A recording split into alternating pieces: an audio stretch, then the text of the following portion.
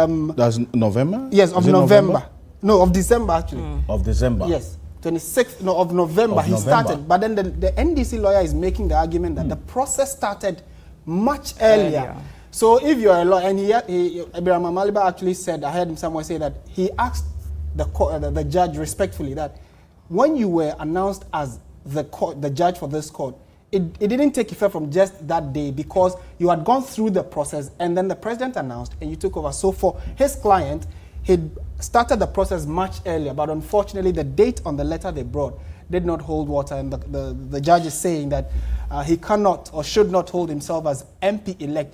We will go to Parliament itself to find out what that means. Already there have been reactions from the side of the NDC regarding that ruling or that order from the court, and then also whether or not truly that is going to influence how the voting of who becomes the next speaker would be, and whether or not we're also picking signals that some persons may not be present for the entire process of Parliament. And it's interesting because Natalie has also been looking at this issue of this, the renunciation of the certificate, that renunciation certificate, and how this is playing out. Because if you recall, Natalie, that this Asin North constituency, during the NDC primaries, and our Central Regional correspondent Thomas Khan was saying this earlier, that during the NDC primaries, ahead of the election, this case of the candidates' dual citizenship actually came up at the party level. Okay, so processes had been in place. 2019, absolutely. So processes had already been in place to have him renounce his Canadian citizenship beginning that period, as far back as 2019. As to why there was that delay, because I heard Amaliba talk about COVID and the fact that COVID also led to this process delaying. But let's bear in mind that the substantive case has not been heard as yet. Absolutely, absolutely. I mean, as Martin just pointed out, it started way earlier, and just to sort of highlight the issue of the dual citizenship and to bring some more clarity to it, there's something I was just reading through, which is Article 8 of the 1992 Constitution. Now, it says that subject to this article, the citizen of Ghana shall cease forthwith to be a citizen of Ghana if, on attaining the age of 21 years, he by voluntary act other than marriage acquires or retains the citizenship of a country other than Ghana. It further says a person who becomes a citizen of Ghana by registration and immediately after the day on which he becomes a citizen of Ghana is also a citizen of another country shall cease to be a citizen of Ghana. Okay, unless he's renounced his citizenship of the other country. So this is just sort of what explains why this injunction is actually valid. The second part is what applies in this particular situation. It does. A very, very important point there that Natalie brings into the whole conversation about what the law really says about this whole issue with dual citizenship and how it plays. And for us here, what is interesting is how this is going to impact on the work of the 8 Parliament in terms of representation, especially on the part of the NDC. Because until this moment, we're talking about 137 for the NDC, 137 for the NPP, and 1 independent candidate. Now, what we have to confirm is whether indeed the Clerk of Parliament has been served with a written notification from the Cape Coast High Court about its ruling concerning this Asin North constituency MP-elect on the ticket of the NDC based on the ruling of the court earlier today.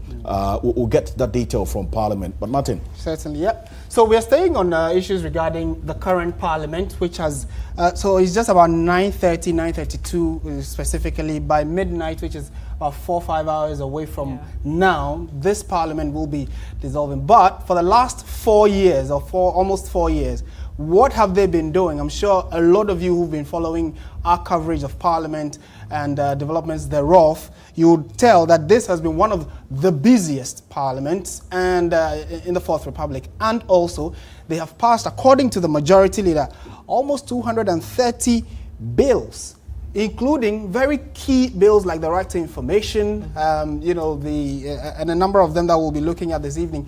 And what stands out for many is the fact that they seem to agree mainly on issues that was of interest to both of them, but then disagreed also on a number of things. The Speaker of Parliament said something that was quite profound, Alfred. He said that if not for anything at all, the current Parliament was able to stop a number of bad things they used to do, including, you know, hooting and shouting, specifically when we are like the State of the Nation address, or anytime the president came there, or when there was some executive coming into the house to deliver, you know, those catcalls. They actually had part, especially in the latter part of this Parliament, they conducted themselves quite well, and that is a commendation for them. We'll also look at some of the other positives that we can, you know, talk about this current Parliament. But shortly, we'll bring you a quick review of how that Parliament has worked in the last few days, in the last few years, I should say. One other thing that talk about, Natalie is going to get into the details of that particular story about the work of this 7th Parliament. 125 bills that they passed. We're getting some updates from what's happening in Parliament now. We're getting information from our parliamentary correspondent, that's Mercy Darlene Loco and Komla Kluche, that the minority MPs in this 7th Parliament have arrived in Parliament already, and they've taken over the seats of the majority. This is what's happening in Parliament right now. And we're going to show you videos of what's happening right now in Parliament.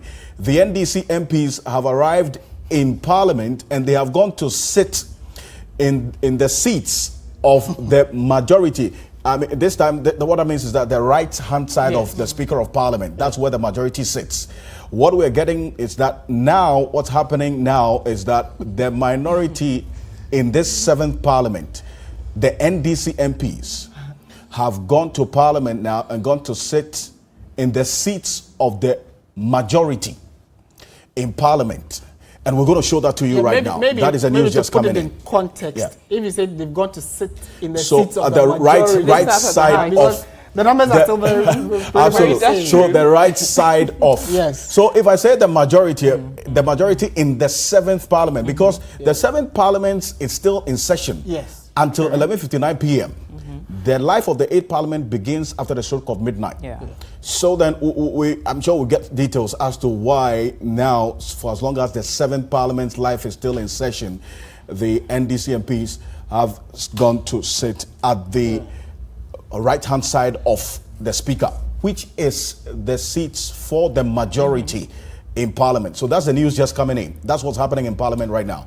We'll cross over in a bit to show you what's happening in Parliament. As we speak, the NDC MPs now have gone to sit at the majority side. It's an indication of what is to come.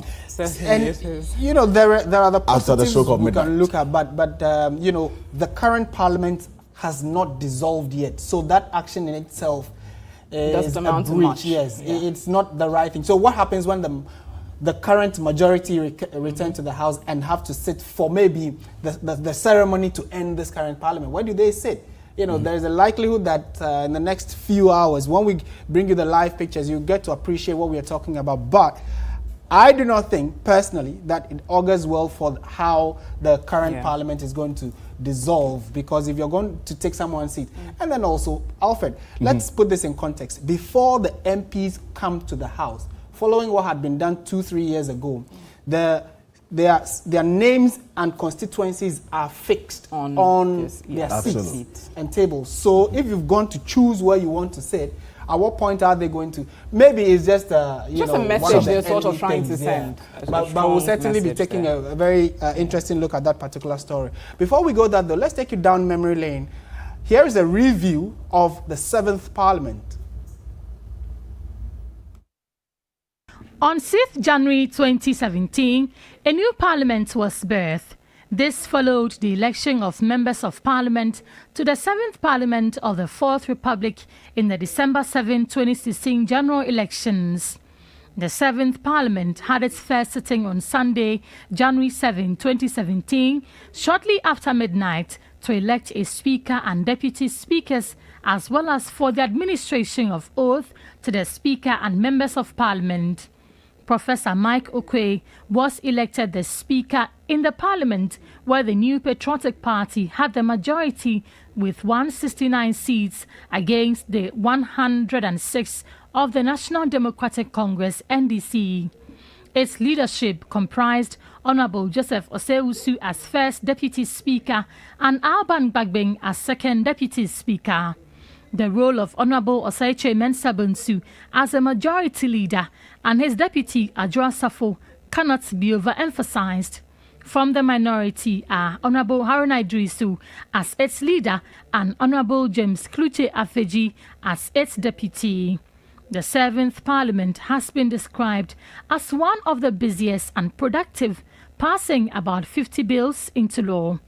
The Right Information Bill, Special Prosecutors Bill, Excise Stamp Bill, Communication Service Tax, Vigilantism and Other Related Offences Bill, and the Electoral Offences and Related Malpractices Bill will be remembered as some of its key laws. This 7th Parliament also recorded some controversial moments, including the debate on the Japa deal and the PDS scandal. It lost some of its members to death. Emmanuel Ejakun of the New Patriotic Party died and was replaced by his wife, Lydia Sarah Malhassan, in a by-election. MP from Fantiman Eko Hayford was also murdered on his way from a campaign and has also been replaced by his wife, Ophelia Hayford. Francisca Otemensa, MP for Kwabri East, is reportedly the youngest member of Parliament entering Parliament at the age of 23 years. A total of 11 members decided to retire from Parliament and not contest the 2020 general elections. In addition, 41 NPP MPs and 8 NDC MPs also lost out in the primaries. The 7th Parliament of the 4th Republic of Ghana will stand dissolved at midnight on January 6, 2021. So that's a quick review of the 7th Parliament. We'll still be talking a bit about them before we find out what the 8th Parliament is looking like. But let's go straight to Parliament now. Our correspondent in the House, Komla Kluche, has joined us via Zoom for an update of what's happening. Komla, good evening. Thank you for your time. We are told that there seem to be already the NDC side of Parliament taking over the NPP side of the 7th Parliament.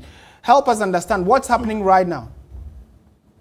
So just a short while ago, Martin, the NDC side of the incoming 8th Parliament came into the presence of the legislature, driven in about 5 VIP buses, and then they walked straight into the chamber. When they came, at least the demarcation that was done with respect to what we saw was that just like the 7th Parliament is aspiring, the majority side, which is the MPP side, used to be on the right-hand side of the Speaker, and then the minority side on the left-hand side of the Speaker. But when the NDC caucus came into the chamber, they saw the demarcations, which was that the NPP side had their name tags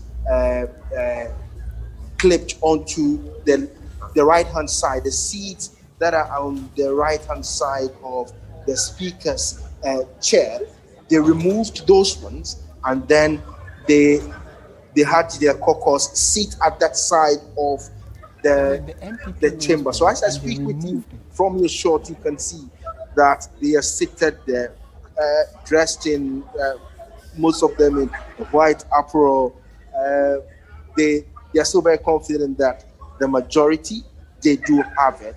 So as it stands now, the members of the NPP caucus are arriving.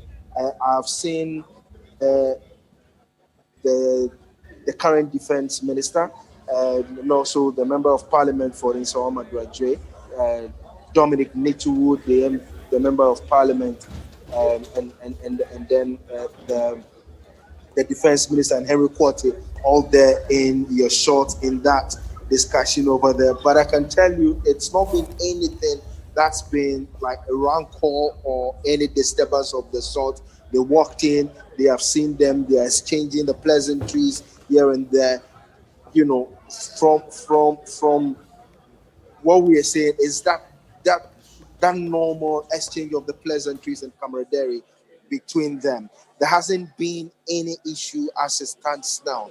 I'm not too sure what's going to be the situation if the incoming leadership of the MPP caucus joins the House. Whether there's going to be some further discussions that, well, this was not what it had to be,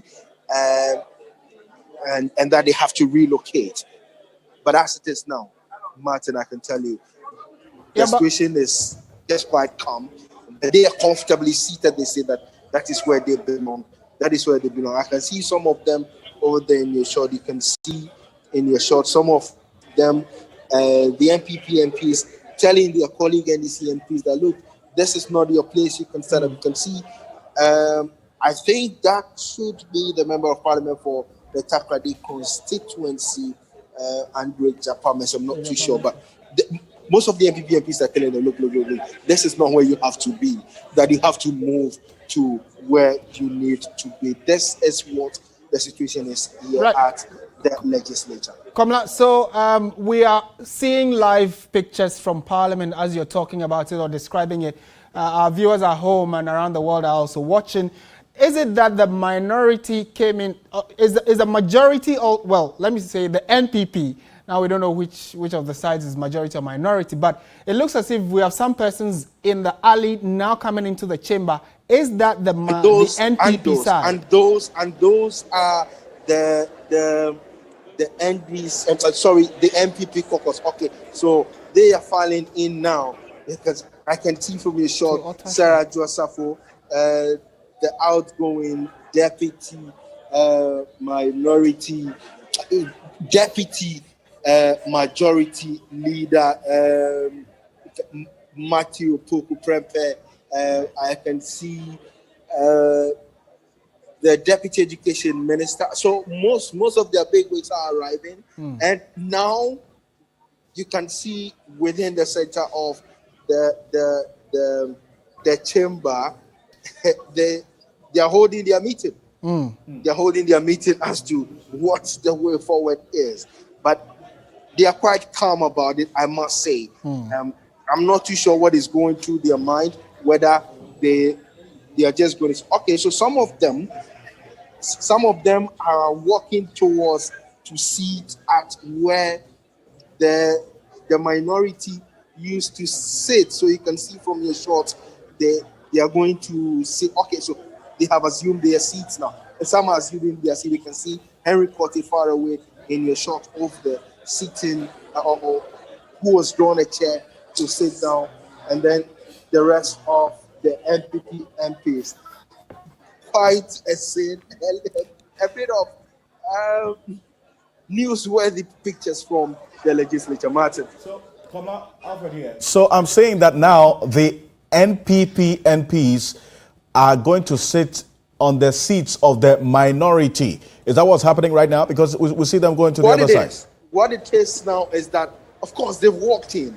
They need a seat, or they need chairs to sit on. They cannot stand for the work of the House to commence. So what it is that they need to grab a seat, at least for now. I am sure they're going to go into conclave. The leadership is going to go into conclave. But if you look at the disposition or the posturing of the Tamale South Member of Parliament, who is the outgoing, who leads the NDC side, Haruna Idrisu, he looks very, very focused and poised that is where they belong to. They believe very, very firmly that they belong to the majority side. So the MPP caucus is now sitting at the left-hand side of the speaker. But it does appear that they probably might have to be going into some meeting from the leadership side but to determine what the way forward is. Kamla, The life of this seventh parliament is still in force, isn't it? The life of this seventh parliament ends at 11:59 p.m. And per the representation of this seventh parliament, the NPP has absolute majority. How is this situation going to impact on the proceedings until the end of this seventh parliament at 11:59 p.m.? So when the speaker was giving the closing remarks, he said the House stands adjourned sine die, meaning that pending the dissolution of the House till the midnight of the 6th. So what it means is that there's not going to be any activity until you can see new members in there. What it means is that they are only the House is just going to dissolve naturally at midnight, paving way for the inauguration of the new one. So it doesn't appear as if there's going to be any activity. In fact, they wrapped up everything in the 7th Parliament before the Speaker adjourned sine die, pending the dissolution at midnight. So there isn't any much activity that's going to happen, even though the 7th Parliament is yet to expire in some almost 2 hours thereabout. Yeah, now, Komla, this is Natalie here. Now, help us to just confirm, are you aware if the MPP has its full complement being represented in the House as we speak? I mean, the seats as we have it now are quite empty on the side that they are seated. That's the left-hand side of the Speaker's chair. The seats are quite empty. So they don't have the full complement as it stands now. But for the NDC caucus, they have everything in place. All the seats where they are seated, that's at the right-hand side of the Speaker's chair, is fuller. They are everybody is in his or her seat, including the new members. Okay. You talk about Haruna Idrisu, present, the minority leader in this 7th Parliament there, but I don't see the Honorable Seche Mensah Bonsu, the majority leader in this 7th Parliament there. Has he arrived as yet? No, he has not arrived yet because, his caucus is now arriving. So normally his team would arrive and then few minutes later he will arrive. I'm sure this was a surprise that they sprang on them. It was not something that they probably expected. It was a surprise that they sprang on the MPP caucus or the MPP side of the legislature. And Komla, you also mentioned that when the NDC side came to the House, the names and constituencies of the various constituencies had been fixed or affixed to some of the seats. They removed them and placed them where exactly? At the other side? Okay, from what I see now, I can see some of the name tags are under the microphones, the tablets / microphone that they use in speaking or addressing the speaker. So the name tags are under it. Some are not. I can see some, I cannot see some. I'm not too sure whether it's been destroyed, whether it's been hidden. It doesn't really show. But those were affixed to it before they walked in. Right. I see. And, well, it's just interesting. And if you just joined us, that's... okay, so from your shots now, KT Hammond just came. Yeah. KT Hammond, there's been a lot of speculation that KT Hammond was out of the country. KT Hammond, he's trying to move them. You can see him in your shots there. He just hits the back of the Tamale South MP. He's instructing them. He's instructing them now to move and then go and sit at where they have to sit. You can see from the shots now. Clearly, very interesting shots there. I mean, we're going to be flooding you with a number of questions because we need to, probably understand what's happening there. In as much as we can see someone trying to calm Katie Hammond and move him to the other side, he came in and saw all the NDC members of parliament sitting specifically where he should be sitting when he looks at when you're talking about the 7th parliament. They're trying to calm him down. But before Natalie comes in, what can you tell us about the reaction of the NDC MPs? They seem to be very quiet about what's happening, no reaction whatsoever. Have they said anything to your hearing? Absolutely not. They have not been speaking yet. I think that they have their own plans in place. Whatever there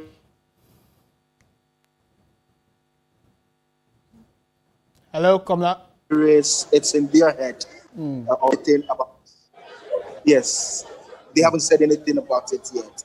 But to most of the viewers who have been asking, it's been on social media that the Adansia Sopa MP, Katie Hammond, was out of the country. Well, you can see him in the shots now, together with Sarah Joasafo. These names said in the afternoon that there will be a big blow to the MPP, also the MPP side, if they are not here, they are not within the chamber when it comes to the voting for the speaker. I think it answers the question now.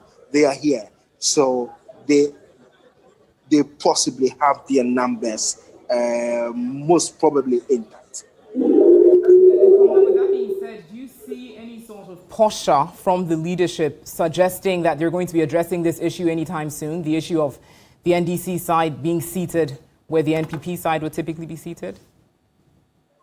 I'm not too sure if I heard your question, but if it has to do with whether the leadership is going to go into a meeting, as it stands now, the aspiring leadership on the minority side led by Haruna Idrisu, and then on the majority side led by Oseche Mensah Bonsu.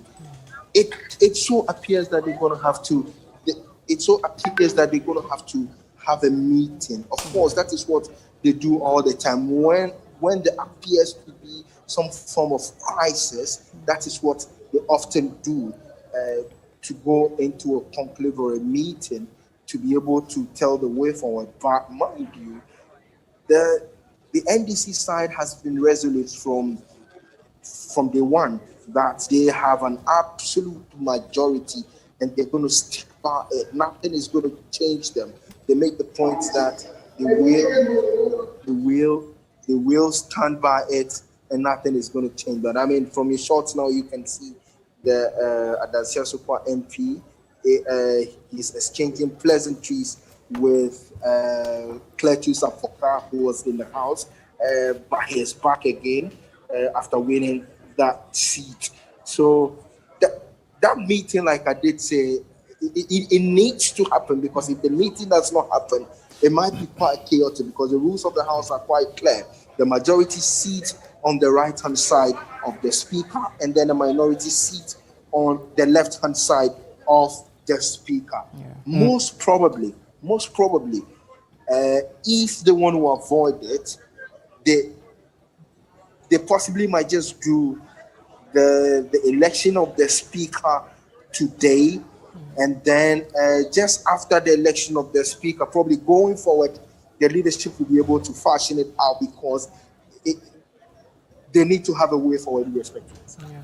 But Kamla, you mentioned Cletus Avoka, and that brings me to this question. So what this means is that the NDC MPs who are now occupying the majority side, or the seats that the NPP should have been sitting in, are a mix of both the current MPs in the 7th Parliament and then the new MPs or the new entrants coming in the 8th Parliament, which is yet to be sworn in. Absolutely. Look, as we have now, what it is that it is the new members of the 8th Parliament who are entering into the chamber. You don't have the 7 members of the 7th Parliament. These are the entirely new members of the 8th Parliament who are entering. Like I did say earlier, the Speaker adjourned Senate pending the dissolution at midnight. So at midnight, automatically, it's going to expire. And when it expires, it means that these new ones are now going to be sworn in to become members of the 8th Parliament of the Fourth Republic. So what this means is that we wouldn't see the members of this 7th Parliament in Parliament before it is dissolved at 11:59. Is that what it means? It does not appear to be so. It does appear to be, because on both sides of it, the speaker has dissolved in advance. So I mean, it is pending. So as it is pending, once it is pending, it means that they will only wait until the midnight when they convene. So after midnight, they're going to convene. As long as it is just about 2 minutes shy of 10 p.m. So 2 hours more for the 7th Parliament to expire. That is what it is. They may not come back into the chamber for to pave way for the 8th Parliament. Right, Kamala, before we let you go though, walk us through what would happen from 10 p.m. What does the closing ceremony look like, or what is expected to unfold before the 8th Parliament kicks in? From what I gather, the Speaker for the 7th Parliament, Professor Michael Onukwe, has already done the closing ceremony. He's already done the closing ceremony, which was earlier in the day. So there isn't going to be any much activity, except to say that, he did the recession. The recession walked out with the mace. That has already been done. So when the House convenes, it is now going to be the clerk who will be in charge. They do not have any speaker right after midnight. There's no speaker after midnight. So when the House convenes, then it's now going to be the clerk of the House who is going to be in the chair. If it's in the chair, he will now lead the proceedings. The proceedings will lead to the election of the speaker, and then also the recognition of the leadership of both sides of the House, as well as the first and the second deputy speakers who will be elected. That's what basically they're going to do. They are not really going to do any much activity apart from that. So once that is done, then the speaker is going to swear them in. Immediately after they do the election and all that, then the speaker is going to swear them in. And then it means that Parliament, the 8th Parliament is in full force. So we certainly will be keeping you on at least for the next few minutes, because all those who are following our conversation say they are enjoying what is happening on the floor. They are seeing exactly what's happening. And these are live pictures from the floor of Parliament while we tick down to the 7th Parliament dissolving, and then also the 8th Parliament taking office. And it's pretty interesting that our reporter Kamala Kluche, who was in Parliament, just told us moments ago that on your screens, so if you're watching, it will be on your left side. All those wearing the white are the NDC MPs, and they've gone to sit on the right side of the speaker. Now the question is, who is even going to be the speaker? That's another conversation for later. But they are sitting on the right side of the speaker, indirectly saying that they are the majority side of the House.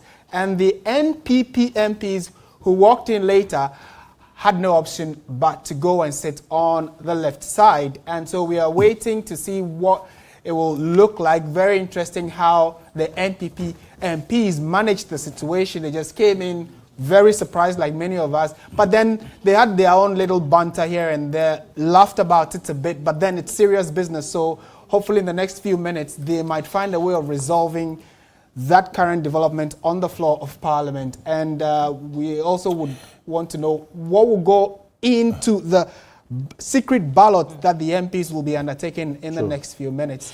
As a matter of fact, from what Kamala is saying, that we expect that all things being equal, the leadership of Parliament, I'm talking about Haruna Idrisu and Oseche Mensah Bonsu, may meet, may have to go into a meeting to talk about what's happening in Parliament right now. Because if you just joined us, this is what Martin has been painting. The NDC now is sitting at the majority side of Parliament. This is the right-hand side of the Speaker of Parliament. That's where the majority in Parliament sits. The NDC MPs are occupying the seats at the right-hand side of the Speaker of Parliament, which is where the majority side in Parliament sits, and wearing white apparel signaling victory. The NPP came in later, and as Kamala said, they had no choice because they certainly have to get a place to sit. They have no choice than to go and occupy the minority side seats in Parliament, which is the left-hand side of the Speaker of Parliament. We wait to see what's going to happen because the earlier communication was that proceedings leading to the dissolution of this 7th Parliament should have started at 10 p.m., right? It's 10:03 p.m. now. We don't see any activity as yet, and that's what Kamala put out very explicitly, the information that the Speaker adjourned the sittings of this 7th Parliament Senate Day. What that means is that no activity is pending to be conducted by this 7th Parliament. What I sought to find out from Kamala earlier, which is pretty interesting, because what this means is that if the new, if I say new, the MPs who are going to represent the 8th Parliament of the 4th Republic, which is going to have its life begin after the stroke of midnight, are the ones who are in Parliament now. What that means is that the MPs of the 7th Parliament would not come into the chamber before the dissolution of this 7th Parliament at 11:59 p.m. And if what Kamala said earlier is anything to go by, I mean, clearly he's observing what's there and had been in Parliament as of yesterday and today. He is saying that because proceedings ended, because Parliament came to, or the Speaker of the House ended the activities of Parliament, there is a knowledge already that those MPs know that, well, our business for which we were expected to be in Parliament is over. So then we may not be needed to attend, this part of. Then that would also mean that we should see some empty seats. And that's what I was actually referring to. If they are now coming in and they are, maybe they are not supposed to even come at all because they ended business of the House. Dr. Rashid Draman Natley will be joining us in a bit together with our guest in the studio to help us understand what the convention has been. We have been practicing some conventions over the last 25 years in terms of the workings and the dissolution and the swearing in of the old and the new Parliament. We'll find out if this has happened before, that the life and the members of the Parliament which is to be dissolved actually will not turn up in Parliament before the dissolution of the life of that Parliament. And then you have the new MPs, in fact, the MPs who are going into the new Parliament, which is yet to be sworn in after the stroke of midnight, actually now in Parliament. Because what Kamala is saying is that the members of Parliament of the 8th Parliament, which is going to be sworn in after midnight, are the ones who are in Parliament now. No, none of the members of the 7th Parliament. 7th Parliament. So these are all the members of the 8th Parliament. Right. Pretty interesting. If there's precedents to refer to for this instance, so we get some understanding that it is not new, it's not strange, it's something that has happened before. But per the Constitution, Article 1131 of the 1992 Constitution, this 7th Parliament will stand dissolved at midnight. So the life of the 7th Parliament is still on as we speak until 11:59 p.m. when it is dissolved. 12:01 a.m. That's 12:01 a.m. on the 7th of January.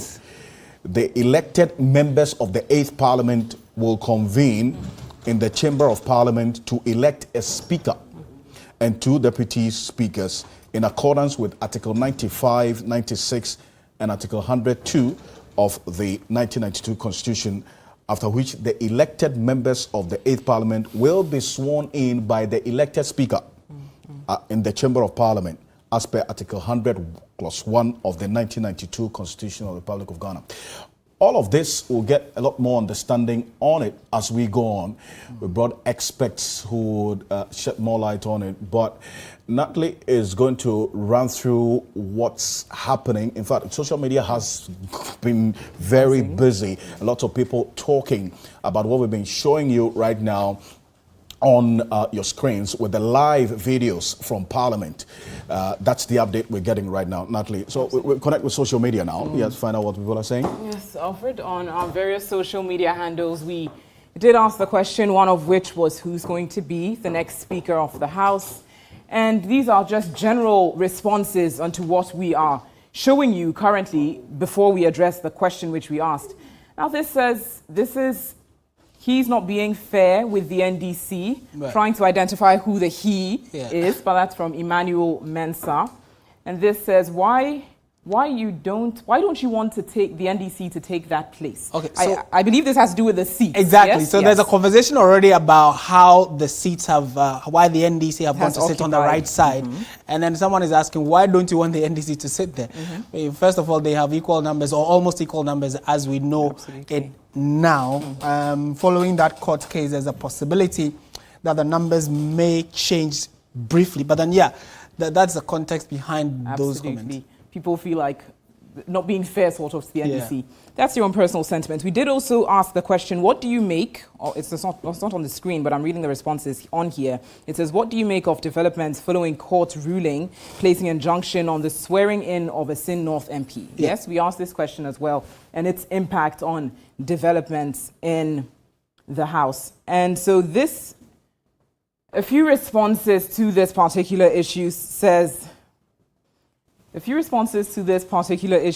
it is in the right direction, while another response says the country will be very interesting in the near future. So that's people's impression of how the country and the business of the House is going to be conducted, given the very close numbers as we know that we have.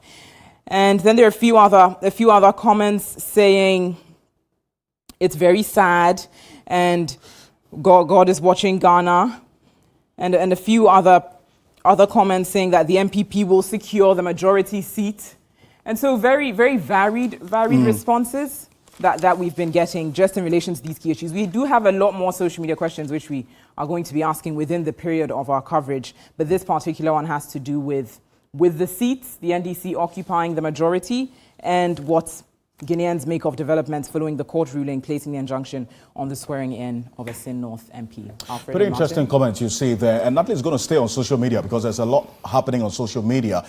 Wanted to get a quick update from Parliament. Komla, we see a lot of activity there now. Komla Kluche is a man in Parliament. He's going to bring you everything you need to know about proceedings on the floor of Parliament now. He brought us earlier the live videos you saw of the NDC MPs now occupying the majority side of Parliament. That's the right-hand side of the Speaker of Parliament. And now the NPP MPs who arrived later are now sitting at the minority side, which is the left side of the Speaker of Parliament. We'll see how all of this pans out.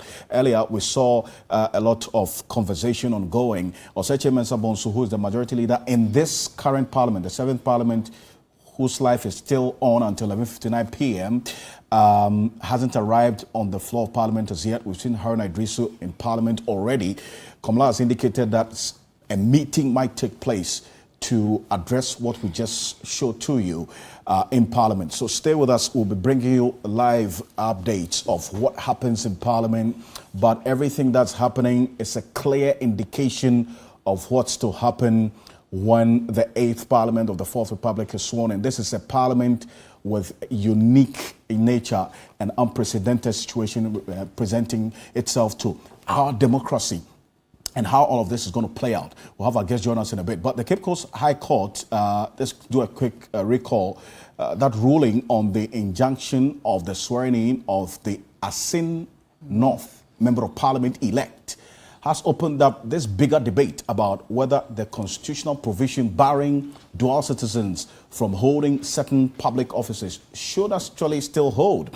Now, in the following report, Willard Walker looks at the options available to such categories of Ghanaians and what the ramifications are for them, in complementing what Natalie read about in the law earlier.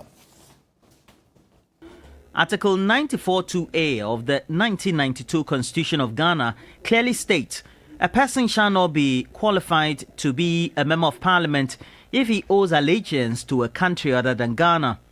While over time, the Samuel Bilbil versus Adamusa Kande case is always a point of reference, the discussion seems to have been revived in the Asin North MP-elect election dispute. With the decision of a High Court being awaited, it further leaves the gate open for a wider public debate on why Ghanaians of dual or multiple nationality should not or be allowed to contest for public office positions.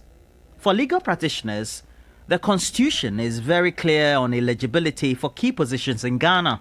Dual citizenship does not prevent you from voting. You have the right to vote. But it limits your right to occupy certain public offices. Not all public offices. Overall, strong arguments have been made by the diasporan community to the effect that they are a major source of foreign inflows through remittances into Ghana, for example, and directly and indirectly contribute to the development of the country. As a result, should be allowed to contest. Lawyer Chris Mamhesi also states, moral reasonings sound logical, but are clearly not legal. Morality is not always what it is, but the law is. So that no matter how bad a law is, the law emanates from the people. Unless the people have changed the position of the law, then that becomes the grand norm. Various advocates like Professor Kweku Asare, a US-based Ghanaian lawyer, have argued dual citizens, regardless of why they acquired nationality of other countries, have complete, total, and unwavering loyalty to Ghana. More so, many of them have amply demonstrated to their continued involvement in the socio-economic development of the country. As a result, their commitment should remain unquestionable and trusted. But should that always be the case? Occupying certain public positions comes with certain prerequisites. And these sensitive positions are important to the state such that you need to have total and committed allegiance to the state. So that if you are just an ordinary citizen of the country, you can hold dual citizenship. And that the law has made provisions for. Apart from this argument about allegiance and security of the state and all of that, I have not seen any other argument against why dual citizens cannot hold public offices. Assuming you are a national of the United States, and you know how United States treats its citizens, and you're also a national of Ghana, and you are given a position in Ghana to occupy and all of that, and then subsequently Ghana wants to put you on trial. The United States can come and say that, you know what, this is a citizen of the US, we will not permit you to do that, so bring the person back to the US. These are some of the reasons underpinning why the people of Ghana have taken a position that when it comes to dual nationals, we will limit what we will give them. If you want to enjoy fully as a sole Ghanaian, so to speak, then do away with this commitment and be committed fully to this one. Broadly, the bigger picture of dual citizens and Ghanaians living abroad taking up positions seems to be another debate for another day, with reasons best intended by the framers of the 1992 Constitution.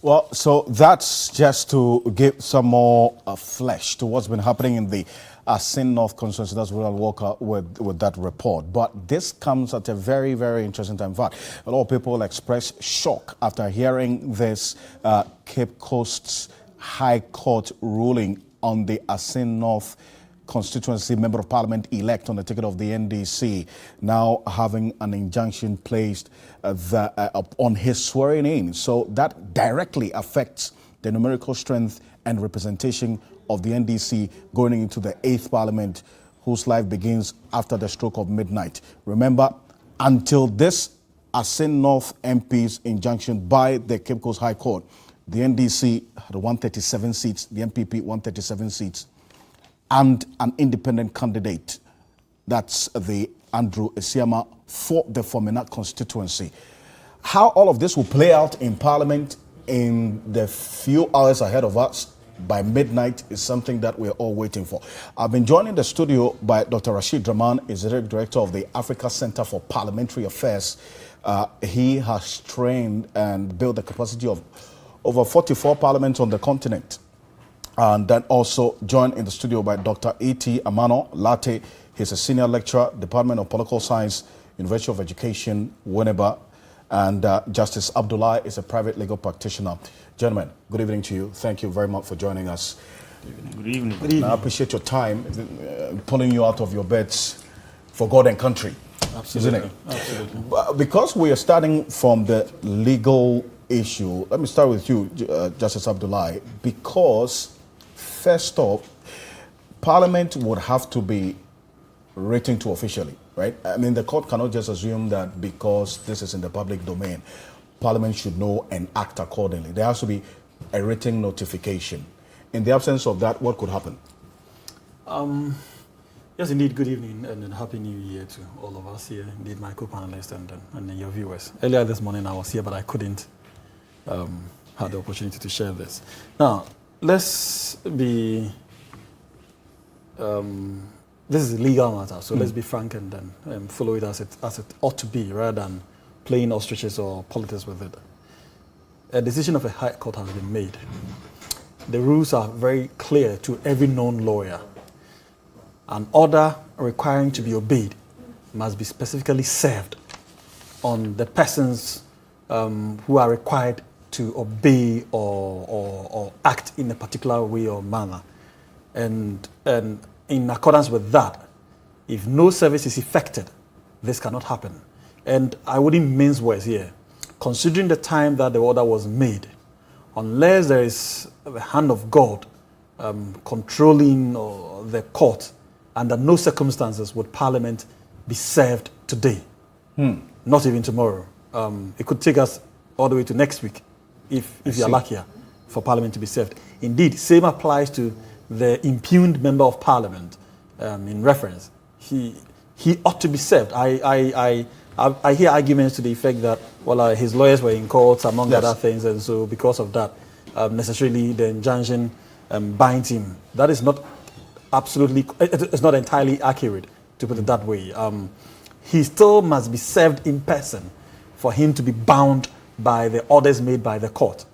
What that leaves us with is that, as at this night, if that member of Parliament decides to walk into Parliament, nobody can stop him. Are you saying that the Asin North member of Parliament can actually, if he decides to show up, in fact, we're getting information that he's been cited in Parliament. We need to confirm that when Kamala Kluche joins us. If he shows up in Parliament and the Clerk of Parliament hasn't been officially notified by the Cape Coast High Court about its injunction on this Asin North MP on the ticket of the NDC, he can actually partake in the choosing of the Speaker and also be sworn in? Affirmatively. I answered that. He can partake in every single thing like any other member of Parliament as of today, notwithstanding what has happened. If the Clerk of Parliament is not served? And the Clerk of Parliament cannot be served. It cannot Beyond be served. what I've said, there are other difficulties. You cannot serve a member of Parliament beyond a particular time. And I think it should be 6 p.m. or thereabout. A service cannot be effected. And that in fact, outside of that, once Parliament is in session, you can never serve the clerk. There's no way. They will not even accept it. It cannot go. So it is indeed, for the legal discussions, it is good that this has, for those who are interested or beneficiary to the decision that has been made by the High Court, they probably would enjoy the euphoria of it. But the effect in practice cannot be achieved as we expected, at least not now. So the member of parliament, as I said earlier, if he wishes to go to parliament to be sworn in, he can go today, and nobody can physically stop him or legally stop him from partaking in all the activities that are required to be undertaken today. That's a very interesting development. Yeah, well, it has always been a development. I'm sure. You see, the difficulty. Has it ever happened that just few hours to the swearing in of the life of a new parliament, an MP who is a member of that new parliament is served just few hours to the Thank you. in? So that can never happen, particularly if he's already in the house. I'm not sure you can never, physically take him out and effect service on him. Neither can you serve the clerk. So what you are literally left with is to go ahead, notwithstanding what social media is saying, because the court and indeed Parliament does not work with social media information, and so everything has to be officially done. And until that is done, we are saddled with 137 on both sides of the divide, and so we do not have majority as we would want to be. We would want to believe in the House of Parliament. So anybody can indeed sit anywhere as at this moment, and so it is not entirely wrong for the NDC side to sit at the right side of the divide. Neither would it be entirely wrong for the NPP to also insist sitting at the same position, because legally, as at today, as at this very moment, both sides, unfortunately, are in majority, if you want to call it so.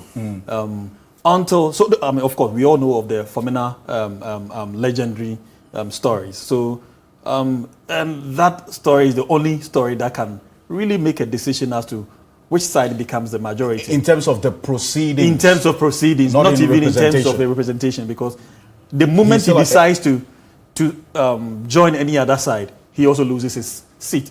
And so, let's take it black and white. There is no we majority don't have in Parliament. anything close to a majority in Parliament. And so for you, that explains why the NDC is seated at the right side of the Speaker of Parliament, which is where the majority normally would sit, because there is no majority in so the sense of the word in this 8th Parliament. Dr. Rashid Rahman, wanted to comment? Yes, I think, I hear the legal arguments very clearly, but there is one question that I kept asking myself when I was watching Komle's report from Parliament. He said one thing, that when the NDC MPs walked into the chamber, that they had to move the name tags of the MPP MPs from the right-hand side of the Speaker.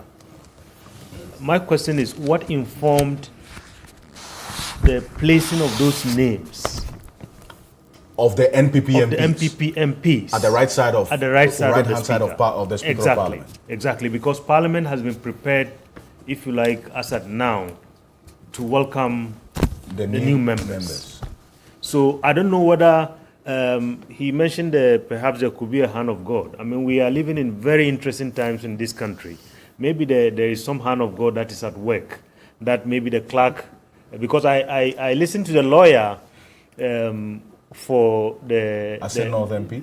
No, I mean the applicant. The applicant. That is Gary Namaku. Yes, yeah, I listened to him right. When they asked him this same question right. in terms of whether Parliament will be served and so on, and he said the right thing will be done. Absolutely, and, that's the only thing he can do. So perhaps maybe the clerk in Parliament has some information that we don't know about, or maybe something. Well, I think it's a very, very important observation that Dr. Rashid Rahman, you've raised, because then again, we would then have to ask Parliament what informed that decision to affix the names of NPP MPs at the majority side of the House when there is no clear majority. I would hazard a guess. First of all, these are administrative matters. These are not legal matters.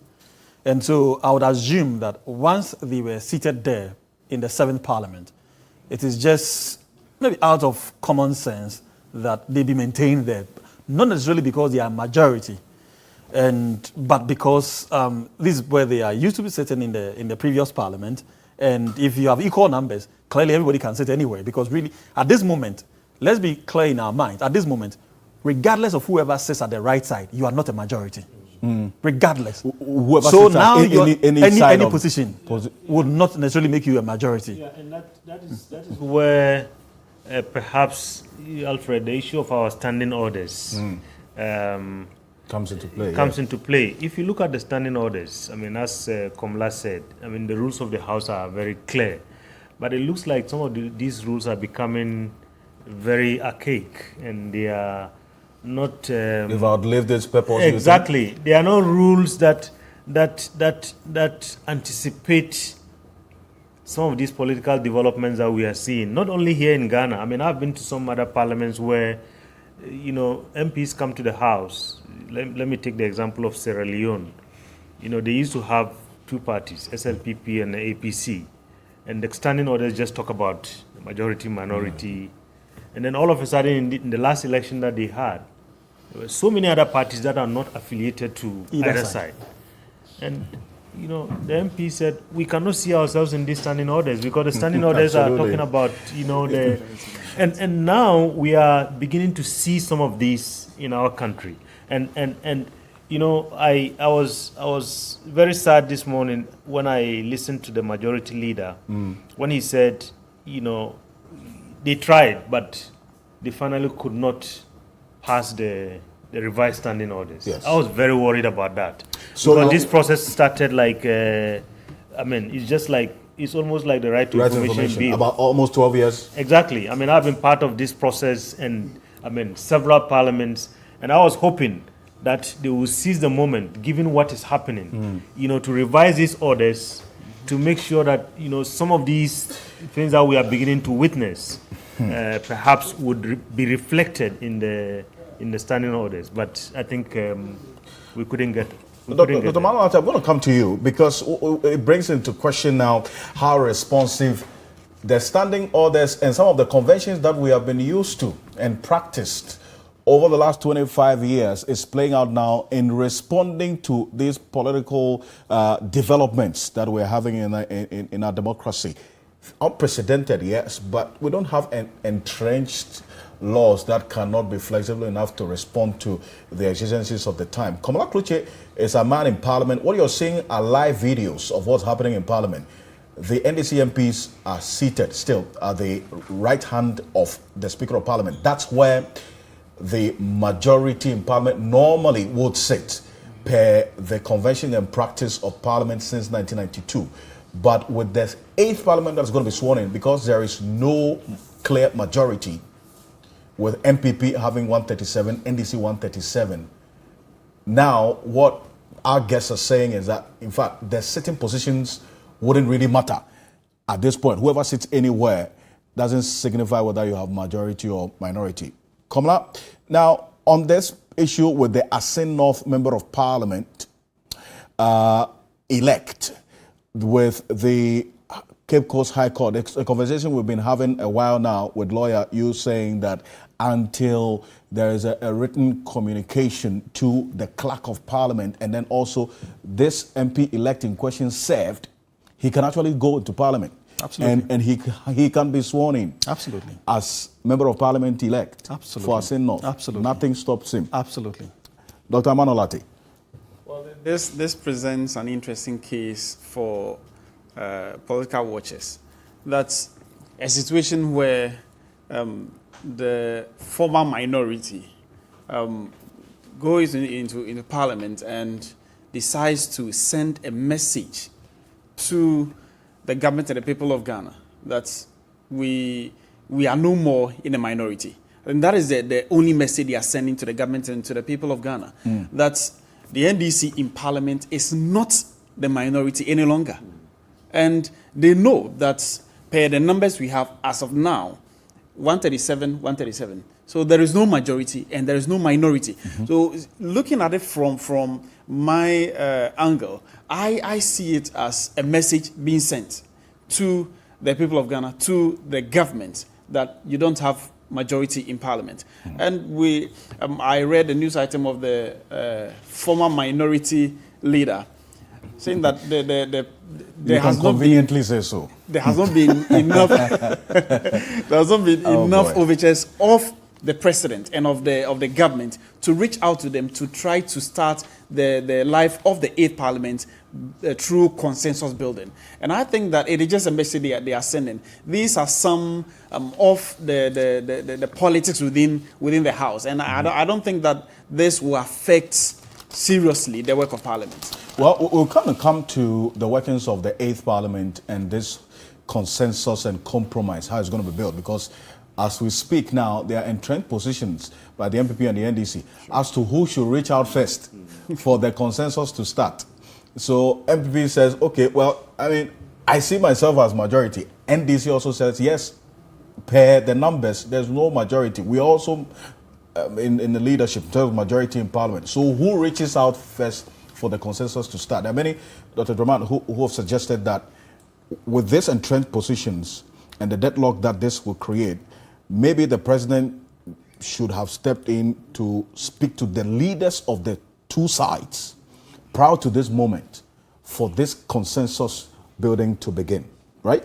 Yes, I think that's what I think, because at the end of the day, if anything goes wrong in this country, the first gentleman of the land is the president. And I've heard him twice. Yesterday in Parliament, when he came to deliver the State of the Nation address, I think he repeated what he said on the day that he was declared winner of the elections. That, you know, the message from Ghanaians is that they want the two parties to work together. I think we can't stop at just making speeches. I mean, those speeches, those talks would have to be followed by some concrete action. I know everybody is digging in at this point, but I think that, you know, just like what he said about the fight against Galamsey, that they have to take this out of the political party arena and bring it maybe to some common sense space where, you know, the key stakeholders can talk. And I think it applies in the same way to this, and even more importantly, because of the urgency of it. Yes, absolutely. And, you know, in the end, who are the people who are going to suffer when there's a deadlock? Ghanaian people. And that's why it's important. In fact, Komla Kloche has cited the Cape Coast North, that's, as a matter of fact, the Asin North constituency MP-elect. We're talking about James Joe Jache Poison on the ticket of the NDC. Crossing over now to Parliament, what you're seeing are live videos of what's happening there. Komla, you've seen the MP in the chambers of Parliament already? Of course, I've seen him, Alfred.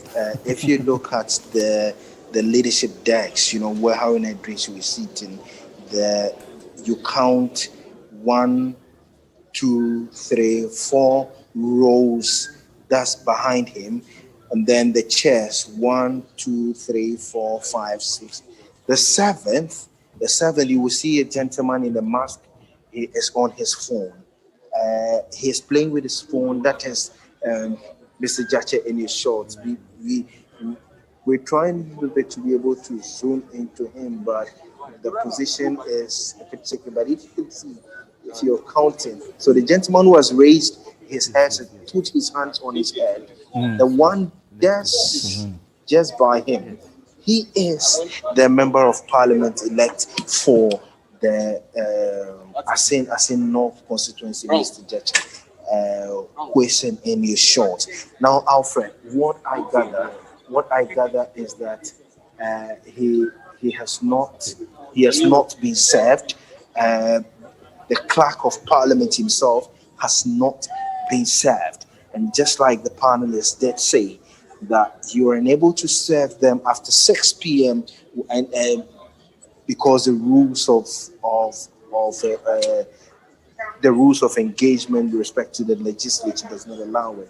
And there's a specific time frame also that you're going to have to serve a member of Parliament if he's on his way to the chamber, is on his way to do parliamentary duty.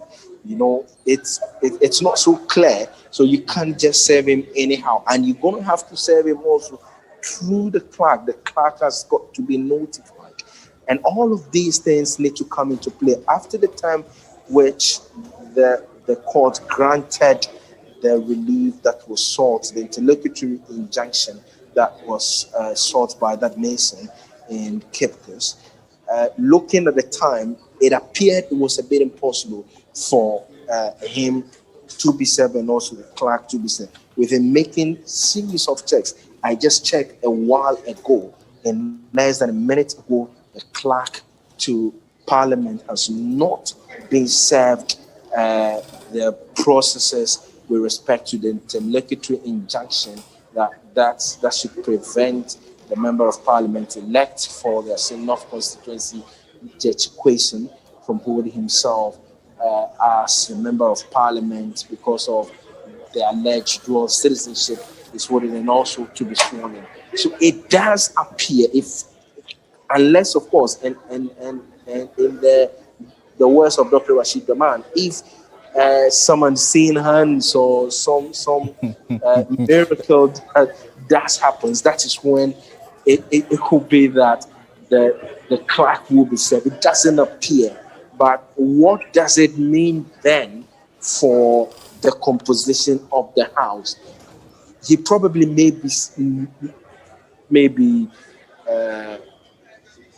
sworn in as a member of Parliament, but it also does not prevent the processes legally from going on. But as to how they need to be done, that is what would be the issue. There are laid down procedures when it comes to serving a member of Parliament or suing a member of Parliament, which strictly has to be followed. I recall the issue of the special prosecutor and then Mahama Yariga, the speaker. In fact, as a matter of fact, the speaker did write to the court and said he was not going to release him, and that the processes must be followed to the latter.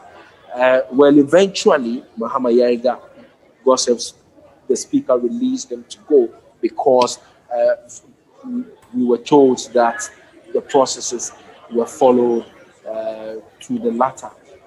So in this case, it presupposes that because it's not been cited and their location, I mean, a lot of things have been happening behind. We're told that they were at a secret location, not just the NDC caucus. I mean, I'm struggling to use whether minority or the majority. All of us are struggling. Absolutely. The safest is to use the NDC caucus and then the NPP caucus. They've been at the secret location. The same applies to the NPP caucus as well. I'm just going to have to go back into the shorts for you to see what is happening in the chamber. You see the member of Parliament elect for the Ablekuma, the communications minister. This is Eslawusu, right? That's Eslawusu. In his short there, you can see she just walked in. And yeah, she's making the point that she will not allow her people to sit there. So now it's getting a bit heated. It's getting a bit heated in there. She's standing right in the middle, saying that no, it will not happen. It must not happen. They deserve to sit at the right-hand side of the speaker. So the next minute, in fact, this is the beginning of the drama that possibly we can anticipate in the 8th Parliament. It's not going to be one that will be easy to a very large extent. I can see his colleagues, Obi Amwa, and then other MPs elect who are calling her, or who are calming her down the look. Just ignore them, allow them to come. I've seen, okay, Peter Mewu also in your shorts, also in your shorts over there trying to talk. He is walking with so you can see him getting a bit emotional about all that's going on, and he is short over there. Alfred, very, very interesting things here in Parliament. You can imagine some emotions are getting at play here. You can see John Peter Amewu walking towards the Tamale South MP's seat, Haruna Idrisu. So he, in his shot over there, you can see him, Peter Amewu over there. Okay, so there's a throw about words.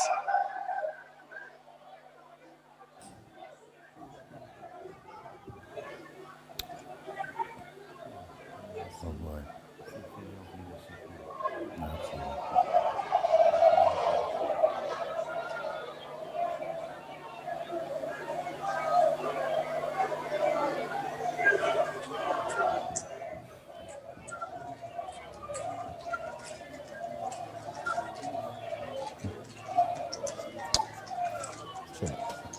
Absolutely. So what we are seeing now is the NDC caucus responding to what John Peter Mewo appears to be saying to them. And Aslawusu is trying to restrain him, but he is walked off again. In fact, this is shocking because, when he just walked in, John Peter Mewo just walked in, and when he walked in, he didn't even know all that was going on. I'm sure when he entered, he thought he has got to go sit at where he normally sits when he comes to address the House's energy minister. That's at the right-hand side of the speaker where the majority sits.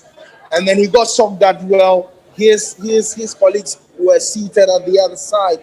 And he got that emotional, walked up towards Haruna Idrisu and spoke over his head, which attracted that scene in your short that happened a while ago, Alfred. Very, very, very uncalled for from the members of parliament, stoked by the member of parliament elect for the Hokwe constituency, John Peter Amo, a first timer, however. And well, I'm not too sure what was running through his mind, because most of the people that he walked towards on the NDC caucus side are quite experienced members of parliament. And I'm sure probably he thought that he could just talk them in and then they could change over, but that did not happen. That attracted that scene. I think that with what we have just seen, it tells you the rigid position, the entrenched position this both sides of the house have taken, and that's going to be how, from the readings, my personal readings, it does appear that's how the composition and the demeanor of the 8th Parliament is going to be. If care is not taken, the tempers are going to rise, they're going to flare, and because all the people do not have the numbers are virtually at par, they're going to be throwing words against each other, and that is what is going to be difficult. I can see your short his colleague MPs who were trying to talk him in. His colleague MPP caucus side who were trying to talk him in to say that, look, keep quiet, just ignore them. But I'm sure he was trying to prove a point, was trying to make a point, and then that attracted that heated exchange just a short while ago. But it's not going to move the NDC caucus. They are not going to move from where they are. They remain resolute. They will sit there. In fact, as we speak now, you can see Eslo Owusu in his shorts together with the member of parliament elect for the Futu constituency, who is also entering in as a leader from the MPP side. They are in a caucus. So they're doing a lot of consultation now as to what the way forward is going to be. What is going to happen? I think they are strategizing. They need to find a solution to this, and I think that is what it is. Haruna Idrisu and his side, they are comfortably seated. To them, that is where they belong, and that's where they're going to sit. For the MPP caucus, well, they've been left, maybe for want of a better expression, shocked and hanging at where they are now, because it was unexpected. It was not something they anticipated from the demeanor on their faces, from even the reactions that have come. But like I did say from the onset, that it does appear that there needs to be a meeting, and the meeting has got to be at the level of leadership. But if the entrenched positions hold from both sides, then we will have a deadlock. When we have a deadlock, then it means that the division is going to be a split one. And then I'm not too sure how it's going to be solved, because the standing orders, like Dr. Rashid Daman said, if it has to do with the standing orders, then where the NDC caucus is seated, that's not where they have to sit. They have to relocate to where per their own standing orders they have to sit. But this is where the issue of the standing orders amendment is very, very important. And like Dr. Rashid Daman said, if the life of the seventh parliament had done the amendments to it, most probably some of these things would have been solved. As it is now, it becomes an albatross. And then it probably has to be one of the immediate things that the eighth parliament has got to work on.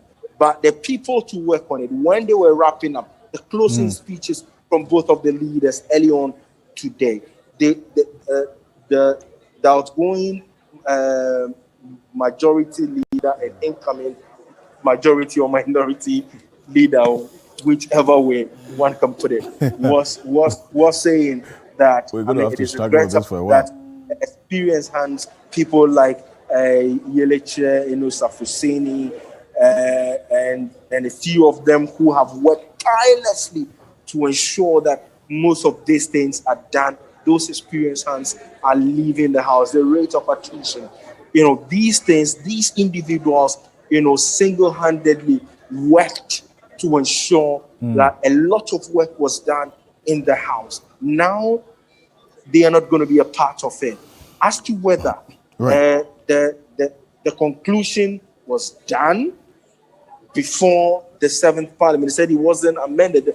There wasn't any amendment. I'm not too sure whether they had concluded the amendment for which they were yet to do the approval of. If it hasn't been done, it means that it behoves on this parliament to be able to do it. Will he get the people to do it? Well, they need to be trained, because a lot of these were new faces, very fresh faces, who have absolutely no experience whatsoever at all. This is what the situation is there. And the incoming 8th Parliament of the Fourth Republic of Ghana.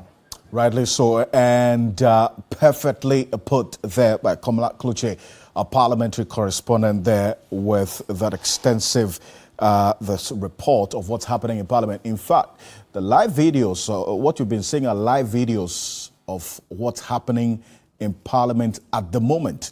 And you saw the MPP has actually put up a new leadership going into this 8th Parliament. So they've maintained Oseche Mensah Bonsu as its leader of the MPP caucus in Parliament.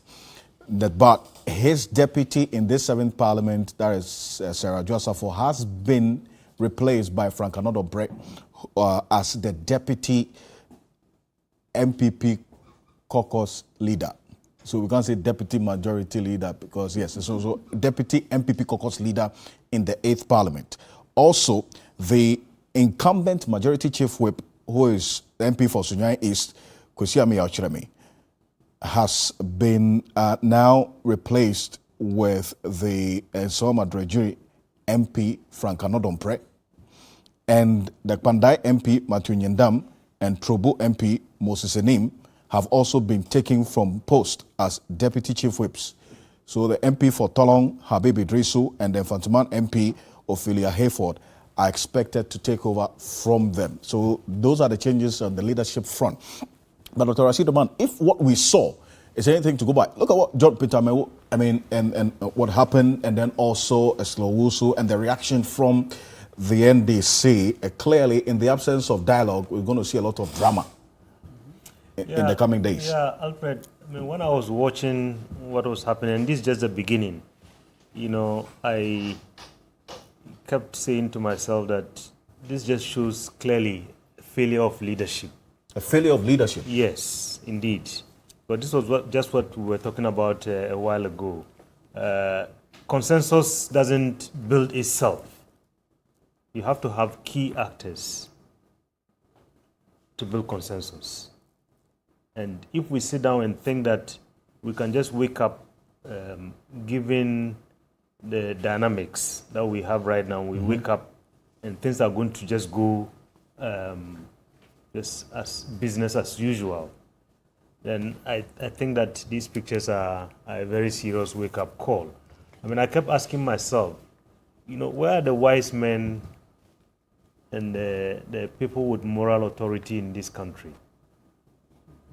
In the days leading up to this, if there was dialogue, if there was some consensus, even this court case, given that, legally it hasn't yet been said. Absolutely. If there was real dialogue and consensus, I have said, look, several weeks ago, I said the numbers are stacked against the NDC when it comes to the selection of the speaker.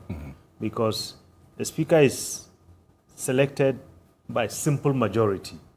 It's when you are removing him that you need a two-thirds majority. But just selection of the speaker is by simple majority. And if, at the time, based on 137, and the former person said he's going to do business with the MPP, at midnight, when the numbers are counted, the MPP is going to get one more than the NDC. And they get a position of the speaker, even though clearly, the rules say majority is the party that has the biggest number, the party or parties. And this independent member is not a party, he's an independent member. And that's a failure of our standing orders there again. So, look, I was saying that they can sit down and negotiate. MPP take the speaker position. Let's see what NDC can also take. If all these negotiations are taking place before now, we are not going to witness, and this is just a beginning. This is just a beginning. So that's one of the points. So the absence of the dialogue, lawyer, is going to birth a lot of drama in the coming days. What I'm worried about is how that's going to impact on the work of Parliament, and then eventually the Ghanaian people, because we are the ones who are going to be the recipients of whatever happens in Parliament, whether positive or negative. Absolutely. Do you agree that the processes for dialogue and consensus building leading to these compromises should have started at least after December 7, when we knew clearly that this was going to be happening, before now that we are saying this? Well, indeed, I do agree that in every conflict, dialogue is the best way of resolving matters. However, you cannot take this in isolation, considering the fact that we had just emerged from an election, a disputed election, and that election is still being contested at the appropriate quarters. And so an attempt to even resolve this is problematic, considering that the basis for the MPP even holding on to the presidency is being challenged. These people are not even happy. And then their leadership in Parliament also get held before the court of law for having demonstrated without... In fact, so these early signals, you think is not going to help in any way? I wouldn't say so, but I'm saying that it is going to make things quite difficult. Everything is resolvable, but the resistance are just too many along the line, and so it would take more than just dialoguing. It would involve a lot of compromises. And as my senior colleague had said, possibly it will probably would mean giving up certain rights and benefits to the other side, and also taking some in return. If you do not trade in that way, and we see this happening in the US more often than not, there are a lot of trade-offs. If you do not do that, you cannot make any headway. And for me, that is positive for the people of Ghana. That is not negative. True. That is not negative at all. At the end of the day, we benefit more with this kind of conflict. You said earlier, I was watching, when you pointed out that the only time you find MPP and NDC agreeing is when it has to do with their ex gratia and matters beneficial to them. The past few days has been very harmonious, at least. and this is not a joke. This is a reality. This is the truth. It is only when they benefit privately and individually that there's a huge compromise witnessed by the people of Ghana. And so for me, the more they fight, the more we benefit, particularly as we have it in Parliament now. And I've never hidden this, that I was hoping and praying that we have I don't know, now it's, as you said, it's quite difficult. Maybe an opposition-controlled parliament. That's, I think, a better way of putting it. An opposition-controlled parliament. I think we are at a stage that we need that. We've had too much of a rubber stamping. Should have had the NDC having a clear majority in Parliament. Absolutely. Then they will select the speaker. They will, not just the speaker. They will take up the entire leadership of Parliament. Of Parliament. Because so that when the president and vice are out of the jurisdiction, the speaker of the opposition party becomes the acting president. You see, all those are conceptual misunderstandings that we have to some limited extent. Because I have difficulties, for instance, with the constitutional provision that says that in the absence of the president. I mean, unless the president is dead, he's never absent in today's century. The president can never be absent in any way. Unless he's dead or sick or physically incapable of performing his functions. I do not think the president can be absent simply because he's in the United States. That is not absence. I mean, at least not in today's understanding of events. And so I have my issues with that. And so let's not bring those matters here. So, as I was saying, this kind of conflict should be seen from the positive angle rather than from the negative angle. Because at the end of the day, we benefit more. If these two sides, so long as they are not agreeing to rip us off, it is good for us for a lot of reasons. And so, as I was saying earlier, at this moment, what you would find beyond the dialoguing would be that somebody would always have to give up some portions of his right. And if you tell me that that is not beneficial to the people of Ghana, clearly then you do not know what you need as a country. Absolutely.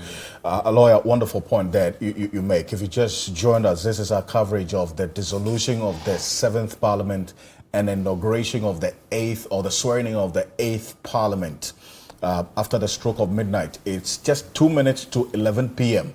So the countdown has begun. We have, all things being equal, some 60 minutes for the new parliament to be sworn in the old parliament. This is the 7th Parliament's life comes to an end. Dr. Itim Amanolate is with us, a senior lecturer at the Department of Political Science, University of Education, Winneba. Doc, we've been talking about interventions and who should have led this process of dialogue and compromise prior to this moment that the 8th Parliament is going to be sworn in. Who should have done that? Because, you see, now it's clear that the leadership of the MPP and the NDC in Parliament, many will be able to do that with the entrenched positions they've taken. And also what lawyer and then Dr. Rashid Ramane pointed out, that already the signals and the happenings don't even contribute to the NDC being very amenable to this particular proposal. Should the president have stepped in, or any other person, to do this? Well, firstly, what we need to ask ourselves is that I nearly call it majority-minority, but the MPP and the NDC. Now, the MPP is forming government, the executive. Who needs who most in this case? In this case, it is the MPP that needs the NDC. Well, you need the NDC in the passage of in approval of some loan deals and some policies and all these things. Major policy decisions of the party, the MPP, will have to go through parliamentary approval, and you need Parliament to okay it before you can spend. In this case, I think that failure is coming more from the side of the MPP.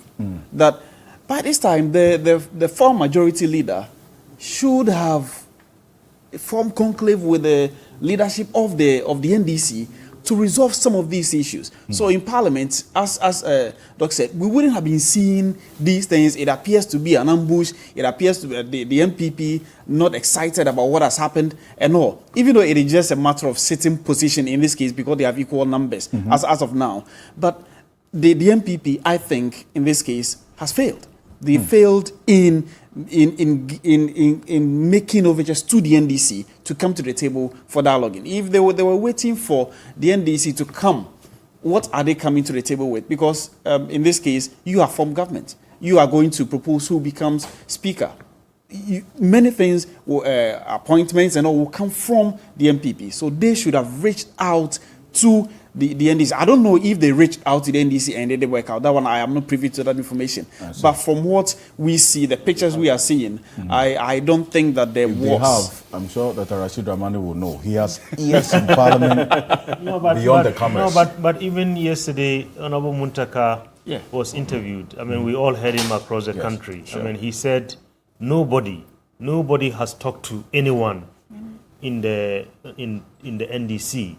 And you see, Alfred, in this country, we have, this whole idea of equalization. This party did it, some time ago. Some are saying, for instance, that when President Mills was president, when he won by about 40,000 votes or so. 57,000, I think. Yeah. So they said, the margin was very close and very, very tight. But they said not a single time did, they invite the MPP to sit down and have a conversation in terms of how to run this country, how to, manage the affairs of this country. So why should we do it? Absolutely. This is not a time for us to be taking these kinds of positions. And yesterday we were in Parliament, and I'm sure you heard the two leaders. Absolutely. When I heard them, I was very worried. I was very, very, very worried. Because you heard the majority leader talk about, the fact that there's people no are hung parliament. Yeah, there's no hung parliament. People are dreaming. No, people are dreaming. They will wake up. They wake up from dreamland. You hear Haruna Idrisu, also taking jabs at we have the majority. Techiman is going to be declared and so on. These are not kind of, utterances that we want to see coming from the leaders at a time when I think they should be sitting together and trying to find a way to govern this country. And lawyer made a very important point about, when there's tension and there's a fight between them, which will force them to work together, is good for Ghana. But it could also be bad for this country. Surely. Particularly when, politicians, sometimes they forget themselves and, they can be embroiled in this fight To the detriment of the people of this country. And we have seen it in other countries. True. In the US, for instance, when there's lockdown, when there's no passage of the budget, you see what happens. Some people don't get their salaries and, people have families and so on and so forth. And we have a country where a majority of our people depend on government. If today there's a shutdown of government, there's going to be a lot of trouble for many people in this country. Absolutely. And as a matter of fact, the president is well aware of the importance of consensus, compromise, and negotiation in this 8th parliament that's going to be sworn in. And he's talked about it at every opportunity he's got. So then it complements the point you make that if he is aware and he acknowledges the fact that negotiation and compromise is important, maybe, just maybe, he should have probably taken the lead to engage the two sides of the House on this particular issue. But the man of the moment, who is probably going to break the tide, if there is the full representation of the MPP and the NDC 137, 137, is a Fomena independent MP, Andrew Esiama. He has just arrived in Parliament, and Komala Koche has his eyes on Andrew Esiama, independent candidate, in fact, independent MP elect of the Fomena constituency, a former member of the MPP, suspended and then expelled from Parliament, went independent, he's won, he's just arrived. Kamala, tell us how the reaction was when the Fomena MP walked into the chamber of the House. various tactic on the side of the NPP caucus. Isn't that shameful?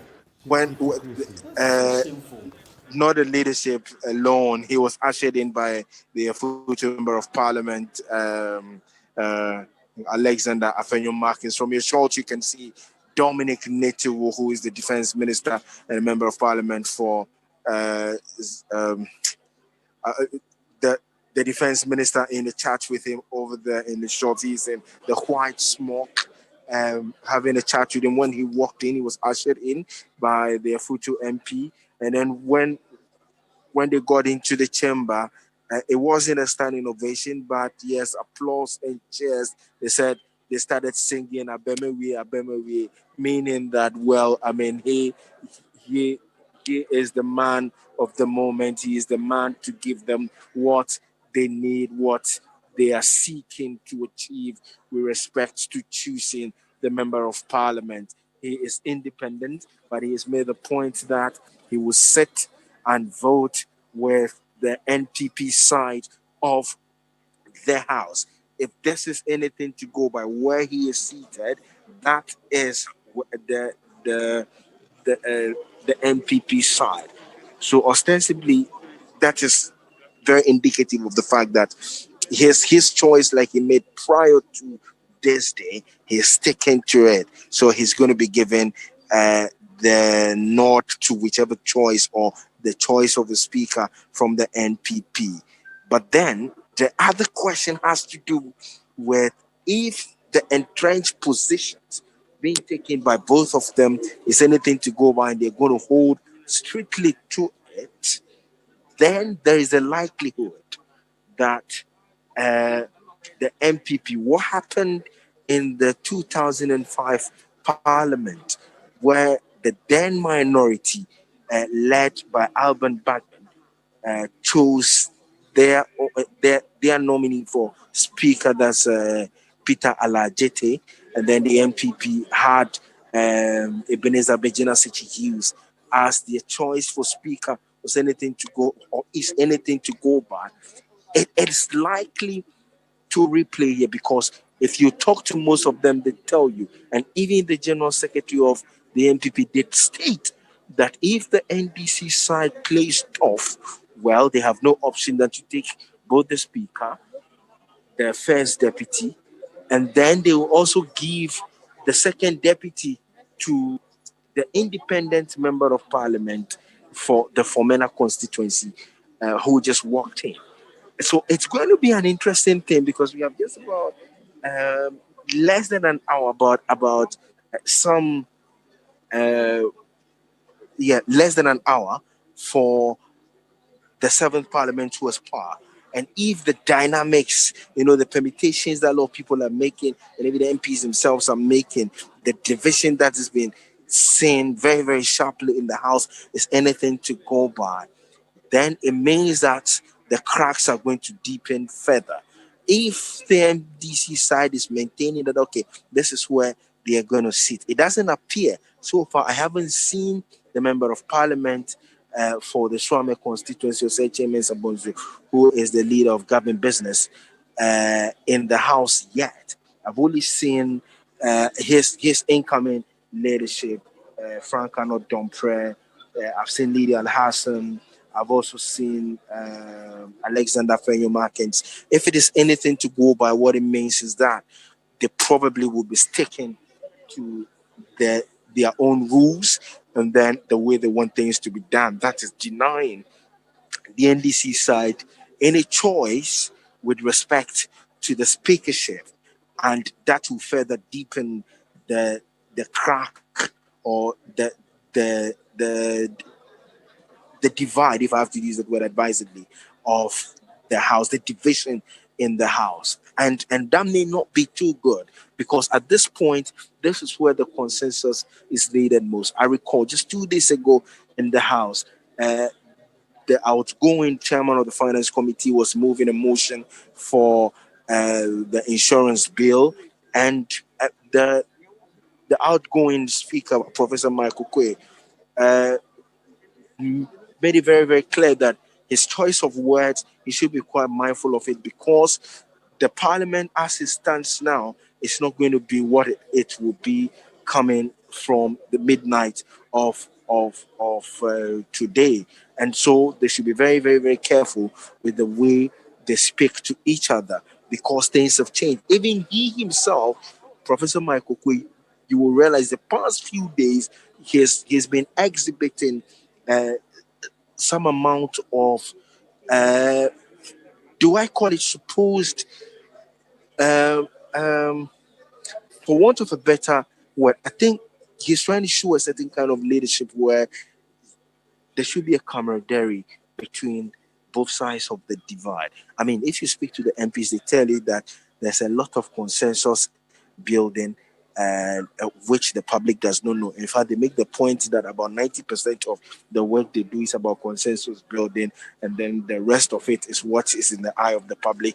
That figure, those numbers have been challenged by people I know, like Dr. Rashid Rahman, who says that, well, they will have to explain what these numbers are. But then, if this is anything to go by, then it's a cause for worry. It tells you that what is going to happen in the 8th Parliament will not be an easy thing. But the leadership of it, with respect to the speakership is where the problem is going to be. Who will be voted for, and who will hold the main speaker and then the deputies. If the NDC side play the hard line, like the MPP has suggested, well, they're going to deny them of it. But if they deny them of it, how then do you build consensus? The way the president wants it, the way Ghanaians are expecting it, because with respect to how the voting has been done, how the House has been split virtually equally, then what signal then are they sending as members of parliament for both sides of the divide? And I think that is what most of the people are quite concerned about. But we'll keep a watch on them to see how the situation is going to pan out. Now, as we speak, they are all very calm, seated, awaiting the expiry. I've seen the table office. They came in a short while ago to do some inspection. It was a caucus they had. I'm not too sure whether they themselves were shocked at what they came to see with respect to where both sides are seated. But well, whichever way it turns, they definitely would have to continue with proceedings of the House with respect to swearing in of the MPs and then choosing the speakership of the 8th Parliament. Alfred. Cloche is a man in the 7th Parliament, which is in force now and expected to expire in the next 45 minutes coming up. The life of this parliament will end, and the life of the new parliament, the 8th Parliament, with all its uniqueness, will come into force after the stroke of midnight. And coming up is there. If you've been following since we started this coverage at 9 p.m., it's been bringing us explicit detail, comprehensive detail and analysis of what's happening in Parliament. He's vexed in parliamentary reporting and giving us all the detail there. So stay with us here, and Kamala is going to be on with us. But Dr. Emmanuel, if what Kamala is saying and what we are seeing is anything to go by, clearly the road to, they say they have consensus building already. That's what they do in Parliament. I don't know if Dr. Rashid Rahman is aware of the kind of consensus building that existed until now, but at least what we see is what we know. How is the road going to be like? Well, what we hear, the General Secretary, his pronouncement that then the NDC might not get any of the speakership.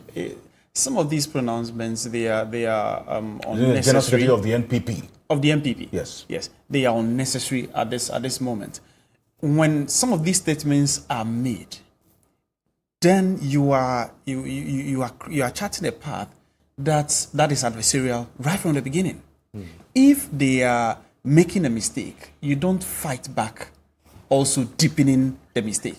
You rather have to appear to reconcile the House, because as I said earlier, the NPP needs the NDC more in this case, right? Because the NPP is forming government, and this is where we should see leadership on the part of the NPP. whether it will come from the leadership of Parliament or it will come from the President himself. I think that by now, the President should have called the leadership of the MPP in Parliament and the leadership of the NDC in Parliament and starts building consensus right from the beginning. I believe if the President, I don't know if the President has done so, but if he has done so, Haruna would have told us, Honorable Haruna would have told us. Absolutely. That these things, it helps build a culture. And the people of Ghana, we are watching. We have young people who are interested in politics. Mm-hmm. I teach at the university level, and you have young people who are excited about these things. They are watching. And what are we teaching them for tomorrow? And these are some of the concerns that we have. But I think that they should come down and try to take along the NDC as we try to build a better society for ourselves. Wonderful. Dr. Asidran, before I come to you, Lawyer Abdullahi, there was a question about now the Asin North MP is in Parliament because he has not been officially served. The Clerk of Parliament hasn't been officially communicated to by the Cape Coast High Court. So the proceedings will continue and he can actually represent the NDC in the 8th Parliament. So if he is eventually served, then what? Well, before I even answer that, I hear people talk about contempt and other things, and I probably have to take a second to explain that. See, you cannot be found contemptuous of any court if you do not have notice of what you are being positively ordered to refrain from or ordered to do positively. And so, and the only way that can be done is where you have a proper notice from the court. So this Asin North MP is not in contempt of court at all. So it has to be clear in Parliament to your viewers to be sworn in. Absolutely. Neither is as for Parliament. You cannot even talk about contempt of Parliament. I mean, as in the court holding Parliament contemptuous of itself. That cannot even be thought of under our constitutional democracy. And so the viewers should have that basic understanding. Good. Now, moving from that, these questions are also being discussed. I know some of my students are discussing these matters, and so maybe they should know that I acknowledge that because I see my WhatsApp is so busy with a lot of messages that I'm not even able to go through. But this is it. If eventually he gets served tomorrow or any other day, he may no longer be able to go to Parliament. And he cannot hold him. In fact, cannot even call himself a member of Parliament after being sworn in. After being sworn in, yeah. Unfortunately, once he gets served, and the speaker, because eventually by tomorrow, come what may, we may have a speaker. We would have a speaker, and so naturally the clerk will be served, and the speaker will be notified of that information. And so the member of Parliament cannot go to the Parliament House. Neither can he call himself even a member of Parliament, because what I hear. The application was that he was to be restrained from holding himself out, which means that he cannot even tell anybody, even his wife, that he's a member of Parliament. Wow. Yes. Neither can he even pretend to be a member. So he can't be called honorable. Nobody can even address him that. Because and he'll be more in fact, he'll be more careful if responding to such calls, because the moment he responds positively to such calls, it could be misinterpreted as he holding himself out as a member of Parliament, and that could be contemptuous. He could go to prison for that purpose. And considering hold on a bit for me, Justice Abdullahi, please forgive me. There appears to be a scuffle. There's a scuffle in Parliament now, and it's getting a bit worrying. Oh boy. A member of Parliament, I think it's, if Kamala is, can you come in Alfred, now? Please describe to us what's happening Alfred, in Parliament. You can see from your shot, very, very, very chaotic. Where El Esla Owusu sat was the seat of Cletus Avoka. In fact, what I saw was the member of Parliament for the Ashaman constituency. You know, he walked towards that seat.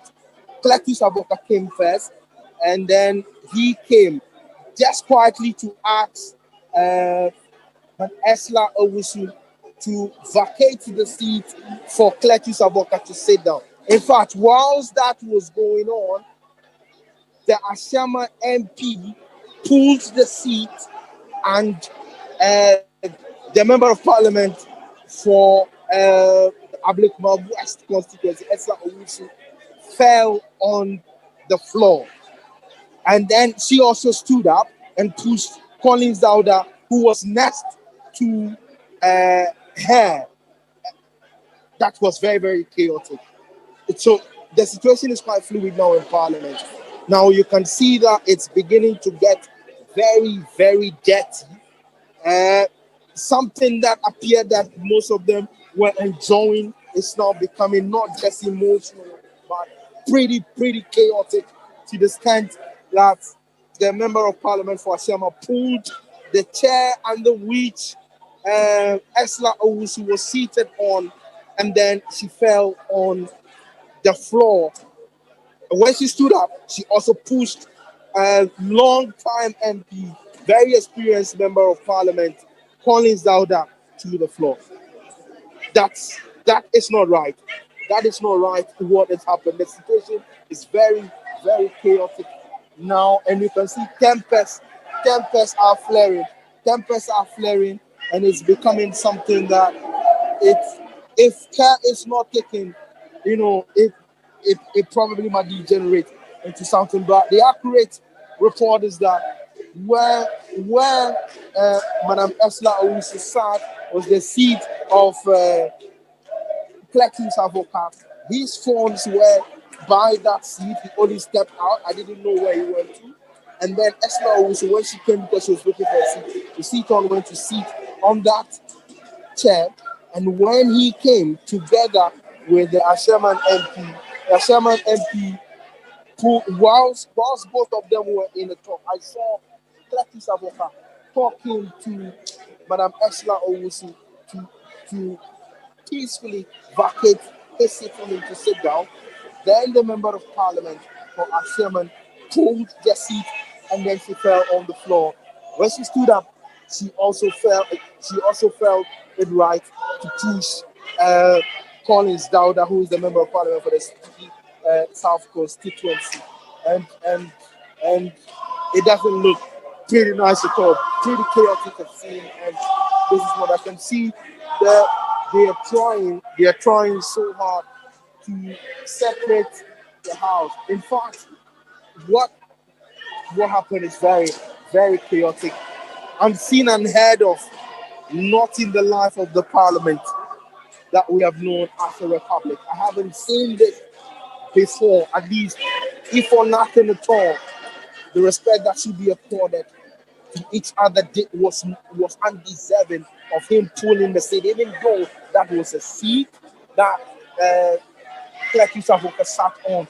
To approve the seat under it, it was very much uncalled for. Absolutely uncalled for. Now I can see a lot of discussions going on. I can see Haruna Ibishi on his feet, and he is talking to Alexander Fenyumakins. But most of the MPs within that area, you can see a lot of the MPs gathered over there. It became very, very physical at that moment where that action took place, quite uncalled for, that action over there. Now, both sides of the house are on their feet. Everybody is stood up. What's going to happen next? Nobody knows it. But you can see from your shots there, Alfred, Esla Owusu, determined that she's not going to move an inch from that seat. He said he's not going to move an inch from that seat. And that's the situation. Now you can see the women in your shot over there. Tina Menz, I can see Dokua in the shot. I can see Howard Kumson also in the shot. All of them warning the Asherman MP over there that look, what he did was wrong. He shouldn't have done that. And that was quite important. I've also seen Brian Champon, who is Minister of State in charge of the interior there, very, very close to the shore. Dr. Kabna Donko also getting charged up over there. Emotions are flaring up. This is what it is here at the almost expiry of the almost assumption of the 8th Parliament, almost inauguration of the 8th Parliament of the 4th Republic. It is very, very chaotic, absolutely chaotic. I can see Mubarak Muntaka, the chief whip for the NDC side, trying to calm them down. I can see any sort John Jinapur also. In fact, John Jinapur was also closer to where the action happened, where he said where they were trying to talk him to Esla to move away from where she was. In fact, that is how the situation happened, and then it resulted in that scuffle where the member of parliament for Ablekuma West, Esla Owusu, fell down, and also she had to stand up and push Collins Dowda. In fact, both of them are very, very, very good friends, I must tell you. In reporting from the house, I can tell you as a matter of fact, they are very, very good friends and have had a certain level of cooperation since she joined the house. This is what the situation is. It doesn't look good. It doesn't look too well for all of them in the chamber now. This is just few hours to the few minutes actually, about 30 minutes to the inauguration, and this happened. I'm not too sure what the consequences are going to be like for the parties involved in this, because this is unparliamentary.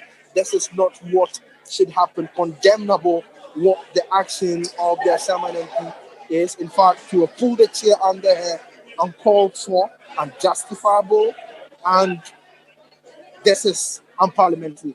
The least said, the better. But the tempers are still flaring. But I mean, as these MPs are, the issues happen and they come back quickly together. And I mean, they drink tea. It's virtually being settled, almost being settled now. You can see Ashla is still seated there. She's not going to move an inch, and nothing is going to happen. You can see nothing is going to happen to her. She's not going to move away from the. Okay, so the Oseke Mensah just walked in saying that she should sit there and not move an inch. Said she not move an inch. She should not move an inch.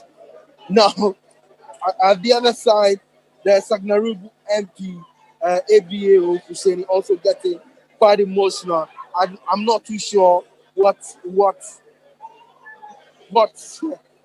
the situation was for him to get that emotional. But this is a sharply divided legislature. This is just the beginning, like Dr. Rashid Gaman said. We're just seeing the beginning of it. And these are signals that things are going to be very, very, very different and difficult going forward, Alfred. It's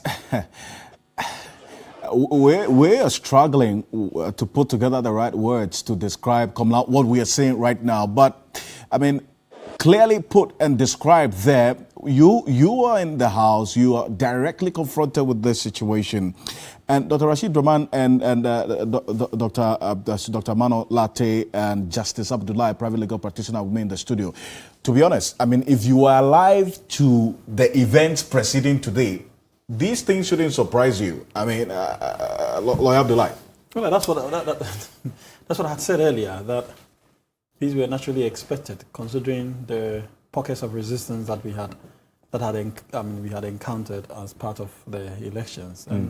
But for me, I have to be honest, I'll never condemn these things. I'm rather excited about some of these developments. Why? I'm very excited about it. Because? I'm not happy for the lady to have been pushed onto the floor. The heckling that's going on. But the heckling is good. It's healthy. I mean, so long as nobody gets physically injured, it's very good. Well, it got physical. It did. And that is very good.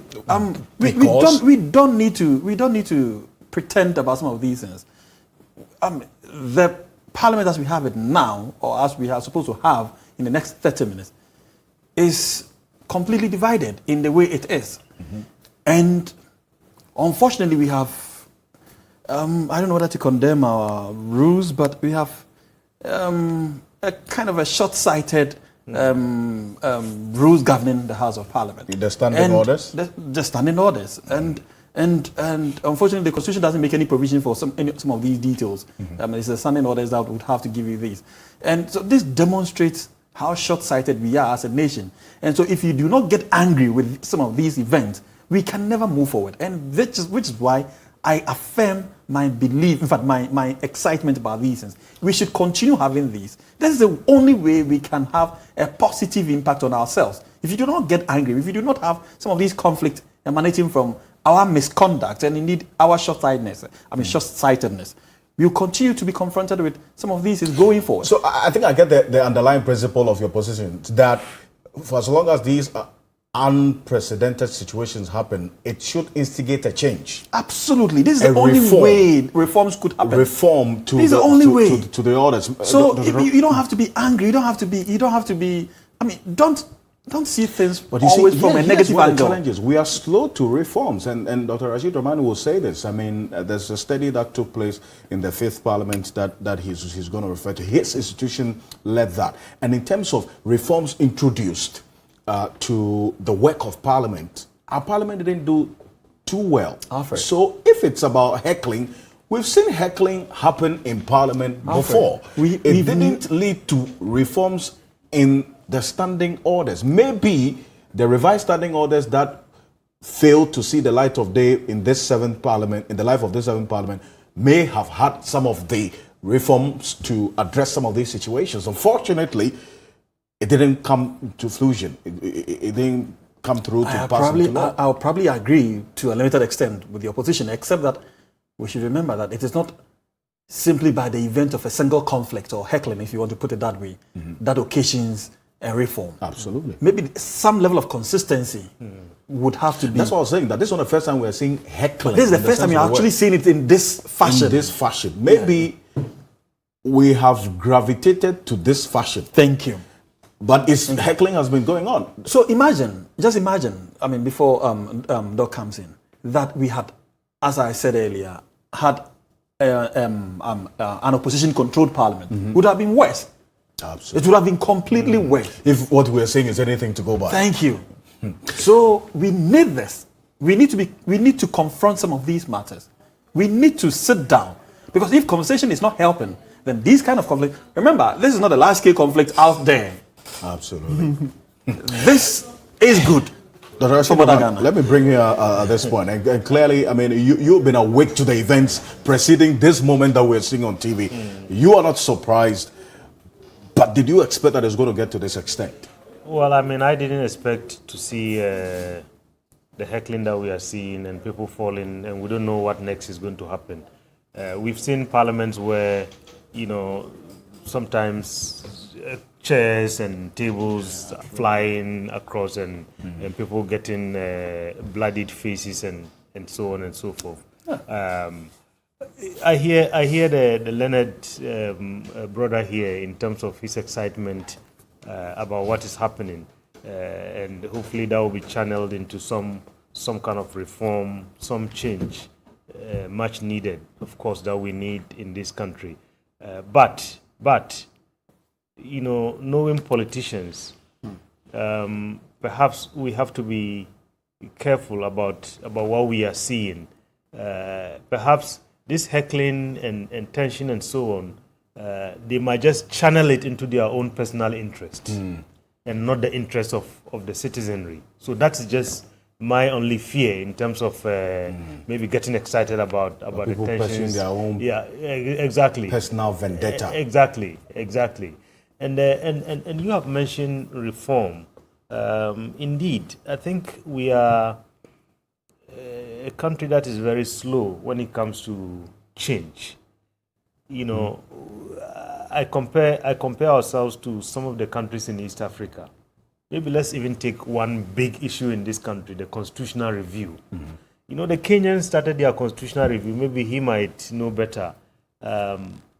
Much later than us. The Kenyans have a new constitution that they've been practicing for, I think, about 5 years or more now.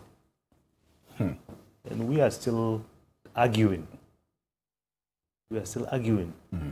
Our politicians cannot agree. They said, while they said there were so many points of disagreement to the extent that they couldn't get some of the 2/3 majority that they needed. Yes. And so the whole process had to be shelved. Nobody is asking the question, who is being held account for the more than $100 million that was spent on the constitutional review process. Thank you. Nobody is asking that question. Do you know how many hospitals and how many schools that can build? And then we spend that money on a process. On the process we just shelve it because the politicians cannot agree. Doesn't favor the politician. Exactly. I led, Alfred, the process. We had a national dialogue, national conference. And I led the discussion on the thematic area of parliament. On that day, when we looked at the data from citizens, about 90+% were of the view that this marriage between parliament and the executive must end. Sure. And the MPs who were there from both sides, you know what they said? Tell me. They said, no, this issue we have to leave it to the president to decide. So there you just see their selfish interest being played out. Because, for most people, in my personal experience, I think the day that we would hear that Parliament is really a legislative chamber where people just go and build a career as an MP, that's the day that maybe some of us would go to Parliament because maybe we don't have the money to run the kind of campaign and the lobbying that is needed now. Because people go there, for a majority of them, it's just because of that constitutional arrangement. And I've always questioned this, that the Parliament is supposed to have oversight responsibility over the executive, right? But then the executive is expected to appoint majority of its ministers from Parliament. Does that not weaken the oversight role that Parliament is supposed to play over the executive in terms of this work? Indeed, it does. It does. And that's what President Kufuor said during his last State of the Nation address, that if there was one thing that he wanted to see change in terms of strengthening the hands of Parliament, it is this appointment of the majority of ministers. Divorce between Parliament and today, even the majority leader spoke. I think he made reference to this. When you look at, you want to do an assessment of Parliament today.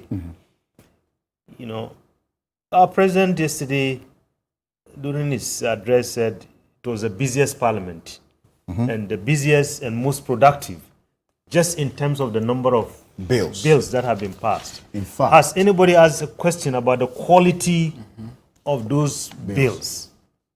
Has anybody done? Has anybody done? I was telling the Parliament yesterday.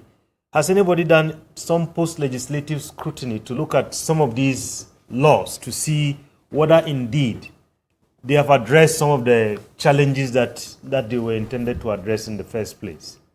So if Parliament has been very busy, 120 something, I just equate it to somebody being on the treadmill. You are running, but you are standing at the same place.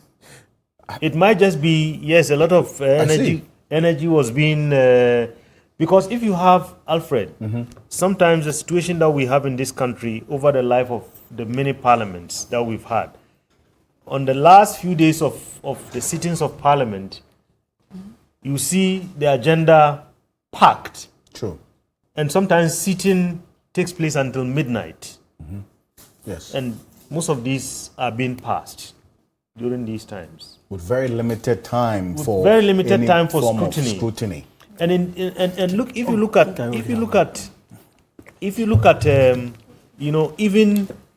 even in the most advanced parliaments of the world, Alfred,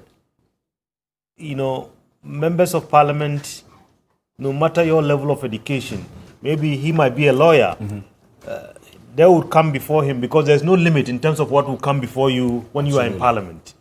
They will come before him something on zoology. He needs some experts to orient him before he goes to raise his hand and say, I support this or I disagree with this. Sure. And I hear a number of experienced MPs in the past.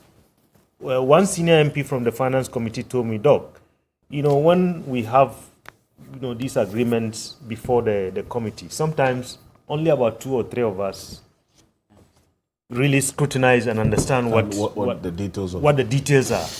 He said the rest, they just come along. I'm just talking about the fact that you hear an assessment of this 7th Parliament, they just stop at the fact that they passed so many bills. Nobody talks about oversight.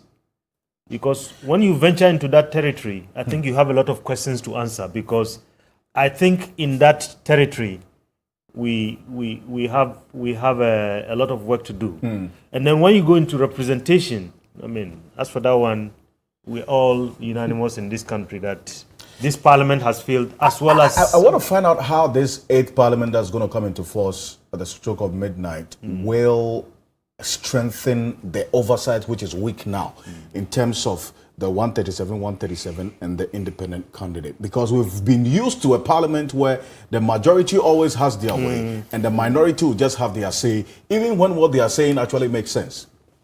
Yes, I think it's going to be interesting, because I've been saying, and again, I want maybe the leaders of our parliament to really sit down and think about this. Because of the constitutional arrangement, our president cannot go contrary to the constitution. He has to take some ministers from parliament. At every point in time, given the numbers that we have, unless maybe the numbers change, you are going to have all the time more NDC members in the House than MPP. Our ministers might have engagement abroad, you might travel, and God forbid, Alfred, I was stuck in Canada for 4 months when COVID struck. Even if your country can take you and that country says my borders are closed, absolutely. It's not a banana republic where you can just go and bribe somebody and go through. I don't want to imagine which banana republic though. Well, yeah, but well, I've been in some countries where you get off the plane, they don't even let you go through immigration. They take you and pass through some door because you are coming to do some important work, and then you just go through. And then you go through. But still not different from the other banana republic. So the point I'm making is, God forbid we wake up one day, we have a delegation of MPs or some of our ministers abroad, and we have another wave of COVID, and these people are stuck, or some other kind of force majeure, and these people are stuck there, and then you have the numbers that you have. So that is why I keep saying, and I don't know, maybe the leaders, they know something that I don't know, but I keep saying dialogue and consensus is the way to go. I think from yesterday. Dr. Etiamano, this particular point that Dr. Domano was making is what I want you to touch on, because what's going to happen is that, yes, the president will have to fulfill this constitutional requirement, appoint a majority of his ministers from parliament. In terms of numbers, the NPP cannot afford to have a lot of the ministers out there doing ministerial work at the expense of their parliamentary work, because they need the numbers to be able to push through certain things.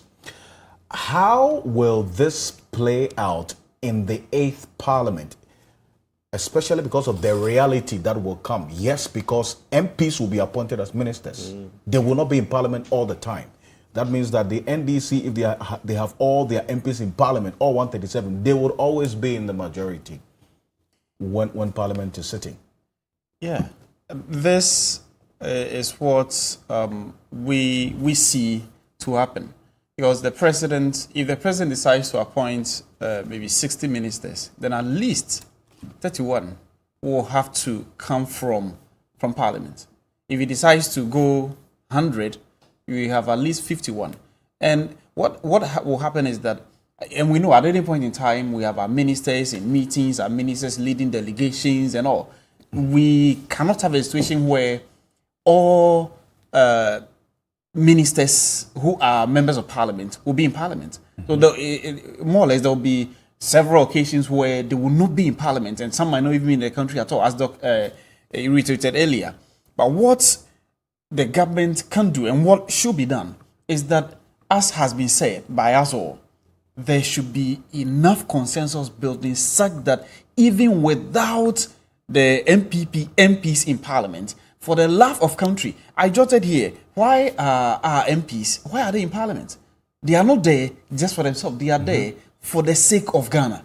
If they are there for the sake of Ghana and they have the nation building at heart, they have the development of this country at heart, then we will not even be thinking of these things. But we know that some of those things that happen in Parliament, they are not for the betterment of the larger Ghanaian society. Absolutely. It is just for them and for securing their future in Parliament.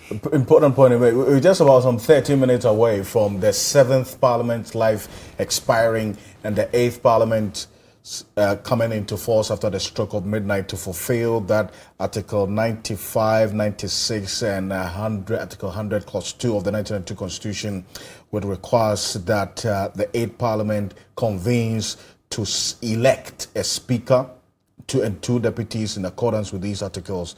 The Article 1131 will kick in to have the 7th Parliament life also expire. Martin Esidu is going to take over now to preside over this whole conversation, getting into the life of the old Parliament, 7th Parliament now expiring and the new Parliament coming into force. But we still have our guest with us in the studio, Dr. Rashid Draman, Executive Director of the Africa Center for Parliamentary Affairs, and Dr. E.T. Amano Late is a Senior Lecturer, Department of Political Science, University of Education, Winneba. Justice Abdullahi is a private legal practitioner doing this conversation with me, and lots of you joining in the conversation across our social media handles. TV3 Ghana on Facebook. We've been live as well on DSTV channel 279. My colleague Komla Kluche is in Parliament bringing us live updates of what's happening in Parliament. Now we're just 12 minutes away. The countdown is on. It's 12 minutes away from the life of this 7th Parliament expiring, and then 13 minutes for the new Parliament, the 8th Parliament, to be sworn in. And so we'll see. We've been discussing how the 8th Parliament's work will play out, especially because of the numbers represented. And as we've seen so far, the majority-minority side will be irrelevant, for the lack of better expression, going into this 8th Parliament. So the sitting positions, right-hand side of Speaker, left-hand side, would also be irrelevant. And that's where it brings to question the responsiveness of the standing orders that we have governing the work of our Parliament in this country. And that's what we've been talking about. I'm going to go for this, in fact, this quick break. When we come back, we'll zoom into full force, finding out how the Speaker will be selected and the two deputies. Another very, very important conversation. Stay with us. We'll be back shortly.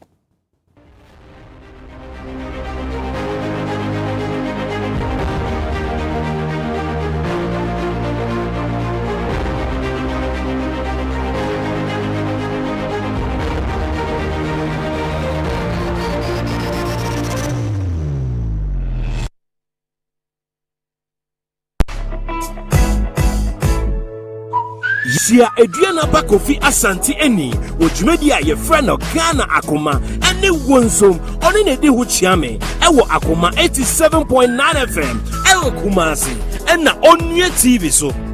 Why Kofi Asante? Me Centuria, I think say be in fear dungo chini and my ejuma wo Centuria Jumani. We sound here chechini. Na Uborua radio kasafidie ejumani muno, e dem papoti na obetini akase, wetimi aya e song boye pa. I've been able to develop and nurture the program. I'm an abeye number one. Then the money pabebre no hano epe wasemi pa. I always place my listeners first in whatever I do. Na dempo na e was a man saint you. Tie me fi say, near wo opesa wo tie no. Near wo pesa wo ye yema wo mpotemu, yema wo my Ghana. You hold the penny for accountable. Can be for Ghana Akoma and they were going to for washasi. Ghana Akoma. A program I pese your boy my Ghana and Hoban. A Massadia said, ye be Buania Bogana Kuma Hoban. Say, you do mine dear grow, we are doing penny. Now you ye Niama and Fata Bomina, the best teacher in Naka baby. I wish Ebiano, you a penny upon to me. You be able to say, oh my Ghana, Yafana Come Diabro. wonsom omemu nsem wan yesi fisu juada kusi ni fiada amanyosem ene yene ankasa yensem ne aka ne nyina na ye nyina ya som ne aboa apega adwen oman no Eniti Shia Kofi Asante ene ewo akoma 87.9 Juada kosi fiada Jumedi ayatu ni dinse Ghana Eshasiye ebra nonuma bapa honsema eduanan Ekosi nondo wonsom so baso meminda no pedia Ebra nonsie abwa pem Ekosi ano ewo akoma 87.9 Ena onye TV so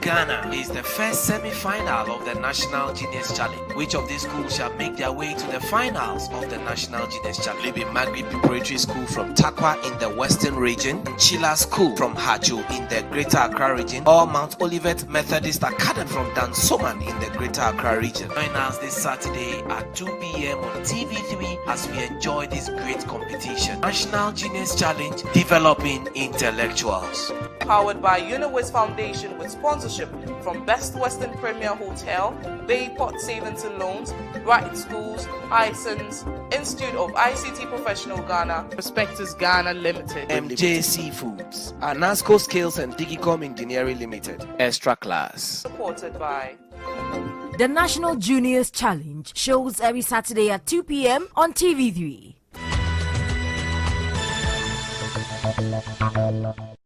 16 families, cooking enthusiasts, fun games, and a prize pool of over 100,000 Ghana cedis all in one show. Ongalicious Ghana Cooks Family Battle Edition is finally here. With Onga, even friends can become family. Which family will season their way to the final, and which family will fall on the battlefield? 2 seasoned chefs and a host of celebrated guest judges will sift through finger-licking Ongalicious recipes in their quest to determine the winner of Ongalicious Ghana Cooks Family Battle Edition. Which family walks away with the ultimate cash prize of 20,000 Ghana cedis plus a set of kitchen appliances from Kaiser Kitchenware, which includes a freestanding cooker, a heat extractor, and a refrigerator. Or second prize of 15,000 Ghana cedis plus a Kaiser fridge. Or third prize of 10,000 Ghana cedis plus a Kaiser microwave. Oh, by the way, no one goes home empty-handed. It's the biggest cooking show to hit your screen. Ongalicious Ghana Cooks Family Battle Edition. Do it with your family. Onga, Mama's Helping Hand in Lily. Showing on TV3 every Saturday at 4:30 p.m.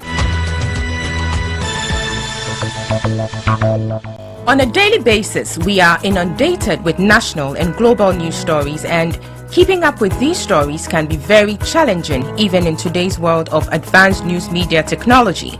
Key Points delivers a fair and balanced analysis of the week's trending stories by bringing you the most detailed and comprehensive analysis of all the week's major stories. Has he heard about Hanakujo? Has he heard about Justice Anijage? Has he heard about Esther Okulu? When a post seat was under threat, we should support that way. And you say we should go and sleep.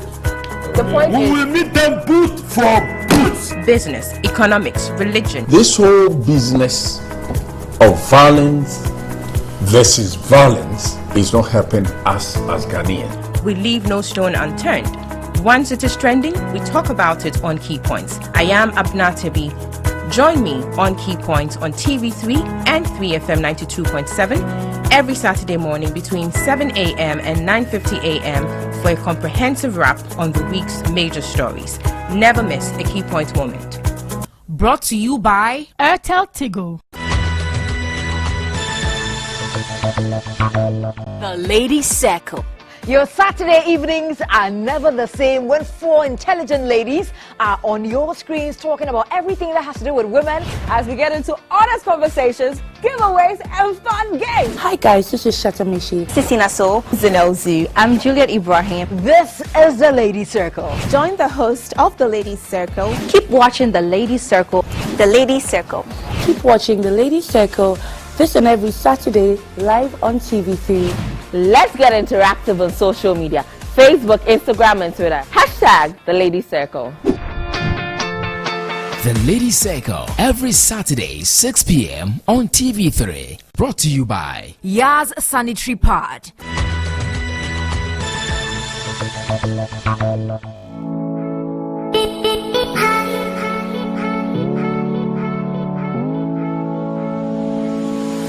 Women are the backbone of our families, the force in our workplace, the peacemakers in our communities, the glue that keeps all things together.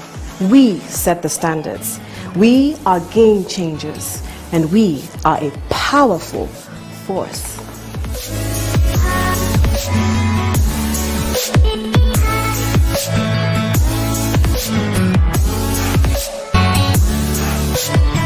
Hello, my name is Michelle Atto, and I'm your new host on Today's Woman. On Today's Woman, I bring you strong, powerful, influential women from all walks of life. Are you ready to be entertained? Are you ready to learn? Then if you are, join me on new episodes on Today's Woman right here on TV3. Today's Woman shows Sundays at 3 p.m. and repeats on Fridays at 3 p.m. on TV3. Brought to you by GTP, Still Timeless. First National Bank, Fitrip, Casa Tresaco, Electroland Ghana Limited.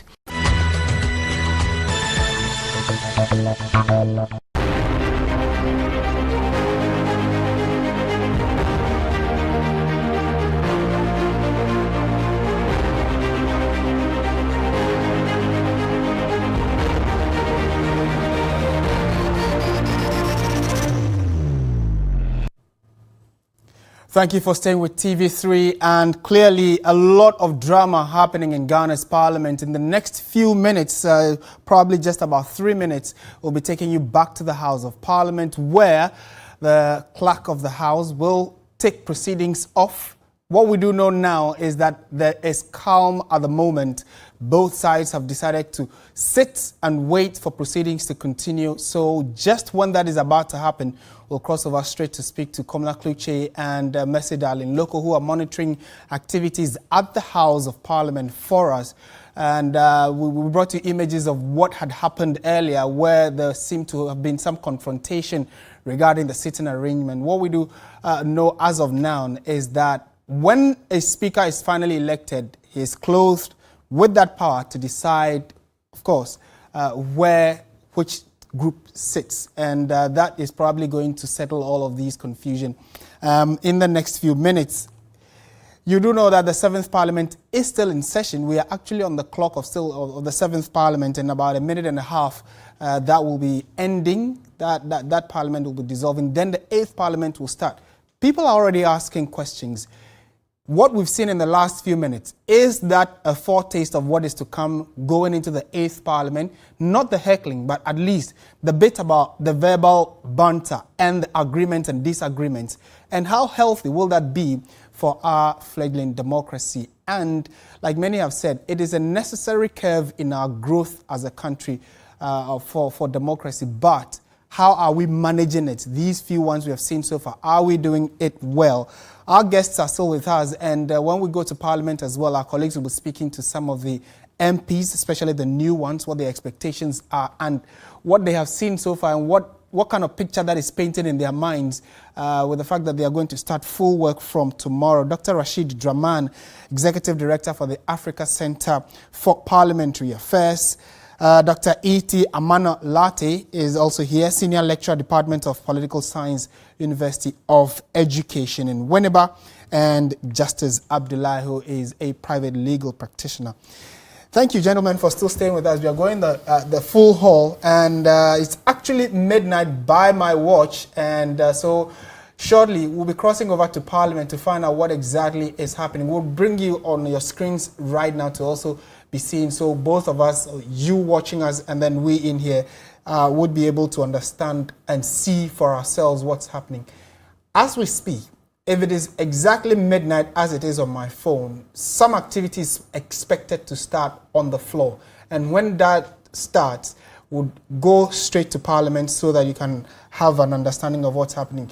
While we wait for that, though, let me engage my guests, and I'll start with you, Dr. Rashid. You're on my immediate left. I mean, you have monitored parliamentary activities, not just in Ghana, but then on the continent and elsewhere. This is, some are saying it is pretty much okay for this kind of disagreements. But then if it's becoming physical and people are, getting so close in each other's face, that is the unhealthy part. Yes. Yes, indeed. Especially in these times that we live in. I mean, with COVID looming large, and we are supposed to keep social distance between each other and observe certain protocols. I mean, this is healthy in a way. I mean, I've seen so many parliaments. Sometimes you even see chairs flying, I mean, across the aisles and so on. But healthy to the extent, as I was saying earlier, that this energy will be channeled through some positive change for our country.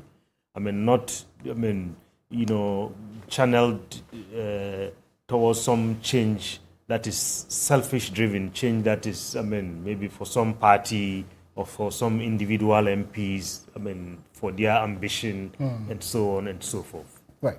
Well, we have Komla joining us via Zoom. Komla, good evening. Well, good morning, I should say. It is the 8th of, it is the 6th. No, today is the 7th, actually. A lot of numbers coming up. It is the 7th of January 2021, and the 8th Parliament, per our clocks, is supposed to be in session. What's happening in the House as of now?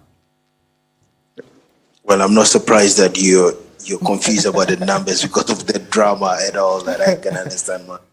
But as I speak with you now, the House is calm officially.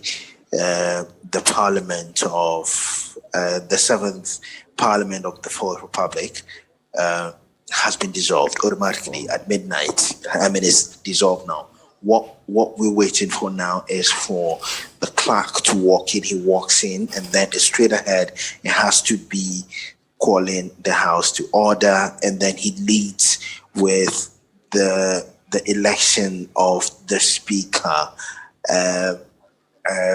Yesterday, in the late hours of yesterday, late afternoon yesterday, I saw the staff of the Electoral Commission who brought in a ballot box and then a booth where members are going to be voting strictly for the Speaker or the Speaker, and so it tells you that all the preparations have been done.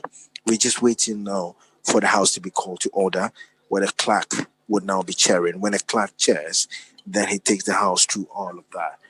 But a lot, I'm sure, is going through the minds of all of them. At this time, you do not expect any back discussions to be going on. I mean, at this time, it's very, very clear from what we have seen, the division that has been exposed just a short while ago tells you that the two sides have their minds made up on exactly what they want. And, well, we just will have to await to see how things are going to pan when it comes to the election of the Speaker. We do know that the NPP caucus has provided for the re-election of the outgone Speaker of the 7th Parliament, right, Reverend Professor Michael Onokwe.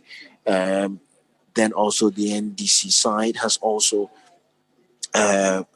proposed their longest-serving member of Parliament for the Nadoli Kaleo constituency, Alban Sumana Kingsford Bagwin, to be elected as Speaker. Well, the numbers 137, one independent in between. As I speak with you, Martin, we do not have confirmation that the Asin member of Parliament, Gesture Question, has been served. The clerk has also not been served. So it does mean that he's going to take part in the election of the Speaker.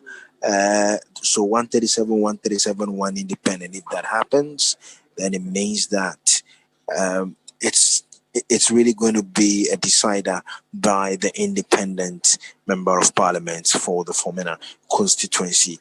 It does appear that, I mean, if per what I am seeing now, if all the 137 members of Parliament from both sides of the House are present, as it is, I get the indication it's quite clear on the side of the NDC caucus that they have all their numbers there. The MPP caucus, there was worry about the Adansian Sukwa MP Katie Hammond, who was out of the jurisdiction, but he is back now. The member of parliament for the Dominic Abinya constituency, Sarah Josafo, many also said she wasn't around, but both of them have been sent now. So it gives the full complement, so to speak, to the side of the MPP caucus. It's getting ready now. You can see from your shot, they are getting the table set for the clerk to come in. So the pillow has been brought in. Those come with occasions like this, shown in the kente colors, beautiful kente colors that has been brought in, quite awaiting the clerk to walk into the chamber, and then proceedings are going to commence. When that is done, the clerk will receipt, and then the speaker, the newly elected speaker will be called.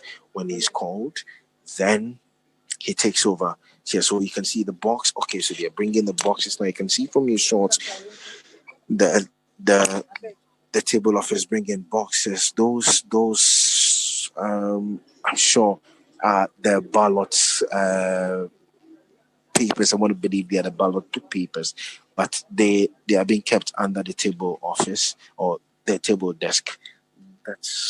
That's what is happening. So the preparation is right now. Maybe in the next few minutes or so, we're going to see that happen. The house will be called to order, and then the clerk is going to take over, and we see what the action is going to be, whether it's going to be a banter or not. Well, we'll still see how it pans out. I'm not too sure whether the only time I think from precedents, the only time both the leader of the NDC side and then the MPP side will talk. Hello, Kamala, can you hear me? Martin, I can hear you. Yes, good. We can clearly see what's happening, so we are all watching. We know that Parliament right now, as we speak, has become a polling station, and so they're going to be voting very shortly.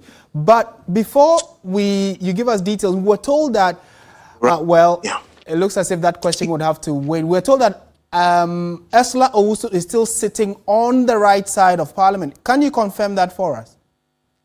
Yes, she's still sitting very close to the NDC side.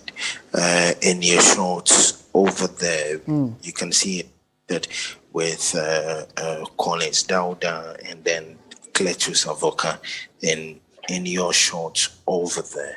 Right. The clerk is going to come. Now the house has been called to order. So the clerk is going to walk straight into the chair to commence it. So the procession has started. The mace has been brought in. All right. You can see it out there. He's brought the mace in, and the clerk in the procession over there. So the clerk must be the most powerful man in Ghana as of now, isn't it? Okay. So if you look at it, because the mace is resting, so the mace is the most important object. That is the staff. You know, we have to. That is the staff of Parliament, the symbol of authority of Parliament. It is resting, if I have to use that one. No speaker. Once the speaker is elected, the mace would commence its own life. So as it is now, it's just in a hibernation mode, resting, and all that. Okay. See. All right. So, and I mean, we can tell that you yourself, you've had to lower your voice. What is the mood like in the house right now? Are people still chit-chatting, or there is that kind of dead silence because of the important activity they are about to undertake? So, Martin, prayers have been said now. Okay. Prayers have been said. The clerk is called for prayers. Okay. All right, for purposes of television, we may have to just, walk you through what you're seeing at home. And like our reporter said, prayers are being said on the floor. Then after that, the voting will commence. Currently, the clerk is trying to make sure that activities roll and flow smoothly. And in moments after that, the election will start. And then we'll get to know who the speaker is. And we have profiles of both nominees for the speaker position. That is the just outgone Professor Mike Okoye, and then also Alban Bagdin, who has been proposed by the NDC. Both men will give you a background of what they've done, where they've been, their experience, etc. And then there was the earlier fear that maybe because of the speaker and how he ran the last parliament, there are people who may be on the NPP side but may vote against him. However, the concern also remains that in his deputy speaker position, Alban Bagdin may have also stepped on a few toes. So definitely there is the possibility that some NDC people may vote against him. But we are in for an interesting time, and hopefully shortly we'll get to know what exactly is happening. Let's try and see if we can bring you sounds from the floor of the House. Time, thought, and sacrifice to speed the day of the coming beauty of Ghana and Africa. Amen.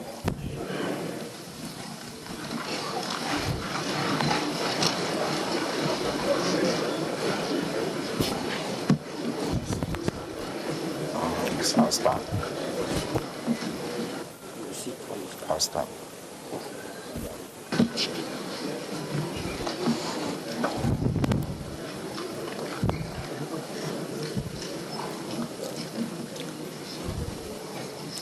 Honorable members-elect, pursuant to Standing Order 8.3, I, Cyril Kwabena Otininsia, Clerk to Parliament, acting as chairman of the first sitting of Parliament, do invite you to this August sitting today, Thursday, the 7th day of January 2021, at 7 minutes after midnight, for the purpose of electing a speaker and administering the oaths of office.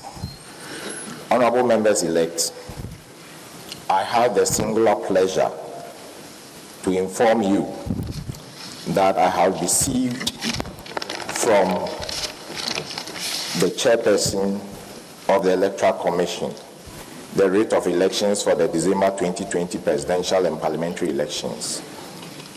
And I shall proceed to read the communication.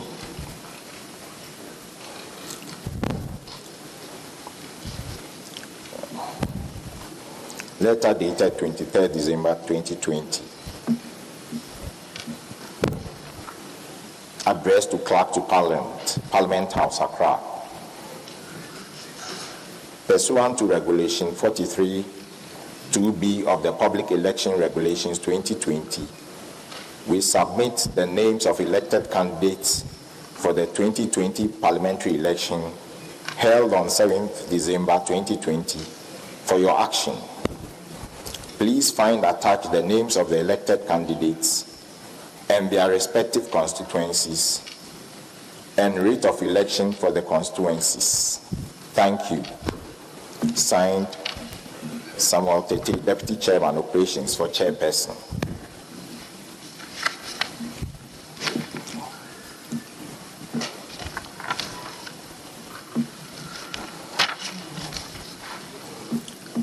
Honorable members-elect, in accordance with Order 8.2 of the Standing Orders, I am satisfied that the quorum is present in this House for the election of the Speaker. Honorable members-elect, Clause 1 of Article 95 of the 1992 Constitution requires that a Speaker of Parliament be elected by members of Parliament from among persons who are members of Parliament or qualified to be elected as members of Parliament. May I also refer you to Standing Order 8.4, which states as follows: no person shall be proposed as Speaker unless that person has given his consent to be nominated. It is also important to draw your attention to Standing Order 8.5 of the House, and I quote, "A member addressing himself to the clerk shall propose such person to the House as its Speaker, and shall move that such person do take the chair of this House as Speaker, which motion must be seconded without debate." I now invite nominations for the election of the Speaker.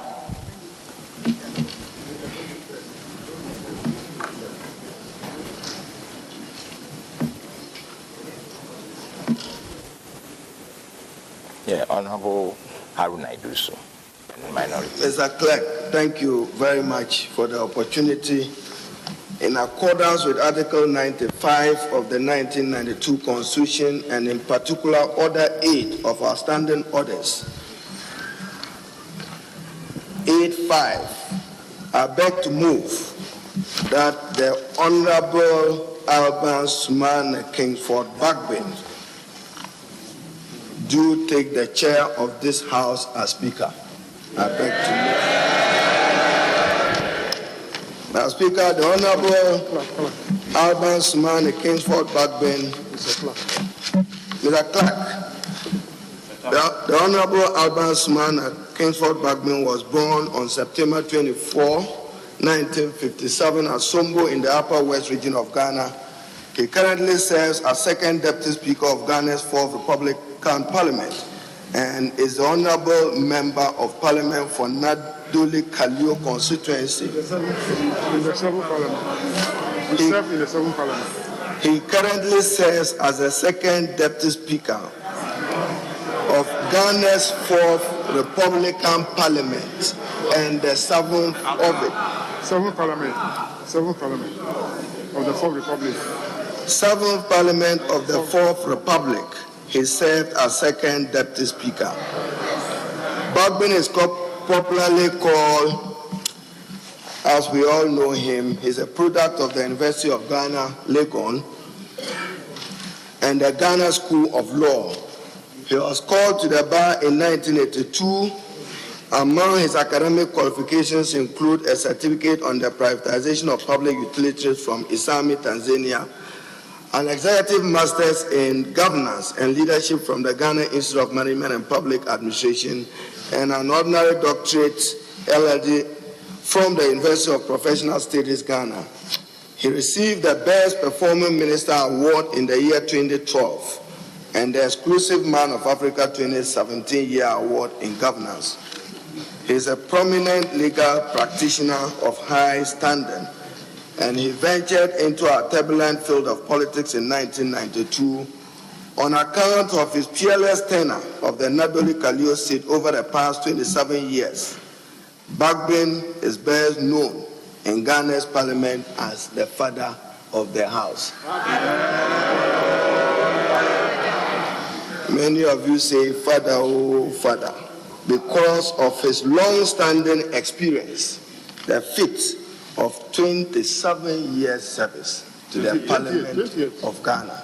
Now even 28 with January added. He was among the 3 wise men and is a 3-star leader. He served as minority leader and majority leader and second Deputy Speaker, all between 2001 and 2018. What more could he aspire for than to be the Speaker of Ghana's Parliament? He led the NDC Parliamentary Caucus to put in measures and participated immensely with his hard work. He's a very courageous and frank person, principled to a fault, and his passion has always been to champion Ghana's multi-party democracy and to create a congenial environment for the total utilization of Ghana's human and natural resources to the benefit of all. The Honorable Bagbin strives to get the country to achieve total parliamentary independence in order to position the House to play its proper role in the country's current political dispensation. Parliament for him is the fulcrum of multi-party democracy and should therefore be supported and strengthened to hold the executive to account for its stewardship. He's led us in many times to demand oversight and to strengthen our democratic processes. As many of you may recall, the Honorable Bagbin occupied some ministerial portfolios, including the Minister for Water Resources, Works and Housing, Minister for Health. He further held numerous public sector positions, including Chairman of the Water Sector Reforms Advisory Committee, Vice Chairman Appointments Committee of Parliament from 1997 to the year 2001, Vice Chairman of the Mines and Energy Committee 1994 to 1996, Chairman of the Subsidiary Legislation Committee from 1994 to 1997. A very proud parliamentary record and service to the Parliament of Ghana. He served as Chairman of the Committee on Constitutional Parliamentary Affairs of Parliament 1997 to 2001 from 2013 to 2014. He also proudly served as Chair of the Public Accounts of 2001 and 2004, where he worked to make some savings over the leakages in the public purse. He naturally was chair of the Business Committee of Parliament. He's chaired the Special Budget Committee of Parliament. He's chaired the board of the Ghana Civil Aviation Authority from 2009 to 2010 and served as member of the board of directors of the Ghana Ports and Harbours Authority. He's a founding member of the Global Organization of Parliamentarians Against Corruption because he believes strongly that graft and economic crime has debilitating effects on our democracy and on our economy. He's also served as member of the African Parliamentary Network Against Corruption from 1997 to 2010. He's been council member and he's played other respected roles. Member African, Caribbean, Pacific, European Union Joint Parliamentary Assembly in Brussels from 2013 to 2014. Participant National Conference of State Legislators, USA Conference from 2001 to 2010. A decade of it he participated in there. He is now a resource person in parliamentary practice and procedure. So he would not come here with doubt as to what Parliament should be doing and what should not be doing. He's very familiar with our standing orders and our rules of procedure. As chairman of the Standing Orders Committee, he is executive. He's held other positions, including participating in other congresses of the National Democratic Congress. The clerk chair, I beg to move that the Honorable Alban Sumane Bakpe, I beg to move and nominate him that in accordance with Standing Order 85, the Honorable Alban Sumane Bakpe, I have his consent to the nomination duly signed. I beg to move that the Honorable Bagman do take the chair of this House as Speaker. I beg to move. Thank you, Mr. Speaker.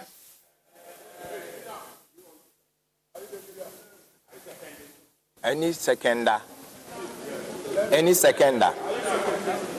Chair. With respect.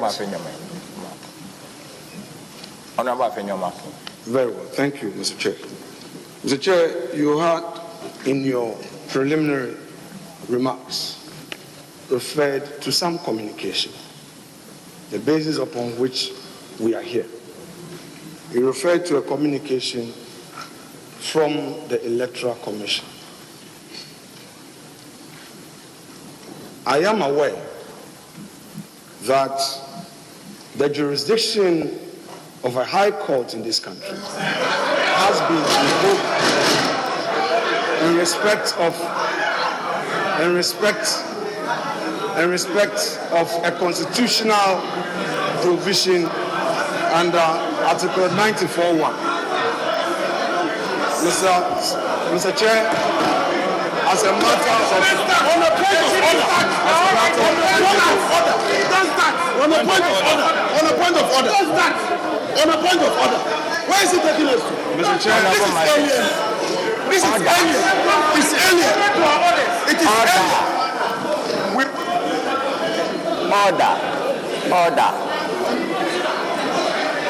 Order.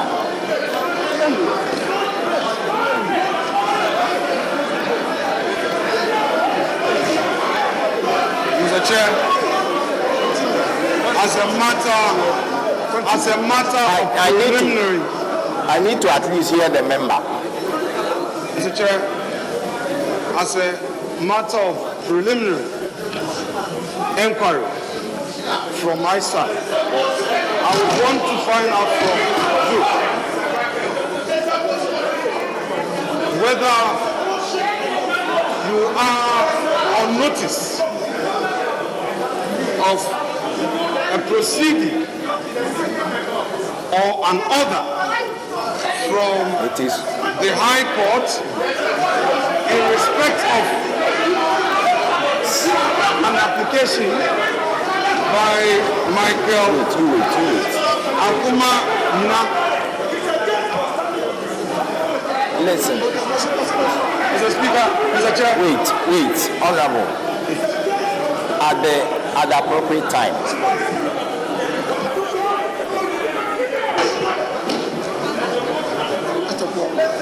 Mr. Chair, what I am saying, if my colleagues would indulge me, if they listen to me, whatever they have, Mr. Speaker, Mr. Chair, I believe that the rule of this House enjoins us to listen to a member in silence.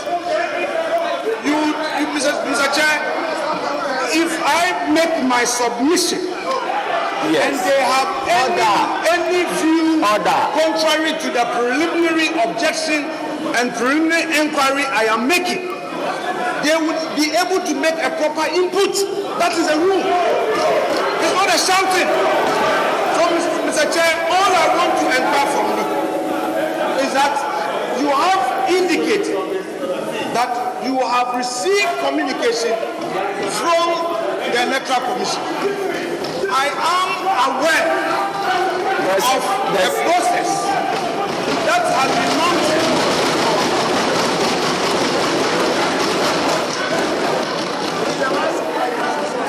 I am aware of a process. Honorable. I'll indulge. I just wanted to listen to what he's saying. Mr. Chair, my preliminary inquiry must be addressed. Thereafter, the proceedings can continue. All I am saying is that you have given an indication that you've received a communication, which communication has resulted in even the program outline of the inauguration of the 8th Parliament. I want to find out from you, Mr. Chair, whether or not you have received a court order in respect of a plaint by Michael Ankuma Nina, which order makes reference to any person on the list as you provided. All right. Specifically. Okay, sit down. So, Mr. Chair, I believe that a clear... Honorable... Mr. Chair, I believe that a response for the sake... maybe I should let for the sake of the records is... Order. I believe that a response from this House, a response from you is important. Because, Mr. Chair, if a public process is set on you, it is important that we are put on notice as to whether or not indeed you have been said, and if you've been said, what steps are you taking in respect of that? I've heard it. Mr. Chair, I rest my case. Yes, Honorable Mutaka.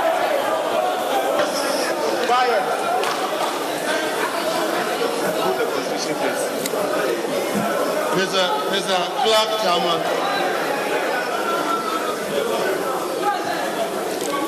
Mr. Clerk Chairman, I'm surprised that you kept me standing because point of order is part of the rules of this House. And I was surprised you kept me standing. As a clerk chairman, I want to refer my colleague to the Constitution, 95. Specifically Article 95(3). And your permission, I read, no business shall be transacted in Parliament other than an election to the office of Speaker at any time when the office of Speaker is vacant. Yes. And Mr. Clerk, the open nomination. And Mr. Clerk, Mr. Chairman, Clerk, I was surprised that you kicked the motion in compliance with this constitutional provision, as you yourself rightly quoted. And you allow another member to be deviating from what is before us when it has been moved. And you know that when a motion is moved, that is what is before the House. And the only thing that could be done is to second. And if someone has a counter, then that counts. I said this. So, Mr. Clerk, Chairman, in order not to continue wasting the time of this House and members, you right to second the motion. I rise to second the motion ably moved by Honorable Haruna Idrisu. Honorable Osechi Mensah-Bonsu. Thank you very much, Mr. Speaker. Mr. Speaker, I think the issue raised by Mr. Chairman, the issue raised by the member for Efutu is very germane. You have indicated to us that you have received a writ of elections for constituencies from the Electoral Commission. Mr. Chairman, what you did not inform us about is, first, the number of constituencies. It doesn't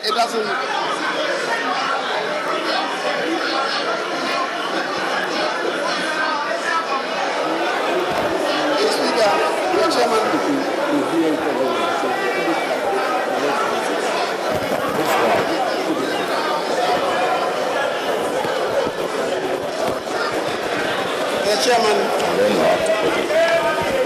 Mr. Chairman, and then the persons who have been duly elected as members of Parliament. Mr. Chairman, beyond that, Mr. Chairman, this is not, Mr. Chairman,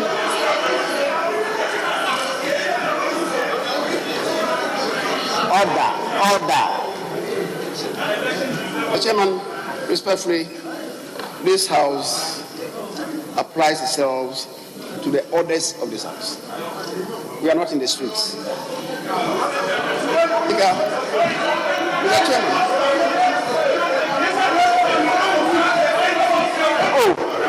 Order.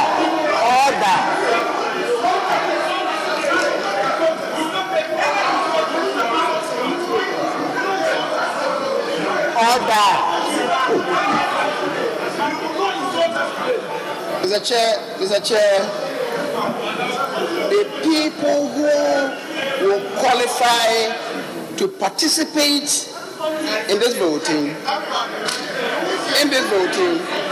should be a matter of interest to all of us.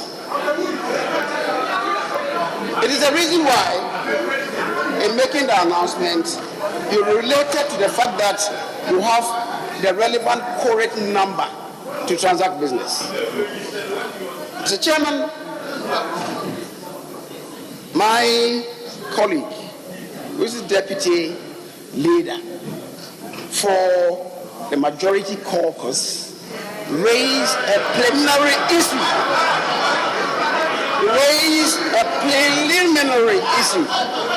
First, we want to know the eligibility.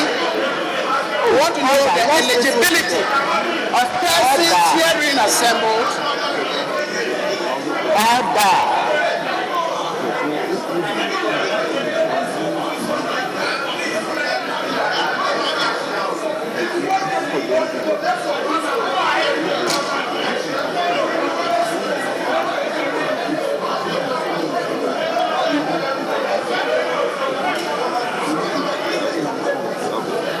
Mr. Chairman, the honest inquiry from the honorable member, he wants to know the eligibility and qualification of the members of parliament elect who are qualified to participate in voting. Mr. Chairman, it is the reason why before the motion was moved by my colleague, the honorable member for Tamale South, who is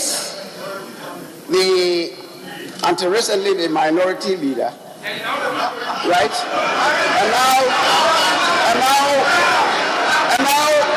struggling to find space for himself. He made an endless inquiry. Who qualifies to participate in the voting?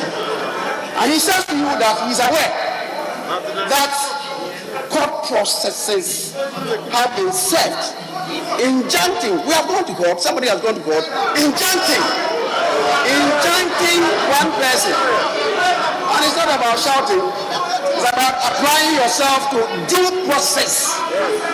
It's about applying yourself to due process. The chairman, this house has been served with due process, injuncting one person from participating in the business. Mr. Chairman, we are aware that the process has been set on the house, and it's been said duly on the clerk to Parliament. We want to know, as a matter of preliminary observation and statement and admission from you, whether it is true. If it is true, it will mean that person cannot participate in the voting, and it would not lie in the mouth of people shouting no. It will lie in the bosom of due process, and we have our laws. We apply ourselves to the laws, and if anybody wants to be physical about that, the marshals are here. They will apply the rule to the letter. So, Mr. Chairman, your duty is to tell us whether indeed due process has been served on this house, injuncting a member of parliament elect from participating in activities of today. Mr. Speaker, and just so the member was not out of order, he was not debating, he raised a plenary issue. He first got up, unfortunately, he did not catch your eye, and you allowed my colleague, the Honorable Haruna Dusu, to move the motion. It is still not late. And it's the reason why, before our orders provide that when a motion has been moved, it must be seconded. If it is not seconded, it is not properly before this house. And it is so, it is because of that he rose up boldly. This time he recognized him when the motion was not properly before this house, and he registered a point. I just want to reiterate the point that he made for you to tell this house the position of the law. Chairman, I rest my case.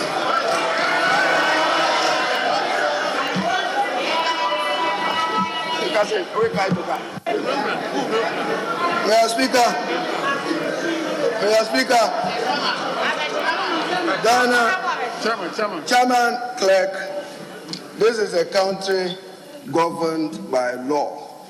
And this is a country with institutions given defined mandates and authorities. Mr. Speaker, I've heard the Honorable Afenyo Markins make reference to court proceedings. Let me remind him that courts don't determine elected members of parliament. The sovereign will of the people of Ghana vote. Courts don't determine God will determine. God will vote. God will determine. Sit down, sit down, sit down, sit down, sit down.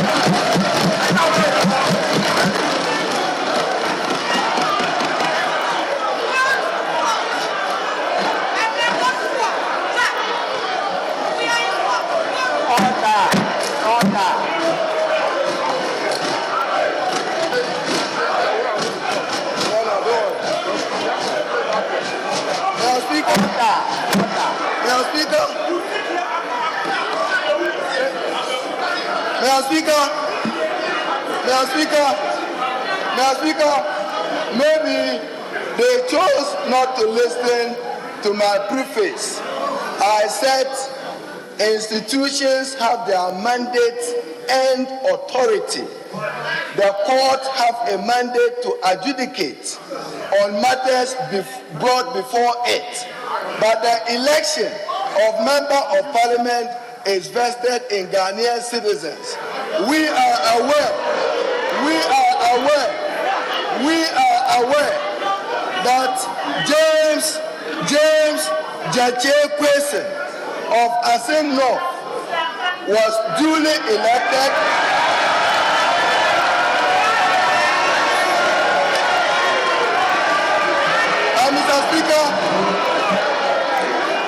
Mr. Speaker,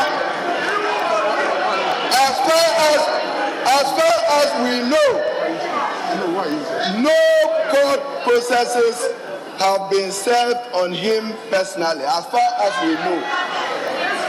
That is why he is here, having registered and having been recognized, even by the list of 275 MPs. And the official letter gazetted and remitted to the clerk does include Honorable James Jache Kwesen. He is a law-abiding person. He will fight the merits of any matter in court. But he should not be denied subscribing to his oath as elected member of parliament in the name of some court processes. Mr. Speaker, by Article 117 of the Constitution, civil or criminal process coming from any court or placed out of parliament shall not be served on or executed in relation to the Speaker or a member or the clerk to parliament. Yes.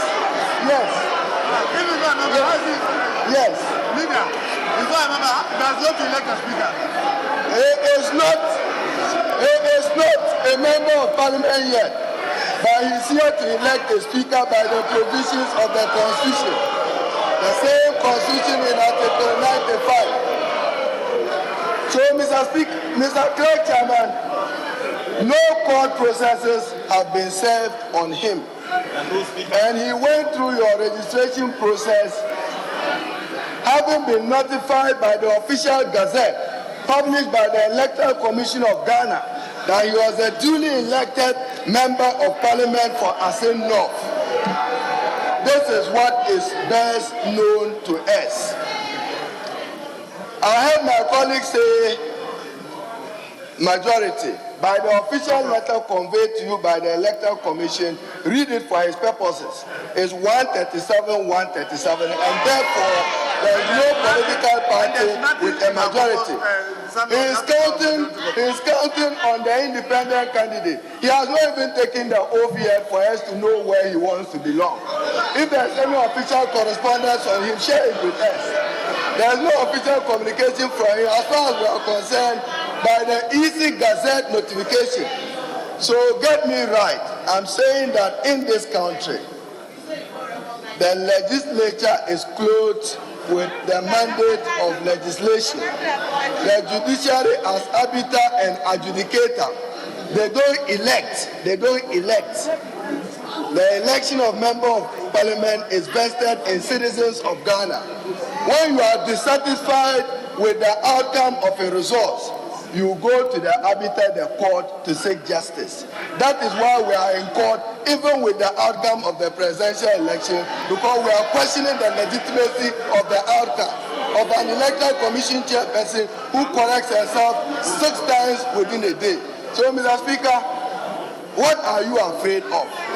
What are you afraid of? And in a country, the predictability of the judiciary is important for the future of our democracy. We have followed religiously the ruling in Hohoi, the ruling in Techima South, and the ruling in Asin North. Ghana will not be a one-man democracy where only the rights of one person and freedoms are respected. I rest my case.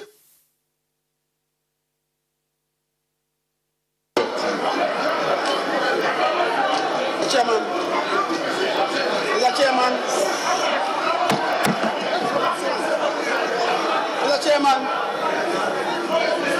we have made an application to you for determination. Mr. Chairman, is it not paradoxical that my colleague, the Honorable Haruna Igbishu, is saying that the determination of the outcome of election is not by the courts, and yet ends up by saying that that is why they are in court looking for redress? That certainly can be warped. It can be warped and contorted, reasoning, but we will forgive him for that. Mr. Speaker, Mr. Chairman, Article 116, clause 1, which he quoted, says, no civil or criminal proceeding shall be instituted against a member of parliament in any court. The member against whom this process has been instituted is not yet a member of parliament. Yes, that is the distinction. Mr. Chairman, you see, Mr. Chairman, people are not even applying themselves to the basic tenets of the Constitution. Mr. Chairman, so an application has been made to you. It is not about getting up to make wild gesticulations. It's about getting up to apply yourself to the Constitution and coming up with superior arguments, not wild gesticulations. That's not the business of this House.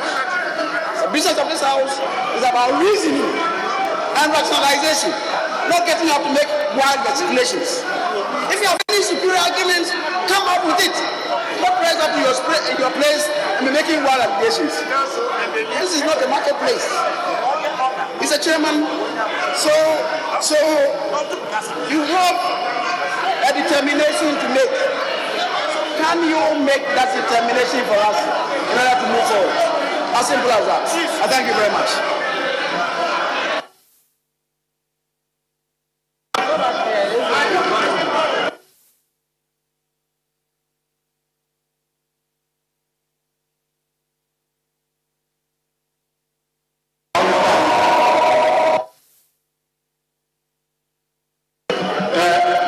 Thank you very much, Mr. Chairman. The honorable member for Swami made the point that this House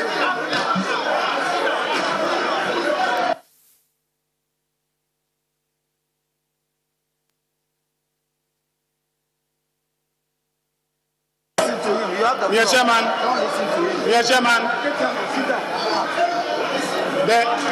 the honorable member for Swami made the point that this House is governed by rules. And the fundamental rule governing this House is the Constitution of the Republic of Ghana. And it was cited partially by the former minority leader. Mr. Speaker, the inquiry that was raised in the preliminary objection relates to service or process on the clerk of parliament. That is the substance of the inquiry.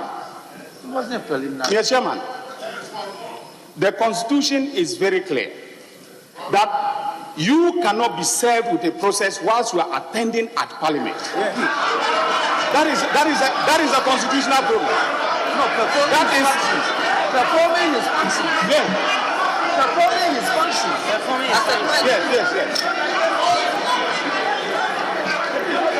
Mr. Clerk, take your time. Mr. Chairman. Take your time. For the doubting Thomases, Mr. Chairman, for the doubting Thomases amongst us, let me.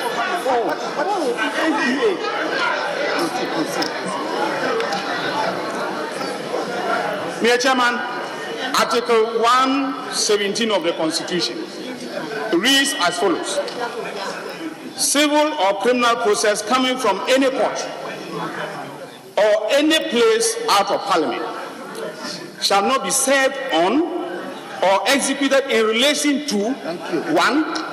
the Speaker, 2. the Member of Parliament, 3. Listen, 3. the Clerk of Parliament, and Mr. Speaker, and Mr. Chairman. So it says that whilst he's on his way to attending at or returning from any proceedings of Parliament. The clerk, Mr. Chairman. Mr. Chairman. Mr. Chairman, you fall within the ambit of Article 117. You fall within the ambit of Article 117 of the Constitution and Order 22 of our standing orders, which is taken verbatim from the constitutional provision. Now, the inquiry should be, were you attending at Parliament when you were served?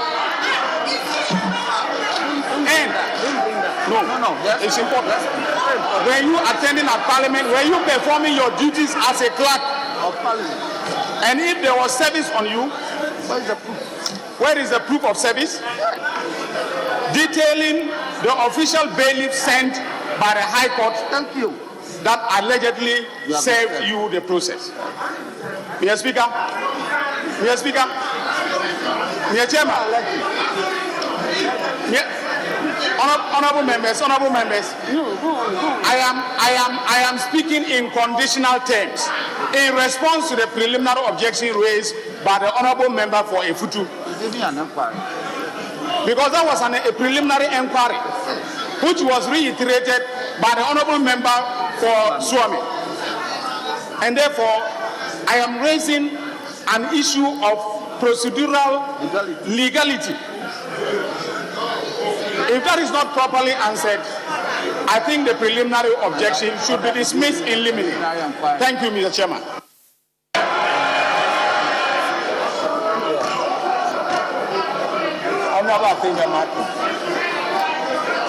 Let me respond. Mr. Chair.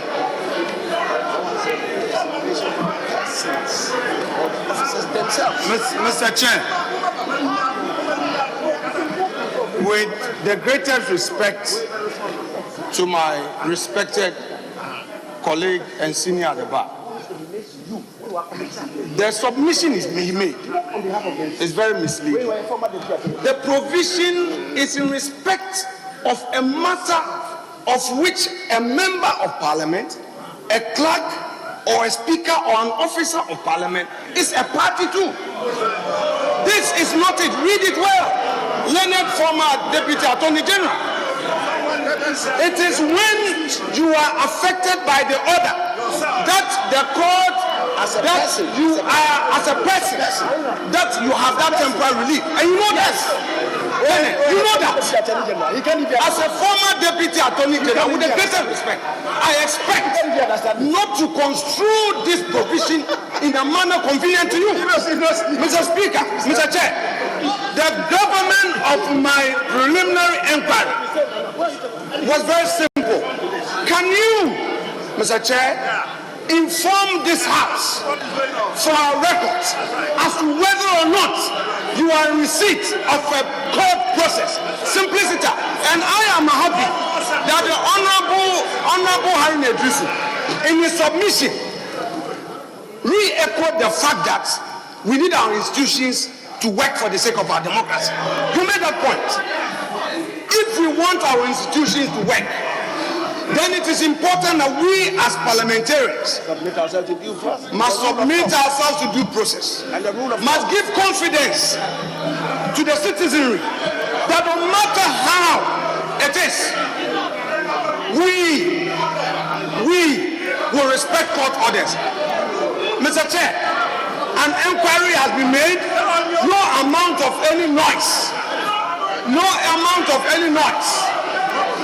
will stop due process from taking effect. We would not allow unnecessary noise. Mr. Chair, if when the learned Attorney General was on his feet, former Deputy Attorney General was on his feet, the backbenchers on this side respected him, and I respect him. You better listen to me in silence. If you have a superior argument, get up, seek the attention of chair, and address this house. Stop this noise. Mr. Chair, we are raising matters of law and follow due process. You better sit down.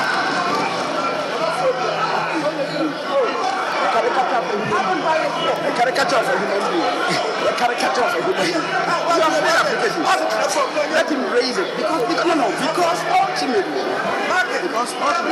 end of this. Because ultimately, the Constitution recognizes that a person who is here. Mr. Chair, if all of us go on the path that will help the cause of this matter, perhaps I would crave the indulgence of my colleagues to give due regard to Article 105 of the Constitution.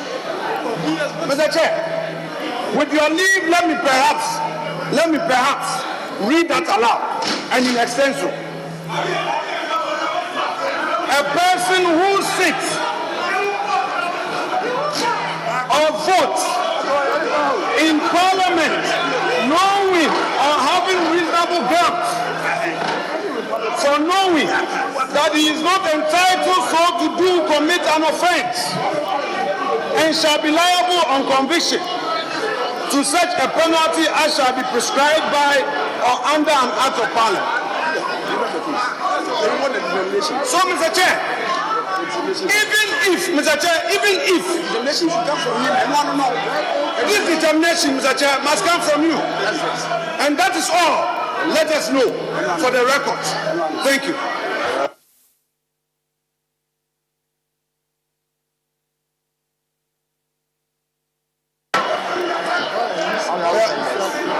Mr. Speaker, Mr. Chair Clerk, we have heard arguments on due process, and to assure you that we are law-abiding citizens.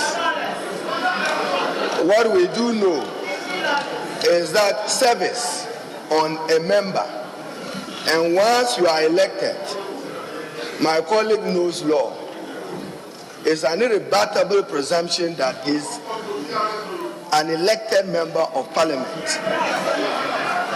Until the merits of his case are so determined, he remains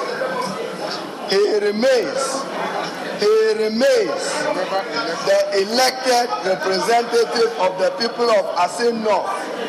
But for us to appreciate your due process, we should know when service was done, the bailiff who came to undertake the service, all that has to be tabled.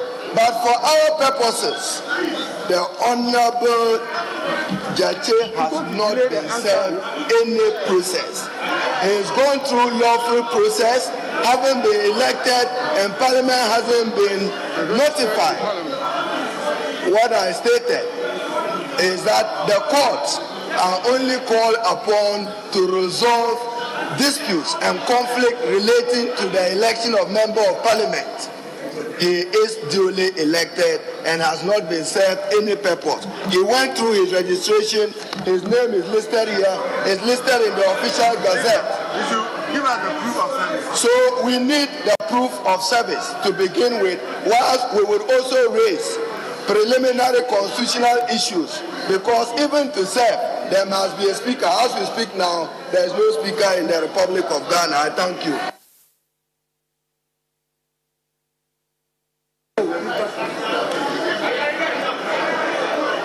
I need to.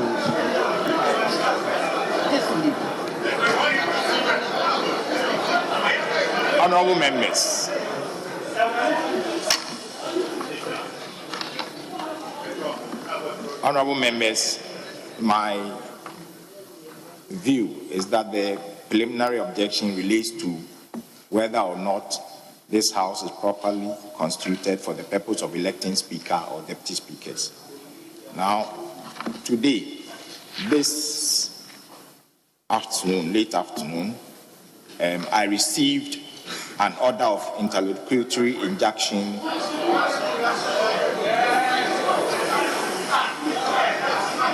from the Cape Coast High Court, which was served on me prior to Parliament on Wednesday, 6th January 2021 at 4:55 p.m.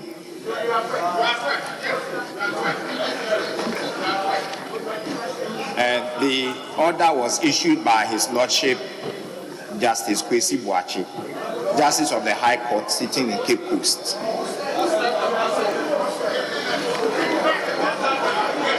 The registrar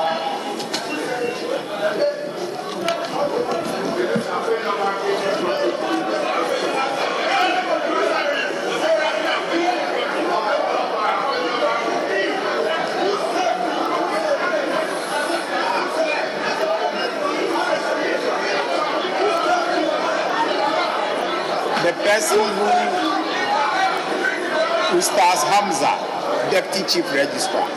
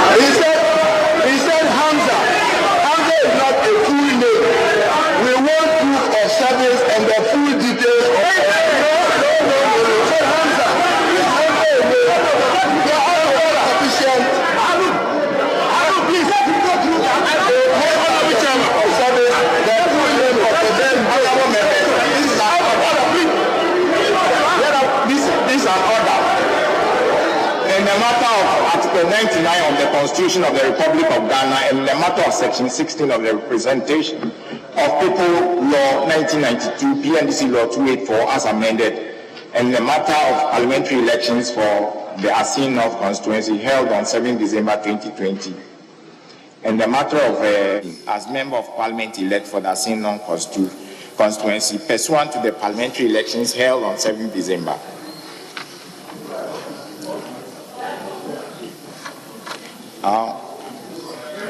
This application, having come on Monday, 4th day of January 2020, on 4th day of January 2021, before His Lordship Justice Kwesi Boakye, Justice of the High Court, sitting in Cape Coast, and upon reading the affidavit deposed by Michael Ankuma Nimfa, applicant hearing in support thereof, and upon hearing Frank Davis, Esquire, and with him Gary Nimaku and Frank Kusi, counsels for and on behalf of the applicant, hearing together with Abraham Amaliba, Esquire, and with him Edu Yabua of counsel and on behalf of James Kwesi, aka James Kechi Kwesi, first respondent.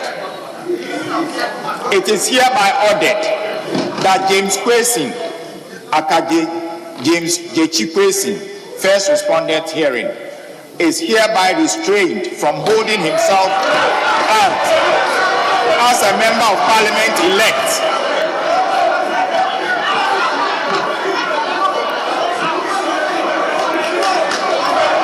is hereby restrained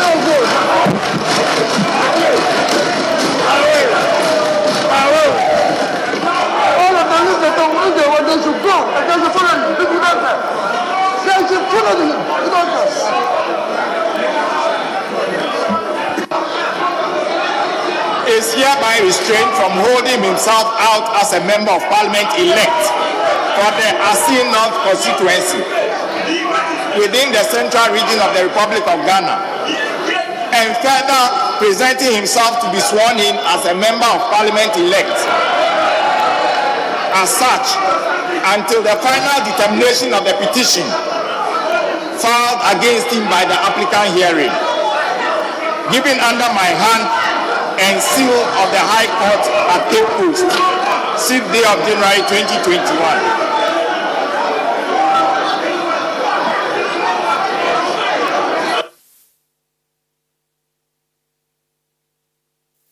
The way you go to Sawan and follow him.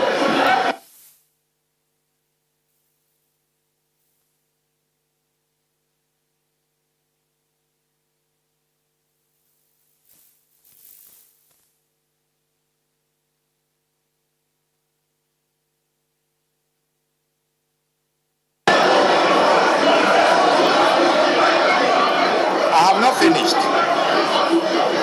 I was, yes.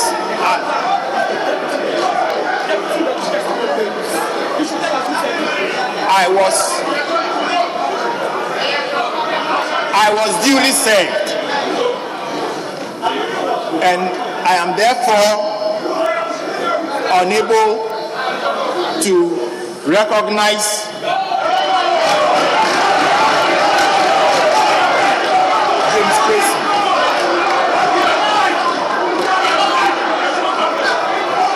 for the purposes of election of speaker.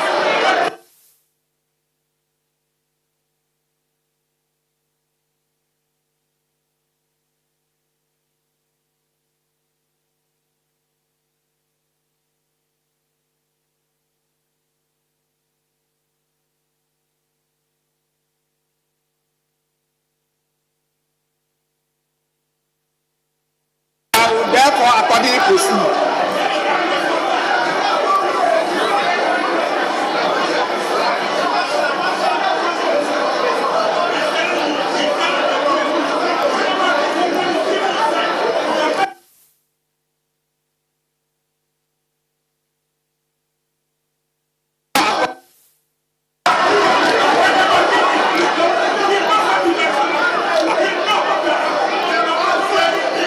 I will therefore accordingly proceed with the conduct of these elections.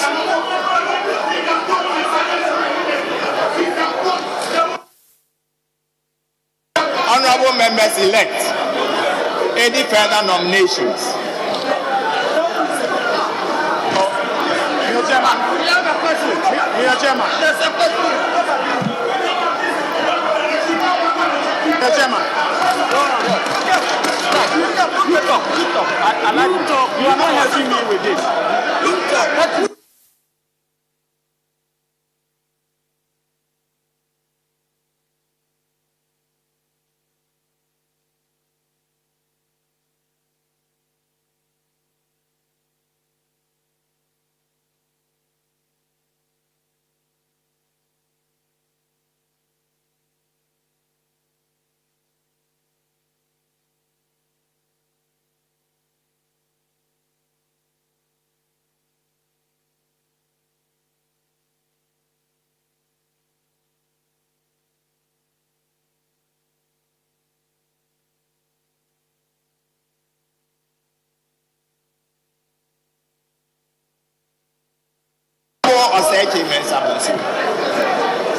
Chairman,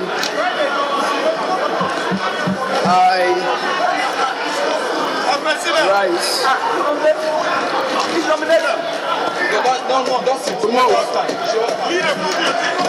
Chairman, I rise to move that Professor Aaron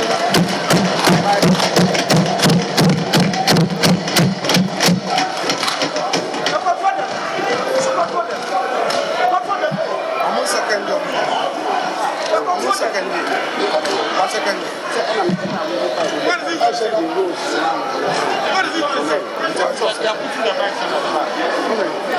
That's what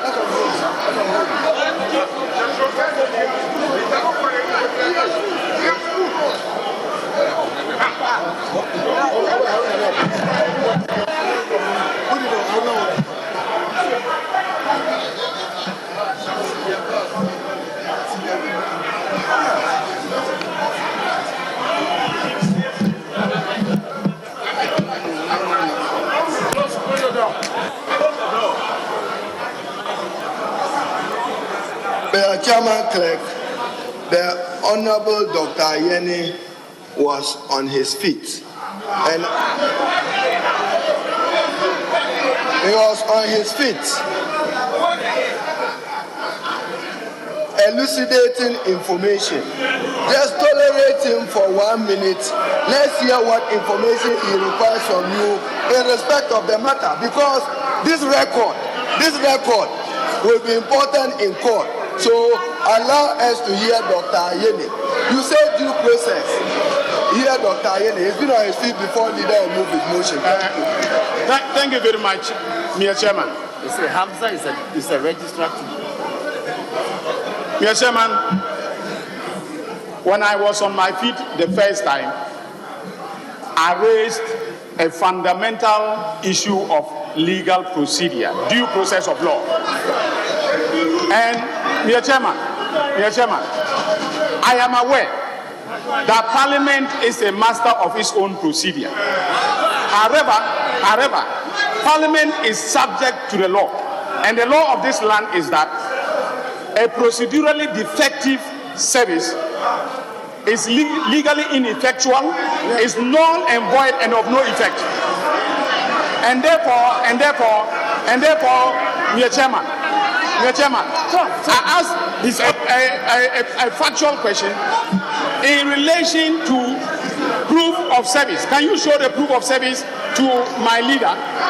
And then also, Mr. Clark, I am aware that the registrar of the Cape Coast High Court is one Mr. Hamza. He's not a bailiff. I have dealt with him in my court practice. The registrar is Mr. Hamza. He's not a bailiff. And therefore, if you are not properly served, that service is not and of no effect. That is unfair.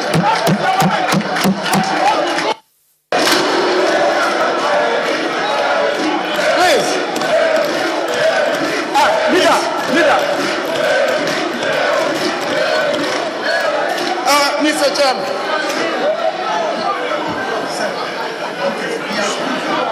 He has been Chairman. So it should not. Leader. No, I do any proposition. Honorable Osachi Mensah, please, any more nominations?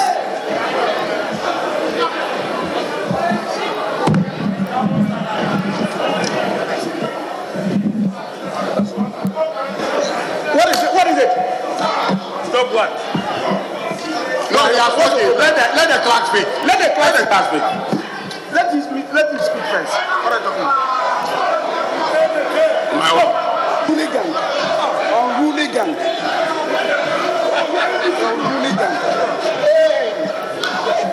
The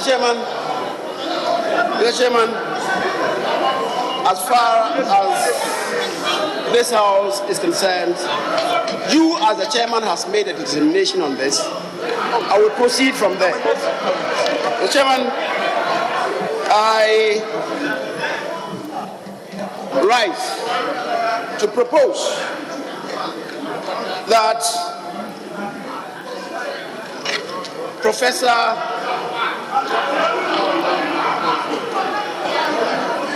Aaron Mike Okwei do take the chair of this house as the speaker. Chair, the Right Honorable Professor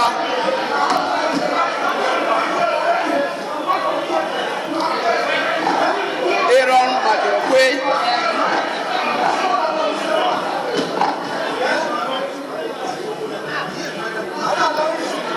The Speaker of the 7th Parliament of the 4th Republic was born to Mr. E.G.N. Okwe of Osu, Accra, and he was a cocoa merchant. And also to Mrs. Felicia Awusiki Okwe, Nee Azu of Odumase Krobo, and the third of the 7 children on 4th April 1944. Professor Aaron Michael Okwe was brought up at Samakase in the eastern region of Ghana, where he attended the Catholic and Presbyterian basic schools before proceeding to Presbyterian Secondary School, Udumase Krobo, his O-level and Apam Secondary School for his A-level. He studied further at the University of Ghana, University of London, and Lincoln A. London.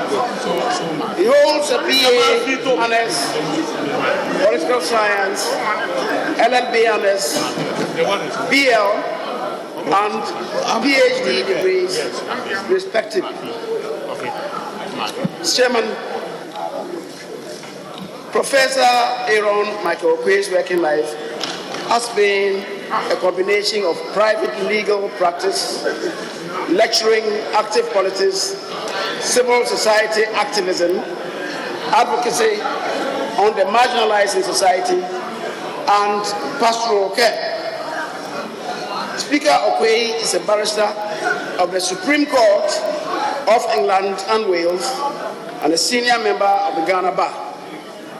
As an academic, he achieved the singular distinction of winning within 4 years the coveted International Rockefeller Senior Scholar Award and the Senior Fulbright Scholar Award in 1993 and 1997, respectively. The Fulbright Award is considered the highest award in academia. He was a visiting scholar in connection with these awards in London and Virginia, George Mason, United States of America. He was the head of Department of Political Science at the University of Ghana, Legon, from October 1999 to January 2002, and also the Vice President of the Africa Association of Political Science from 1997 to 1999. He has researched and written extensively on good governance, conflicts, political education, decentralization, human rights, military intervention in politics, non-governmental organizations, rural development, parliamentary democracy, and gender. He is a keen advocate of the rights of women, including affirmative action. He's one man who has regularly featured in conferences on gender in this country and abroad. His books and articles have been published in England, Canada, United States of America, South Africa, Zimbabwe, and Ghana. His rich experience in African politics has been tapped by many institutions in Ghana and abroad. Professor Michael Okwe is an accomplished diplomat, legislator, politician, among others. Chairman, on the diplomatic landscape, he served as Ghana's High Commissioner to India between 2002 and 2004. As a politician and legislator, he served as the Member of Parliament for Domekwa-Benya constituency from 2005 to 2013 January.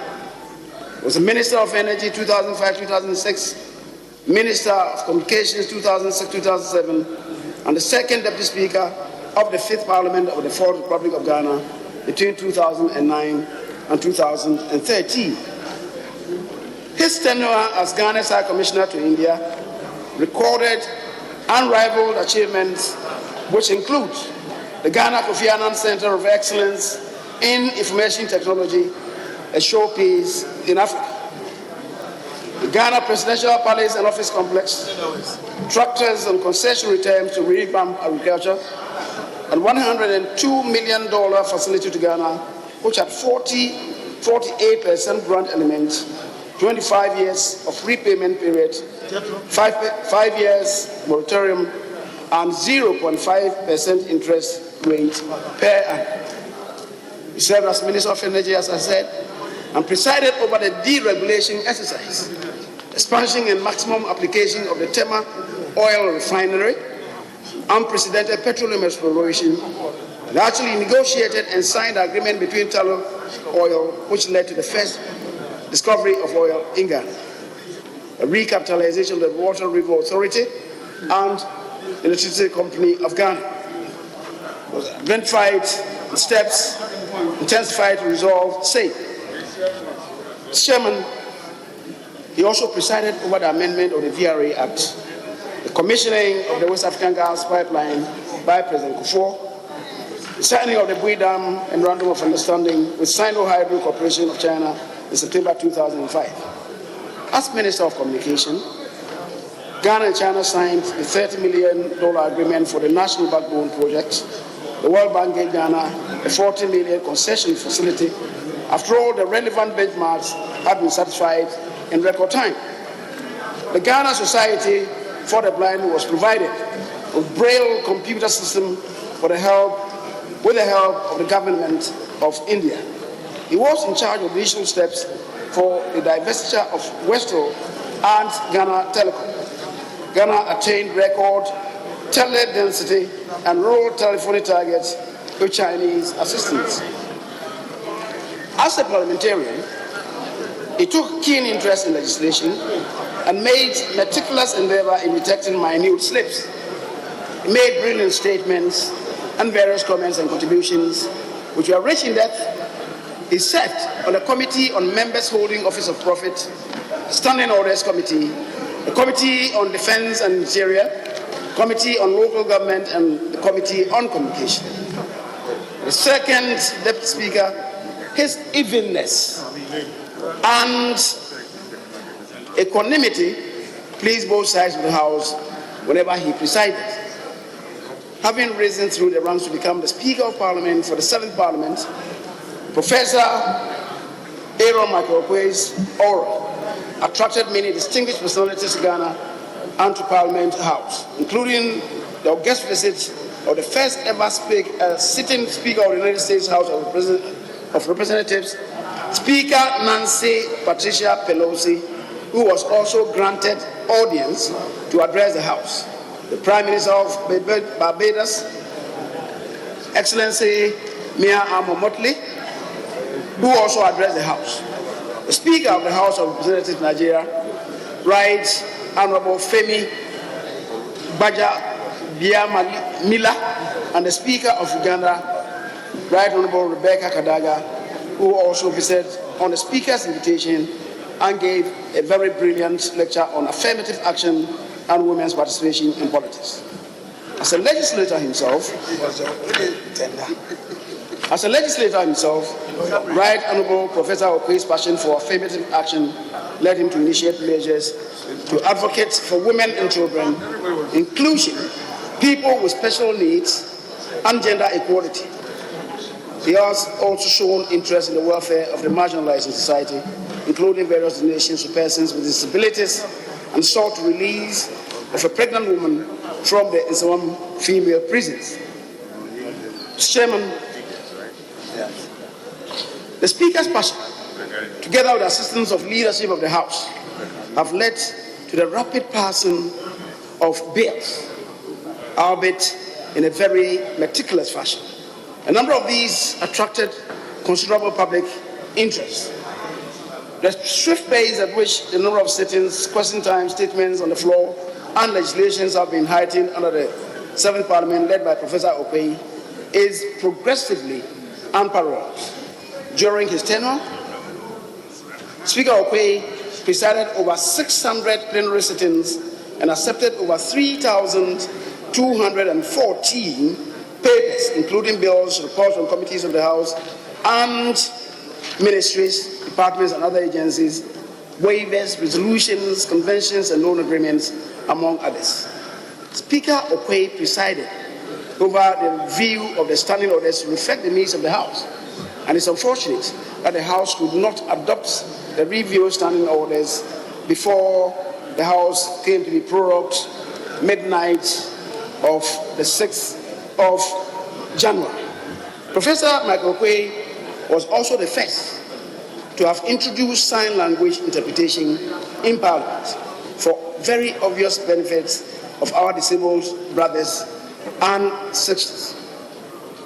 On the 18th of December 2020, the House passed the first ever private members' bill. And these two bills were under the supervision of Professor Michael Aaron Oquaye. Mr. Chairman, Parliament has steadily seen various extension works championed by Professor Oquaye under the Physical Infrastructure Enhancement Project, which includes the JEP 600 annex to accommodate offices for all other members of Parliament who hitherto had no offices, visitors waiting center, drivers waiting center, and the Chamber Support Services block. He also spearheaded the facelift of the existing parliamentary chamber. As an academic, Professor Michael Oquaye took keen interest in revamping the Parliamentary Training Institute. There are many things that he has done to improve institutional structures in the system and human capital and talent development as well. He's also done a lot to promote staff welfare, and the measures that he has superintended over, the chairman, are unprecedented in the annals of Ghana's parliament, notably the 7th Parliament. He has also shown keen interest in building a knowledge hub for Parliament as an institution. The ingenuity of Right Honourable Speaker Oquaye has provided members of Parliament and staff opportunities to participate in several sub-regional and international learning experiences. He ensured that the rich experiences and learning outcomes are documented and bound for historical references. It is noteworthy that under the leadership of Professor Aaron Michael Oquaye, the following books have been published for the first time: The Rulings of the Speaker, Statements on the Floor, Private Members' Bills in Ghana, a guide, addresses by the Speaker and leaders of this House. Mr. Chairman, Professor Michael Oquaye employed his diplomatic skills to resolve many conflicts, petitions, and issues brought before him. He would be remembered for resolving international trade issues between Ghana and Nigeria in September 2020, and several ambassadors and international partners have called on Speaker Oquaye with regards to pertinent global issues. He is a founding member and a key spokesperson in advocating for Africa's debt cancellation to alleviate the unprecedented socio-economic pressures caused by the COVID-19 pandemic. Mr. Chairman,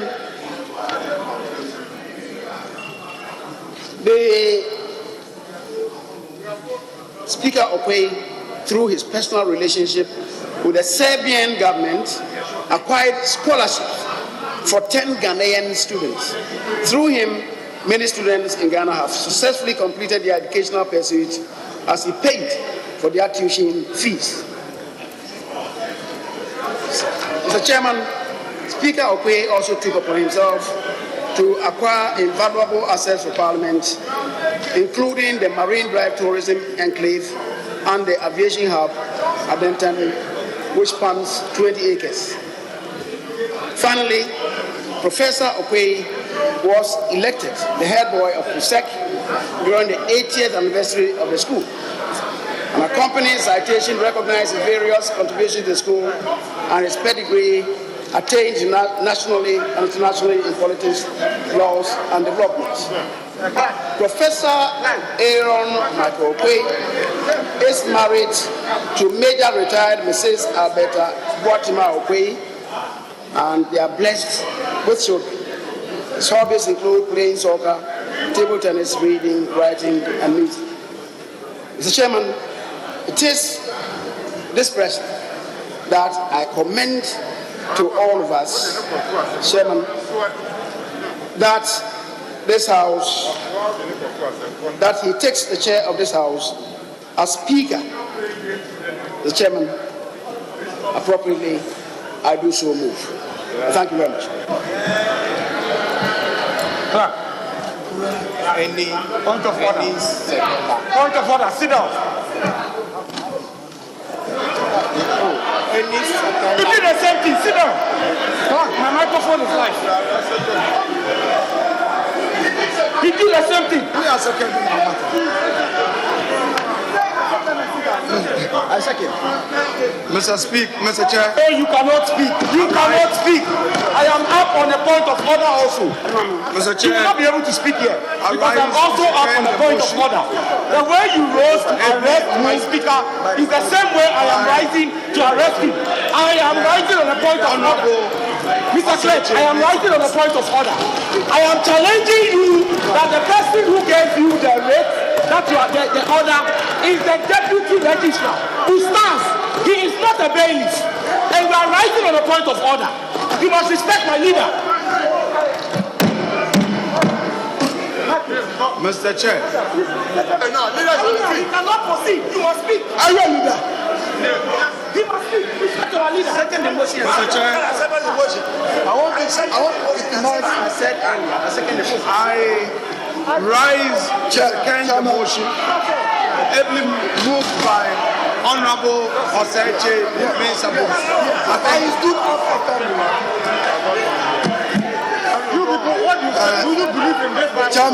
Chairman Clerk, just for the record, I want you to lay transparently the service and processes that were served on you on the table with evidence of the bailiff and hour and time of which he signed to serve you. Lay it for our purposes as is required of law before we proceed further. We want proof of service late, but I'd like to inspect it to satisfy myself and to find out from you, Chairman Clerk, whether when you receive service, you actually communicated same to the MP-elect as is required by law. What time you serve?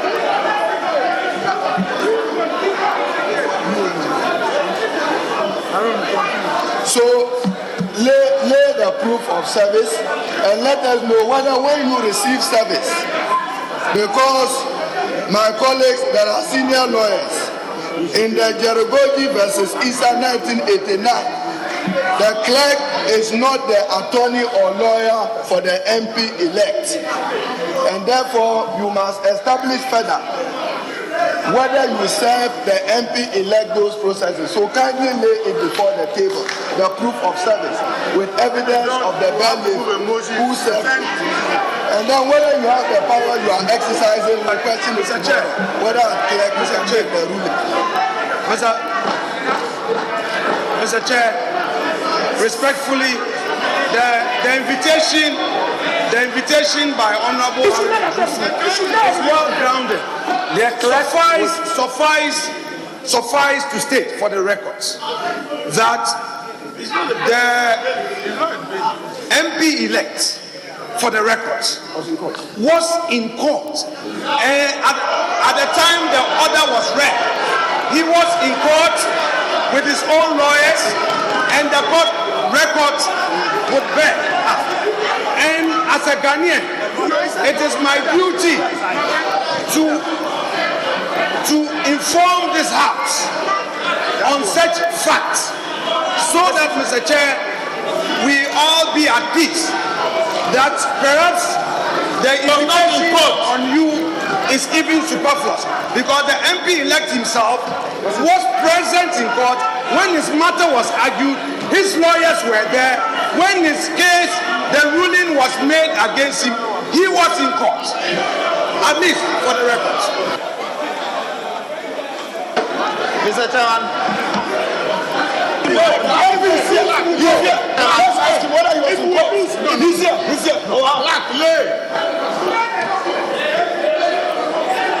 I will lay it, but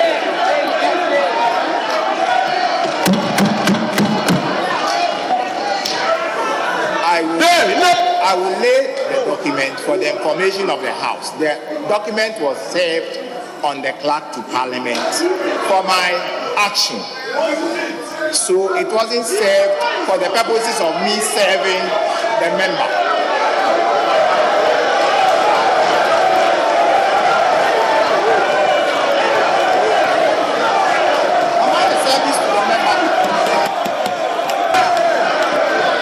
Mr. Chairman, the practice is that even though you may be in court and the president what another is granted, the procedure is still that you must be served properly. Shame. Of disgracer.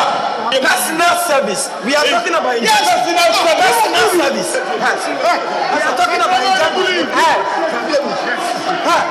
Leader. Injunction. An injunction to the personal. An injunction to the house of jail. You are still in the house of jail. Personally. You are still in the house of jail. Election today.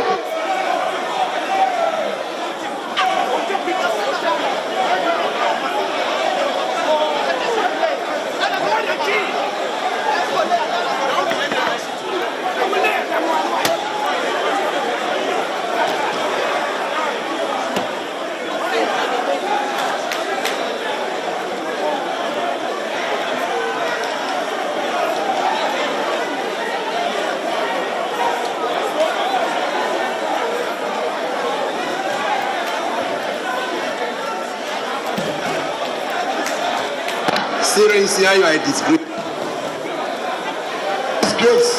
Cyril is a tool in the house of Che.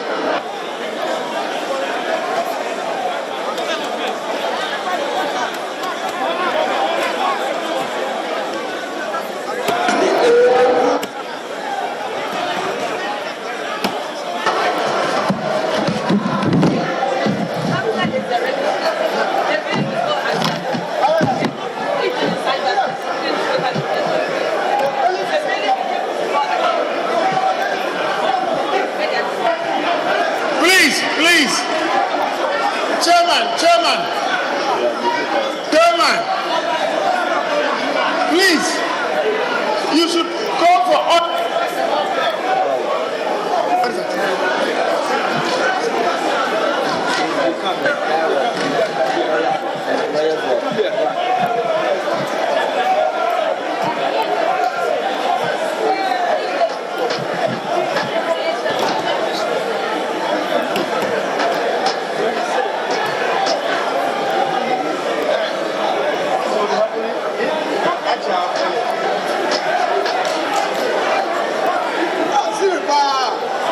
I'm sure.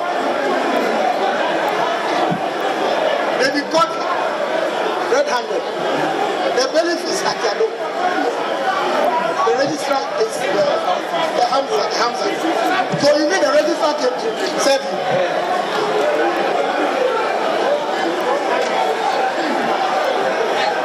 So you mean the registrar came to serve you? Chiefs.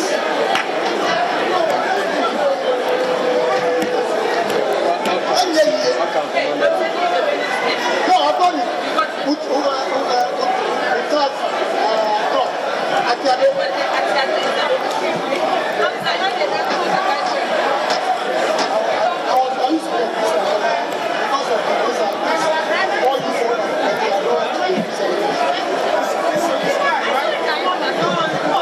How can Parliament be used to perpetrate fraud on the people of Ghana?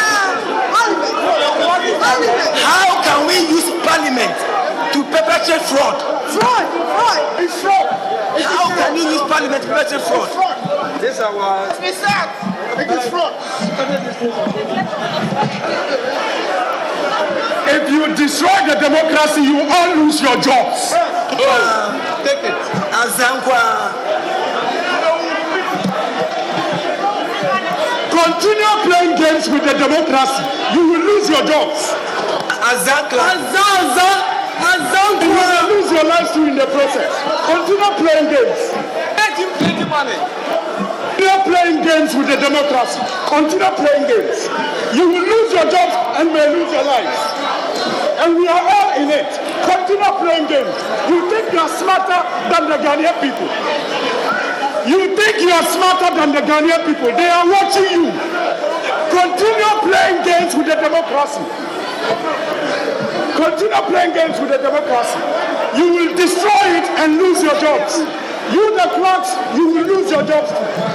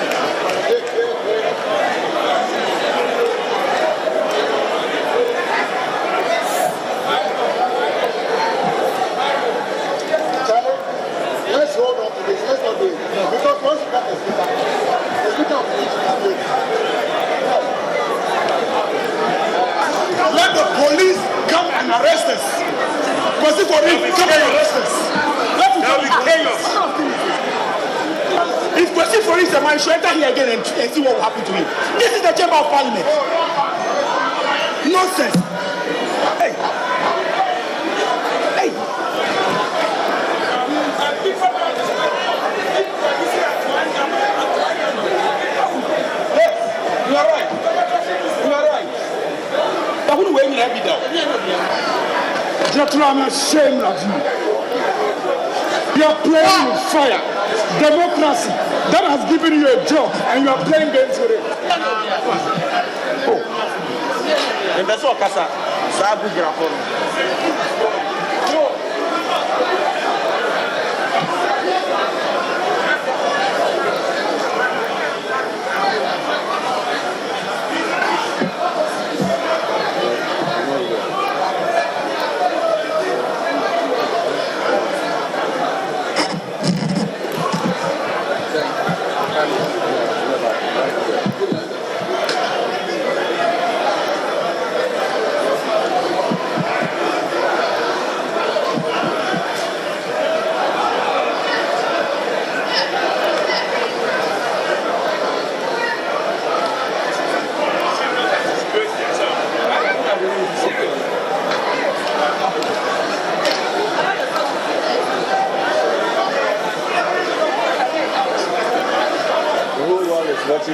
Under your watch.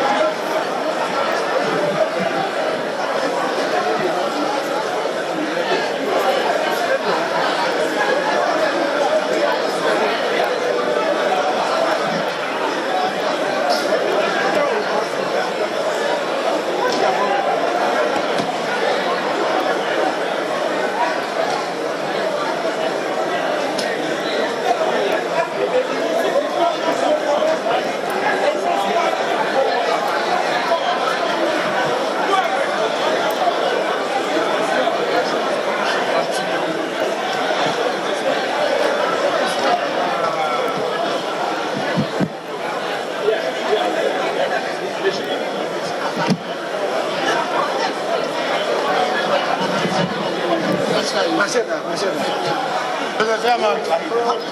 Mr. Chairman. Mr. Chairman. Mr. Chairman. Unfortunately, what you claim to do, remember you are not clothed with the authority to do what you were trying to do. Because what you are trying to do is indirectly serving the member in the chamber. If the member is aware that there's a court injunction against him and he decides to come here to be sworn in, it is a matter for him and the court, but it is not for you, because you as a chair, your duty is to tailor us through the election, but you are not clothed with the authority to tell us or to serve a member in the chamber.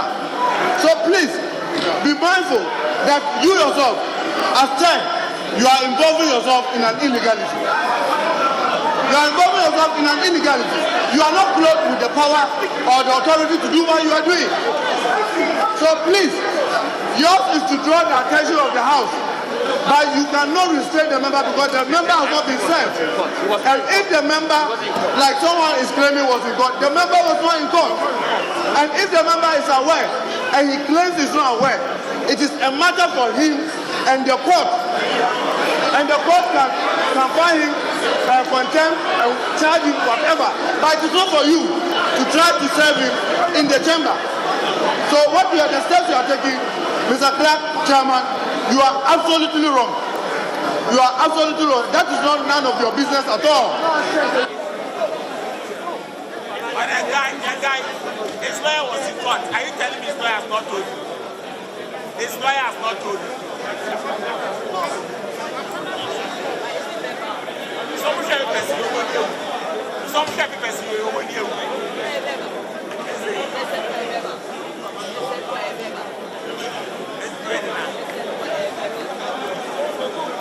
That's all of what?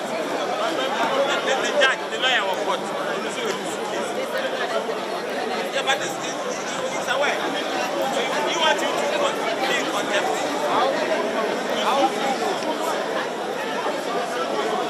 They put an injunction on the matter. They want you to be in contempt.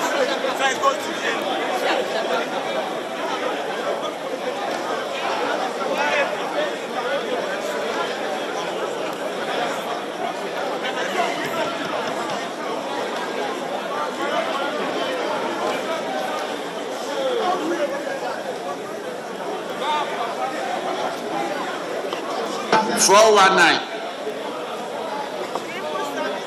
Then the parliament is here 419. Now the paper is genuine. So now they are under. It says was fake. It says it was fake. 419. Crack Barao.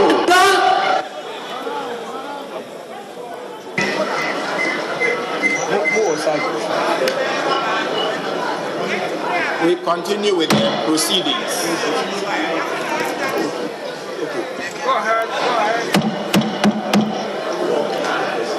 But the woman cannot maybe talk over.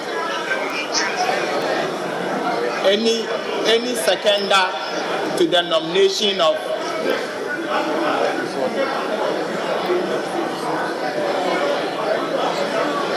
any seconder.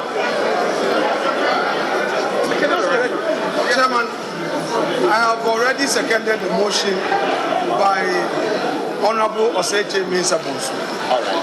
Yes, so suffice to reiterate that an earlier submission by Honorable Harune Jusu, which invitation made a demand on you to provide a proof of service.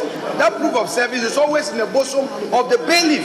So, Mr. Chair, just for the records, so that we are all satisfied, that you as a recipient of a court process cannot have the proof of service. It is held by the bailiff, which is in her administrative records. That is the law. That is the law. Sit down.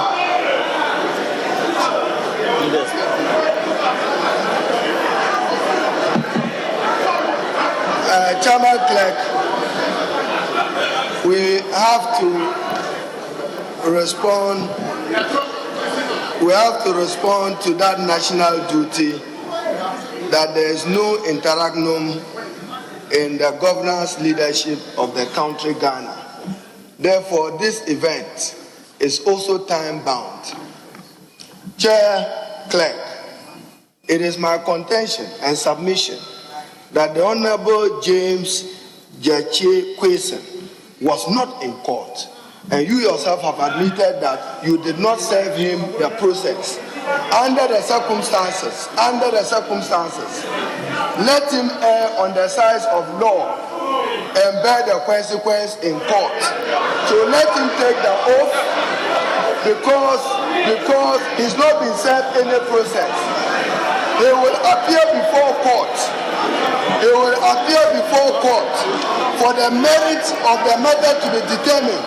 Because Chairman Clerk, I'm not sure you are clothed even with the powers of the ruling that you made as Clerk Chairman.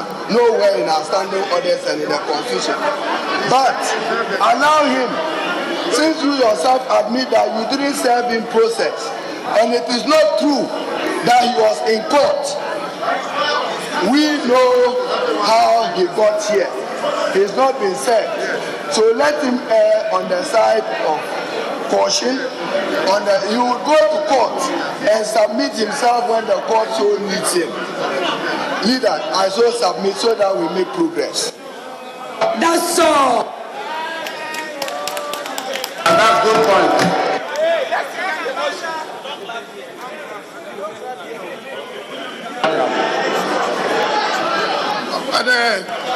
Clerk Chairman, this House cannot condone an illegality.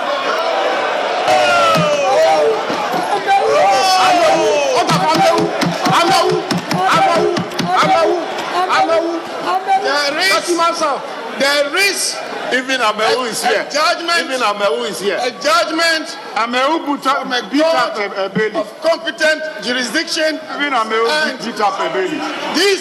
This parliament knows about it. You sit down. You are an illegality yourself. Sit down. You'll be complicit if you give a ballot to him because he's not supposed to hold himself as an MP. That will not vote. That will not vote. We will vote today. Mr. Chairman, you are boring. Sit down. You are boring. Sit down. Yes, you mentioned Amewu. Amewu had an injunction.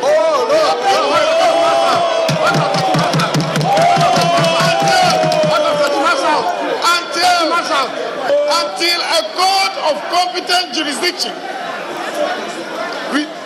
revoked, quashes it as by the Supreme Court or on appeal, is a binding order of the court. And please, we who pass law here cannot lead to that. He came here, that's his matter, but this House cannot be part of an illegality. He is not supposed to hold himself up, and therefore, please go out. 137, 136. Move out, please. Go out. Go out. Go out.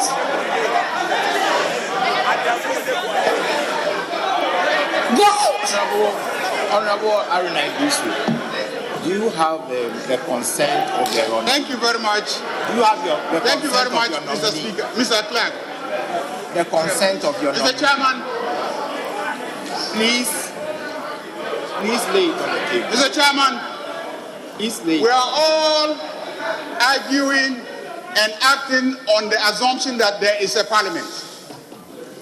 Mr. Chairman, as we speak, if you read Article 93 of our Constitution, we still don't have a parliament.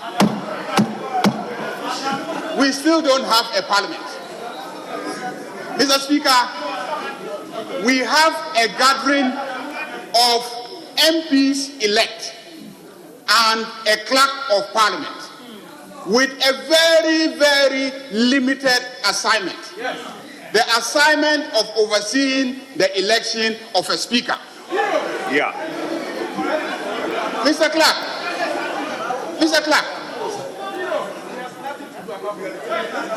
the processes, the privileges, the immunities that members of parliament enjoy are the issues that are being debated here.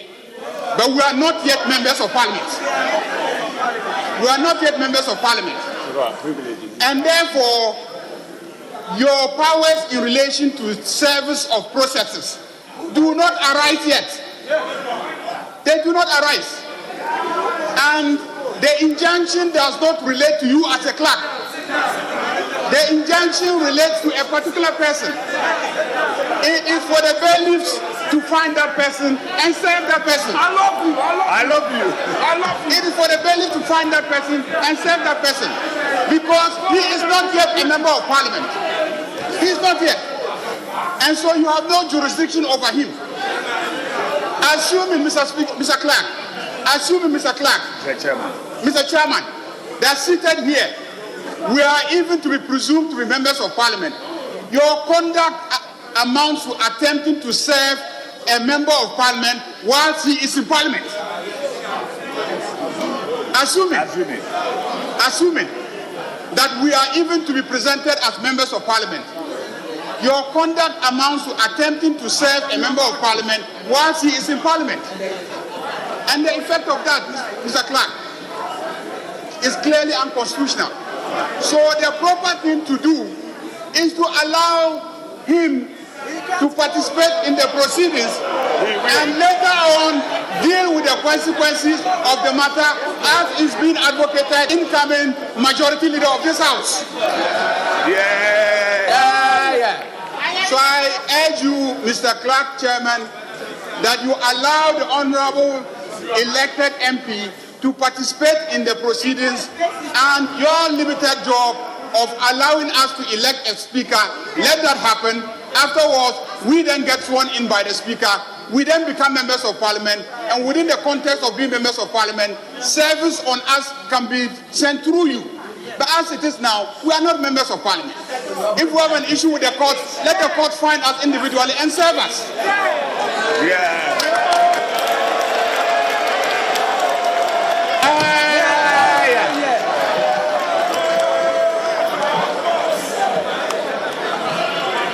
Mr. Chairman. Thank you very much. Thank you very much, Mr. Chairman. Mr. Chairman,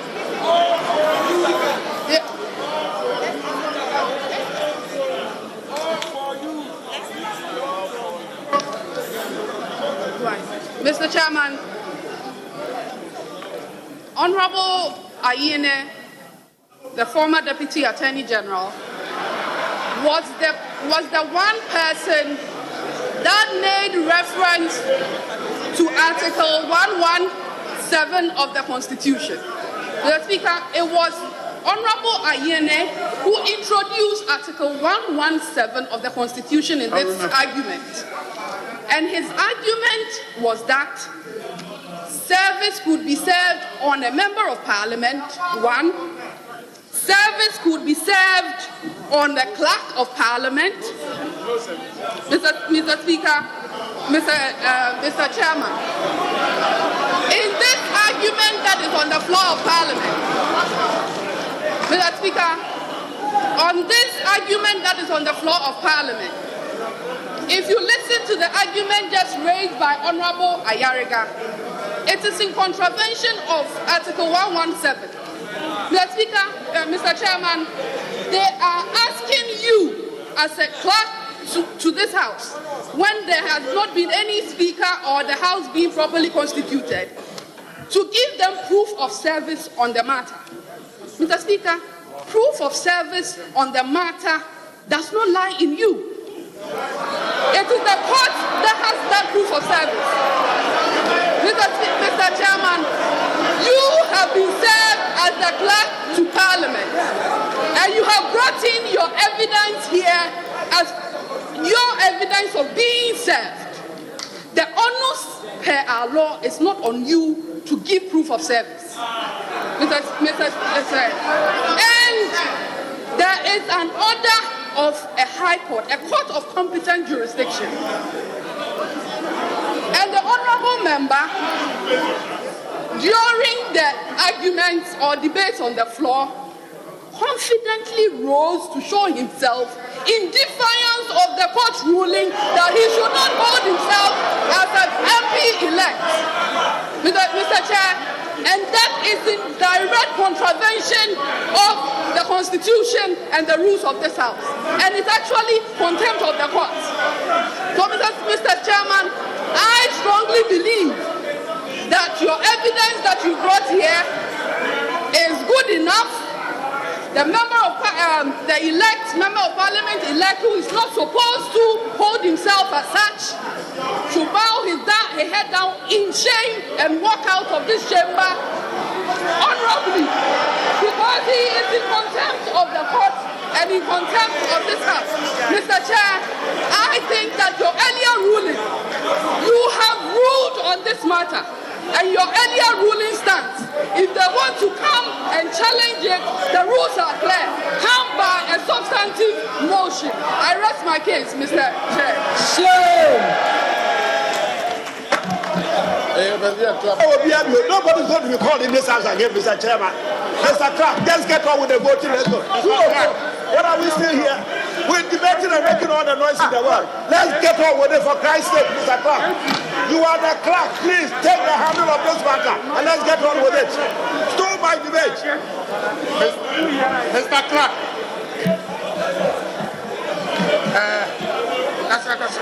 Mr. Clark.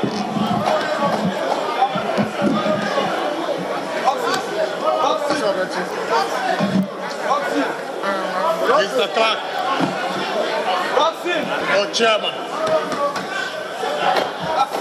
Hey, I have something to say. How can you let Ayarida's case go? Mr. Chairman. Go ahead and see. Mr. Chairman.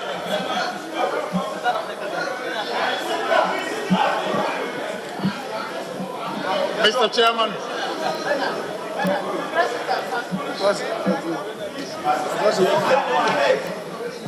Why did Kate come from?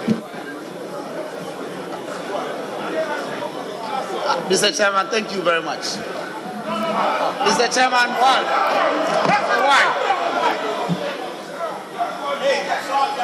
Russell.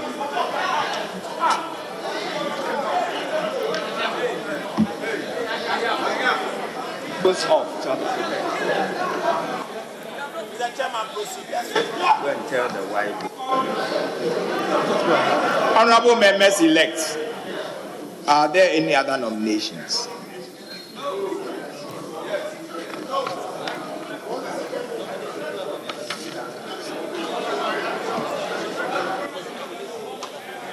I then proceed.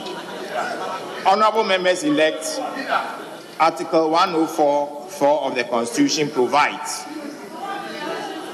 that where, and I quote, where Parliament is considering a bill to amend the Constitution, or where the voting is in relation to the election or removal of any person under this Constitution or under any other law, voting shall be in secret.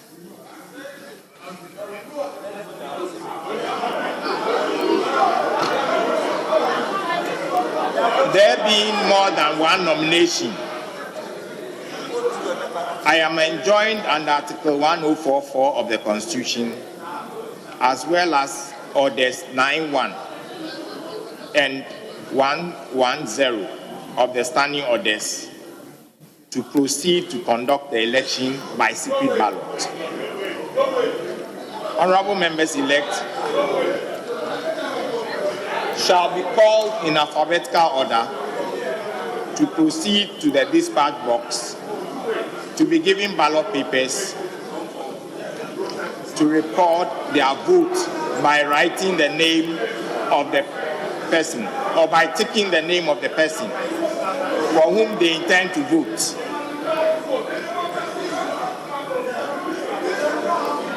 Honorable members elect, kindly note that you can only vote for a person who has been duly nominated and seconded. May I also inform you that this is a secret ballot, and therefore you are required to fold your ballot paper so that the name written on it is not seen by any other person when casting your vote. Thank you.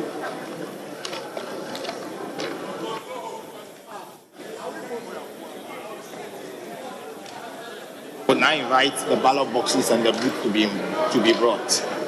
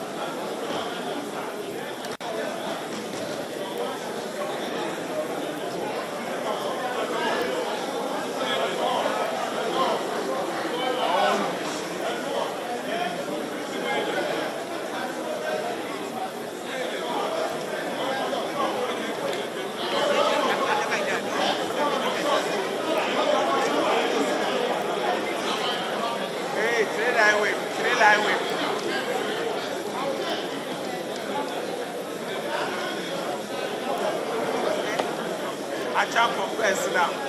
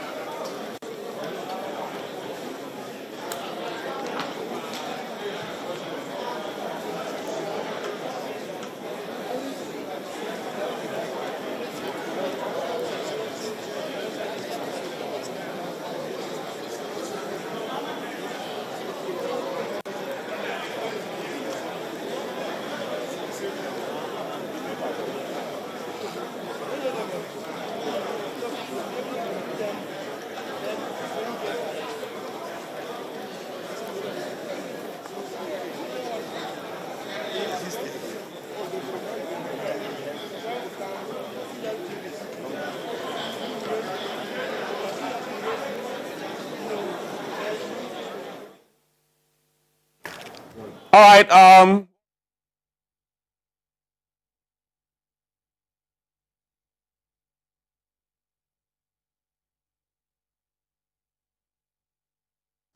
Thank you for staying with TV3. This is our live coverage of developments in Parliament. The 8th Parliament of the 4th Republic is taking shape, and very soon we'll get to know who the leadership of the House will be. Clearly, I'm sure you at home or wherever you're watching, you've also been monitoring developments on the floor of the House. There are those who've enjoyed it. There are those who've questioned a number of the issues that have come up. We're also going to be having a little chit-chat while we wait for the voting to start the counting, and then subsequently we'll get to know who the Speaker of the 8th Parliament will be. My guests are still with me. We've been having our own back room conversations regarding what we're all seeing.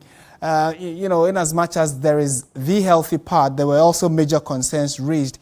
We have a lawyer with us, we have a political scientist with us, and then also we have someone with extensive knowledge when it comes to parliamentary affairs. We're going to be picking a number of the key issues and then chit-chat about it while you also send us your thoughts on what you have observed so far on our various social media handles. My personal handle is @NewsyMartin, @NewsyMartin. So let's get talking. This is TV3, and as I mentioned earlier, on the right side of your screens are the live images from the Chamber of Parliament, so you're still watching. Now, let's start from exactly what happened and how come what was supposed to have taken maybe a maximum of 10 minutes.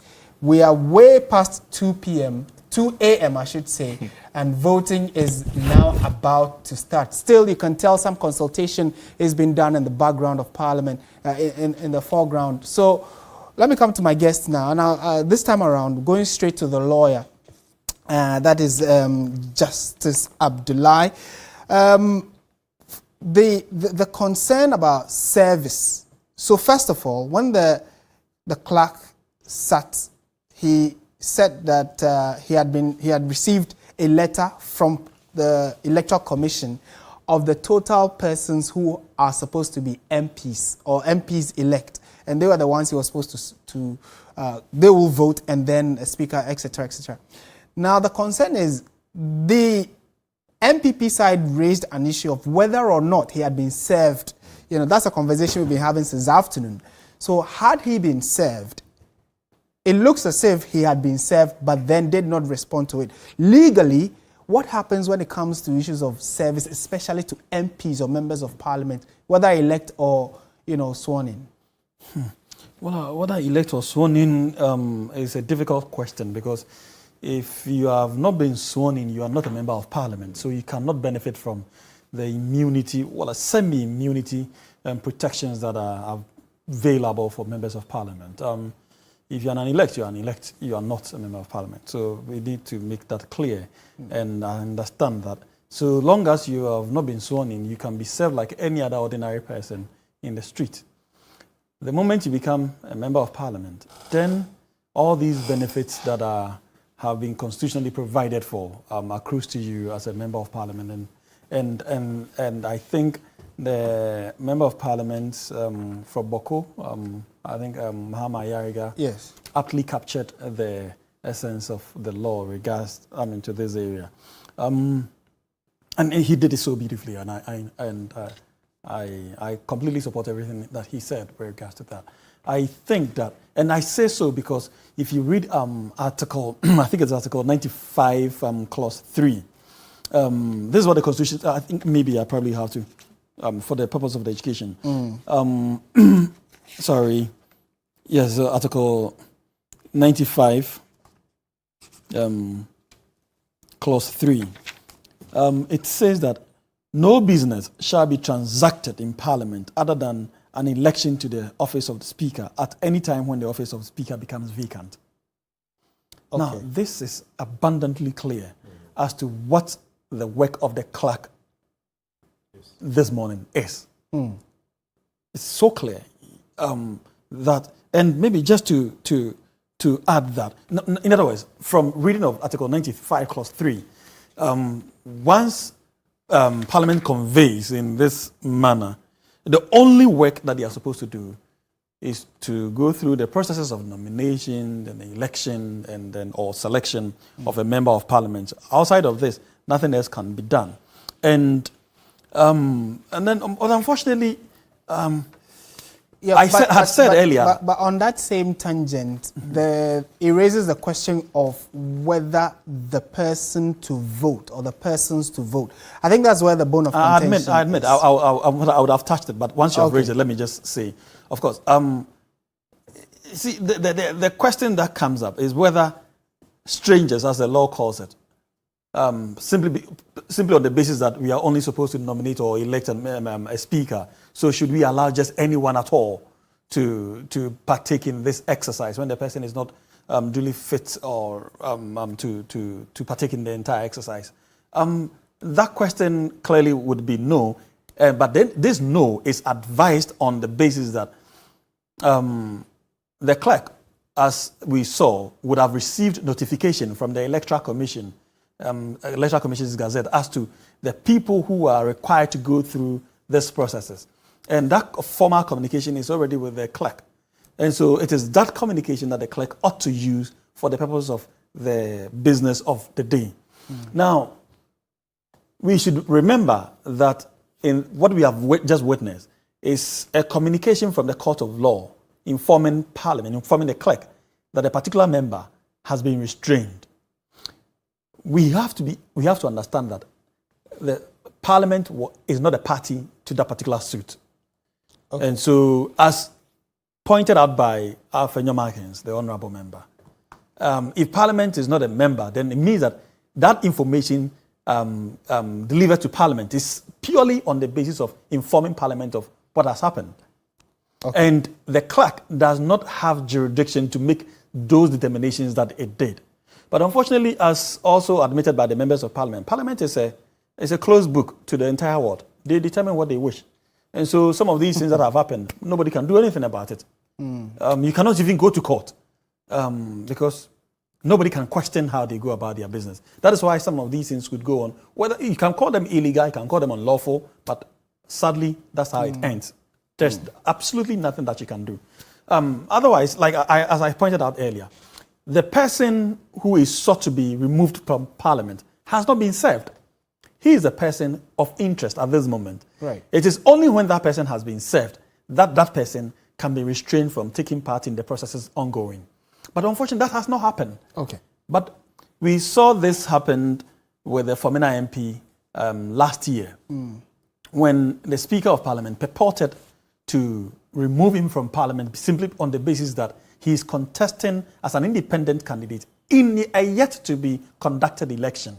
And I have made this known clearly that that act was unconstitutional. But and guess what? That Speaker of Parliament admitted that indeed the Constitution or the standing orders do not even provide for his own the conduct that he was addressing. That there's no room in the Constitution that addresses that issue. But he feels, and I clearly, it's a political decision, that so long as the person has decided to contest as an independent candidate in the next election, as far as he's concerned, that is a ground for the removal of the Member of Parliament from office. Now, see, I'm bringing this up because we need to know some of the illegalities that are going on in Parliament. And if you do not bring this to the fore, the fact that we may not be able to contest this in the court of law because it's a closed book to the rest of the world, it does not mean that we cannot question some of these pieces. We need to question the basis of some of these decisions so that they will be put on notice that we are watching, so they would act appropriately in our favor because they are not there for themselves. They are not there. They do not owe allegiance to their political parties. No member of Parliament goes to Parliament and swear an oath to his political party or in favor of his political party. We'll go further in detail on a number of what you have described as illegalities in Parliament. Then we probably will also, based on that, look further whether the Constitution itself has allowed for some room for these illegalities to thrive. Before that, though, Dr. Amanolate, from what we witnessed, it clearly showed that, yes, we know already that we are strongly divided along party lines. But then what would the best approach, you think, in resolving this kind of issues? Well, The best approach in resolving this issue has been hammered times without number. That it would have been one of trying to reach out to the other side of the aisle, trying to build consensus right from the beginning. After election results declared, the NDC, the MPP, they knew the numbers they had, 1 or 2 being contested, but they knew that none of the parties had a clear majority. So in that case, there was a need, especially, as I've been hammering from the beginning, especially on the part of the MPP, because they'll be forming government, to reach out to the NDC in order to build consensus. The scaffold that took place in Parliament, I don't think that it was needed, because some of these things could have been prevented if the leadership of the MPP and the NDC had met to talk about some of these things. They could have resolved them even before coming to the chamber, so that these things, it would have just gone on. Nominations coming from the MPP and the NDC, they could have come to a compromise that, okay, you take the speaker, we take first deputy, second deputy goes in. Some of these things could be done without the troubles that we are all going through. Is it not possible that maybe these kinds of negotiations have gone on in the last few days, but they just are not getting to a compromise? So it's playing out for the entire world to see. And then we need to question why our MPs are there. Are they there for their parties? Because what has gone on, we can clearly see that their division is not on any policy, but the division is purely on party lines. And that is what it doesn't help our developing democracy. We need Parliament to be rallied around policies, to be rallied around laws, to be rallied around things that are common to us all as Ghanaians. But they are sharply divided on party lines. And that is what we need to start as a society, conscientizing ourselves that we don't need to rally around a political party to see Ghana develop, but we need to rally around some national agenda that we have for ourselves in order to move on. I think that if this is not nipped in the bud, it is going to affect the presidency of Nana Akufo-Addo, the second term, because this division and the way they were arguing, none of the sides is willing to back down. It might not be easy for His Excellency the President in the second term. Dr. Draman, we pretty much were all taken aback looking at, you predicted that if a number of the issues are not ironed out much earlier, we are likely to see some of these things play out, even when normal government business is brought to the House for debate. Is this truly a foretaste of what is to come, as I mentioned earlier? Or maybe this is just because of the earlier issues that have come up, they are very likely to go past it or go beyond it and give us the kind of parliament we want? No, I don't think so. I think it's a foretaste of what we are going to see. I predict that we are going to see a lot of gridlock, we are going to see a lot of chaos, and we are going to see a lot of disagreements in the 8th Parliament. And I think the events of this morning are beginning to give us an indication of what is ahead of us. And if you hear, like I said earlier, if you hear both leaders speak, you hear our president speak, on the part of our president, very nice words and so on. But immediately after his speech, yesterday, when we had the majority and the minority leaders, you don't get a sense of the fact that we are trying to unite as a country. And then you also mentioned that perhaps maybe there's been some kind of behind-the-scenes dialogue that might have broken down. Yesterday, the minority whip, Muntaka, was on TV saying that nobody has reached out to them, nobody has talked to them. So, if that is, if we can just believe what he was saying, it simply means that, we are all talking consensus building, we are all talking the fact that we need to, the two parties need to work together, but maybe we are just waiting for miracle to make this happen.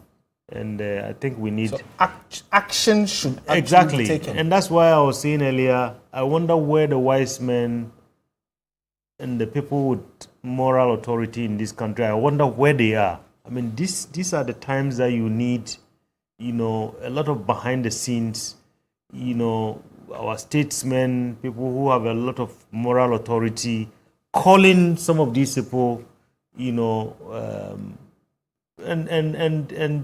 having some serious national discussions. But I don't think,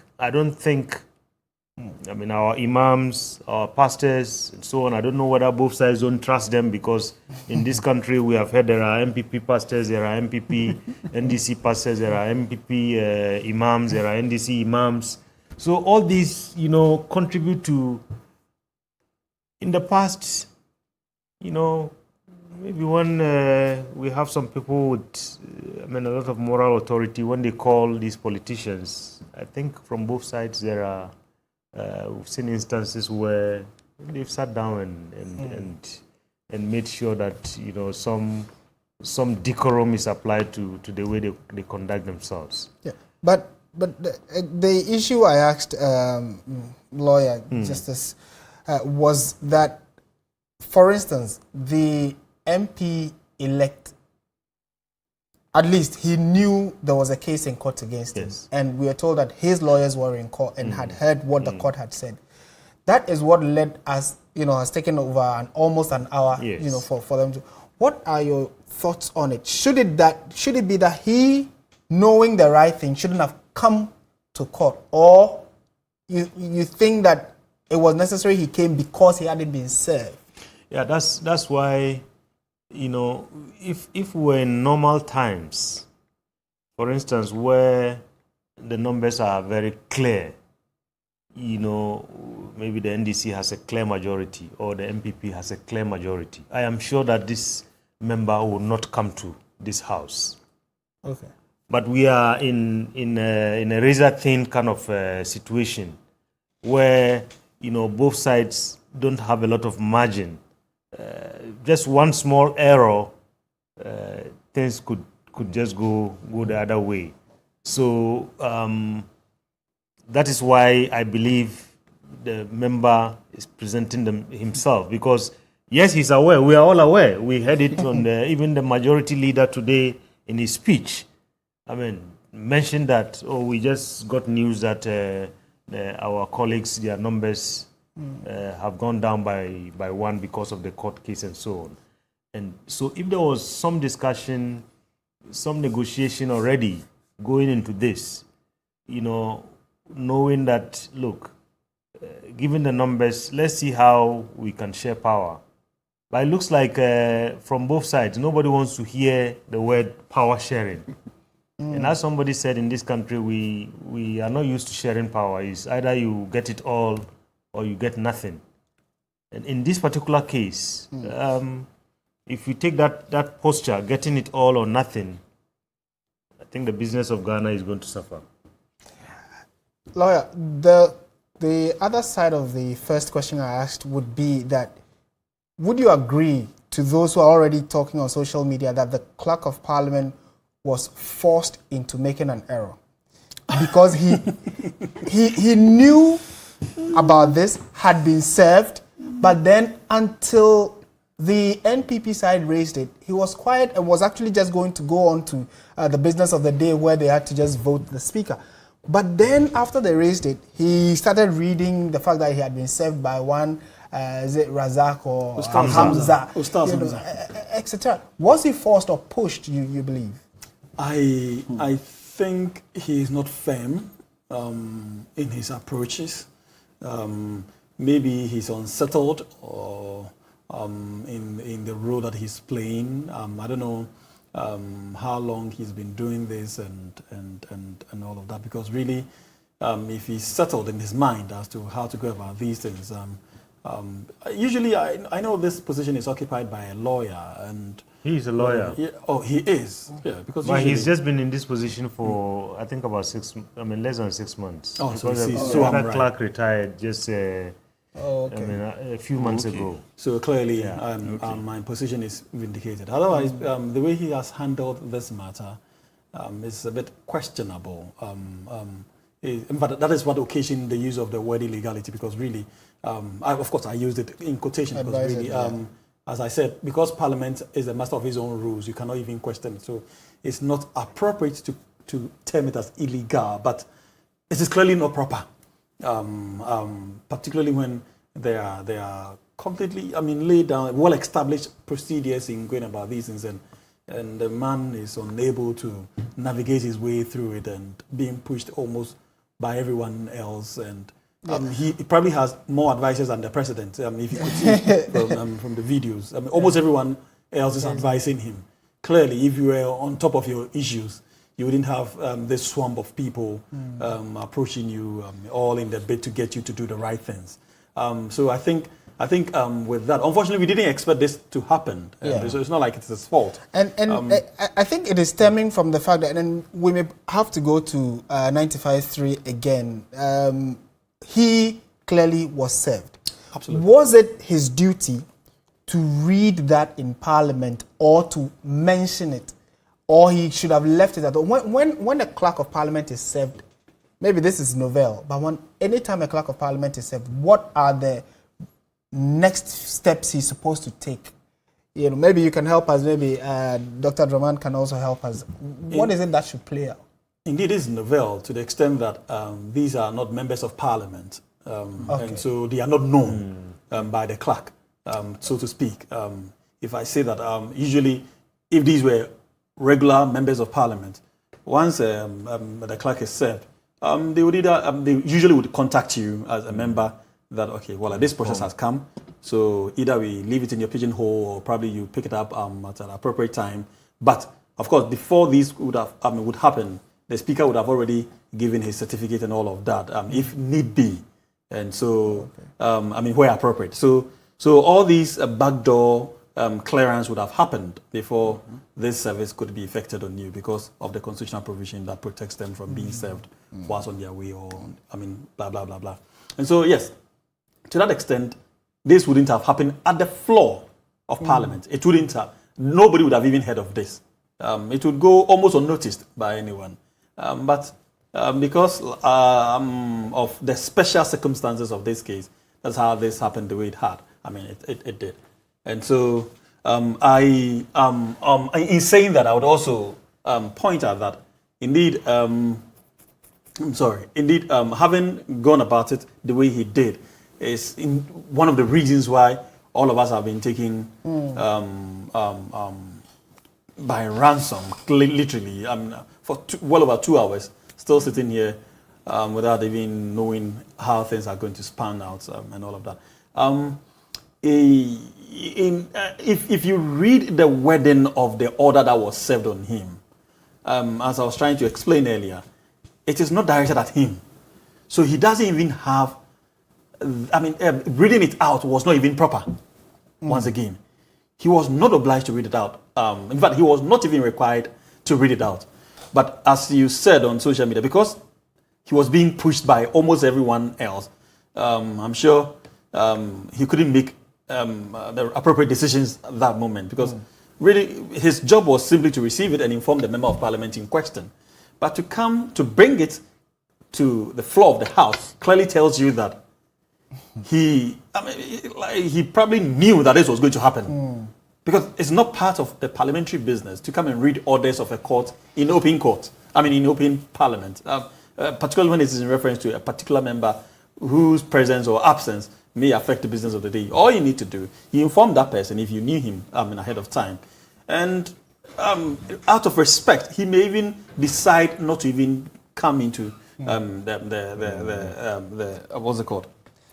The house itself. So, for these embarrassment, because at this moment, you are compelled either to remove him if he decides not to move out voluntarily, and that kind of embarrassment is not proper and is not the most appropriate thing that we would expect to happen on the first day of Parliament sitting. I mean, I'm sure the new MPs will be awed by this kind of activity. And you talked about the fact that the clerks seem to be having a multitude of advisors. And on your screens, you can still see that lots of people are talking to him. That's the NDC whip, Muntaka Mubarak, chief whip, still trying to have a word with him. He's been advised. He's left and come back to him. Lots of conversations going on there. Let's talk about the conduct of the MPs, especially for MPs who are yet to be sworn in. What kind of picture are we painting, especially for the first-timers who are coming out? I'll start with you, Doc. For first-timers going to Parliament, and this is your first sitting in a chamber, and experiencing this level of heckling, and especially coming from the leadership. You look at those who started, Honorable Saichi Mensabuzu, Honorable Alexander Fenyomakin, then on the side of the NDC, you have Honorable Haruna. So you look at, they are the big whip in the party. And seeing them set these examples, being the first day that they are in Parliament as yet to be sworn in, you realize that it doesn't augur well for the new members in terms of how they will be the orientation. And these things do not augur well, not just for Parliament, but for us. And not to cut you, but on your screens now, there seem to be a further degeneration of what we're just talking about. Punches seem to be flying, but then these same MPs are trying to hold each other back from getting the issue to get out of hand. We do not know how it started, but we saw Muntaka Mubarak moving towards the side of the NPP. Then he must have been confronted, and it's gotten pretty nasty. In the fray of things, there's Katie Hammond. Some of them are trying to separate, and on their faces you can see they are smiling. But then we are just hoping that this is not anything,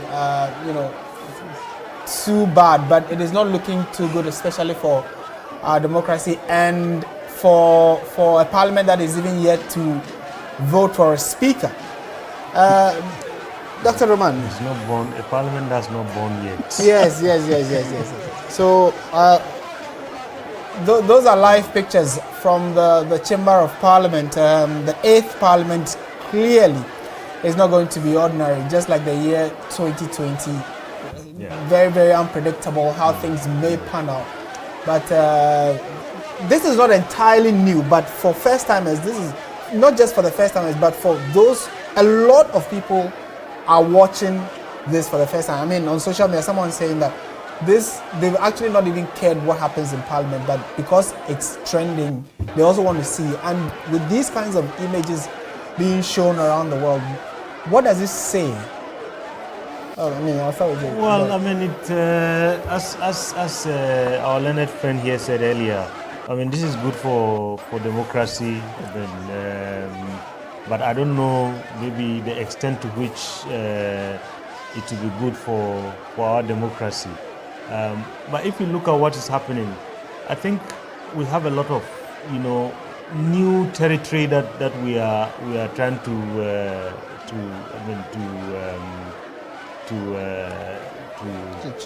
chart. I mean, that was the word I was looking for. To chart right now. I mean, the clerk is sitting there. He's dealing with a situation that Parliament has never, dealt with. The MPs themselves, they are dealing with situations that, they have never dealt with before. And then it all hinges on the balance of power. Because one small decision could tilt the balance. And that's why you are seeing all these. And I think for the first-time MPs,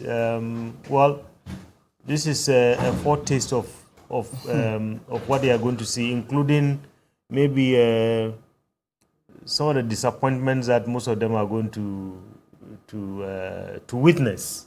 You know that it's not all rosy a place that they've struggled and spent so much fortune. I mean, people have sold their houses, people have sold land, people have sold properties. No, it's serious. Of course. And then they get in there and they realize that this is not. It wasn't as they thought. It's not what we bargained for. So for me, I think this is even the tip of the iceberg in terms of the shock that most of them are going to. But I mean, broadly speaking, I think this is not good for our democracy. I mean, to be honest with you. I mean, I have friends, I mean, in different parts of the world who in the last couple of weeks have been asking me, is this really Ghana? I mean, you guys lost 6 people during your elections. I was in Burkina Faso during their elections. You know, they have been battling with terrorists, the jihadists, for the past, I mean, how many years, only God knows. And even on their election day, there were some areas in the country that they agreed that these people cannot vote. But on the day of voting and counting and after, not a single life was lost. And then so people are asking me, what's going on in your country? Your country that we are all seeing as an example of democracy, not only in the sub-region, but so these images are not good. These images are not good. You know, I have friends from Gambia right now, they are sending me messages and saying, what's going on in your parliament? It's just like what's happening in the United States. I mean, I don't know, tomorrow when I go to some of these parliaments, I don't know what I'm going to tell them, whether I'm bringing any good example from our country. Right. My producers are still working the lines to see whether we can get through to Komla Kluche and Mercy Darling Loco. They are our correspondents on the ground to tell us exactly what may have triggered this new confrontation. It looks as if they are unable to decide on when. We can't tell what it is, but the voting that we are all waiting for hasn't even started. You know, so maybe that is what we will try and get some clarity on when we are able to connect with our reporter Komla Kluche and then also Mercy Darling Loco. They are in Parliament, and so like we mentioned, those are live images on your screens of what's happening in Parliament. My guests are still here. We are all trying to make sense of these very surprising developments on the floor of Parliament. And lawyer, I'll come back to you again. There certainly should be a way out, of all of this in the coming days or probably in the next few hours. I am at least pleased with the fact that it is quite heated, it's verbal, but then, sometimes almost turns into fisticuffs, but then it hasn't gotten there yet. But what should the leadership of both sides as of now be doing? Because if the ordinary floor members are at each other's throat, leadership should be seen to be working, no? Actually, maybe you're not watching well. It is actually the leadership that are fighting. If you're watching, most of the fight has been between, has been led on the NDC side by Muntaka. Okay. And then he's a leader from that side of the divide. And so, but really, I don't know why the sentiment appears to be a worried sentiment, particularly from Doc. I think we should be. You see a lot more positivity in I think we should be excited about this. I think this is very good. This is positive in every respect. More so, let's all be frank about this.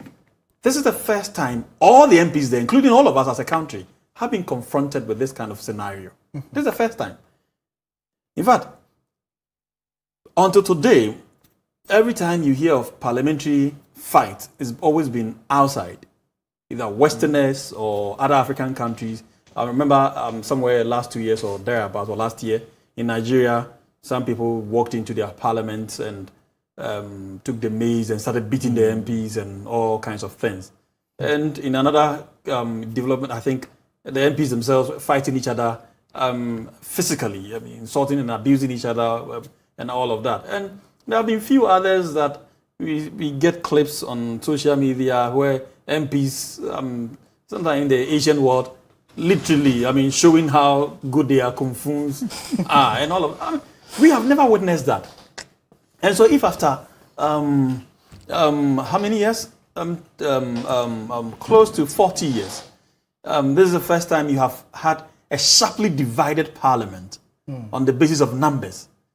And members of parliament are somewhat confused about their roles and indeed the clerk who is supposed to lead them is also confused. And no blood has been, not even a single blood has been dropped. Not by way of death, but by way of somebody getting injured and all of that. I think clearly you should see this from the maturity point of view that indeed, regardless of all the comments, all the anger being displayed, these people are still restrained from actually throwing blows at each other. As a matter of fact, what you see is that even where they get that close, the only thing you see are hands being, the typical Ghanaian fight, like goats fight. Hands being raised. You don't know me, eh? Yeah. That's what you see. How does my knowledge of you resolve some of these matters? Okay. And so what I'm driving home is that this is positive. It is good. I shouldn't be seen to be encouraging it, but it is the best way that these people will know themselves and to be able to identify the most appropriate path to ply moving from today. And so rather than condemning it, we should be happy. We should because two very interesting positions you share, and then and that of Doc too. Well, Doc appears to agree with me in a lot of ways, except that he's still worried. A lot of people are also talking about what's happening in the US, and we'll probably juxtapose both and see what are the positives, probably also the negatives out of both. Before that, let's go to Parliament. Komla Kluche is our man who's been monitoring this on the floor. Komla, good morning to you. What exactly is happening? Well, what is happening is that there was some altercation of the sort over there, because when they're raising issues, the NDC side of the house is raising issues over the fact that there's somebody who, after the NPP side goes to vote, they're showing their votes too. In fact, this is supposed to be a secret balloting, and like we know it per the standing orders of the house, secret is secret. Nobody needs to know about it. The more reason why even the press gallery was the journalists at the press gallery were asked to move away from there. Now they say that when the NPP MPs go to cast their ballot, there's somebody that they are showing this. That is what they are resisting. That is what has, so to speak, appeared as though they are breaching their own rules. That is what is causing the confusion now. I think basically what the NDC side is trying to say is that the rules should be the rules. The secret balloting should be secret. You go in there, you go and then you vote and you drop it in the ballot box. It should not be as though you are conferring with anybody or whatsoever. That is what they are actually resisting over there. That is what has caused all of this, so to speak, altercation from members of the 8th Parliament who are yet to be sworn in. It's just about 5 minutes to 3 a.m. This has not been done. It's been quite chaotic and quite a disaster. I must say, this some people say it was expected, and just like it's been served, this is what they want to display. But it's going to be a bit more chaotic than this. People are saying. If you speak to other people, they say that, well, even this is just the voting that is yet to begin proper. When it comes to counting and then the declaration, you probably are going to see a lot more of the chaos than we are experiencing now. Talk to us about the body language, especially. We seem to be seeing a lot more activity on the minority side, on the NDC side. What are the MPs from the NPP side doing? What's happening on their side of the house? Well, it is quite easy to deduce from the pictures you're watching on the screen now that it's just an issue of vigilance. The NDC side is just being vigilant to ensure that the processes are transparent, free and fair, and that the rules of the house are not breached. That is what it appears their body language is. If you look at the other side, they're just keenly observing.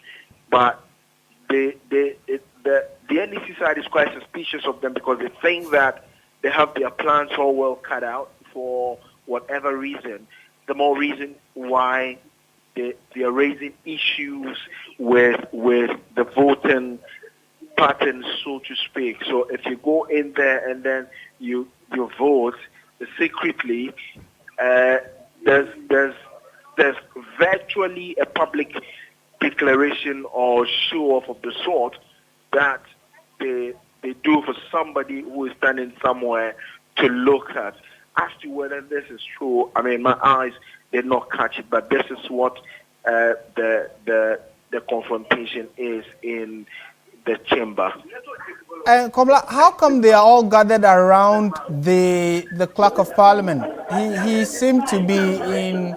It is still trying to trash this issue out. The NDC guys are insisting that this has got to be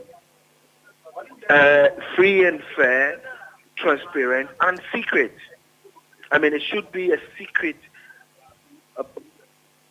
balloting of the sort, which should mean that nobody should know who his or her colleague is voting for. But it looks like there's a deadlock now. There's no going forward now. You can see KT Amon in the shot there, the member of parliament for the Shawame constituency, and then Dan Bochwe, I think Collins Dowda also there in the short. All of them senior members who are trying to talk in. You can see the junior members from both sides of the house also agitating a lot. It does appear that probably there's a way forward now. They are receding back to their seats. Maybe we're going to see the process continue.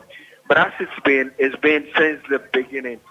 It's been very, very, very chaotic, suspicion upon suspicion, throwing of words upon words. It does not appear as if the process is going to go free without these altercations, without this rancor, without the sort of agitation that we are seeing from both sides of the house. And many of the people, especially those at the public gallery, a lot of them, if you listen to the comment they're making, is that they want to see the clerk stamp his authority. They want to see him stamp his authority. I mean, I'm not too sure what probably is informed in that, but, well, he has his role well cut out as it stands now. They have receded. The table area is clear now. Yes. And then they are going to do it. Okay, so the Honorable Member of Parliament for, I think that should be the whole West constituency, Emmanuel Benjamin, stands to be quoted. I have to be quite close. I think, yes, that's him. He is the polling agent for the NDC side. Not him. I think Muntaka is for the NDC side, and then there's another person standing there. I'm yet to really make him out though. Okay. All right, Komla. It's been a very, very, very chaotic scene, but I think that there definitely has to be a way forward. Right. And Komla, finally, before you take leave of us, just for confirmation purposes, is the Sin North MP still in the house? Is he going to vote? He's still in the house.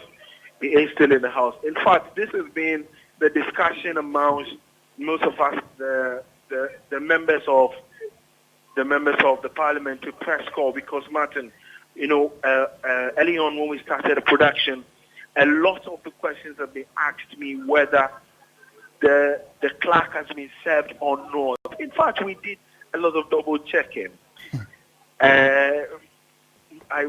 Almost all of us were, from the sources within his office, did say that he was not served.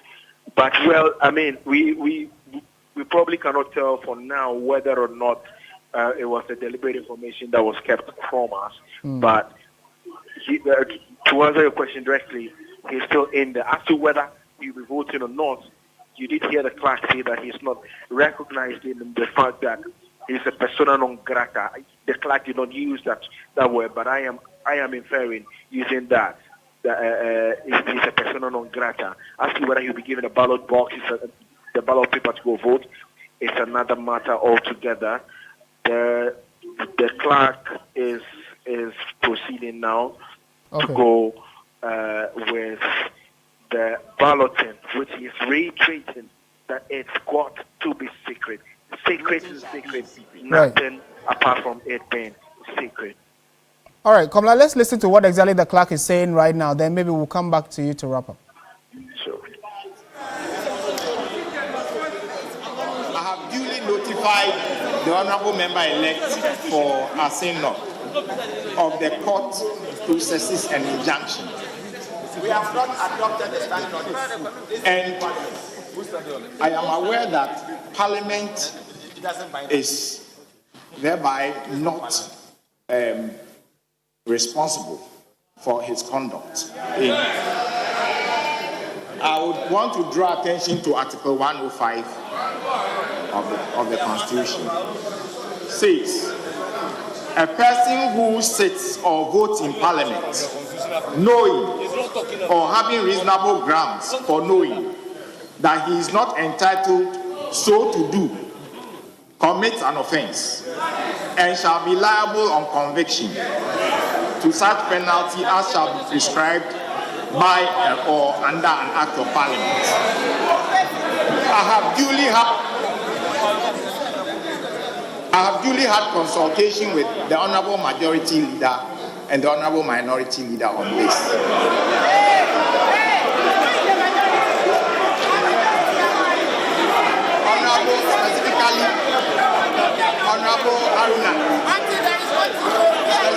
Honourable Haruna Ibisu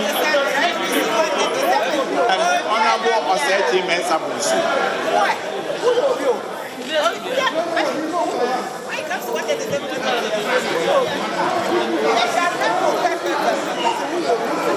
And so the Honourable Member for Asino may elect or choose to cast his vote, but the consequences are entirely this.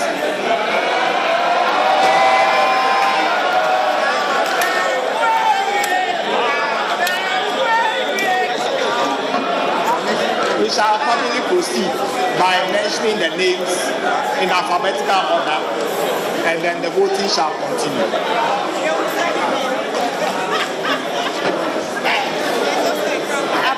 Samuel Erickson Shaban.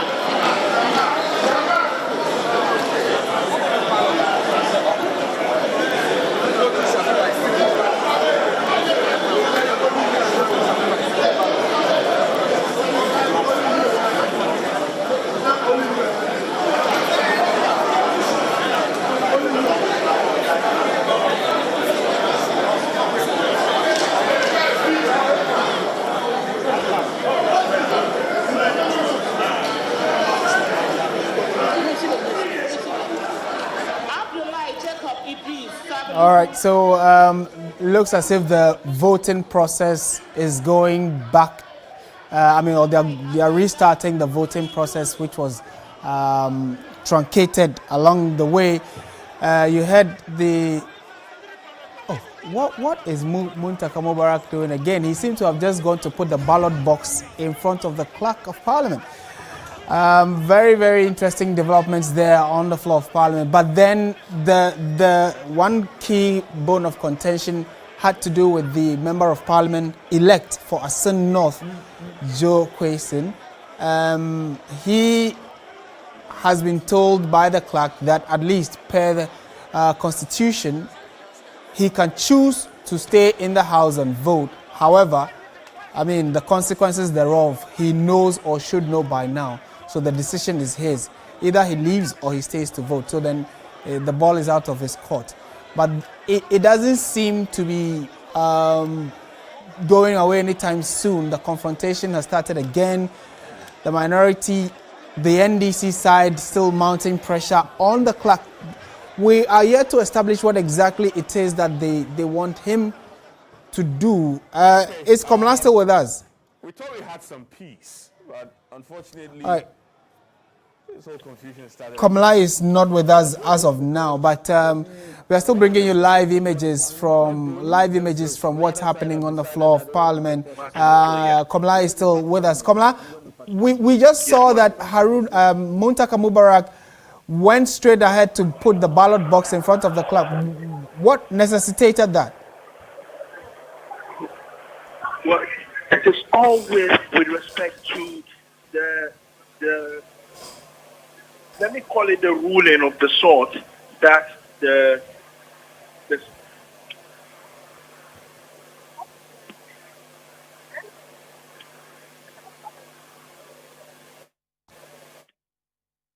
Unfortunately, probably because of where he is and the chaos, Komla's line isn't too clear. But those are live images you're seeing from wherever it is you're watching. It doesn't look like tempers are calming down at all in Parliament. It gets resolved, then it starts again. It goes down, it comes back up. We're trying to find out from Komla what exactly is happening. But if we do establish contact with him, we'll ask him what has caused this particular one again. Let me come back in studio, or at least pick the thoughts of my guests here. Counsel, you were talking about the fact that considering the suit that came in, or the order from the court, the clerk was served, yes, but then the role he played in having to make it look like he is now, based on that, asking the member of parliament elect to leave the house was out of order. That's wrong. Right? That's correct.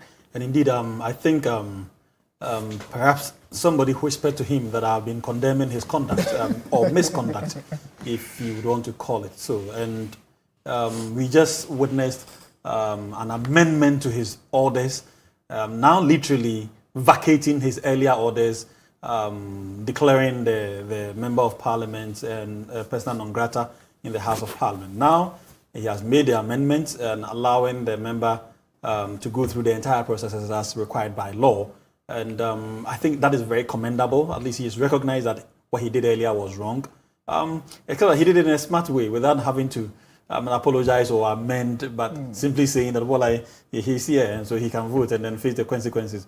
Really, let me be frank and brutal. There is no consequences because the laws are very clear on some of these matters.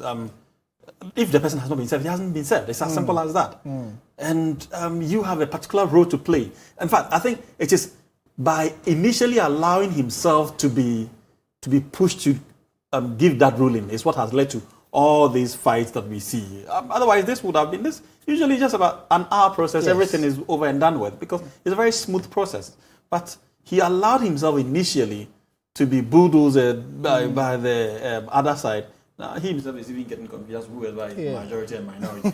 And all of us are confused about that anyway. But, so you see, if he had stood his ground by his earlier position, when he came into the house, what you notice was that he decided never to go into that area. Right. And that was the most appropriate thing that he did.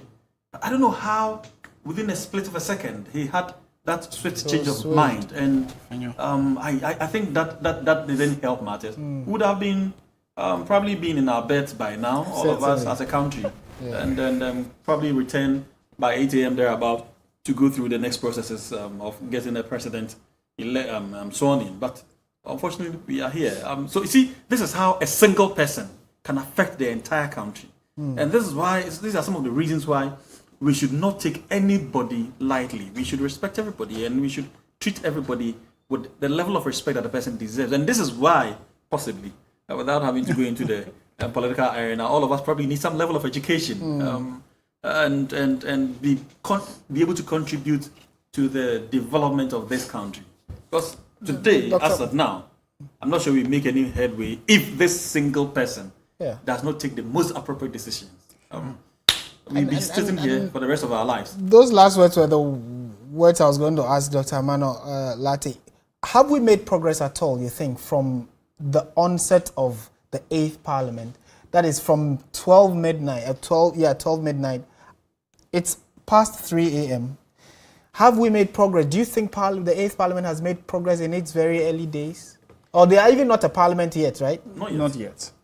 But we wouldn't say that time has been wasted so much. What I believe is that we have learned some few things. At least there has been quite some education for those of us who have no legal background. We know some few things. But there are some lessons that we are also picking and going into the life of the 8th Parliament. When some things happen, we should not be too surprised. And some things that I see here is that we have a parliament that has the birth of that parliament appears to be a lot of mistrust within the inter-party and intra-party. I say intra-party. Why should an honourable member of parliament to be show his vote, which is supposed to be secret, to someone to prove that, okay, I have been whipped in line, so I voted this way. Why should that be? Why wouldn't you trust someone who has been elected by a constituency to represent him or to represent them in a sovereign parliament? Why should that be? And another, between the NDC and the MDP, there appears to be a lot of distrust. Why? What do they fear? Those are the questions that we want to ask. And not just questions that we need to ask, but going into the life of the parliament, are they going to turn new leaves and start trusting one another and start working together? If they cannot agree to get a leader for themselves, how can they then lead us as a society, as Ghana? And these are some few things that I am not very comfortable with. Even though they present interesting cases, as the lawyer keeps hammering. It is interesting, but I don't really see it as interesting.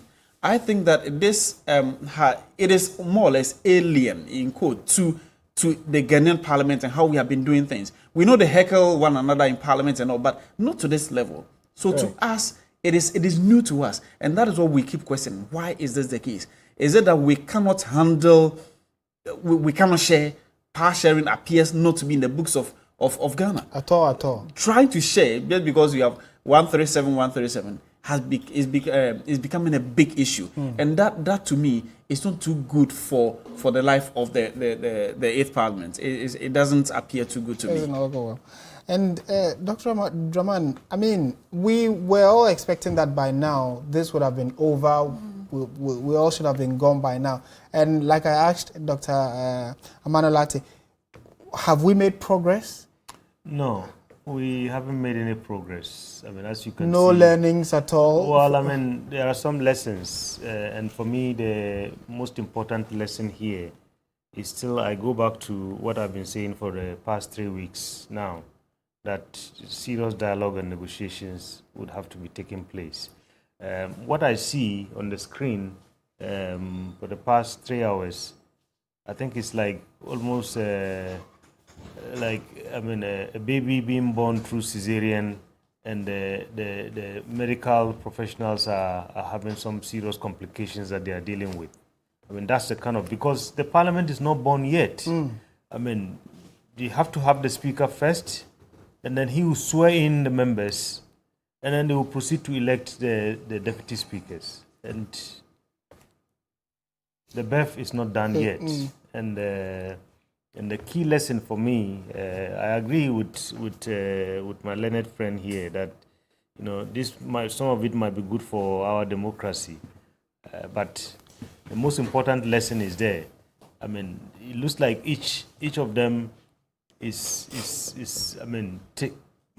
taking, digging in, taking entrenched positions.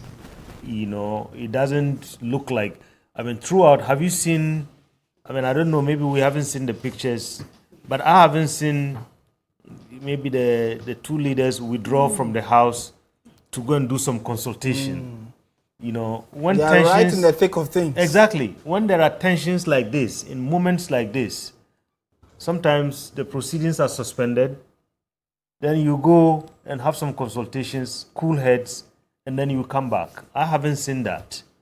As you said, the leaders are the ones who are in the thick of the fight. So at this point, they are not even thinking. And you see, this is all building up from what we have seen over the last 2 weeks. You know, 2 days ago, when the front bench of the then minority was charged, I said that was not smart on the part of our security forces and on the part of the government. Right. Because at the time when you need these people, I mean, I know I was on a program with my learned friend here. I mean, they look at the law, but, you know, I know even in law, I mean, as one lawyer educated me one day, he said, that is why we have jurisprudence. That the juris is a legal aspect, and the prudence is some common sense that sometimes needs to be applied. You know, even the speakers of parliament over the years, sometimes when you listen to them when they are making their rulings, they say we take the mood of the nation into account. Sure. And what is happening? At this time, see. In parliament. All right. So, I mean, I'm sure what you're seeing is not a Ghanaian movie. It is actually happening in parliament. And it looks as if it is, if I'm not mistaken, that should be Esla Owusu, who is on a seat being occupied by an NDC MP-elect. But probably because that was the seat she was on earlier, she has come back to sit there, although another person is already sitting there. You know, and well, a lot. The clerk is out of his seat. A lot is happening in Parliament. But Doc, the other side of the conversation I would want us to look at is the fact that, I mean, when you meet your colleagues from elsewhere, you can boldly say that our parliament, our 8th parliament, went through very trying times, but successfully, you know, navigated the waters, and we are. That is, if we are able to, you know, settle all of this or get through this, that would be the positivity we are looking at, or that's the positive aspect of all of this, where we are able to come out. Parliamentary process starts, everything, government business is ongoing. That would be like having gone through the troubles. Yeah, I mean, that would be very good if, as they say, you know, conflict is part of human kind of nature. I mean, by our nature, every day we, even unconsciously, you get to, I mean, to generate conflict. But, you know, when it is managed in such a way that it doesn't degenerate into a crisis, then you can pat your back and say, yes, I think we had trying moments, but we're able to get through those trying moments. I mean, the next few hours and the next few months will tell us whether these people can rise above some of these challenges that we all are facing as a country at the moment. They should be able to, right? Well, I mean, that's our expectation, and that's the expectation of Ghanaians.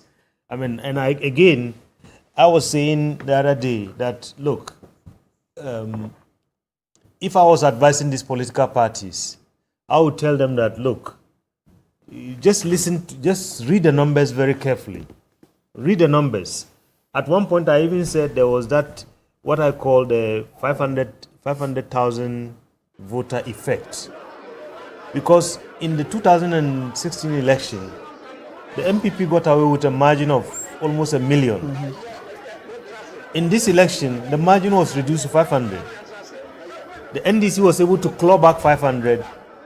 The MPP lost 500. I mean, if you can do some just simple basic analysis. And those are the people in the middle, I mean, the middle class, who are not swayed by any kind of partisan positions, but who are, I mean, discerning and looking at the issues, I mean, maybe making decisions that are informed by, I mean, how they judge the messages and the performance of, I mean, the messages of the opposition. And in this case also, maybe because we had a former president who was contesting, he had a record on which people could judge him, and judging the referendum, if you like, on our sitting president. At the end of the day, Ghanaians said, somebody described it very interestingly to me, that, I mean, a taste of victory, that victory with some taste of defeat, and then defeat with some taste of victory.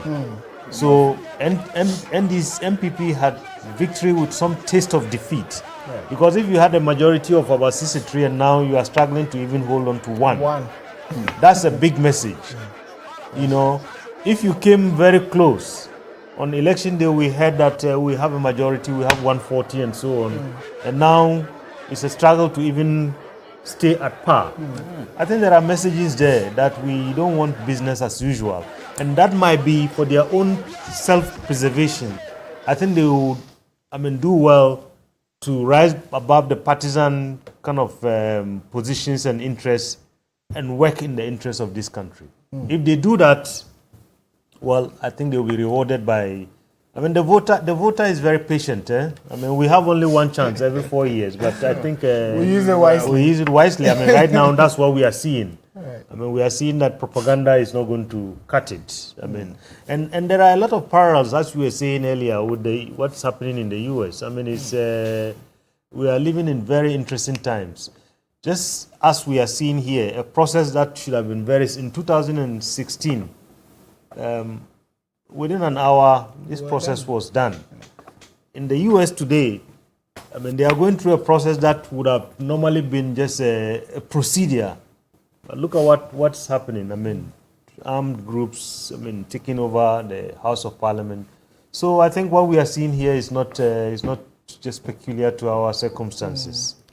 Do you think that it's a general shift in ideology or political thinking of people? Because the US in itself, as the bastion of democracy, as many have called it, seems to have struggled right through the elections up until even now, where Joe Biden, president-elect, they are still even unable to swear him in. And then we're also witnessing this. Is there any correlation, you believe, or is just something that has happened and it's a one-off thing? Well, I think there's no correlation. I think it's just by coincidence that we are seeing things happening. And in the case of the US, really, I think there's one key actor at the center of all this. And unfortunately, I was telling some of my friends in the US when they said some of the Republican leaders now are speaking against him. I said it's too late because they urged him on for the past several weeks. And every step of the way he was destroying, the tenets of democracy, and he was destroying the moral leadership of the U.S. in terms of, having the authority to speak to other countries, having the authority to teach other countries maybe some democratic practice. Now all of that is eroding. All of that is eroding. I had friends who said they went to some Asian country and they started talking about democracy, and that person was from Canada. That they told him, go and fix the White House before you come and tell us anything here. And so it's just by simple coincidence that we are seeing not really. In the US, yes, maybe some shifts in ideology because right now I don't think when you listen to how the supporters of Trump are behaving, I think this is a party that has taken pride in defending the Constitution even better than the Democrats over the years. They don't joke with the Constitution, and today they are participating in desecrating their own Constitution. Following what all their courts have said has no basis. Yet they are urging this man on, and the institutions are being affecting them indirectly. Exactly. Well, just before we came on air, I heard that Facebook and Twitter had taken off some of his tweets because they blocked him. Realizing that is part of what is causing the confrontation. Exactly. Yes, Doc, I see you've put down a number of issues you want to touch on. Yes, what we are witnessing in Ghana in terms of voter, the difference that we are seeing in votes that accrue to the major political parties, not just in Ghana, but it looks like where you don't expect some candidates to do well, they are doing well. And this we can explain in a sense that now there is a lot of political awareness that we don't have gullible society any longer. And the media has played critical role, social media as well as the traditional media, that now information is abundant. We are aware of what projects that are ongoing. We are aware of the inactivity of government, radio, TV. We are blasted with information, content. All these things, like what is happening now in Parliament. In 1996, I don't remember seeing some of these things, but now, live, we are watching live. Your viewers they are tweeting, they are sending messages. It's getting worse. Wow. And this was what I said. This is un-Ghanaian. Wow. Some of these things we don't Now this is bad. Now it is bad. This is really unfortunate now. So these things, these are the honorable people that we have voted to make laws. And we ask ourselves, are they even guided by their own laws in their own chamber? So these things, it raises lots of questions. And as I said, political awareness. So now we are aware of happenings around the globe. We are aware that we cannot be taken for granted for too long. We pay taxes, and at the end of the day, we don't see, we don't travel on good roads. We don't have potable water. At the end of the day, we don't have health personnel working in the hospitals. At the end of the day, we don't have materials. We ask lots of questions in schools. Do they have textbooks?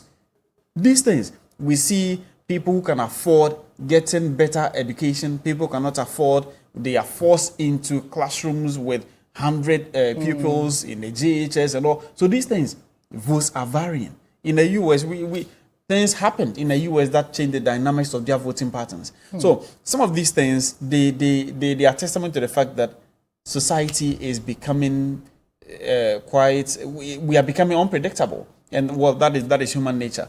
And coupled with that, I think that leadership should also not take citizens for granted. Bad leadership will reward you by voting against you. And that is what we are showing across the continent. Right. Komla Kruche has joined us again. Komla, thank you, as always. What exactly is happening now? We saw that the ballot... Martin, this is absolutely chaotic. I've never, ever witnessed it. Look, Martin, when the voting started, the concerns that the NDC side was raising, that the MPP side, when the votes, they were showing it to their colleagues, occurred again. Now, if you look at the positioning of the ballot booth, one of the MPs went into the booth to vote, and then the NDC side screamed and said they saw him showing it to his people. Then they rushed to the side. I saw one person from the NDC side rush there. Then again, I saw the new drop-in South Member of Parliament, Bessie, also rushed there. That was the chaos.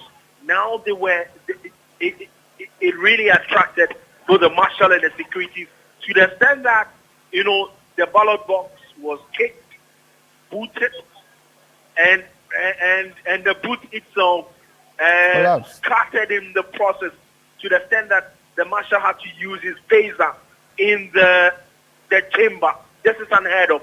The marshal used his taser to ward off the direction to which the ballot box, if I have to use the word advisedly, was being snatched towards, and in the process, the marshal fell. So that's what happened. But it is all about the suspicion that this is a secret vote. Why would you go vote and show it to your people? That is what the NDC caucus is protesting. That, look, do it and go according to the rules.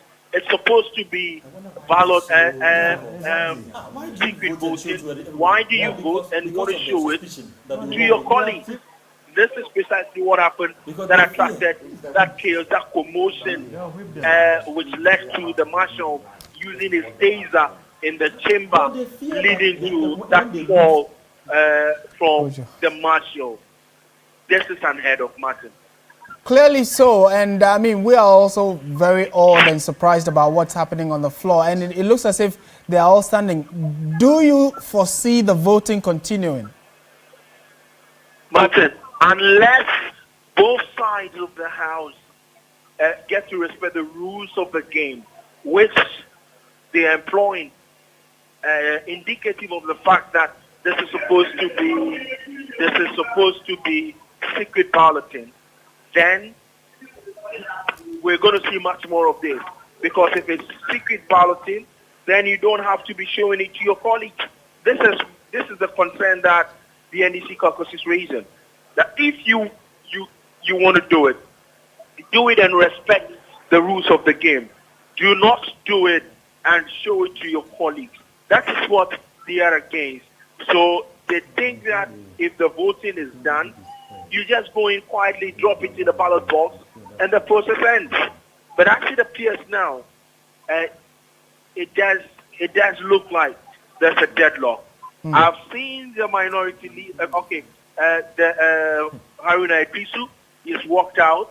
I've also seen Osei Mensah walk out. It clearly tells you that both of them have got to have that conversation. Yeah. The conversation might be difficult, but they need to have it. They need to have a firm control of both sides of the house. The NDC side needs to be controlled by Haruna Idrisu. The NPP side also needs to be controlled by the Swami MP Osei Mensah. So I'm quite sure that the conversation is what they need to have now. The more reason they have stepped up. But as it stands now, it is a deadlock to the extent that, members of parliament elect yet to be sworn in, yet to elect a speaker, and then his deputies who will lead them, and their leadership kicking the ballot box with their feet to the extent that the marshal had to use his taser in the chamber. Absolutely unheard of. This is worrying, Martin. Very, very unparliamentary. But, from what we are seeing, clearly the COVID protocols of social distancing and nose masking has been thrown out. Absolutely not. This is not a time they're worried or concerned about the COVID protocols at all. To the extent that they're falling over each other, kicking and raising their voices, throwing tantrums, and to a very large extent, almost throwing blows. It tells you that there's no thinking about the COVID protocols as it is now. It doesn't appear that is what the case is. I can see Haruna Idrisu in his shot there, together with KT Amon, and then Osei Mensah. These three people are quite experienced, seniors in the house now, who probably should be able to talk their teams in, and that there should be some calmness for the process to continue. It's almost so it's just about 3:45, almost a quarter to 4 a.m. and no progress has been made at all. We are in for a long haul, Martin. We probably might be ending up entering into the morning, which probably might even affect, because if the speaker is not elected, the house is not sworn in, it means that the president-elect will be hanging. It will all be dependent on this. And that is how it's got to be. That is how it's got to be. So you see Jaja, and then Stephen Amwa almost throwing fisticuffs over there. As to what transpired, I'm not too sure.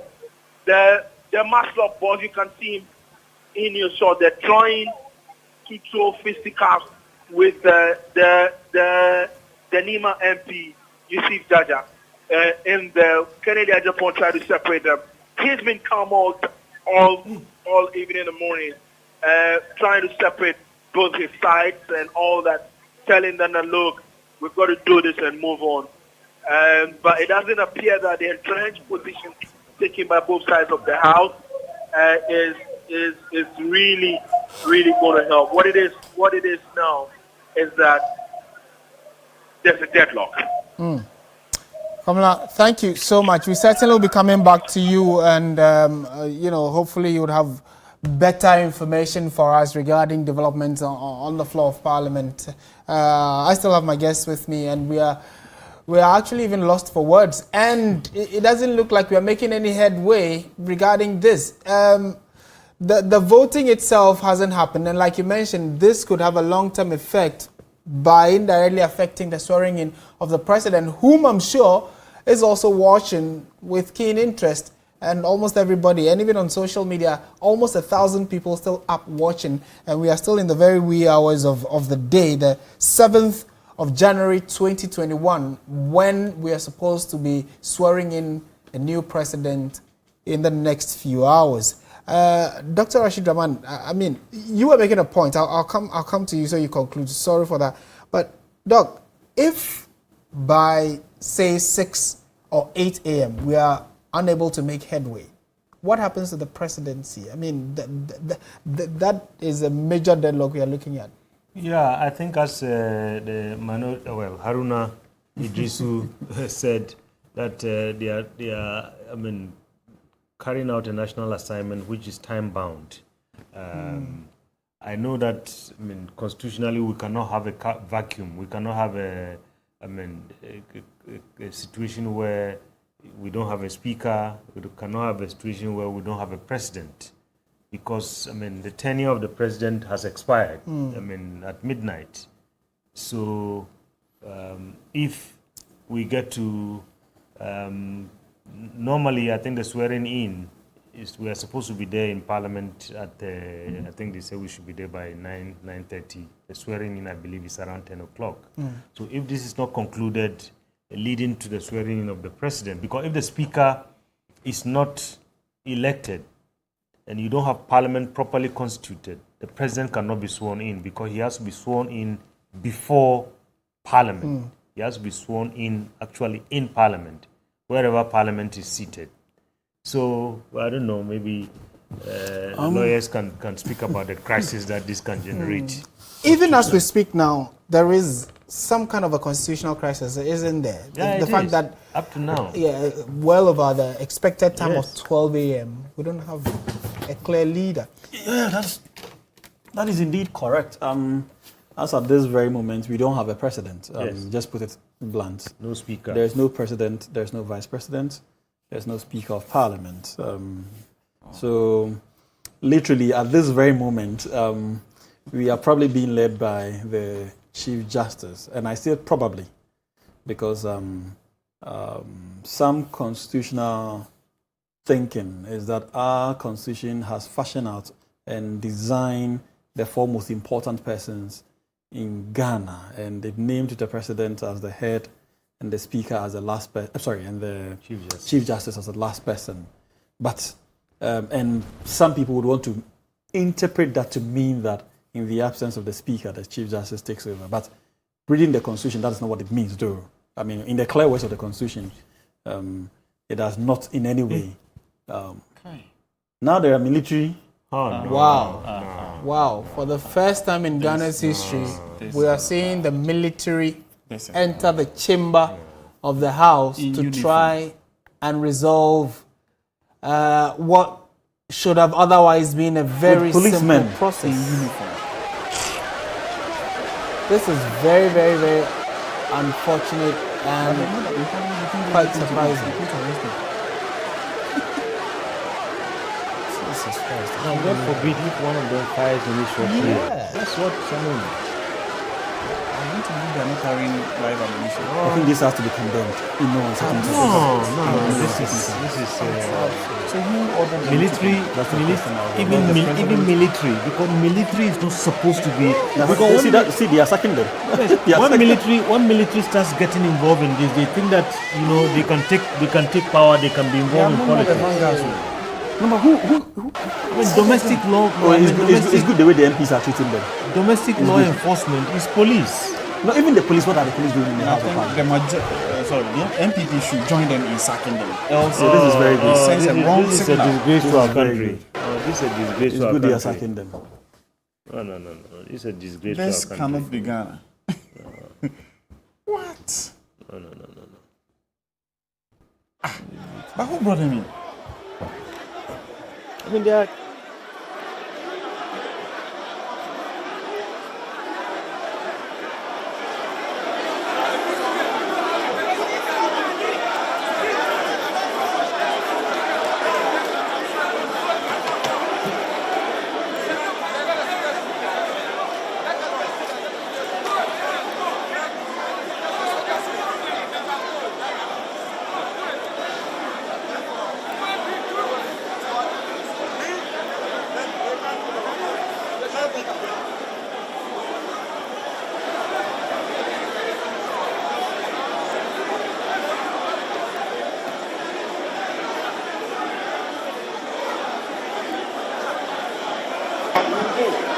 Attention! Attention, please. Everyone should sit down. The military will go away. Everyone should sit down. Everyone should sit down. All of you. Everyone down. Everyone down. Everyone should sit down. Take your seats. Everyone should take his seat or her seat.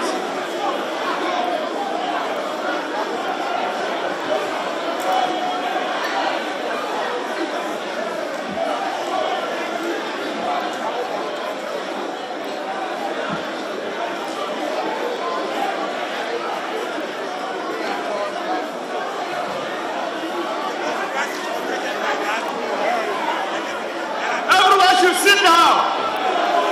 Take your seats. Take your seats. Why should we take our seat? Go away. Why take our seat? Why take our seat?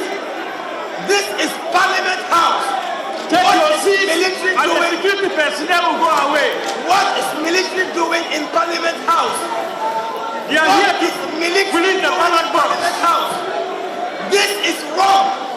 This is against democratic principles. The military must be out. It is the clerk of parliament who must take charge. Please, the military must be out. The police must be out. They cannot. Take your seats. Take your seats.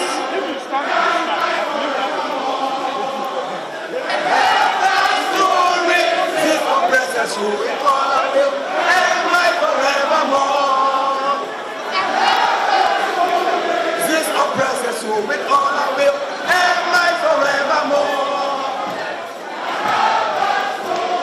This oppressors who we call will and life forevermore. This oppressors who we call will and life forevermore.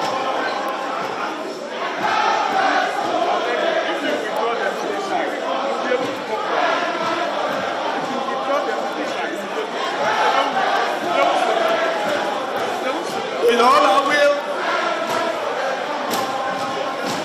And help us to resist oppressors' rule. With all our will and might forevermore. God bless our homeland, Ghana. Make our nation great and strong. Oh, to defend forever the cause of freedom and of right. Fill our hearts, break through humility, make us cherish honesty, and help us to resist oppressors. With all our will and might forevermore. Oh, and help us to resist oppressors. With all our will and might forevermore. And help us to resist oppressors. With all our will and might forevermore. The chamber of parliament is the people's chamber. The military has no business in our chamber.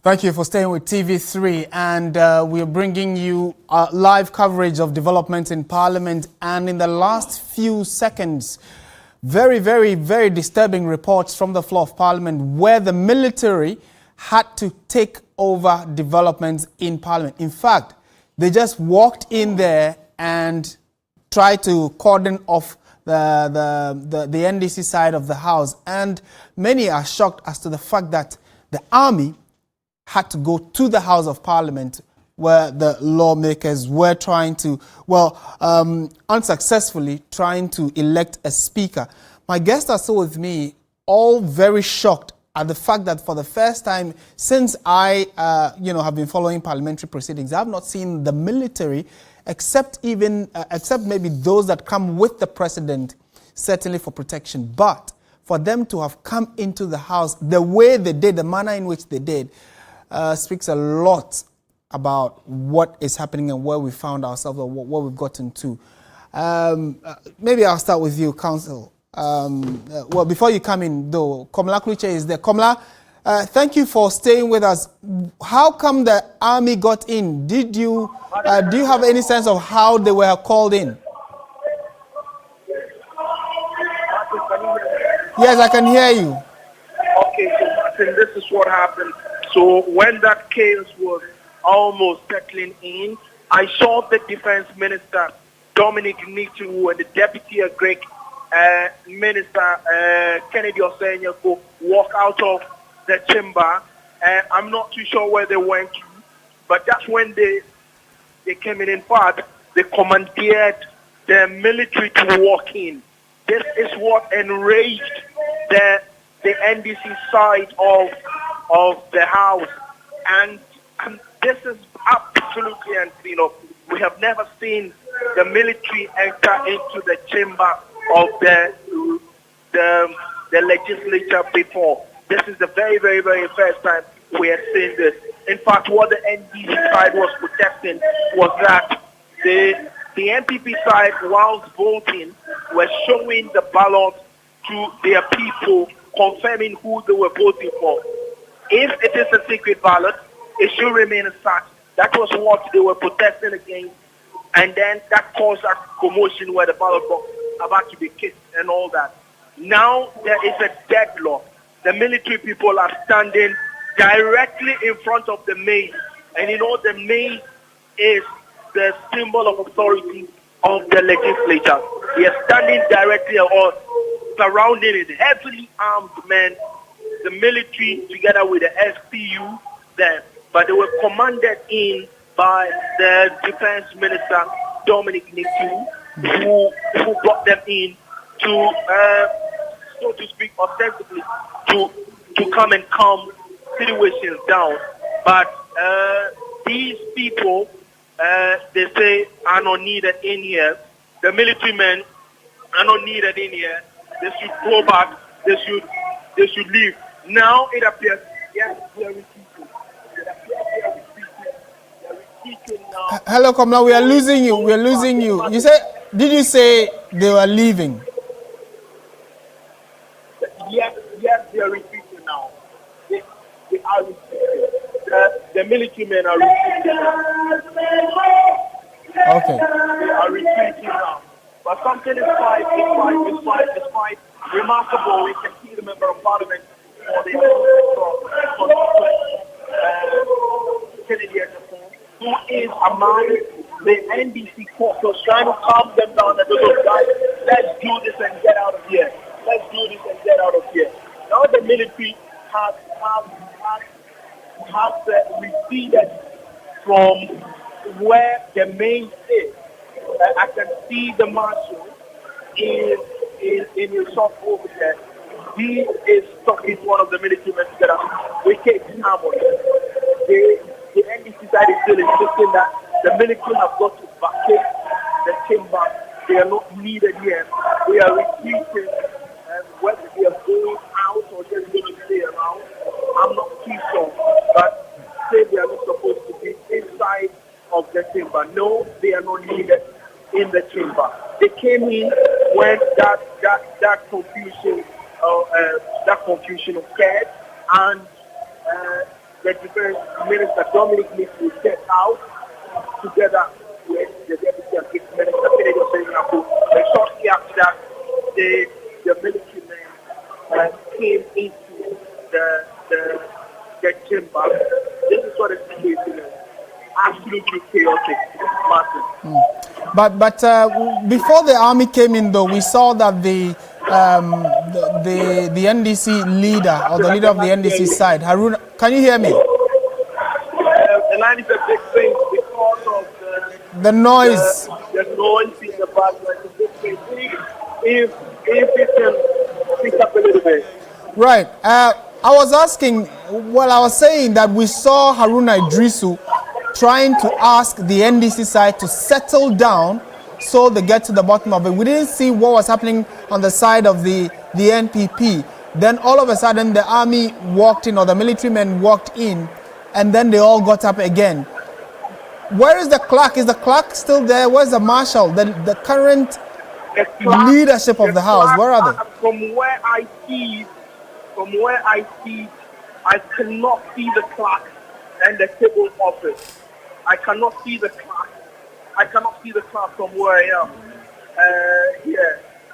I think the clerk has been moved to safety. The clerk has been moved to safety. I can only see the marshal, and then the marshal who is protecting the ballot box, and then the maid over the. Okay, so the maid has also been relocated. The maid has been moved out of the chamber because of the chaos. The maid cannot be subjected to such, to use the word advisedly, such treatment. So the maid has been moved out of the chamber. But the marshal is there securing the ballot box that is over there in his short, and the NDC members having succeeded in driving the military out, singing the national anthem and patriotic songs a while ago. They sang the revolutionary song there in the background. I think that this is unprecedented. We have never seen this before in our parliament. Sharply divided, sharply divided, Martin. All right, but talk to us about, as you're speaking now, what's happening as the military or the army have moved out. Are the MPs getting back to their seats, or they are still up and about? Martin, if you can repeat that. Yeah, I was asking whether with the army leaving the chamber, what's happening now? Are the MPs still up on their feet, or they are retreating to their seats? Yes, the expectation is that the process must continue. The clerk is not in the chamber as I speak with you. Because of the chaos, the microphones were scattered, the ballot box, the ballot booth scattered. But as it is now, it doesn't appear that the military is going to step in again. They have receded, and they are singing songs in your background. You can see them. The ballot box is secured by the marshal, and then the parliament police, they have secured it. But the NDC side continuing to sing. The NPP side, they are quiet, they are sat down, and they are watching in awe what is transpiring in the incoming parliament. Thank you once again, Komla Kluche. Great job you're doing. We'll certainly be coming back to you again when the situation gets better. But the very latest regarding what's been happening in Parliament is that the army that you saw a while ago, according to our reporter, have retreated or are leaving or have left the chamber of the House. The mace, which is also the symbol of authority, has also been relocated. And that actually means a lot regarding what the authority of that house where it should be and what can happen wherever it's been taken to, or should it be there for the process to continue. We'll try and get some better understanding of what that means, and then also What is about the speaker that both houses are pretty much interested in making sure that they at least get the Speaker of the House? Dr. Rashid Draman will help us put into perspective what that means. But let's talk about how it all started, where the military had to come to the chamber. I'll come to you. I'll start with you, Counsel. I mean, that was a major shock. You actually drew our attention to it that, wow, look, the army is in the chamber. What do you make of it, first of all? I am completely embarrassed, scandalized as a Ghanaian to witness. I think this is probably one of the most embarrassing moments in the history of our country. I just can't believe what I saw. It's unimaginable that this is happening in Ghana. I am literally speechless, shock of words. I mean, the most appropriate words to use. I think if I'm not restrained, I probably may use the most inappropriate and unprintable words. And I think it is bad. It is. It's just that bad. Condemnable, yes, but to have them come in... How does a military man walk into the House of Parliament? What for? I mean, upon whose authority did that even happen? And I understand from your reporter that it's on the authority of the defense minister. I mean, you don't even have a defense minister as of today. There's nothing like a defense minister, at least legally. There's no defense minister. And a military man allows himself to be ordered around by a useless man to walk into House of Parliament to do what? Because in your presence there, you cannot effect an arrest. Maybe your choice of words. No, because they cannot effect any arrest there. Right. They cannot do. In fact, they are clearly. In fact, they are useless in the House of Parliament. If somebody hurts you, you cannot even have. I mean, how do you? So it's totally out of place. Yes. Well, you see, Martin, this is so embarrassing. For me, I think what I saw. I mean, I just saw a coup d'etat. I mean, that is what we have just witnessed. And if you have make a useless man order you to go into the House of Parliament. Take it easy. If you have been around the precincts of Parliament in the last couple of days, yesterday when we went there for the State of the Nation address, when I was approaching the vicinity of Parliament, the number of military people that I saw, Martin, with machine guns, armored vehicles. Yes. I started asking myself, what's going on here? You know, and if you bring the military close to the center of civilian power, then this is what you get. Because now they think that they have the right and they have the power to take over the running of our country. Was it not a necessary evil? Clearly, we were not making, or there was no headway being made by the MPs. Martin, so some sanity had to be brought in. Yeah, the headway, I think the headway is not through the use of force. The headway is dialogue. And I keep saying this. And throughout this, I didn't see I heard Komla say the two leaders stepped out. But I think it was just within a matter of minutes. I saw them back on the floor of the House. You know, this is a time that, you know, perhaps they should suspend the sitting. I mean, the leaders should go into some dialogue, discussions.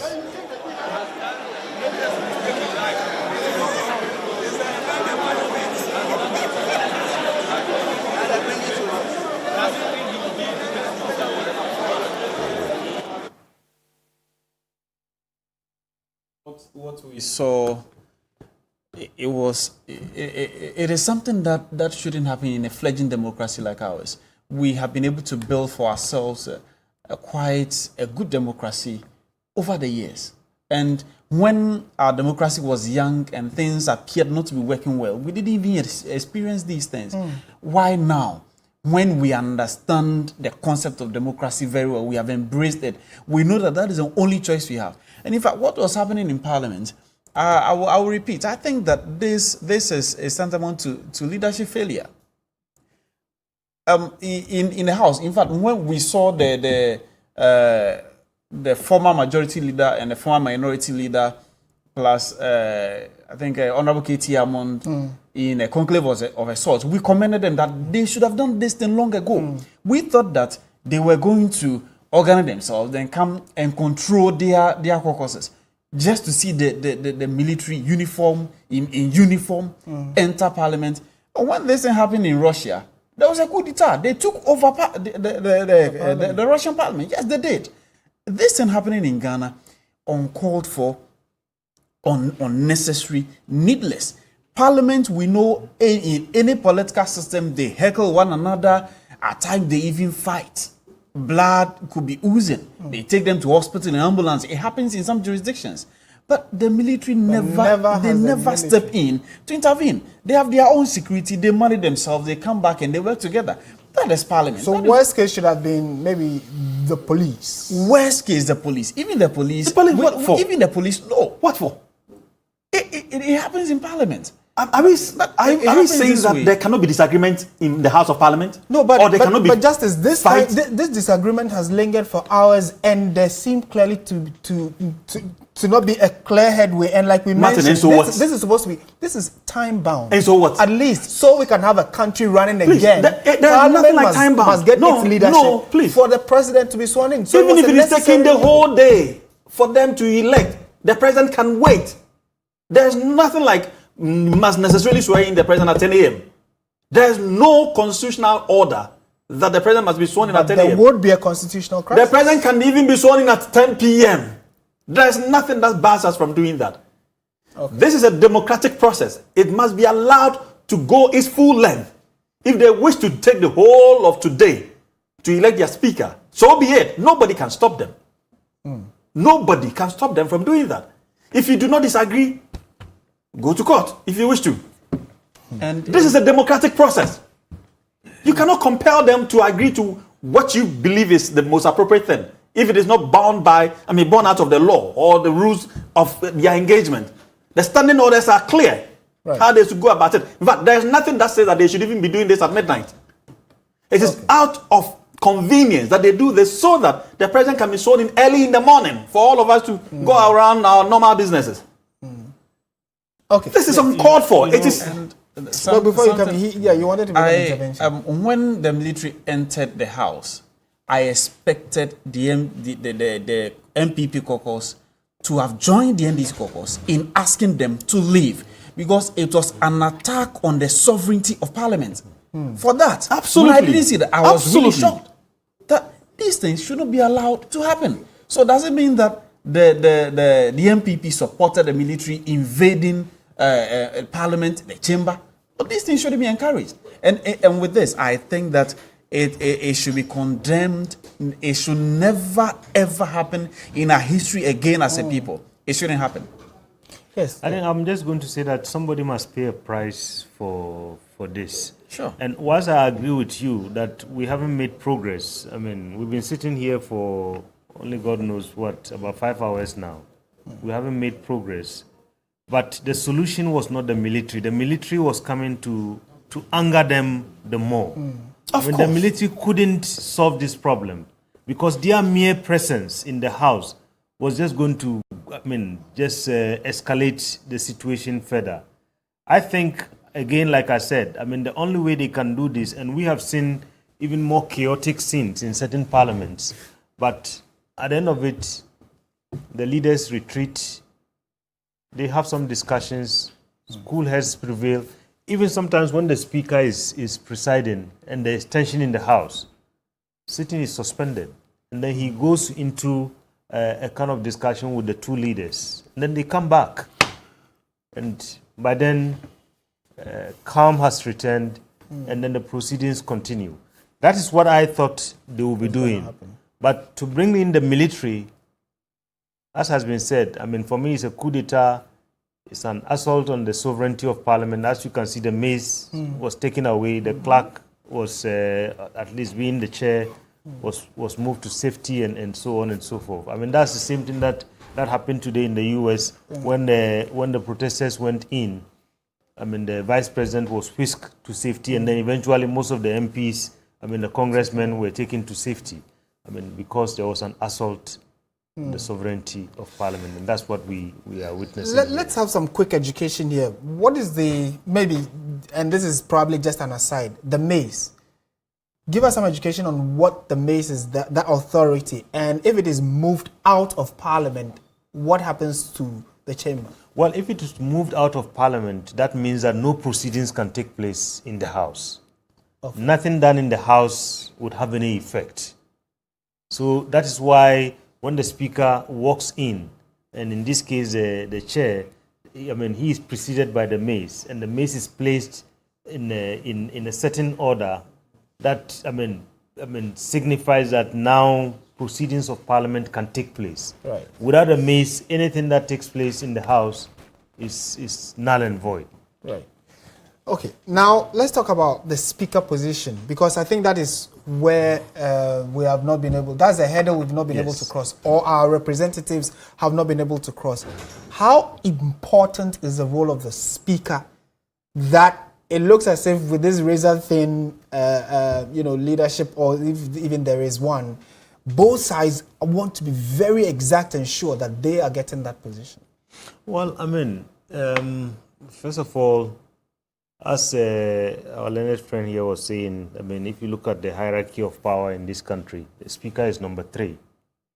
So in the absence, and we are, I hope we are not going to see a lot of absences in this if Parliament. In the absence of the President and the Vice President, the Speaker is the acting President. Secondly, I think the Speaker has a very important role in terms of controlling the parliamentary agenda and also controlling government business. You know, apart from that, Martin, I think the Speaker also is a head of Parliament. Okay. I mean, and you know what that means, and given also the razor-thin kind of numbers that we have right now, why this is becoming very important to both parties is that, maybe I'll start with the NDC.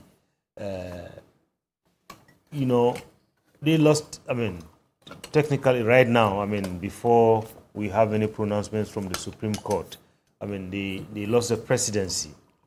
Now, if they control Parliament, at least they are controlling an arm of government, and they think maybe that will give some balance, and that would maybe make them relevant in the sense that, you know, the executive would have to, because right now we have been talking about dialogue and negotiation, and it looks like it's not happening. I mean, if they get the position of the Speaker, I think there will be forced dialogue, and the executive would have to sit down with them and negotiate and talk. The MPP, on the other hand, if they lose the position of the Speaker, and in fact, even, I mean, if you leave the position of the Speaker and come down even to chairs of committees in parliamentary business, if a chair of a committee refuses to bring an issue on the floor of the House, then that creates a lot of delay, that creates a lot of frustration on the part of government.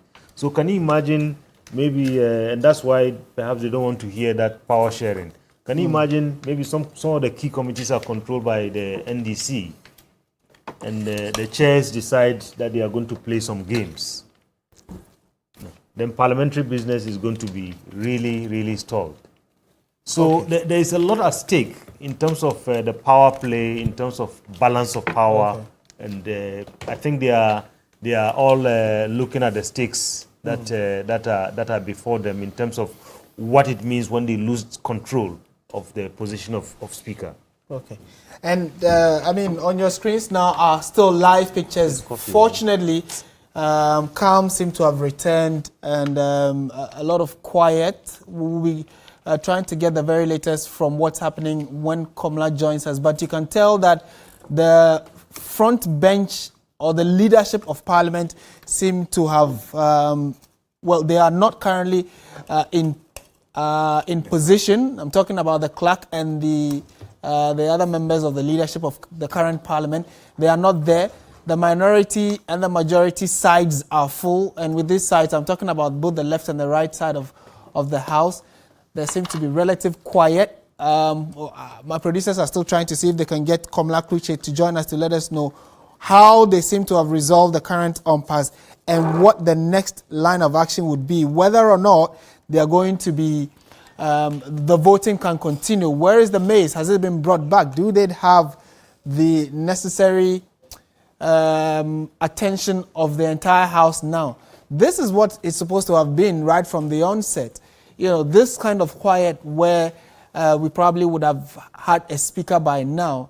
I'm also now beginning to think what the two men will be thinking about, that the position both are vying for seem to have turned chaotic, quite chaotic, to the extent of bringing in the army. Do you foresee, maybe politically, do you foresee that either of them could say, look, let's just give it to one person to calm tempers? Could any of them just, you know, throw in the towel and say, you go, and it's a one-man thing? Well, at times, it is not just the decision of the individual in question. It is a party machinery. So it is a party that brings it. It's like the president, after you are elected and you tell your party that, okay, I am coming to pursue my agenda. You will never succeed.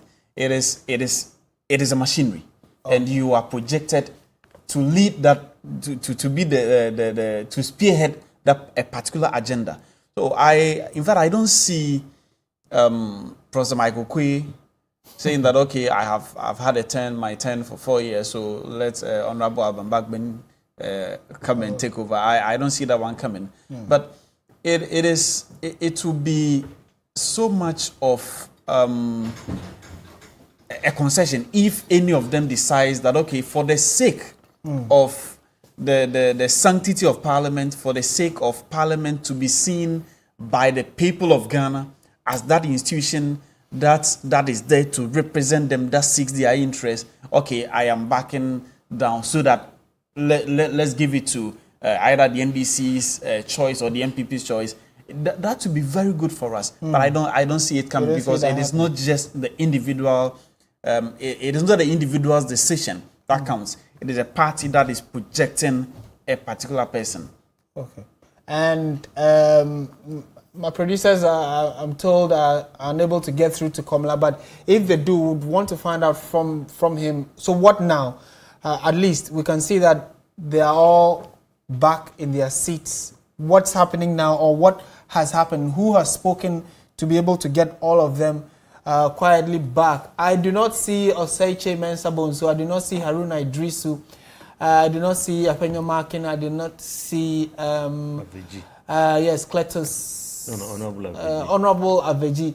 So it looks as if that both the leaders of both sides may have stepped out to try and resolve this amicably and the right way, like Dr. Draman has been saying all along. But I don't know. I'm actually even lost for words in going forward. And Council, if God forbid nothing happened, thank God nothing happened, but God forbid if anything had gone untoward, what are the probable ramifications? What could happen? That will mean that for the next God knows how many days, there's going to be chaos, not just in Parliament, but then it might trickle down to other parts of the country, right? Unfortunately, that is naturally expected if you unlawfully bring in military into the House of Parliament. As I sought to do earlier, I do not even understand the basis upon which the commander of the unit guarding the House even accepted and allowed his members into the House in the first place. I mean, because whoever instructed them did not have that authority to instruct them. And so it's quite difficult to understand and appreciate the thought behind that, that conduct in going into the House of Parliament. And as I was trying to allude earlier to, really, if you even ignore the possibility of maybe a gunshot or anything, I'm trying to come to terms with what possibly could happen if, what their presence there was sought to achieve. Right. Because under no circumstance could they compel any of the parties, disagreeing parties, to kowtow to whatever brought them in there. That's the first thing that we need to recognize. And they do not have any powers of arrest. So clearly also affirming that their entire presence there was completely useless, needless. So they ought not to have been there in the first place. And now, as Doc said earlier, just their physical presence there was enough to heighten the tension and cause a national embarrassment. Possibly, I think this maybe this is not even anywhere close to carrying over $1 million to Brazil for all those footballers. This is nowhere close. The magnitude of the embarrassment is nowhere close to that. Yet, this has been. It's so difficult to speak about this 5-minute event that just took place. But really, as for the illegalities and the unconstitutionalities, among other things that Doc had already spoken to, I think they dealt with that quite well. But I think going forward, maybe the entire idea of even bringing the military to guard them should be looked at again. We shouldn't have the military interfering. I mean, I understand that they are not the ones interfering. Somebody is giving the orders and all of that. But I think we should look at it again because it is a very dangerous precedent and it could derail the entire progress that we've made as a country. As I said earlier, this is a peaceful process. It probably had its own minor conflicts that were unfolding, which were very good. They were healthy they are indeed very healthy for the democracy that we are building. And so we should allow them, particularly when you have been confronted with a unique, this kind of unique circumstances. You do not expect anything beyond what is happening. In fact, elsewhere it probably would have been worse. But we are handling it so maturely, and to the extent that the same members who are fighting, their own colleagues, are also the ones restraining each other from. It's very beautiful, and I think we should probably be enjoying it and encourage it rather than what we just witnessed. The army,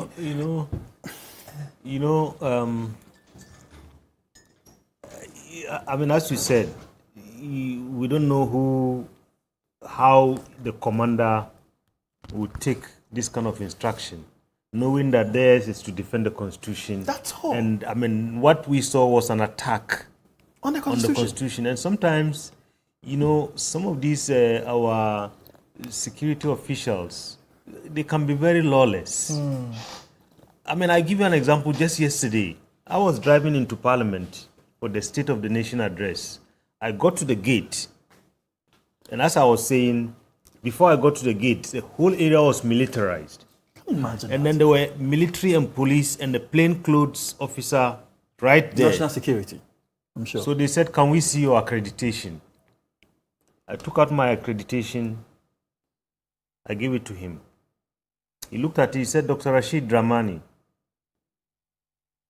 And then he said, "Oh, that his heart missed a bit when he got scared when he saw Dramani." He said this to me in my face, Martin. And I told him that, look, this is what destroys countries. Why would he say that? Why did yeah, exactly. Because of John Dramani Mahama. Anybody who has that name, at this point in time, maybe that is because of him that they have all the security surrounding them. A security officer uttering this to me, I told him that what you are saying to me, you should be very, very careful. Because these are the things that destroy nations. And these are security officials. Can you imagine? So I'm not surprised to see what we just saw. And just to buttress what our learned friend is saying here. How can the commander take this? I don't think some of them are professional. Yeah. I don't think some of them are professional. So in as much as you might have given them an order of probably just go and cordon off, someone might get trigger happy and then start, or end up attacking a member of parliament, and that would have been very unfortunate. If anything, fortunately, nothing like that happened. We're about to have a very serious crisis. You know what happened in Teshiman? As a security expert explained, their rules of engagement is, first of all, you don't even shoot live ammunition. Is rubber bullets, and then you shoot below the particularly when you are dealing with harmless people, unarmed people.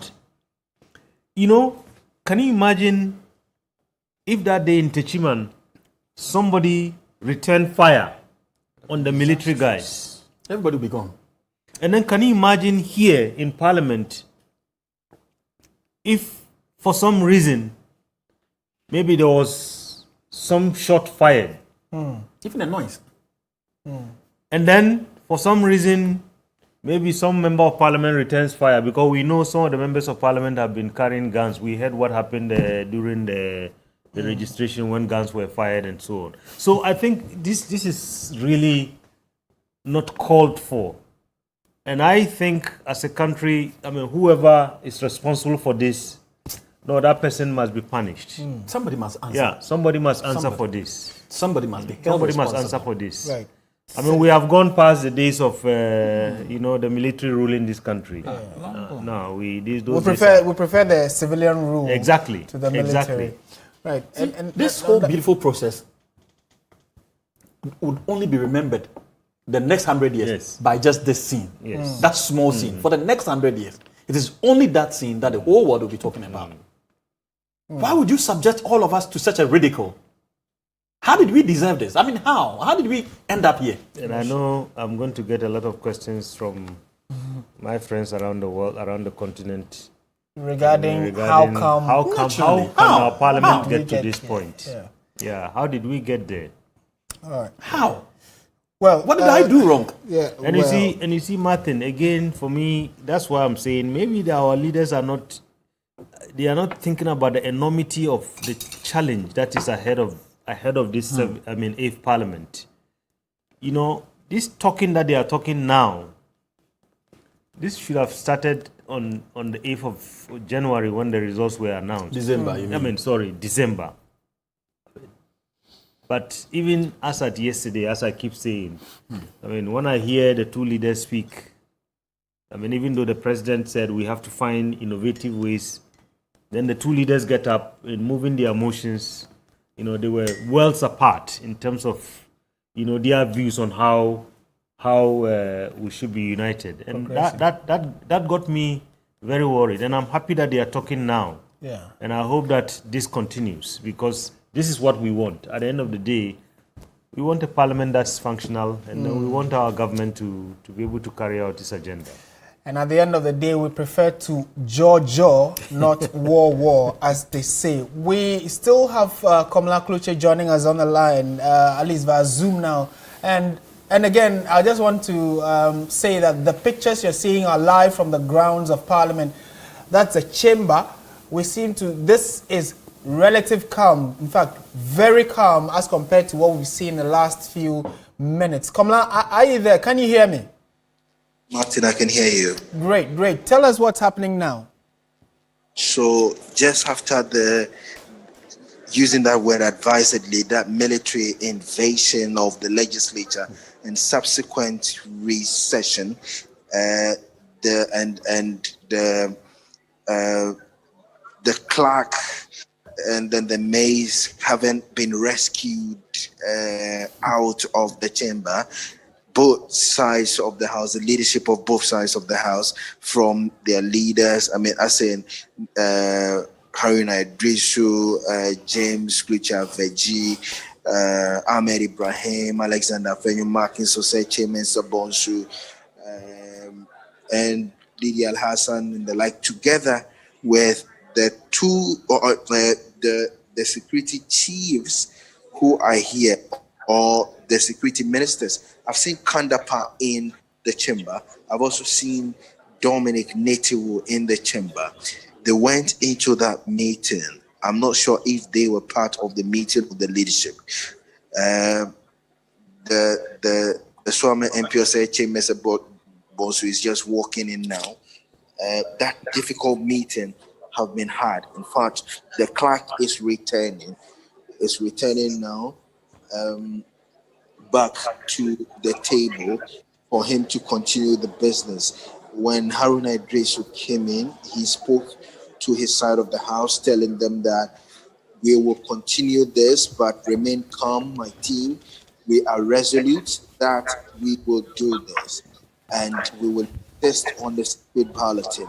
I can see the clerk, the marshal returning the mace back to its rightful place, and that mace, like you said, that is symbol of authority.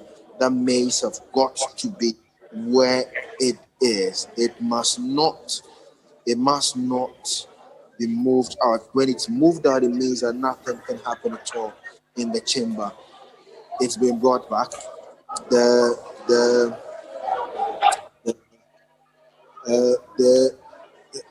What is happening? Okay, I've seen a box that has been brought in. Now the transparent box has been taken away. I'm seeing they're taking the transparent box away and they are bringing a cardboard box.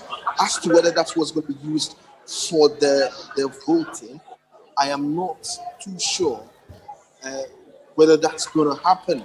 But what it is that I can see the NDC side resisting it. Okay, so they are bringing the transparent box back into the chamber. Now it's got to be locked all over again by those seals from the Electoral Commission. Transparent box, secret voting, that is what the NDC side is demanding. And far in his, I can see KT Amona Dansesokwa MP, Albert, the National Security Minister, Henry Korte, who is the Minister of State in charge of National Security, said him the Suriname MP, and then the immediate past majority. Kamala, kindly speak up. We are losing your audio. Martin, can you hear me? Yes, it's better now. Okay, so I'm saying that in your short, the insistence by the NDP side is that it should be the transparent box. The box has been brought back in. Now they are fixing the ballot booth again, the scattered ballot booth. Haruna Idrisu is going around, equipping his team, indicating to them that we're insisting that this is done once and for all. It is secret balloting, absolutely that. He's having some level of discussion with the Assistant Central MP, Kennedy Japan, who has, I must say, has been almost all night and this morning being at the side of the NDC side, calming them down, saying that we'll do this, guys, let's just cooperate, and then we do this. But the security ministers are still in that meeting. Both Kandapa, Dominic Neto, Oseche Mensabonso, Henry Korte, and KT Hammond, they are in that meeting. I don't know what they're discussing. I'm not too sure whether they are talking about the military invasion and then the likely implications for the legislature. But absolutely, this is something that the minority has condemned. They are showing the transparent box to them. That is what the marshal is showing to them, indicating there's nothing in it. The booths are back to be where they were before that confusion started. It does appear that they're going to continue with the process, starting all over again. The clerk is come back into the chamber, maybe taking a little rest. He probably might have had some fresh air and then some water after that experience he has had in there from the members of parliament elect. It's almost 4:30 a.m. No sign whatsoever as to what the way forward is. Let me see if I can just run by you the program, the itinerary. What is that? It's kind of order. I was just trying to look out for where I've left it. Okay, I'm going to perfect it shortly. And that is quite understandable that you probably must have lost it in the chaos. So if you do find it, we'll be happy to get to know what the itinerary is like for the next few minutes, hopefully at least the next hour. Yes. It is a very, very tall order, I must say, Martin. It is not just about the election of this person. It is a long that itinerary. I'm going to just look out for it, and then how best I'll be able to show that or read out that to you, and then I'm fine. Go for it. All right. So Aman Komla Kluche is trying to put his program together. Then he can update us on what actually the 8th Parliament, after electing a speaker and the 2 deputies, etc., what they were supposed to have done before they rise and then reconvene for the swearing in of the president.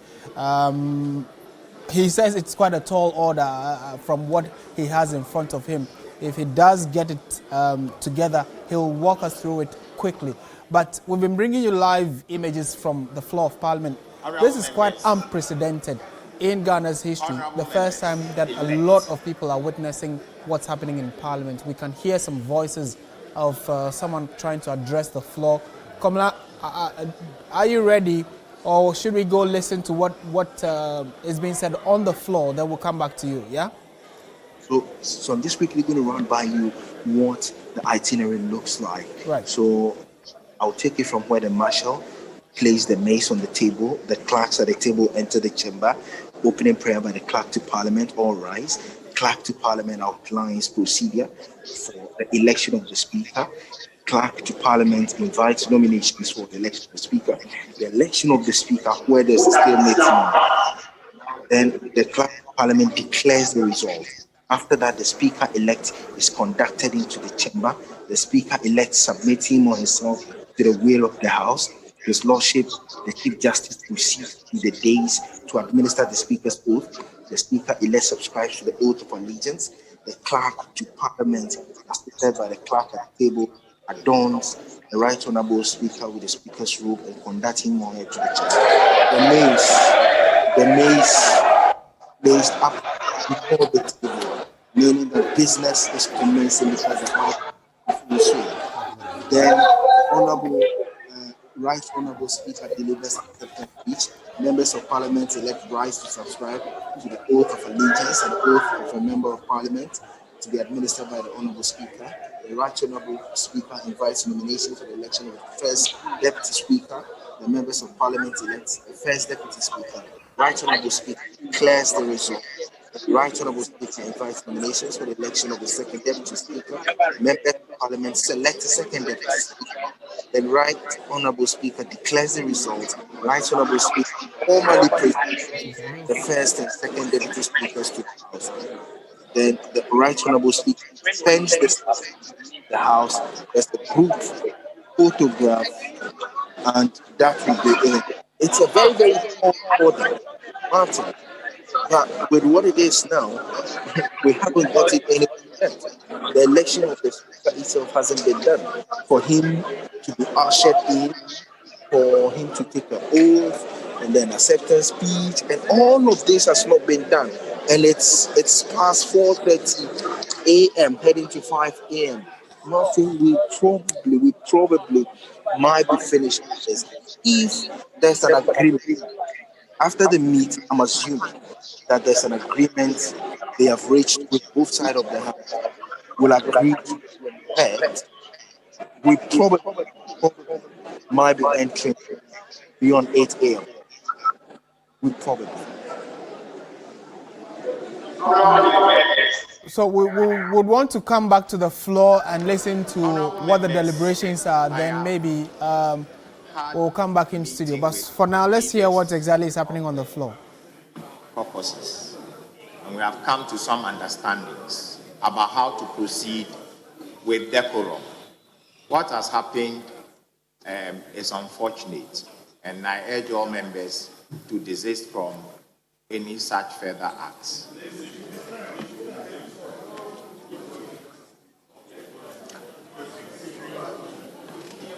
We will proceed with the voting. We have already announced that this is a secret ballot process. And so members should ensure the secrecy of the ballot. We will restart the whole process again. So we have placed before you a new ballot box.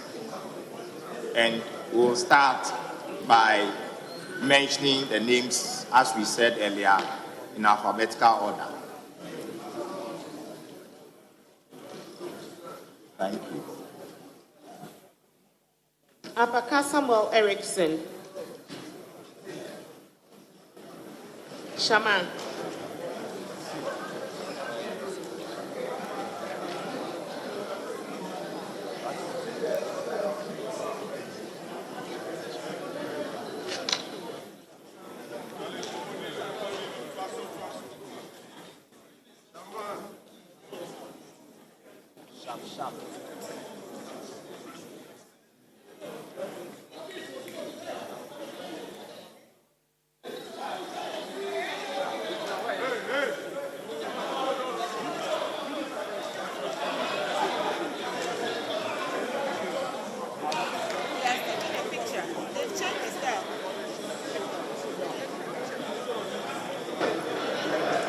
Abdullah Jacob Idris Sabelugu.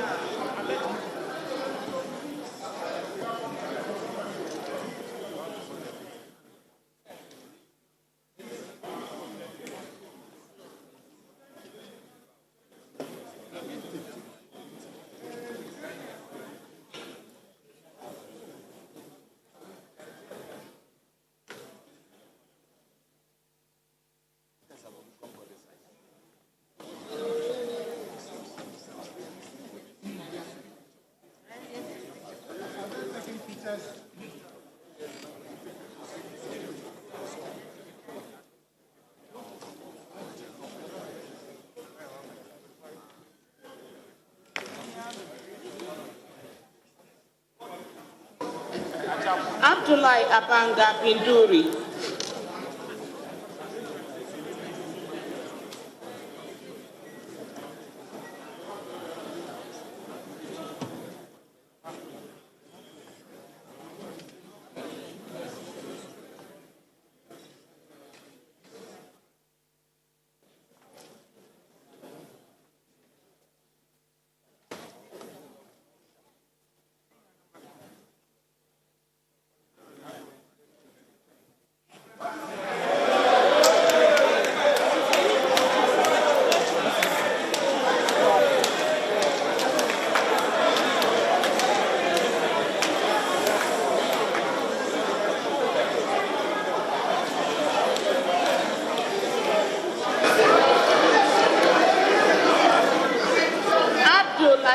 Dan. Clerk, ensure the secret voting. Chairman Clerk, we need to protect the sanctity of the secrecy of the ballot in accordance with Article 104 of the Constitution. Voting should be secret, and all of us must ensure decorum, but we must proceed by voting in secrecy.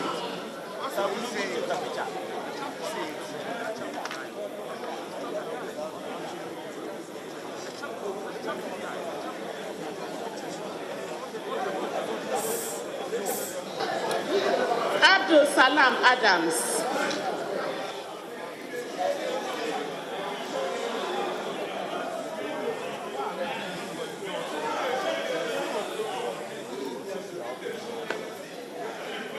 Abdul Salam Adams. Hey, you are not in parliament, you quiet.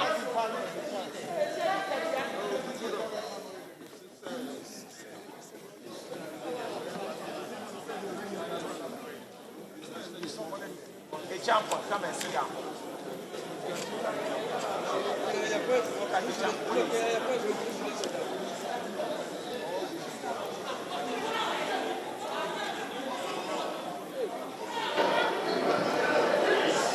Ablakwa Samuel Okujeto.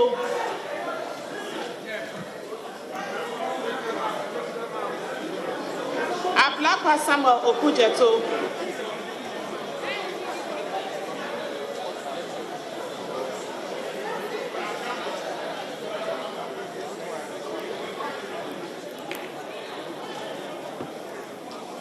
I said you can tell.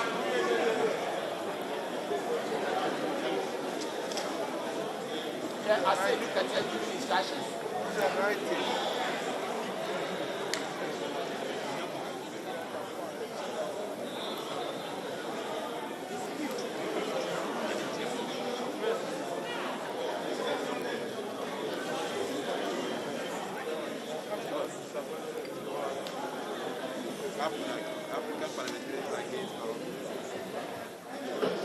Apwaje George Kwame.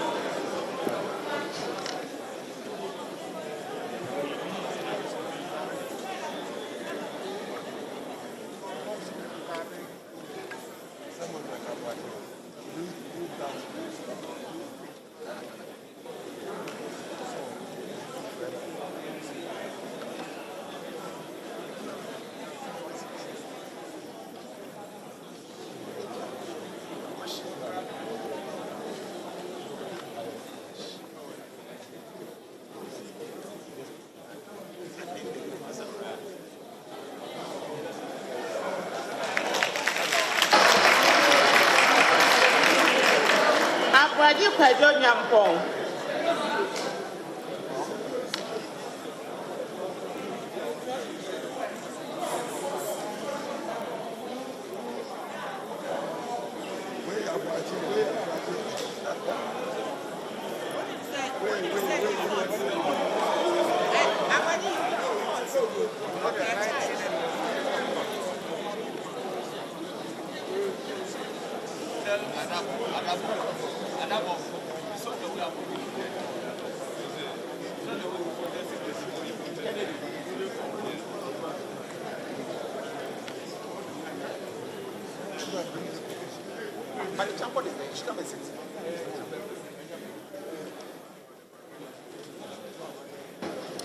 Abudulariba Zubeira.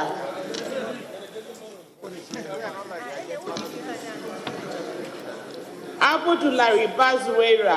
Wale Wale.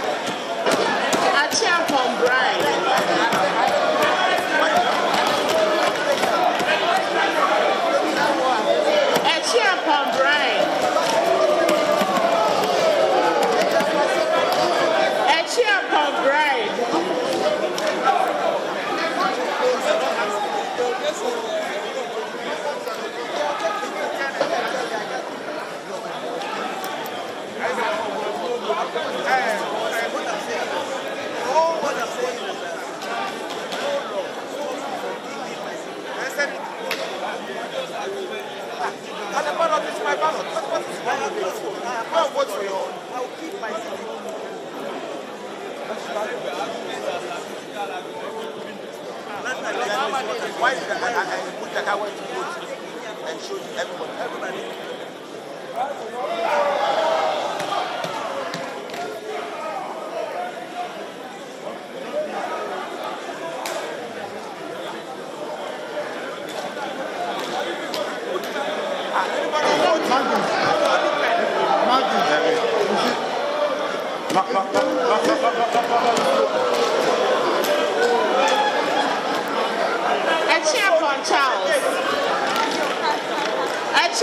Charles.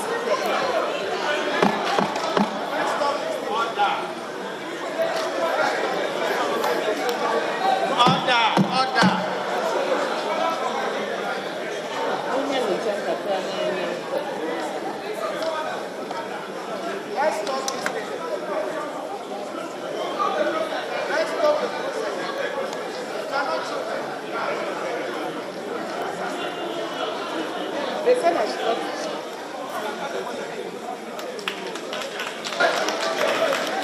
I cheer upon Richard.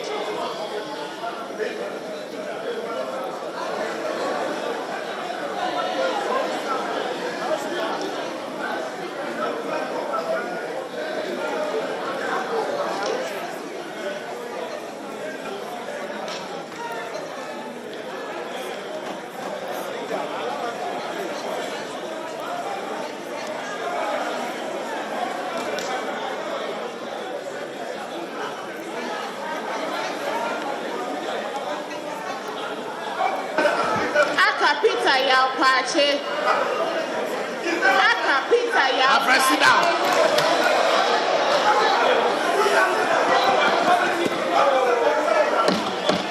Aka Peter Yaupache.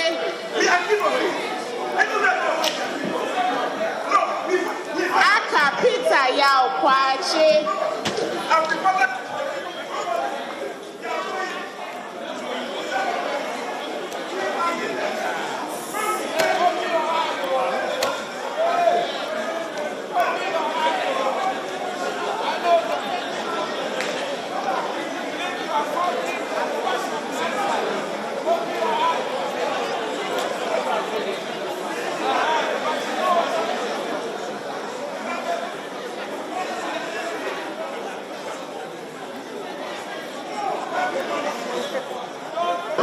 My friend, sit down.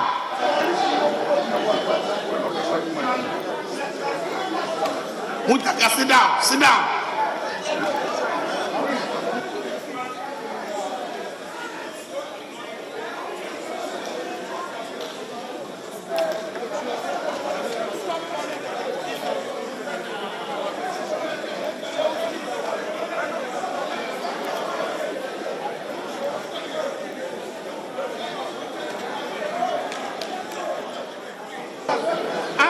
So far, Karen Adam.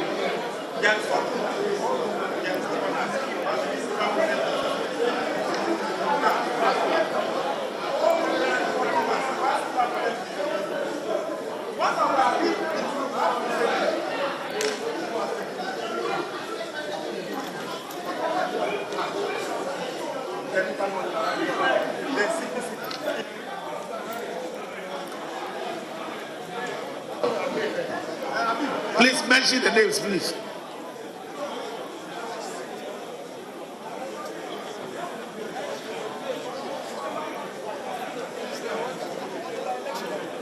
Please mention the names.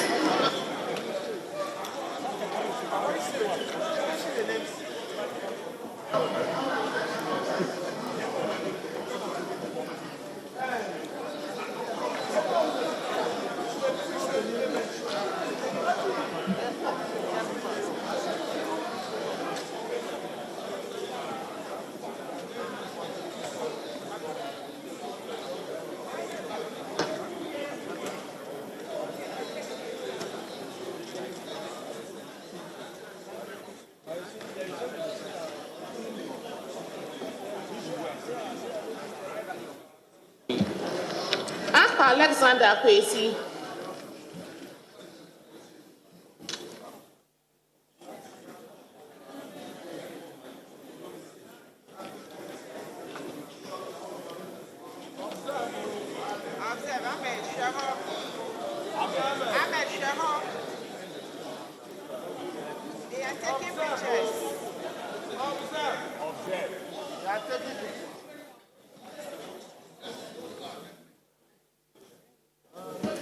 Adam Hamza Kumbungu.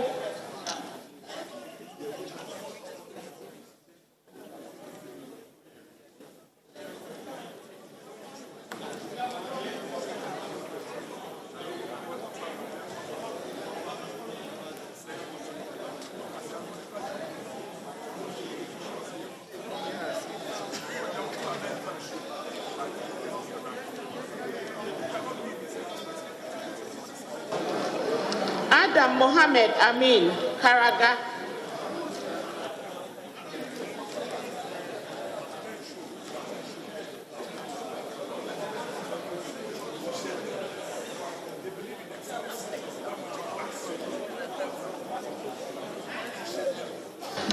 Adams Kofi Idi Boem. Adams Kofi Idi Boem.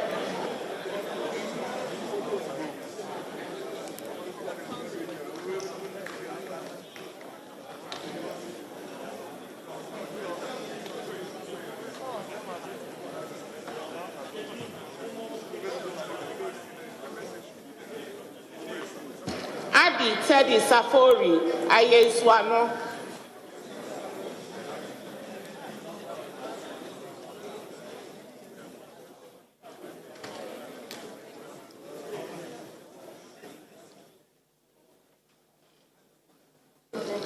Adoya Frempong. Manso Edubia.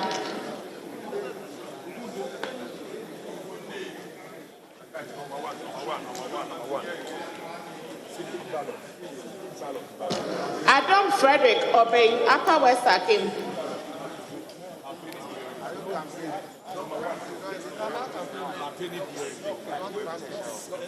Adam Frederick Obey Upper West Akim.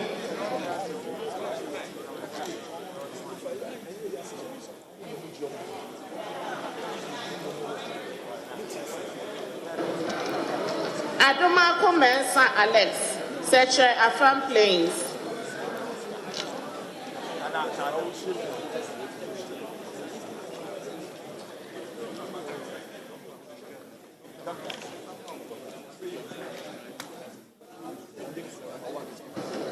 Adomako Mensa Collins, Efijak Mabre North.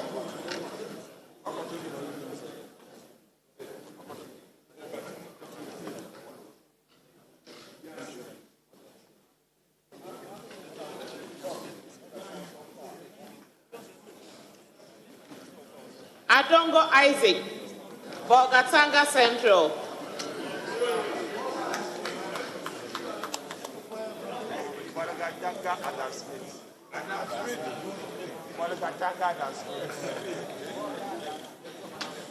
Senior, one out chairman. That's how we are mafia. Now, why you don't have to talk about here. Edu Johnson Kweku, Ahafano Southwest.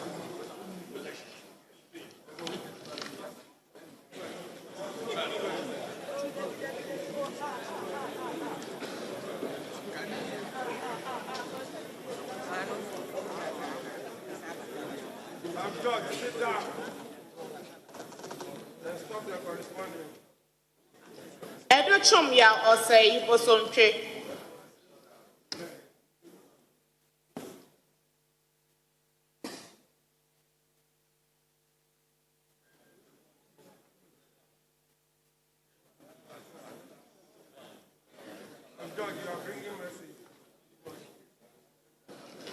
Afenyama King Alexander Kwamina Efutu.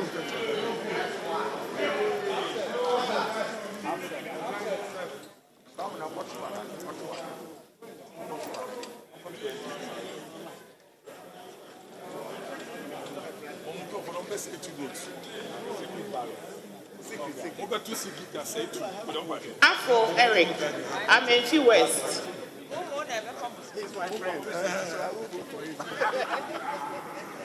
Happy is a Mugabe.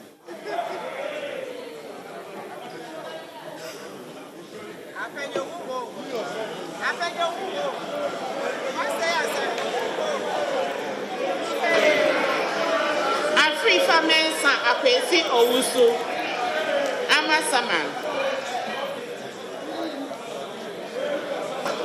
Afrifa Mensa Akwesi Owusu Amasaman.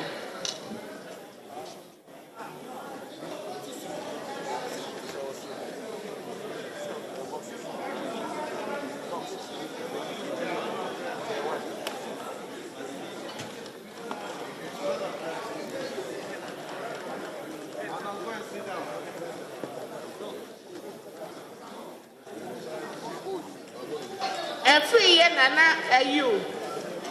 Every Biasi Asokori.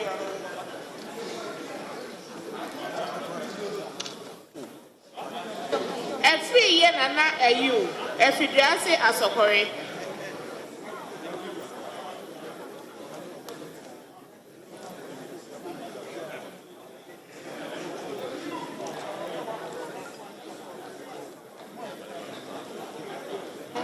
Every year, Peku, Century also.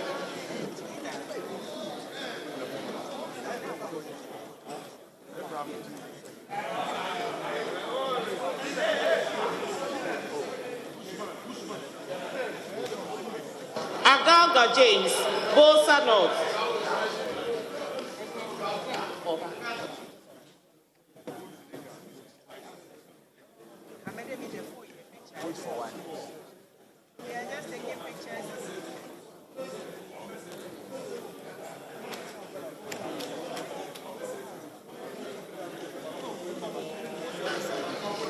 Agbave Charles, Agotimezi Ope.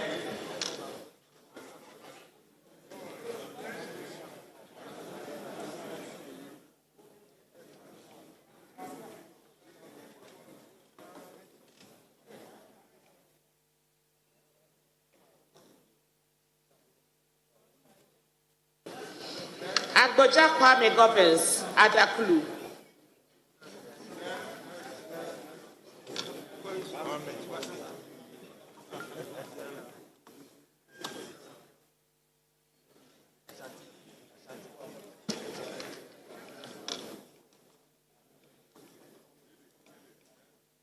Agbotui Gisela Tetem, Awutu Senya West.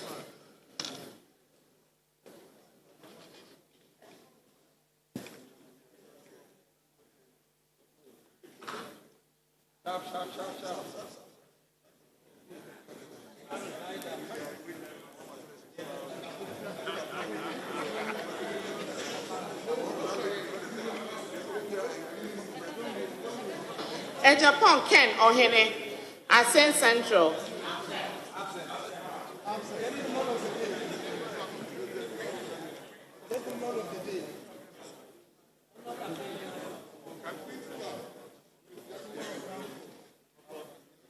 Ejari Alexander Kede.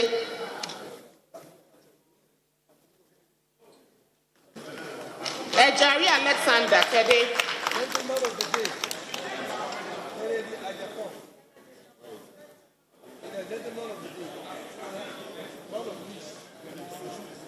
Ejay Kwesi Boateng, New Drabin North.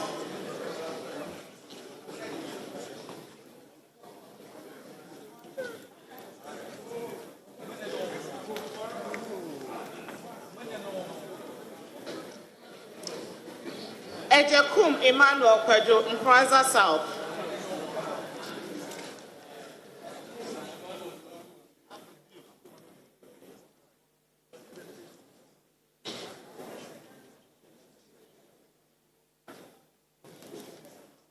Ajima Menu Kweku, Doma Central.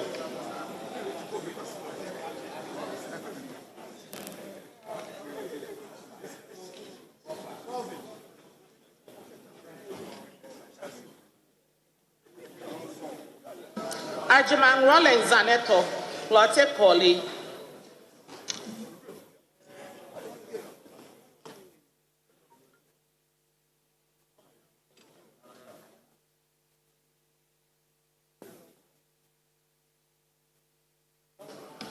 Ejenem Boateng Kweku, Brekum West.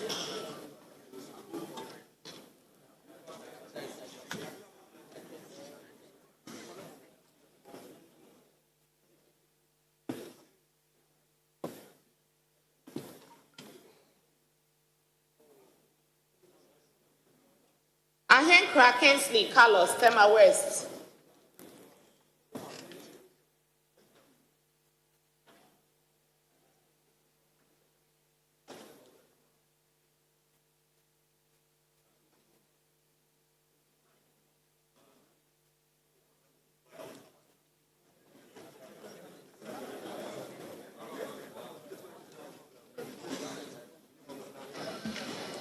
Ahenkwa Frederick Yao, Jama North.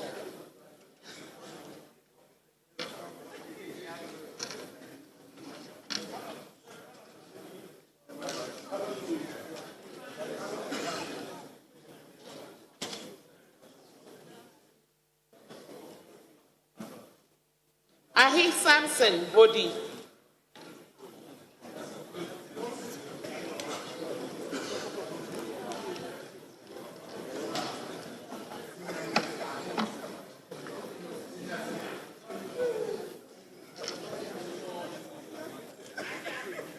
I'm here for Bernard Akachi South.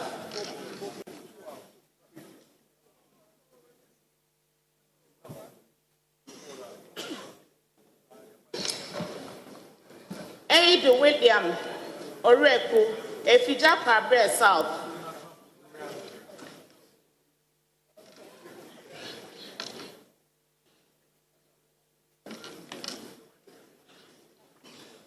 Akando Pabna Menta, Draboso.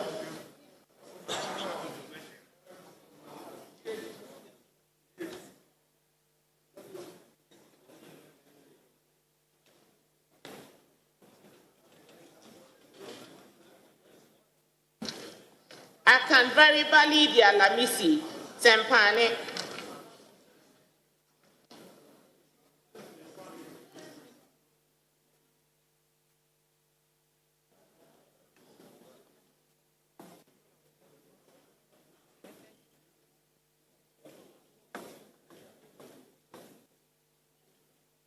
Akwete Joseph Tete, Kumkata Manso.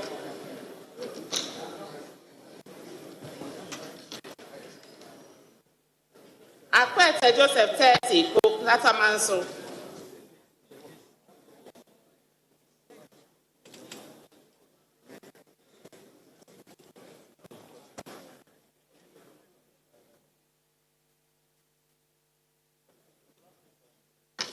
Achia Samuel Ata, Abuakwa South.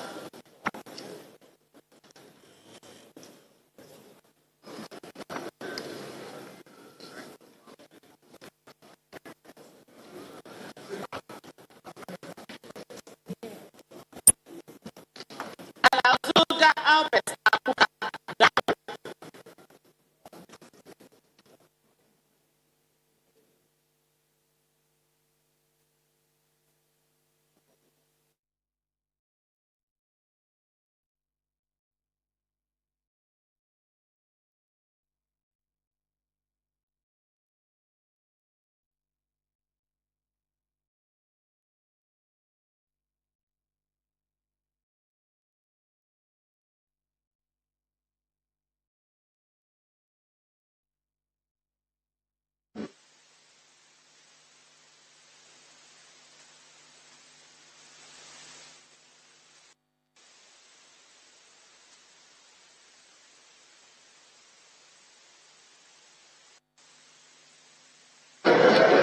Hassan Media Sayuram.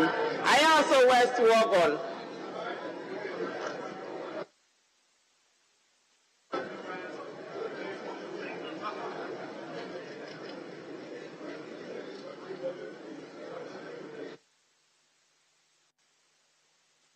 Alawute Angela Oforiwa, Afajate South.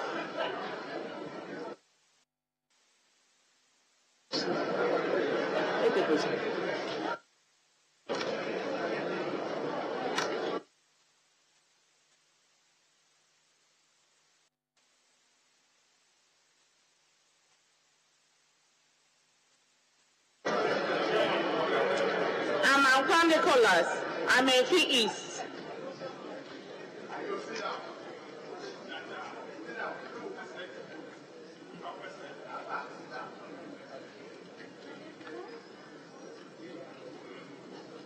I'm Anquan Menu Kofi.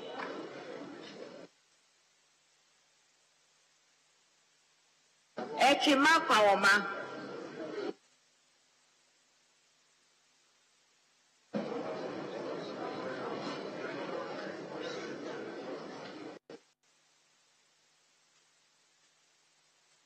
I'm a John Peter Hohoy.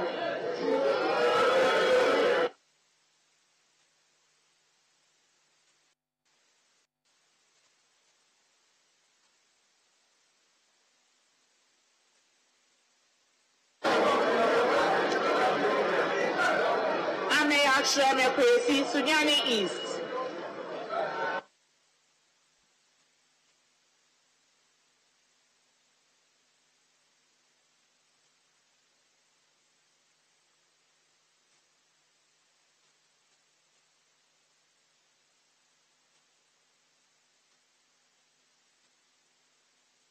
I'm one outside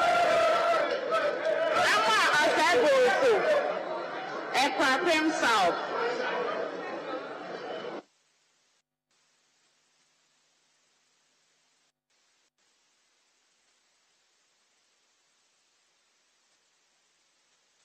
Amwa Stephen in Shaeso.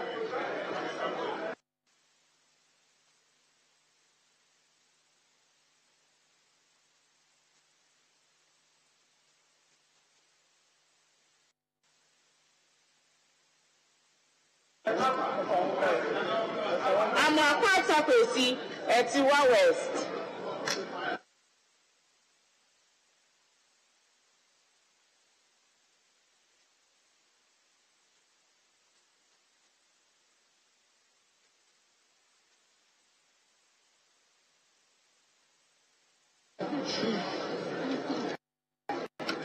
Ampem Thomas Nyako, Esio Jaman.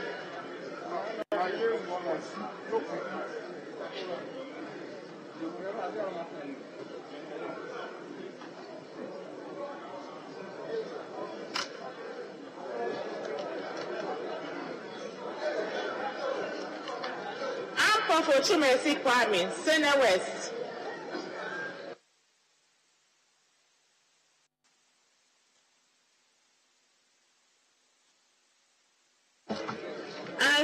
Emmanuel Eje, Echema Nwabieja South.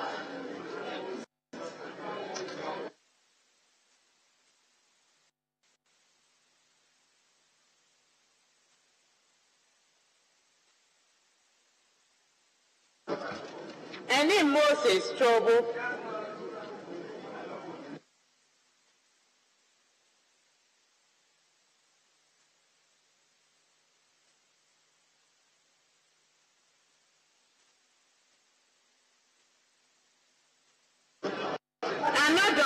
Frank and Sawam Aduaje.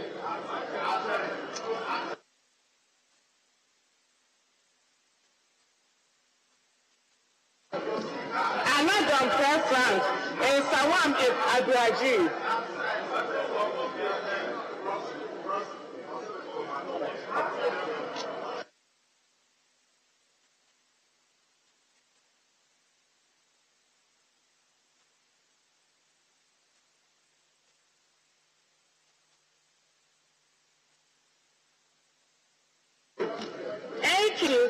Sobering.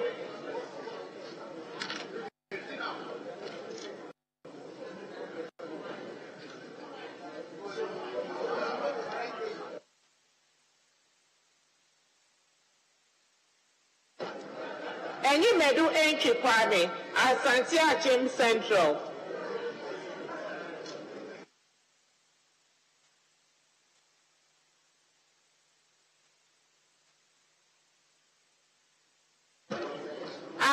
Clement Abaza South.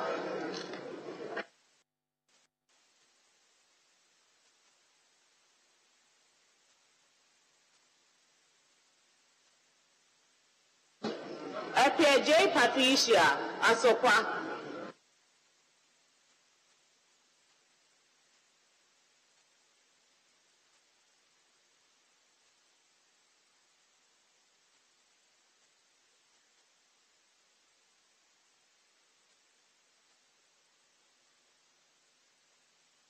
Appear to be Andy Kwame, Asante.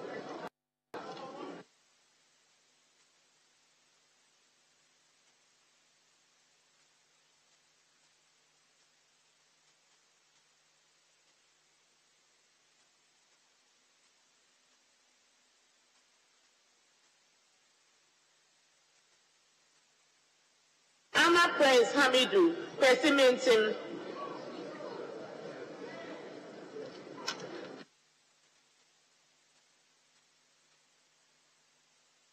Asama Vincent upon Doma West.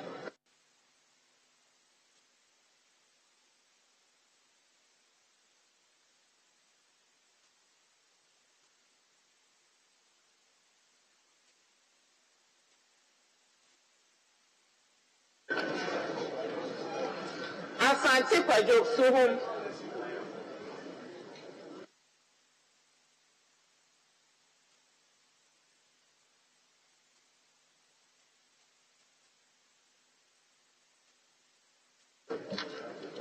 Asante Boateng Kweku, Asante Achim South.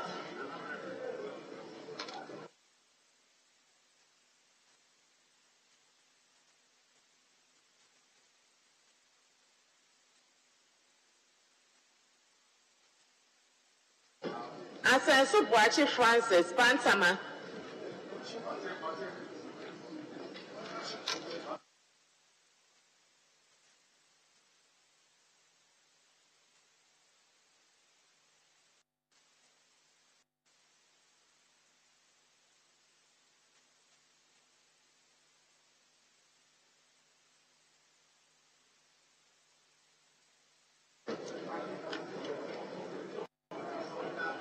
Esiama Andrew Amwako, Formina.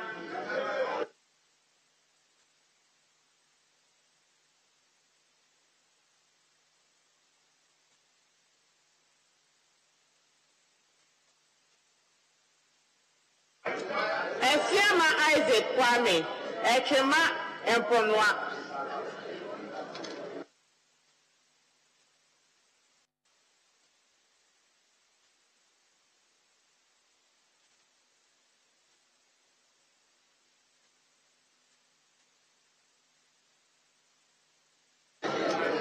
Esiama Kabna Amankwa, Fantiapa North.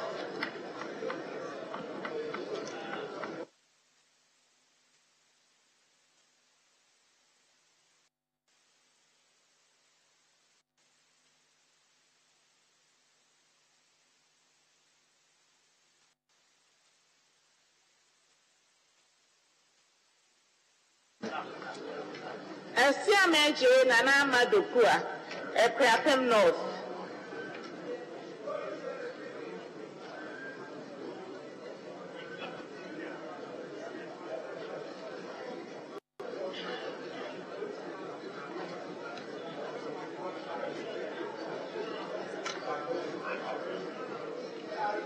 Asafua Vincent Eko, Old Tafo.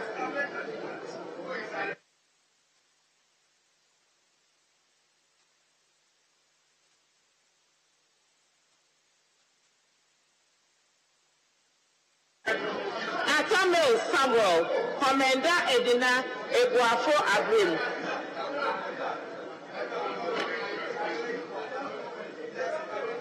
Atamel Samuel, Commander Edina Eguafo Abrim.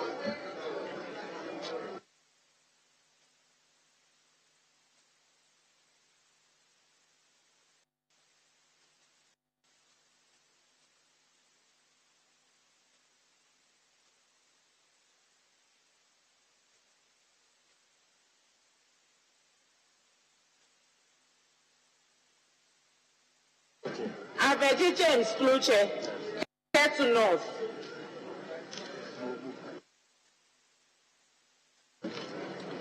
Avocatletis Apo, Zebila.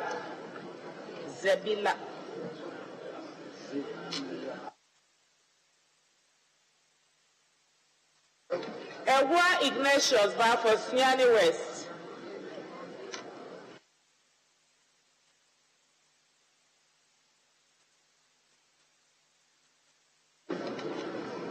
Awuni Teresa Ladi, Okaikwe North.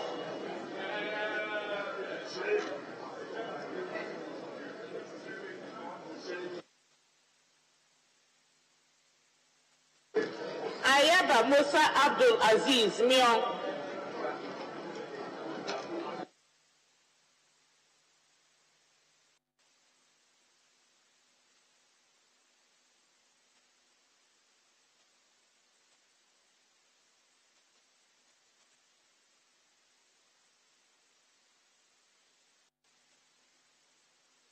Ayamba Ladi Ayi Kusiga.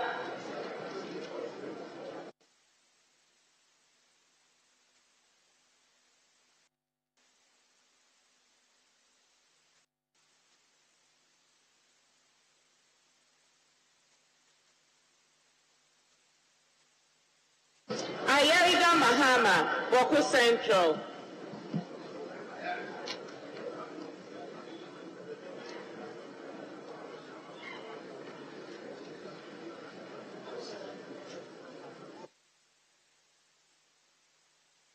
Tina Dominic, Akoretenga, Bolgatanga East.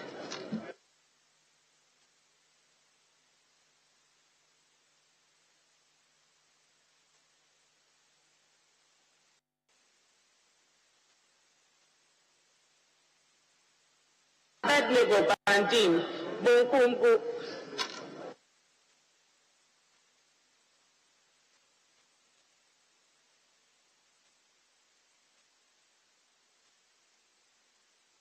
Betty Michael Ochi, New Japan South.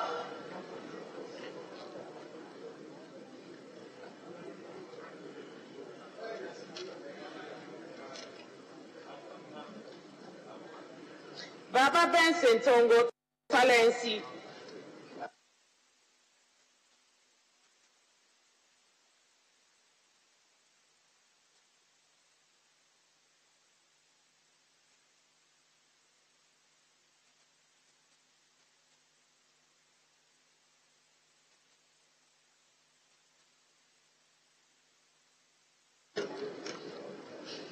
Bachaya Via Baligi, Lambusi.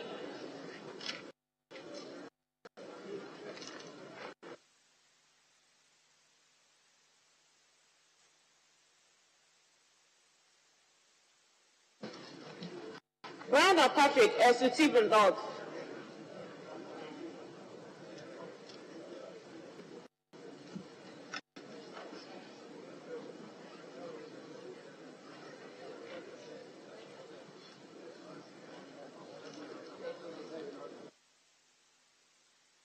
Battles Sheila, Ablekuma North.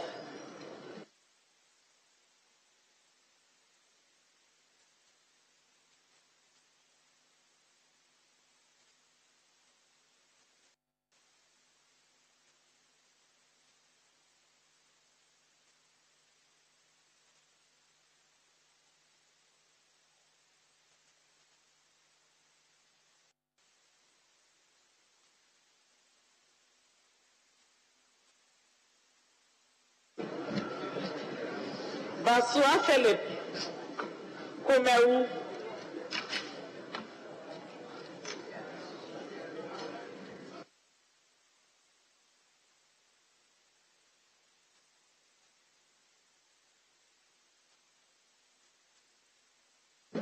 Bawa Edward, Abambe, Bongo.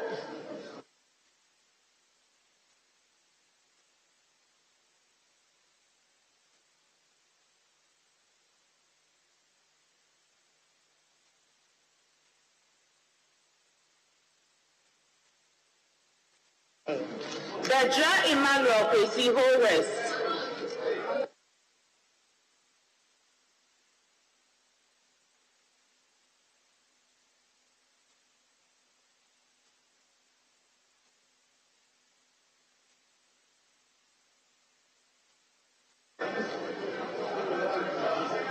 Benam John Jaba Zabzugu.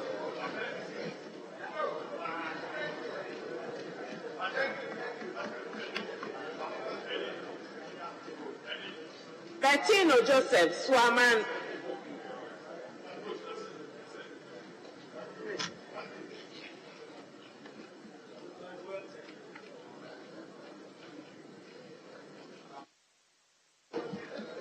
Blanks and Alex Akrofom.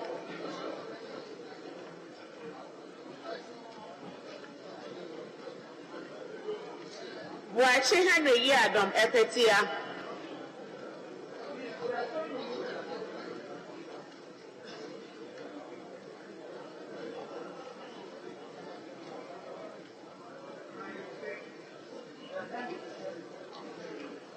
Buachi Yadom Patrick, Obuasi East.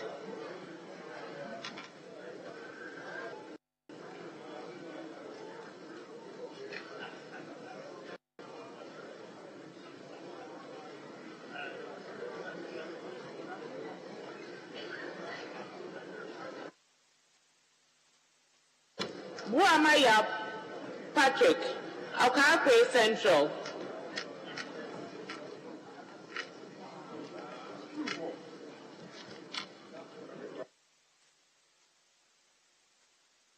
Buating Ekwesidapo. Bosome Freho.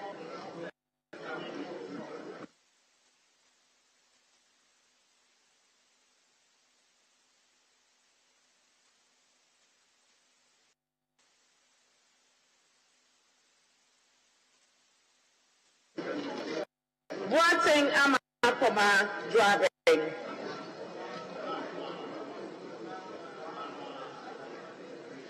Boateng Joseph Apia, Afam Plain South.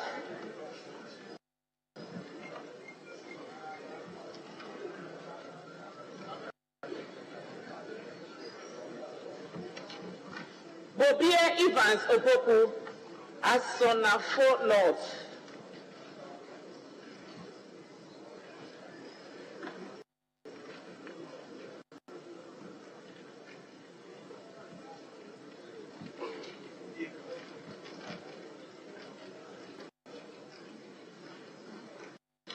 Boche Daniel Okre.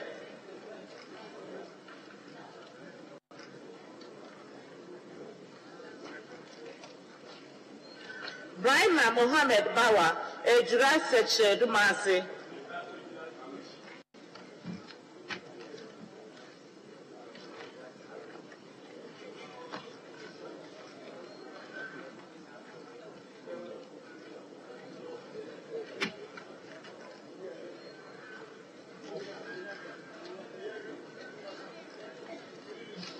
Bua Emmanuel Amakofi Elembele.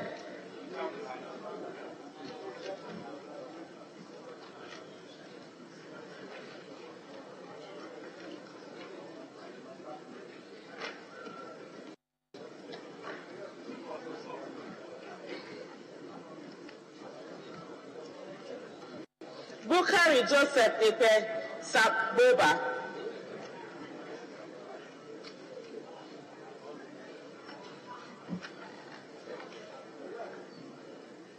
Shenia Amidu Isahaku, Sefala East.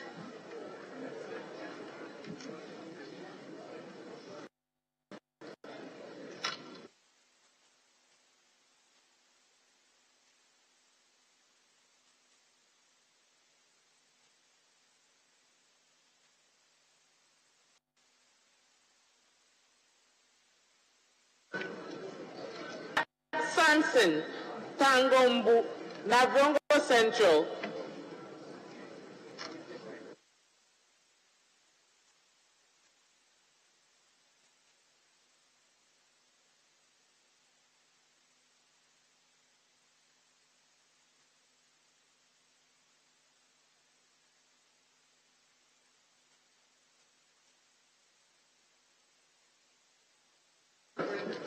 Chiwite Andrew Dari, Sola Tuna Kalba.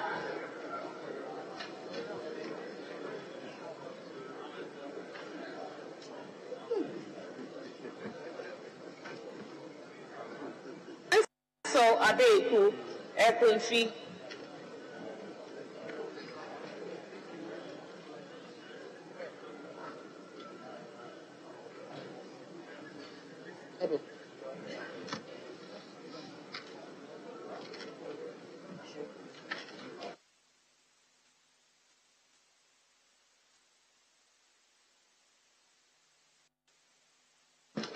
Kujo Gansa Comfort Doyo, Adan.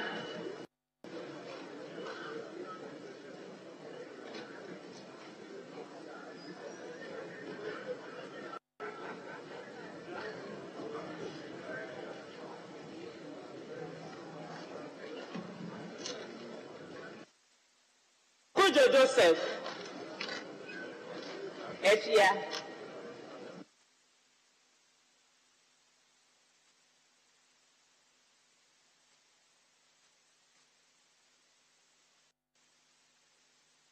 Kujo Robert Wisdom, Christian Huni Valley.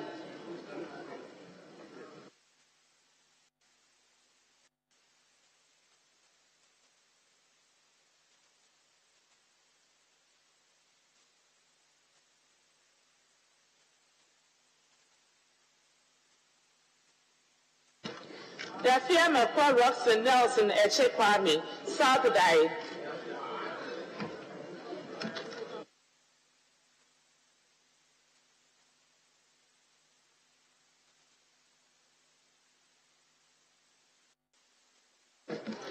Salu Thomas Ada, Shana Paga.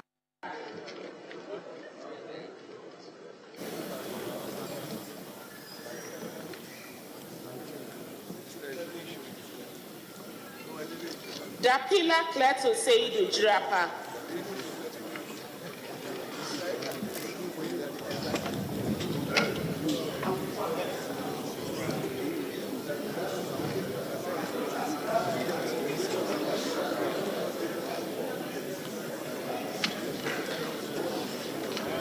Dako Daniel Ohene, Upper Denchira West.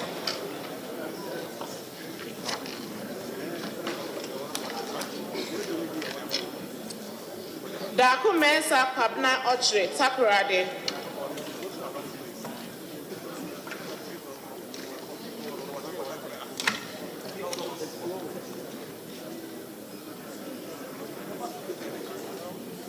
Dauda Collins, Esutifi South.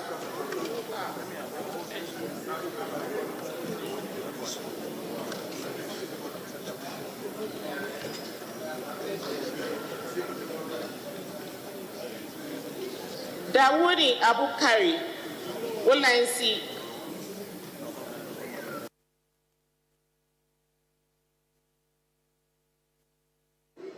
Dawudi Wolansi.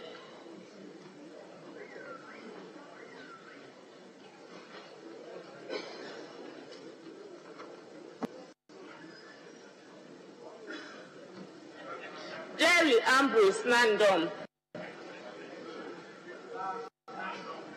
Nando.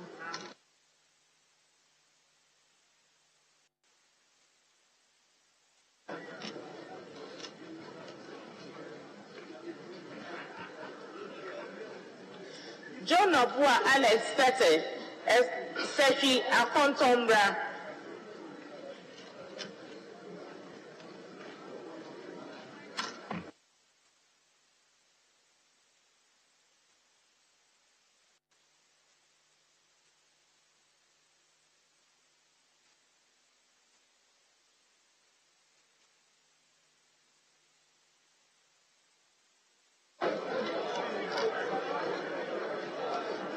Elvis Morris, Abra Asebu,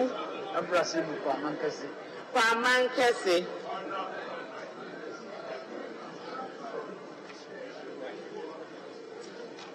Donko Papana, Pro East,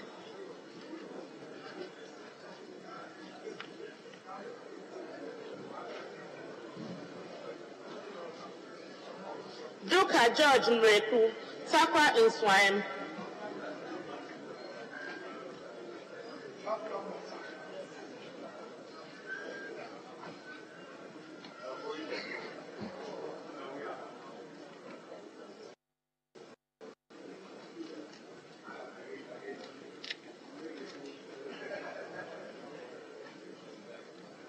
Eyana na Goma Central.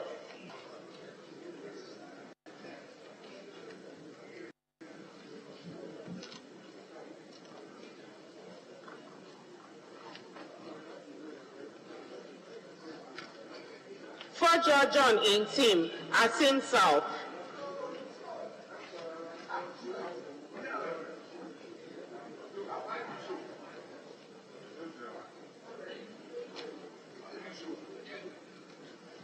First in case Alatuba, Ejimako Egan Isiam.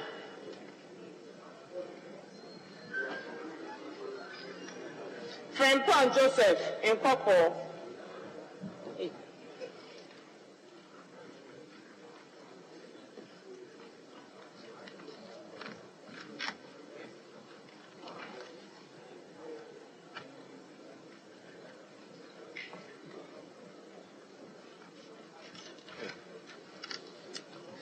Gape Kwame Jojoli Keta.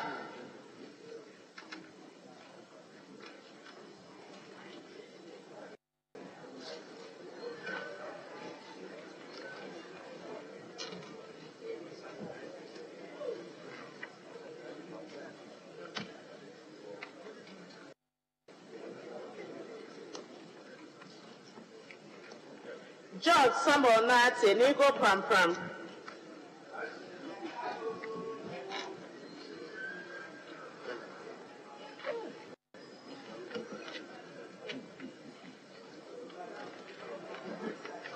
Gansa Alhassan Kobina, Esikuma Odobin Brapa. Gate Joe, Esikado Ketan.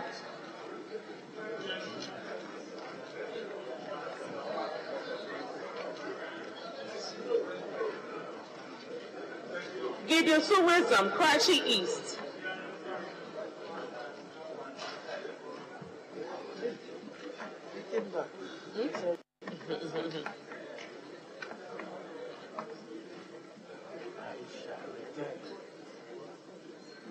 Gomadoyao, Akan.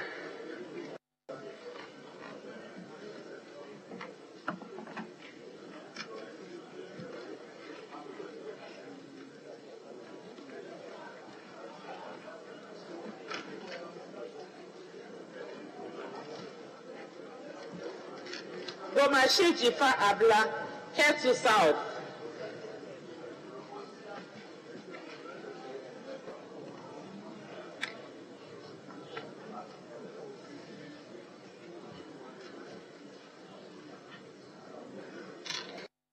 Jenfi Emmanuel Akwesi, Odotobri.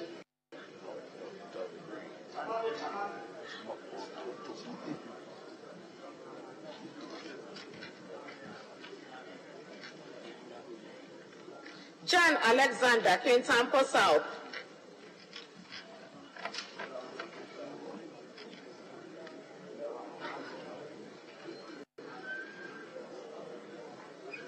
John Mensa Richard, Gobwa West.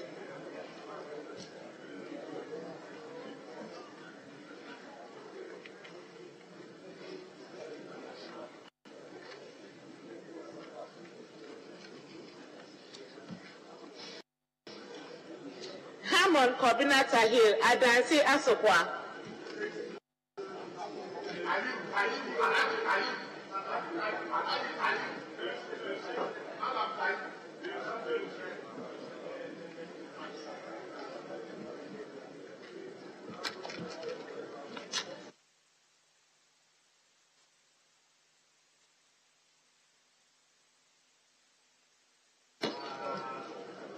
Hansen Norte East, Tamale Central.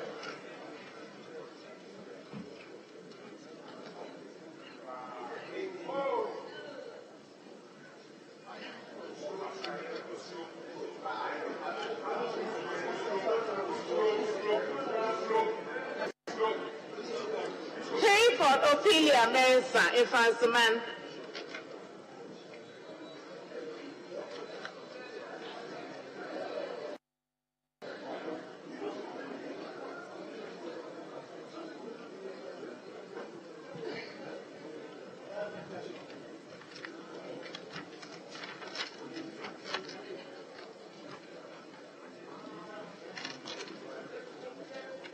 Hotoje Alexander Roosevelt, Central Town.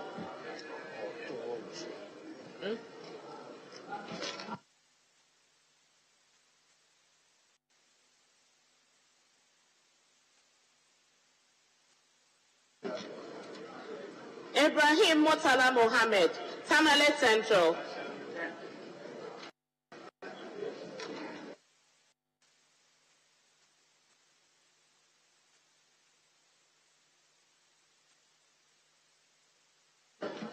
Ibrahim Ahmed Banda.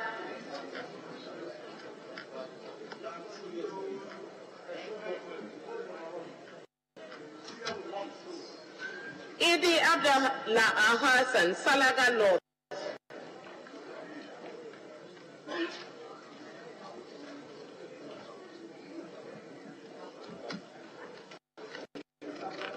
Idrisu Habib, Tolong.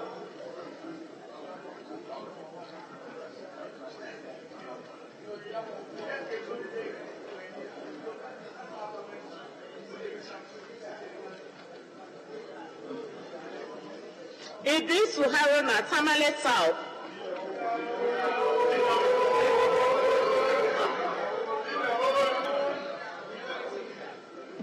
Jaja Yusuf Isaka, Ayawaso North.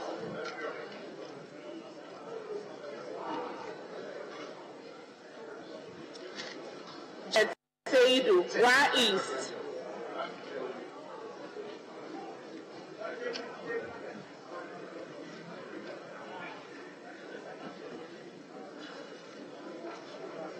Wasn't it?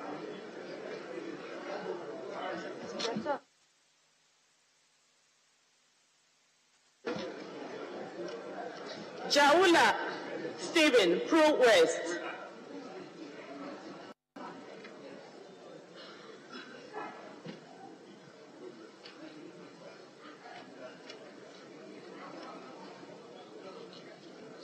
Jinapa John Abdullahi, Yape Kusabu.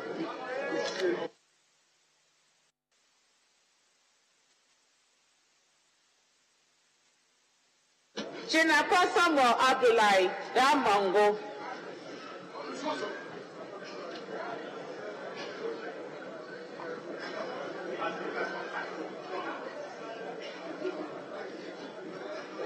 Kenny Geoffrey in Kwanta South.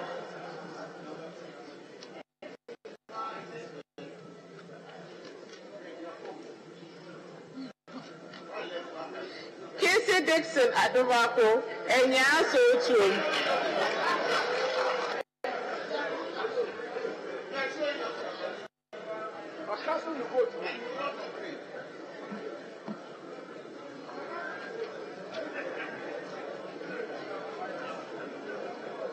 Konedu Akwesi, Benshia North.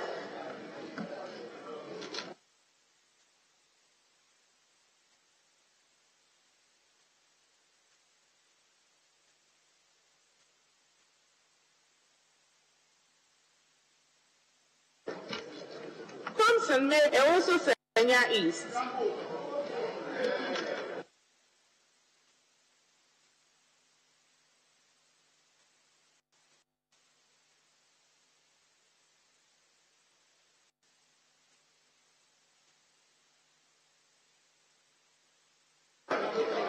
Pastor Martin Kekweje Mensa, Teshiman South.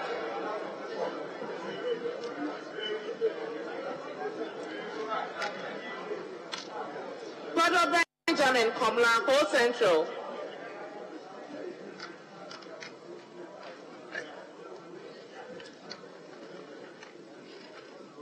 Kum Ebenezer Kojo Ahanta West.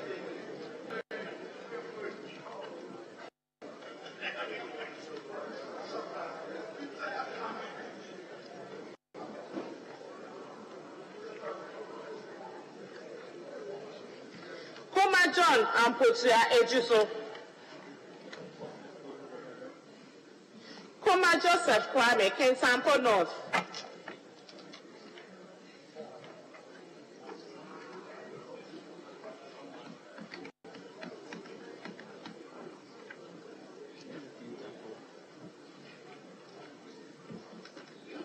Koyan Solomon, Kachi,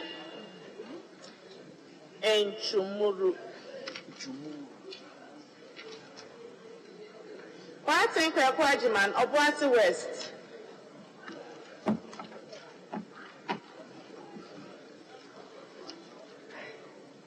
Coffee Festus Ultra East.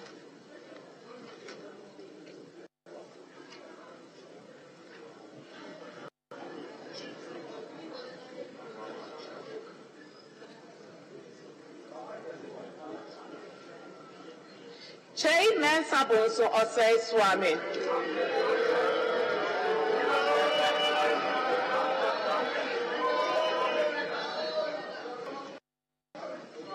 Chairman Nelson, Brekum East.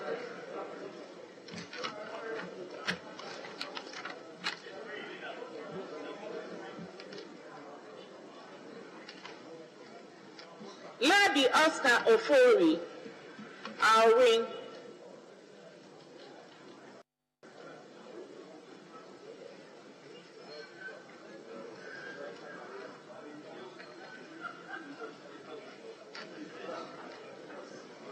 Latte Agnes Namumu Kuawa.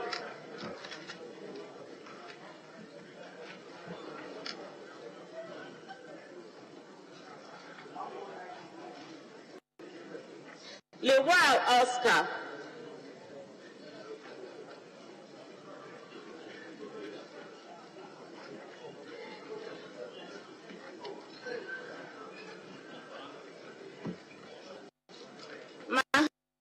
Farouk Umar Aliu Yendi.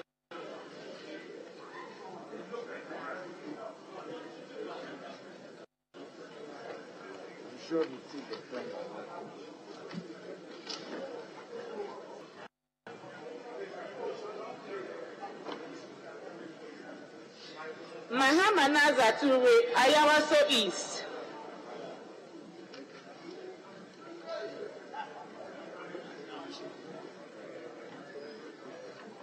Menu Adabo Francis, Ahafuano Southeast.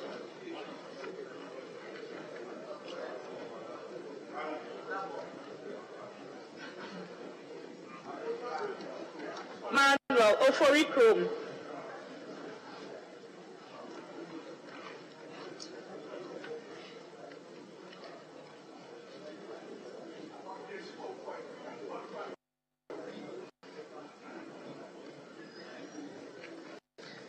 For Kofi Ahekra, Achiase.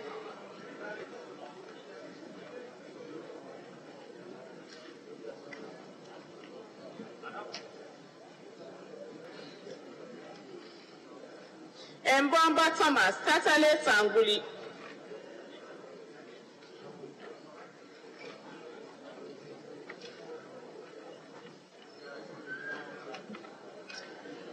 Mensa Betty Nana Efua Crosby, Afan Plains North.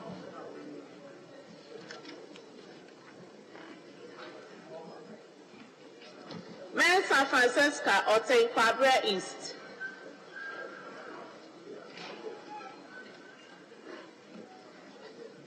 Mensa Isaac Eje, Wasa East.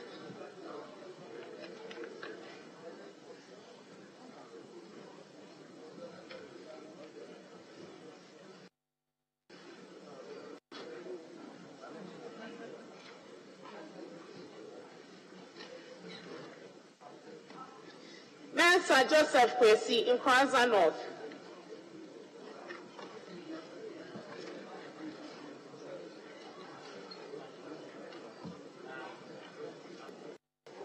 Mensa Tina Giftina Ayele Wejad Bawi.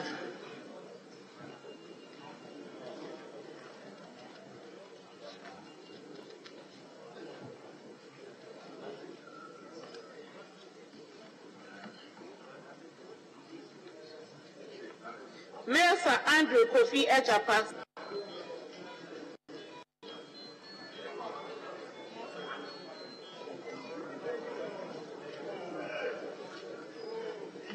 Mohammed Zuwera Ibrahima, Salaga South. Morrison Cynthia Mamle, Agona West.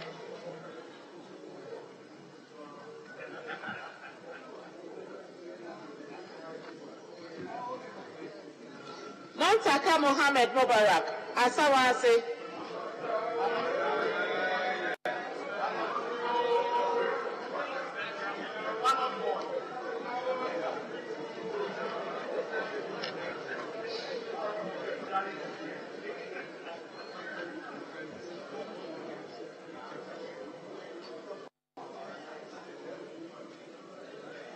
Nanja Sanja Atebubu,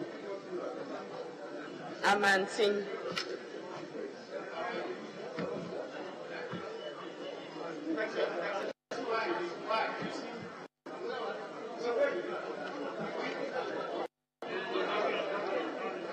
Now Perry Dominic, Senate East.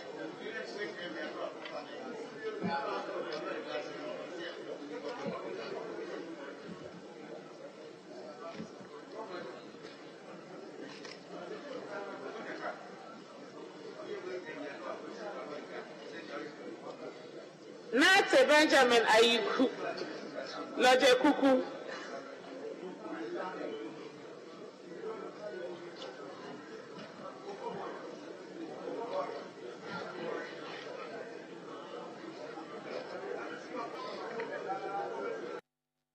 Nawane Market.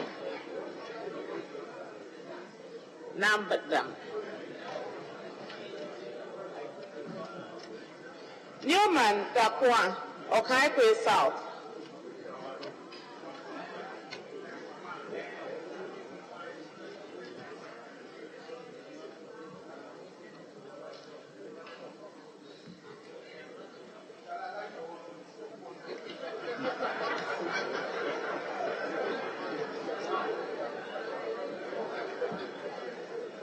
Neto Dominic Aduna Bimbila.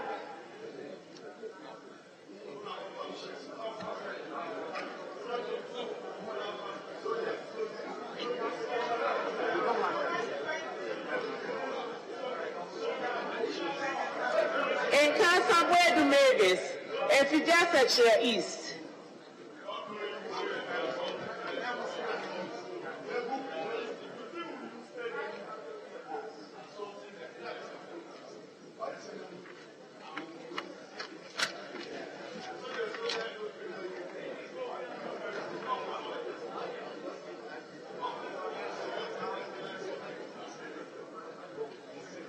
No cry coffee apple. No cry coffee apple.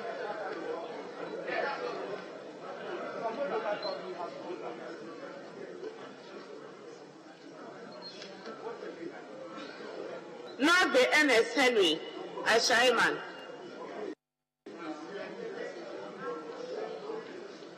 Not the NS Henry, a Shaiman.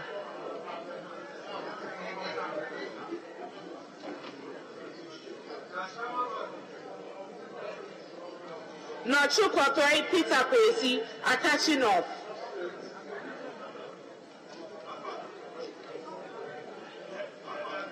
In Tim Adlid, in Sutapa Mang Biposo.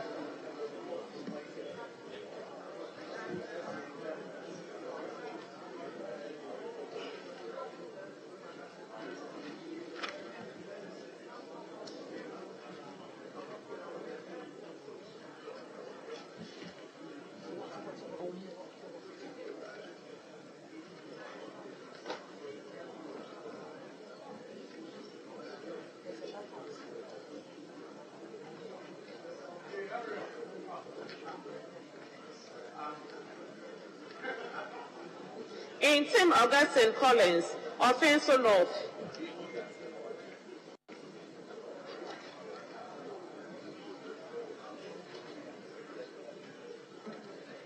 In Tosu Helen Adjoa Cratchy West.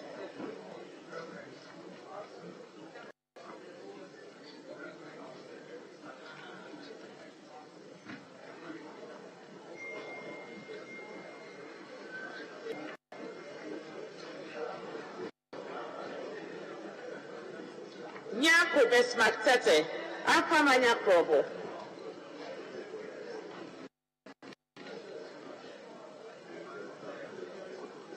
Nyako Kingsley, Badaso.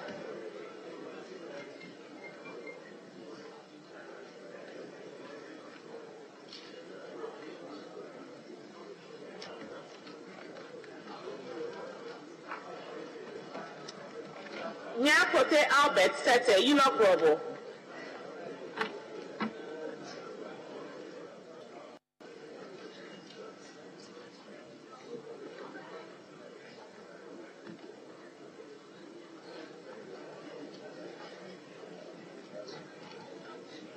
Nyako Menta Kwabena, Cape Coast North.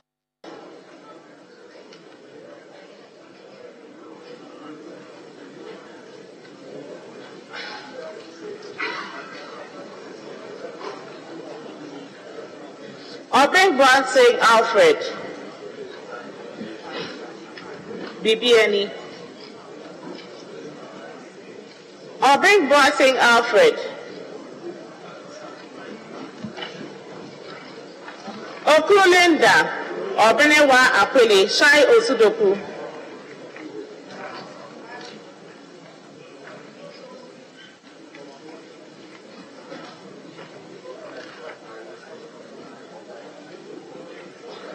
Odamson Isaac, Tama East.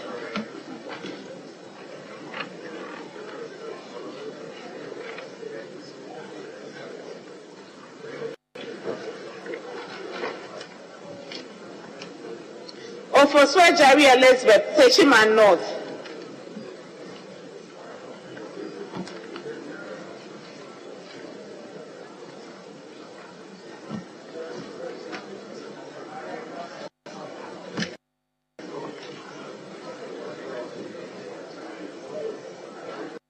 Okofo Dr. Williams, Durban South.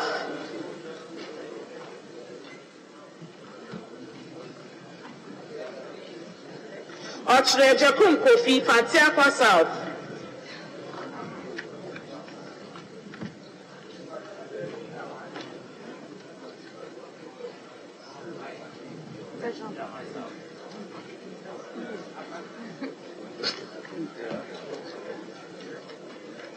Opoku Davis and San Mpraeso.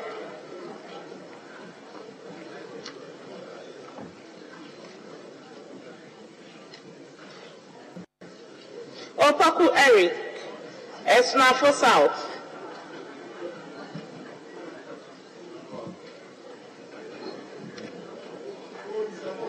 Opaku Isaac Yao, Offenso South.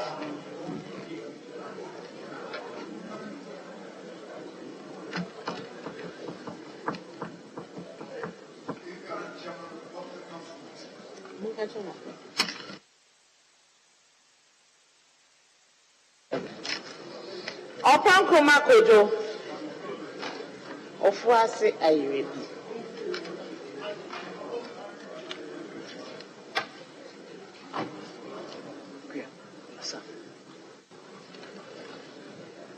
Osai John Frimpong Ebrim.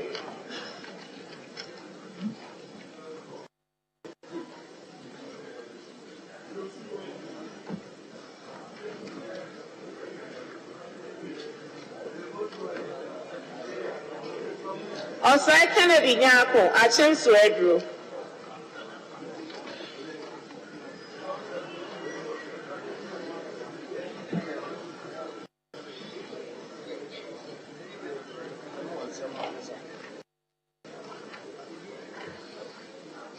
Osai Asariapna, Etiwa East.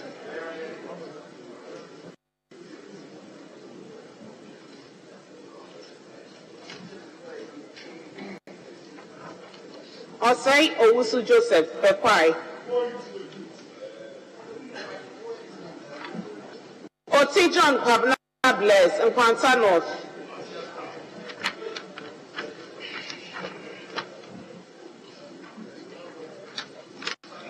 Otutai Christian Colette Sege. Owusu Bio Benito. Etrima Mwabieja North.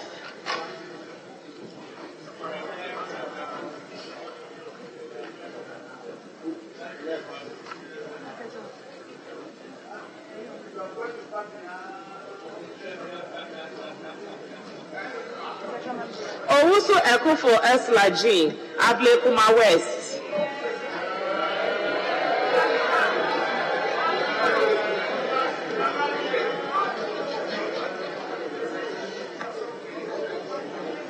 Paying to Desmond de Graft.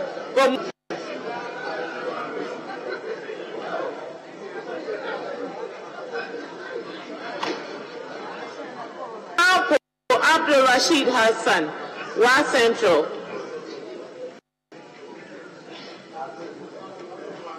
Prem Frida Akosia, Tano North.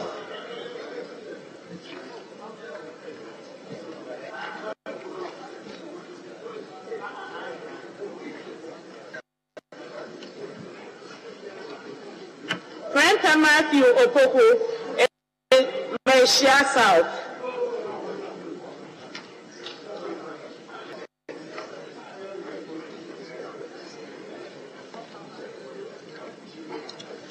Henry, Ayawaso Central.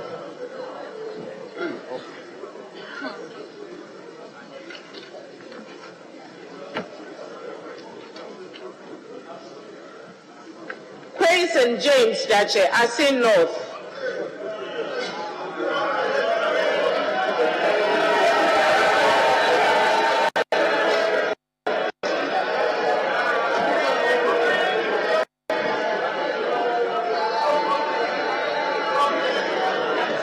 Prison bound. Prison bound.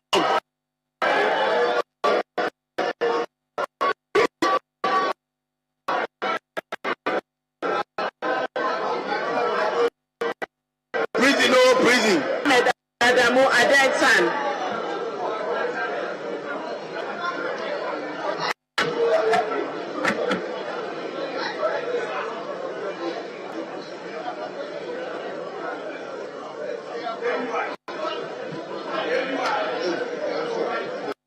Seketagan George Kweku, Cape Coast South.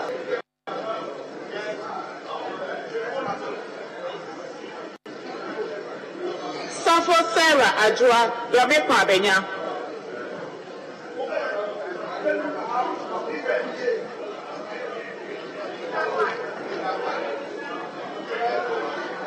Sandari Sebastian, Defiama.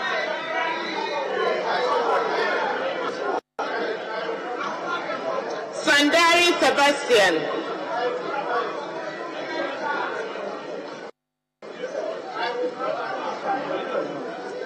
Defiama Busi Isa.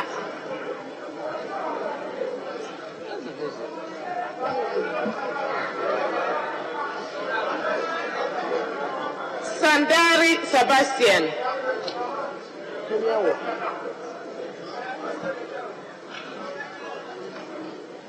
Sanid Suleiman Adamu Ahafuano North.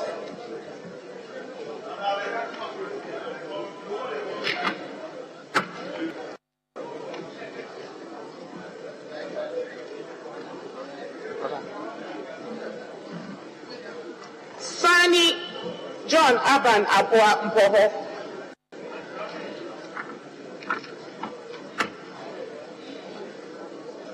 Sapon Peku and Petru Mampong. Saya Finstar Pokua, Agona East.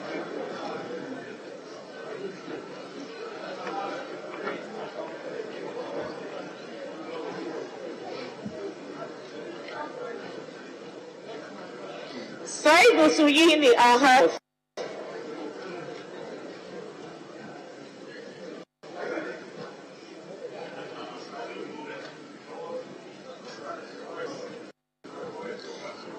Suffer Richard Kwame Anglo.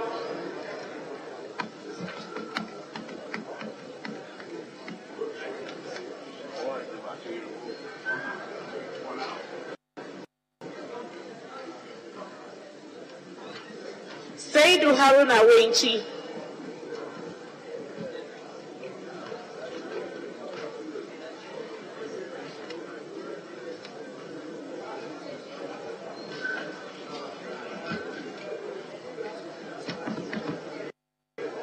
Saidu Isifu Dambaga.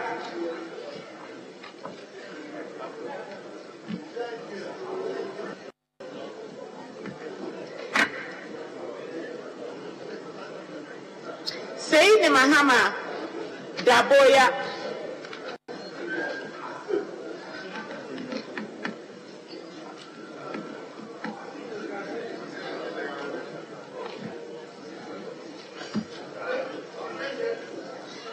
Secha Benjamin Yabua Tano South.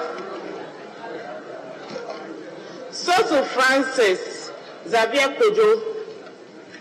Madina Xavier Kojo.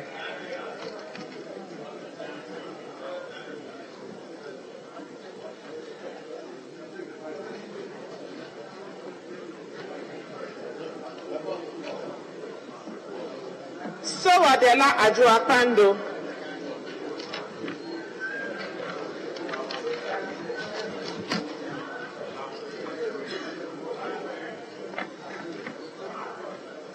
Sowarita na Odole, Dade Kotopong.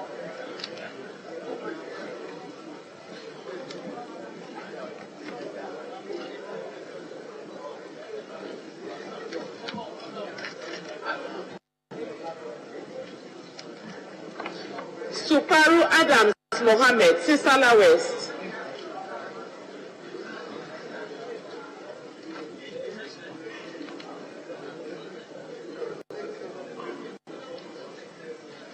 Sulemana Adama, Pine.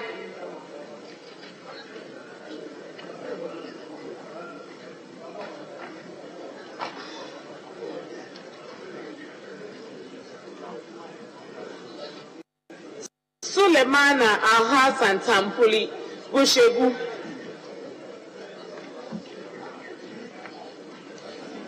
Suleiman Bole Bamboy.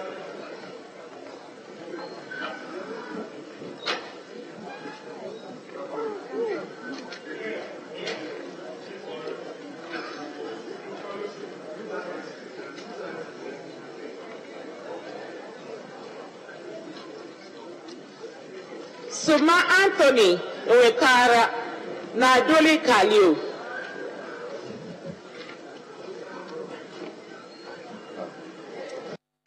Sechi George Kwabna Obeng Mansong Kwanta.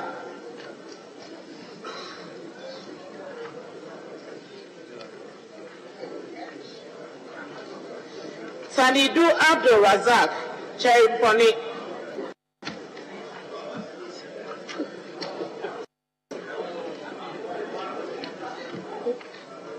Celia Augustine Bia West.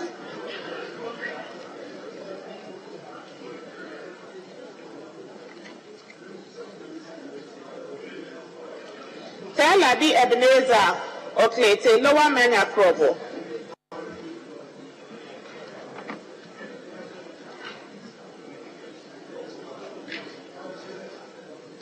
Tessa Jocelyn North Guy.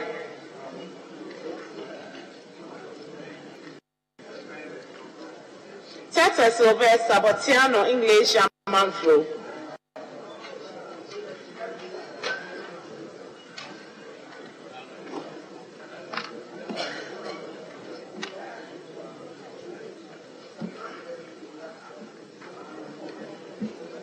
Sophia Docas Jomoro.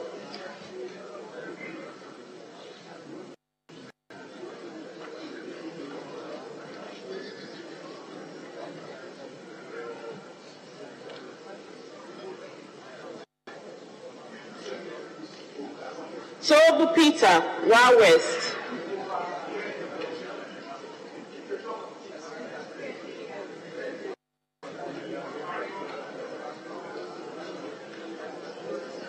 Suferu Mohammed Hadi Nantong.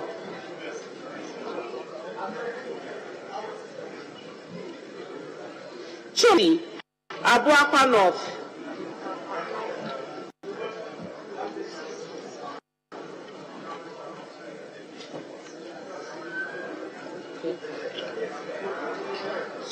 Chumbrahima Paul Aprepo Doma East.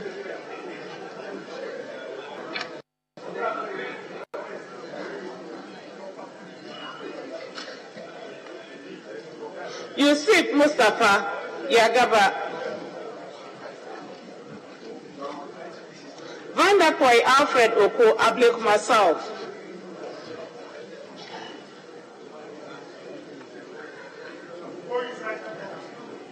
Vanderpoy Edwin Ilante Ododo Diodio.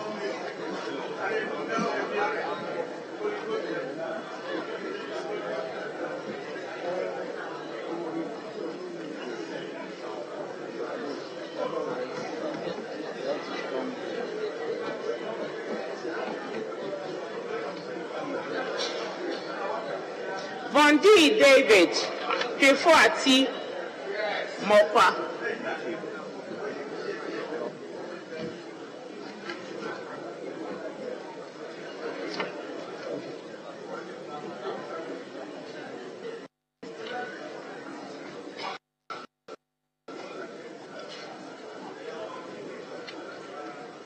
Wakauda na Nasala Reku Brobe Bright Eman Lowal Tenchra.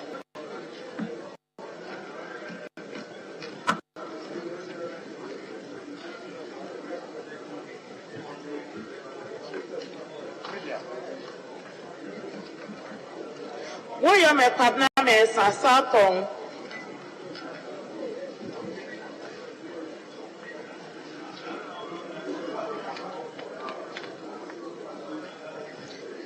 Ziding Bidi Anwa Laura.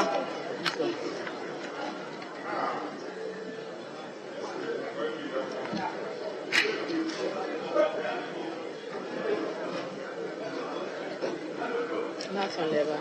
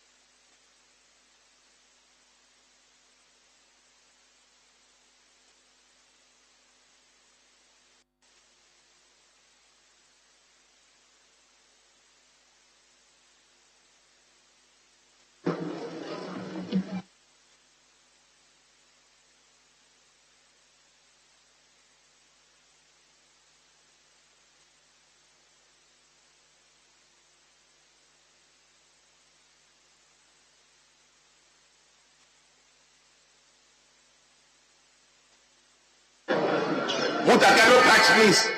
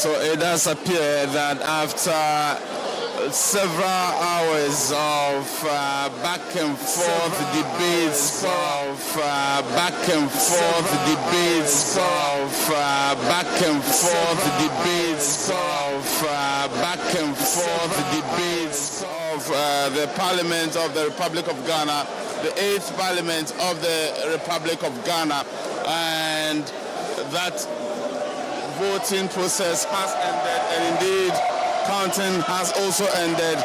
Indications are that the former first Speaker of Parliament, who also has been the MP for the Nadoli-Kaleo constituency for many years, since 1992, has been voted as the next Speaker of Parliament, the Speaker of the 8th Parliament of Ghana. It does appear Mr. Alban Bagwin, the candidate presented by the NDC, has won the speakership of the House for the next 4 years, and it's obvious the reason for which the members of the NDC here are so excited at the moment.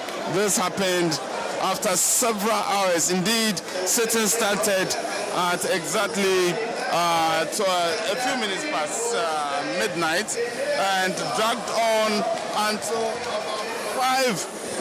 a few minutes to 5, when they finally decided that the process to vote for the next Speaker of Parliament will begin. And it has taken more than 2 hours for that process to also end, because each MP was called by their names. Indeed, the names were mentioned alphabetically until such a time that all of them got to vote. The counting just ended, and Mr. Alban Bagwin has won the speakership position for the next Parliament of Ghana. We are yet to confirm the exact figure with which he won, but our sources within the NDC side of Parliament now tell us that he won by 3 votes. We are yet to confirm that. As soon as we do confirm that, when the announcements are made, we will let you have it. But we can tell you here for now that the candidate presented by the NDC for speakership, Mr. Alban Bagwin, has won the speakership of the House. He won over the former Speaker, who is Professor Mike Okwe.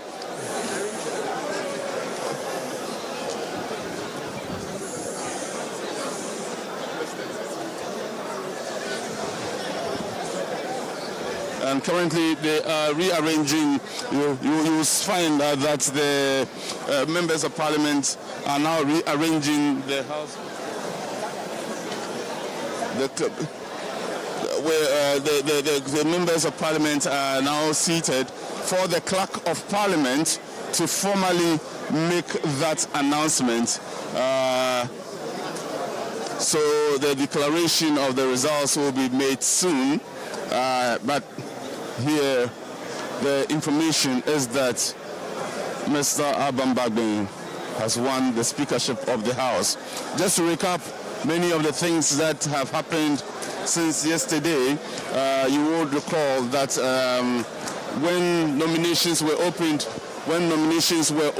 for the speakership position, the NDC presented Mr. Alban Bagwin's name. Mr. Alban Bagwin, of course, a very experienced politician, member of Parliament for the Nadoli-Kaleo constituency for many years. Since 1992, he has been the MP for that constituency. At a point, he was the minority leader. That was when, and then he became Deputy Speaker of the House, and now he has been selected as Speaker of the House over the former Speaker, Mr. Mike Okwe. The Clerk of Parliament, who has been chairing the occasion since midnight of last night, will soon be seated to formally make the declaration. But again, this process has been marred with a lot of protestations, a lot of violence, I must say, even in the Chamber of Parliament, to the extent that at the point... Thank you for staying with TV3. And as we mentioned earlier, we are bringing you live coverage of the election of Ghana's next speaker. The 8th Parliament has just voted. They will be sworn in shortly because they now know who the Speaker of the 8th Parliament will be. That is in the person of Alban Kingsford Sumana Bagbin, or simply called Alban Bagbin. We're told that he won by a slim majority. Our correspondent in Parliament, Komla Kluche, will be joining us shortly to give us an update. But then there were jubilant scenes from, and if you look on your screens, those on the upper part of the screen wearing white, that is the NDC. Technically, that is the right side of the speaker. And earlier, they got into Parliament, sat there, and were hopeful to get majority, or at least thought they were the majority. And from the voting, it looks as if they are probably going to be staying on that side of the House. Komla Kluche, thank you once again. To start with, give us, have you got the exact numbers of the votes? And we're told Alban Bagbin won by just 3 votes. Can you confirm that? Hello, Komla. Unfortunately, we are unable to connect to Komla Kluche, who has been monitoring activities and developments in Parliament for us. If he's able to hear me, I'll put back that same question to him. But then, few minutes ago, the NDC side of the House were very jubilant after the counting, and even that after the counting, there seemed to have been some disagreements, and the NDC chief whip, that is Muntaka Mubarak, grabbed hardly onto the papers, the papers, the ballot sheets, I should say, and he took it out of the House because, of course, for evidence purposes, they would have to keep that in case someone wants to protest. But then, from the NPP side, they didn't even protest, which clearly meant that they seem to have agreed with the numbers that were given. And we'll be trying to reconnect with Komla Kluche. So the next activity would be that the man who has just won the election will be brought into the House shortly. That is Alban Bagbin. Komla, can you hear me now? Hello, Komla Kluche.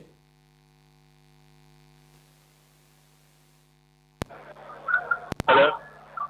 Yes, can you hear me? Okay, I am unable to hear Komla, but we can get some feed within his line. Komla, if you can hear me, give us the numbers.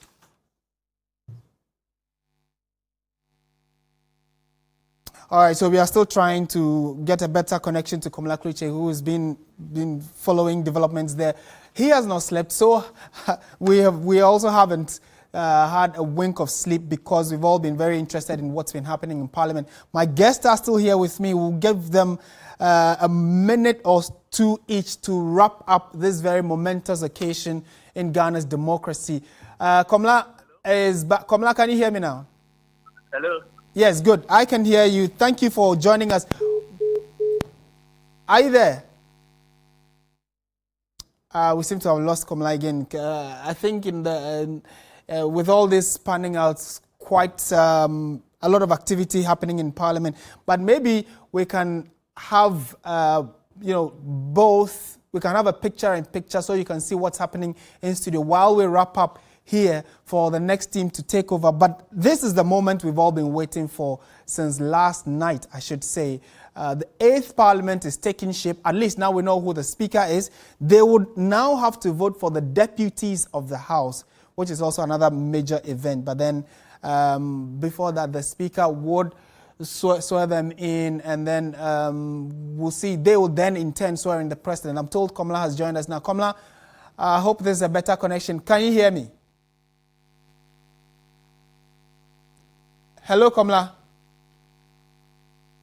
All All right, so what we want to do now is to make sure that we get the specific numbers or the exact numbers as to how many Alban Bagbin got. But for whatever it is, he is going to be the next Speaker of Ghana's Parliament, or the Speaker of Ghana's 8th Parliament in the 4th Republic. Well, I'll just quickly pick the thoughts of my guests while we wrap up what has been a marathon night of bringing you the dissolution of the 7th Parliament and then the constitution of the 8th. My guests who have been here with me, Justice Abdullah is a private legal practitioner, Dr. E.T. Amano Latte, Senior Lecturer, Department of Political Science, University of Education, Winneba, and then also we've had Dr. Rashid Draman, Executive Director, Africa Center for Parliamentary Affairs. They are all with us in studio, and very interesting times. We have seen lots have happened overnight and even in the wee hours of this morning. Gentlemen, thank you so much for running this race with us. I'll start with you, Doc. What are your impressions of how the voting has gone, and then the ultimate winner, we are told, being Alban Bagbin? Well, I'm just pleased that at the end, at least they were able to vote. They were able to exercise their civic responsibility, if I can put it that way, and we have a clear winner. Again, the election of Alban Bagbin and the numbers that we are hearing, sends a very clear signal about what we are going to see in the 8th Parliament. It means, and that is where, again, I go back to my dialogue and my consensus building. It means that on certain matters that will come before the House, there are a number of MPs who are going to vote with the NDC. Particularly, I believe now they are going to insist that, this whole issue of secret balloting should be strengthened in this Parliament, especially now we have an NDC person in the chair. So for me, it's good that this has all ended, and ended well, despite the 5 minutes coup d'etat that we saw in the middle of in the early hours of the morning. Honorable Bagbin, I think, is probably the right person for this moment, because I think he's liked across the two sides, and he has a lot of experience. And at this point in time in our history, given what we have, I think we need somebody with a cool head. I mean, I'm not saying the other candidate wouldn't, but I think we'll have a fine speaker in Honorable Bagbin. It bodes well to have Bagbin with the kind of parliament we have now. Yes, I think so. Right. Yes, Dr. Amanolate, you also monitored this very keenly, and you were saying that, look, may the better candidate win, but then from the observations and what has happened, is he the right choice? What are your expectations of him as the next speaker? Well, Parliament has spoken, and for the 8th Parliament, the parliamentarians themselves, they think that Alban Bagbin will best serve Parliament and will best serve the interests of Ghana. And it is interesting that we are having a former member of Parliament for the NDC who is going to be the head of the legislative arm of government.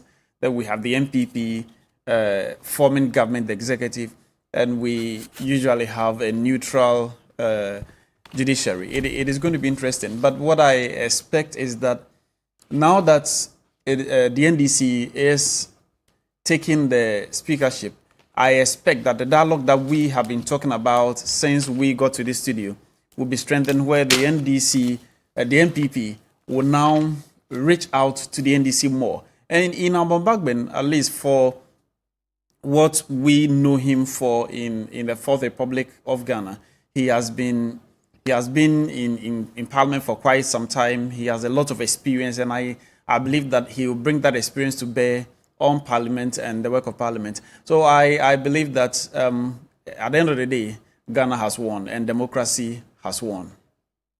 Right. Thank you so much for those words. And I think I would end with you, Justice Abdullahi, private legal practitioner. We are still trying to see if we can get Komala to give us the confirmed numbers. But then, as it stands, Alban Bagbin will be Ghana's speaker for the next 4 years. Yes, Counsel. I think this is the closest to what I have been praying for our country, as in having an opposition-controlled parliament. Unfortunately, we do not have that yet, but having had this, with the speaker coming from an opposition party and then House completely divided equally between the political parties, I think it is a very exciting news for me. I think I'm probably one of the most happiest persons. Indeed, build up to the elections, I had indicated earlier that I was much aware that 5 persons from the MPP side were going to vote for the NDC candidate.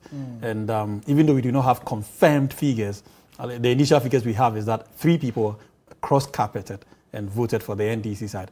Closer to the information that I got. I don't know how the persons who gave me this information were so certain about the number 5, and how they nearly, I think from today, probably I'll start predicting elections, talking to such persons, because really, I'm excited. We had a very embarrassing moment. We've been sitting here for the past 10 hours since last night, and I think, as I kept saying, that at the end of the day, Ghana will be the biggest beneficiary. And this has proven that, notwithstanding the embarrassment and the bickerings that went on, we've had a very beautiful outcome. Not necessarily because Babin won, but because the outcome, if you could clearly see the mood of the MPP side of the divide, everybody appears to have accepted the outcome without any single attempt to protest on any angle of the events that have occasioned the elections of Alban Bagbin. Right. And for me, it is very important, the recognition that indeed the election had been transparent and fair and free, to the extent that one side is cool-headed and allowing and observing the jubilation and then the chanting of all the beautiful songs and singing of Ghanaian national anthems, among other things. Right. I think it is exciting for us. It is good for a quality democracy that we are trying to build. I think also that this would usher in a better relationship, because all along we've been talking about having collaboration, having a dialogue, and all of that. Now we do not even have a choice out of it. Now you don't have a choice. You have an opposition not an opposition controlled parliament, but an opposition leader of parliament. Okay. You do not have a choice than to talk. Dialogue. If you do not dialogue on matters of national importance, in fact, this is going to compel all of us to look at the national interest first, rather than leaning on to political allegiance.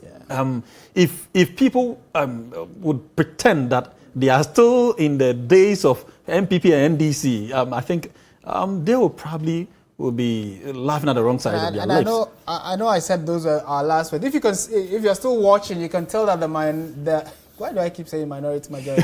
the NDC side, and the way they're all clad in white and singing, looks like a choir in white, and they're singing. But Doc, I would want you to talk us briefly through the election of the deputies.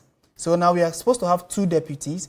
One would have to come from the NPP, one would have to come from the NDC. Not necessarily. Right? No. Or how is that? Yeah, we have 3. Yes, the 2 deputy speakers don't have to come from the same party. Okay. So I think we are likely to see, given the numbers that we have seen, if it comes down to a vote, we are likely to see maybe, it also depends on the personality though. Because I'm sure if NDC had put somebody up, I mean, other than Bagbin, maybe the outcome would have been different. So depending on who is put there, maybe the NDC might have the first deputy speaker, and then according to the rules, I mean, order 12.2 says that, you know, the two deputies should not come from the same party. From one party. Yes. Okay. So it's very likely that we are going to see one from the NDC and one from the MPP. Given that we are in abnormal times, it could be the case that the first deputy speaker might be from the MPP, right, and then the second deputy speaker might be from the NDC, or vice versa.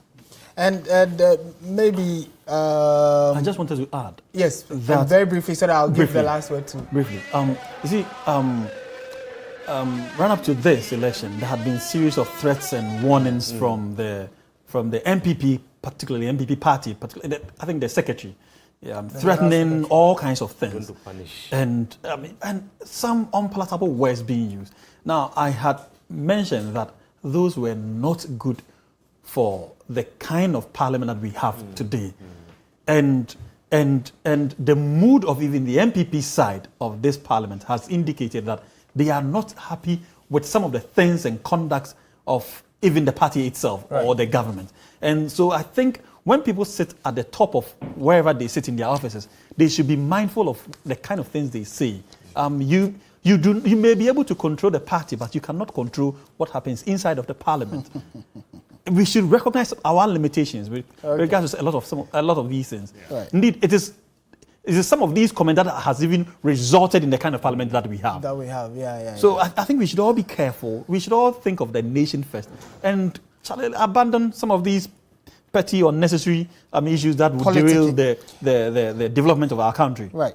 Okay. I know I said I'll give the final word to you, but we've run out of time on this. But we want to say a big thank you to you, gentlemen, once again, for spending your night with us and your early morning of the 7th of January 2021 with us. Later today, the President-elect of the Republic will be sworn in.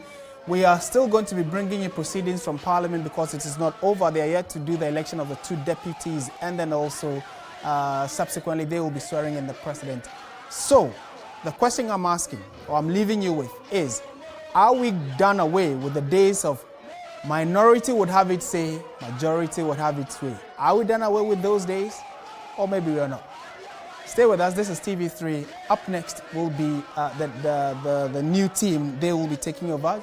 Johnny Hughes, Bella Mundi, and then also Roland Walker. We are grateful that you spent your night and your morning with us. Stay with TV3. Have a good morning.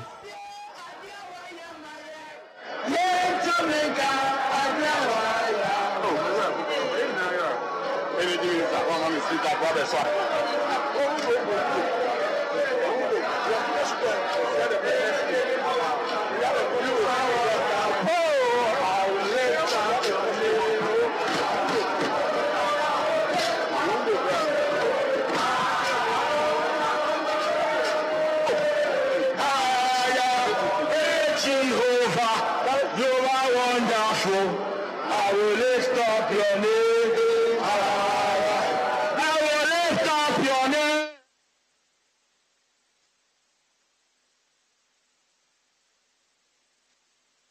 Jehovah, you are wonderful. We will lift up your name. Jehovah, you are wonderful. I will lift up your name. He's a miracle working God. He's a miracle working God. He's the Alpha and Omega. He's a miracle working God. Hallelujah. He's a miracle working God. Oh, he's a miracle.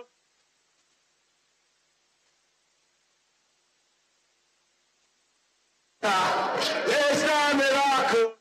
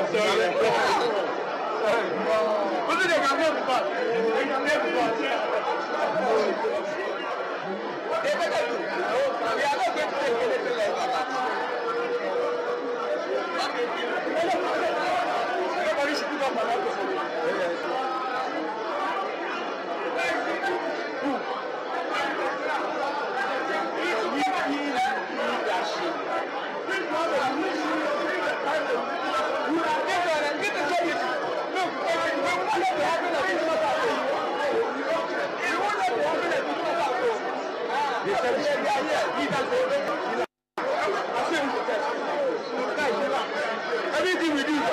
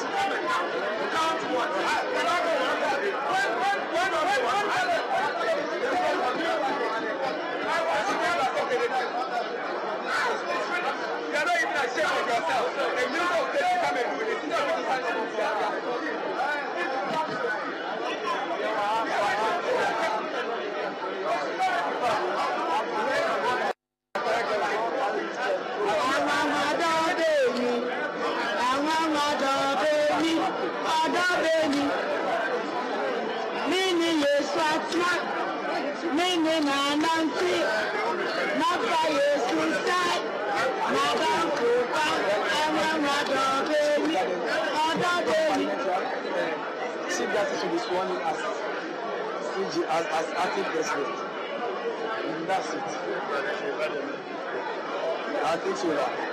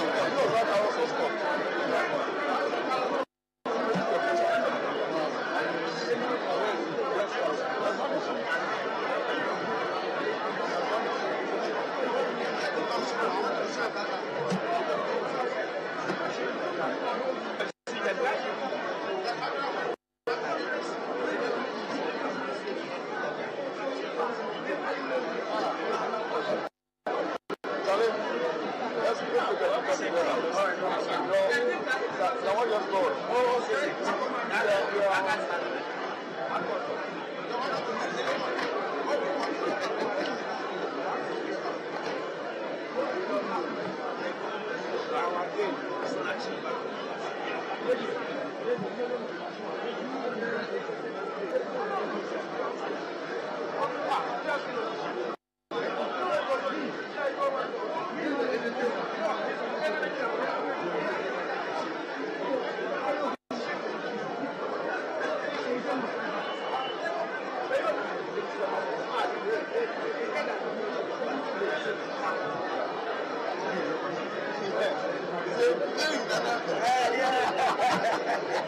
so excited.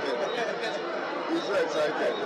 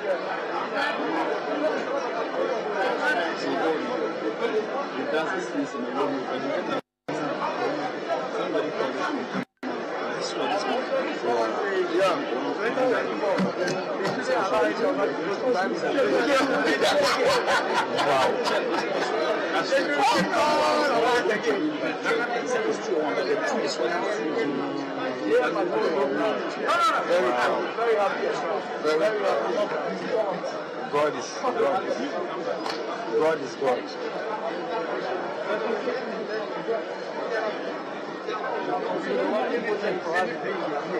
No, we don't do that. I think that we will insist that we have won the election. That's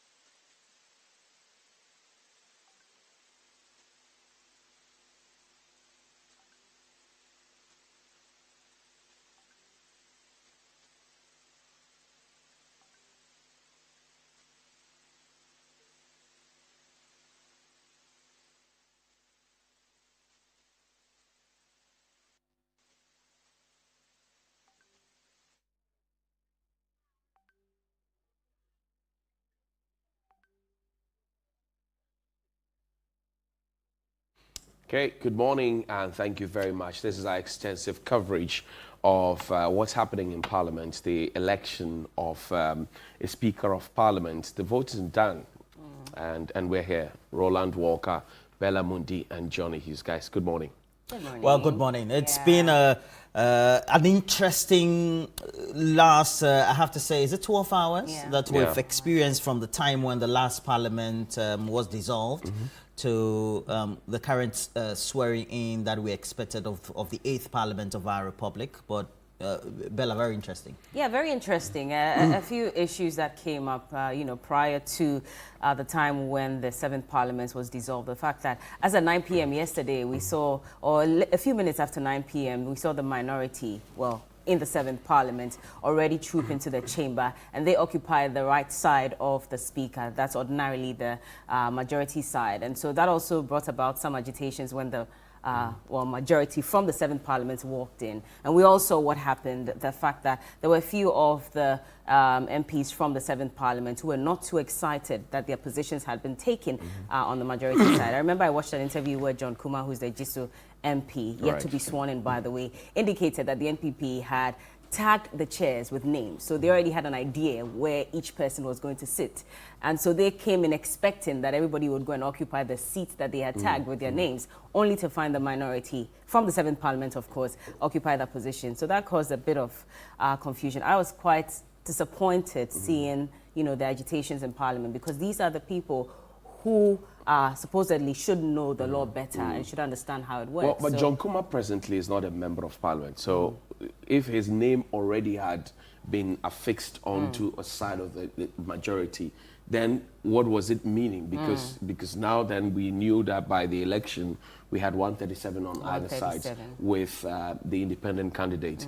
We're hearing of injunctions being granted, interim interlocutory injunctions being granted.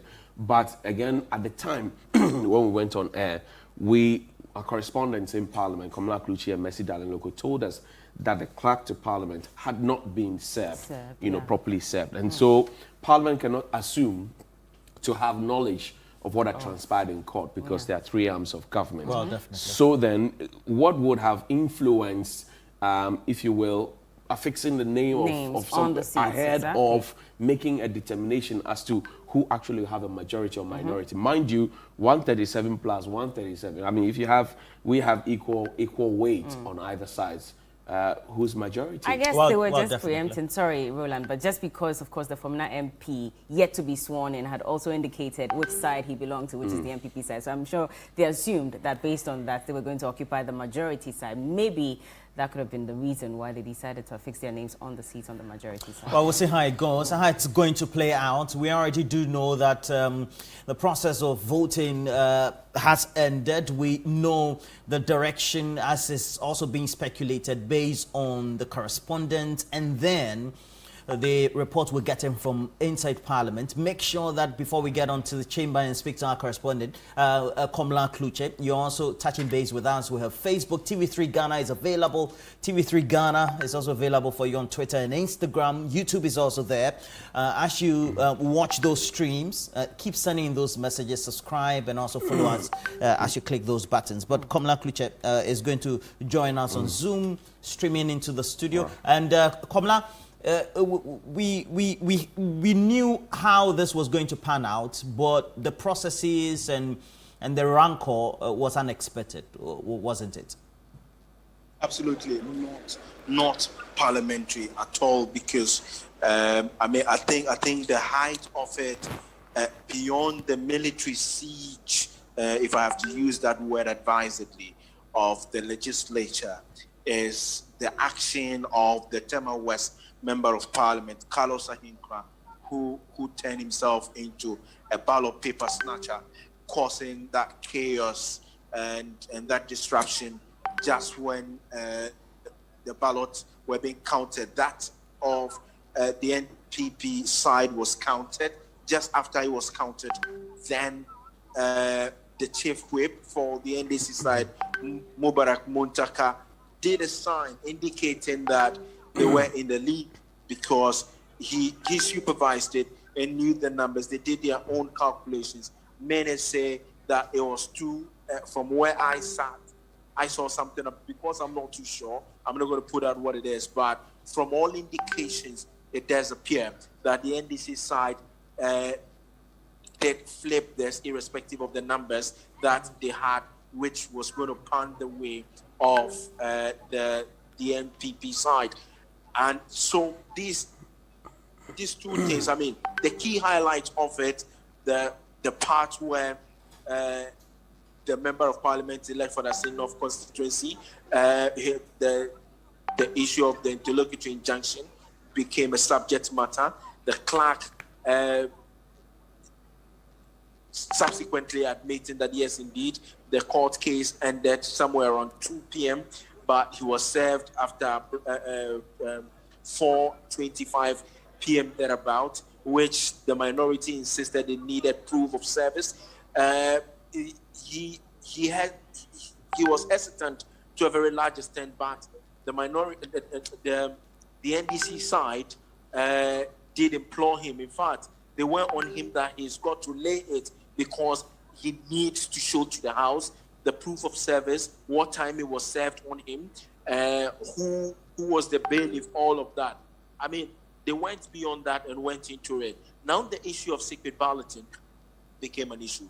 When they started, the NDC side did stress that this is strictly a secret balloting.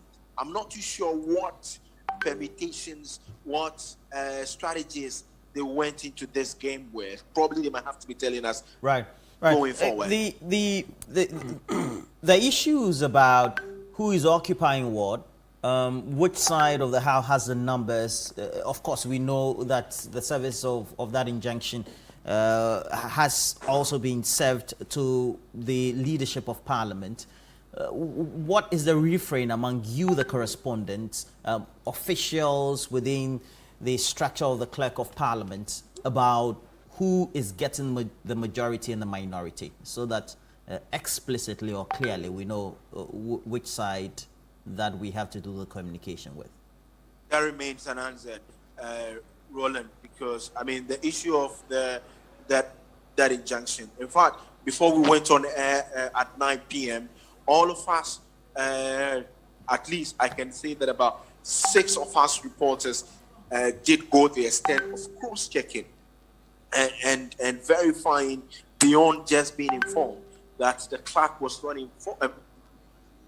served. In fact, that was the reason why we when we went on there, I said as of the time that the 6 p.m. thereabout, the clerk was not served. Even around 9 p.m., we still did a check. We were told that he wasn't served. If it was a deliberate decision to keep it away from the media or whatsoever, that I am unable to tell. But it did turn out that, yes, indeed, he got served the injunction. Then the issue about who sits where and what who will be doing.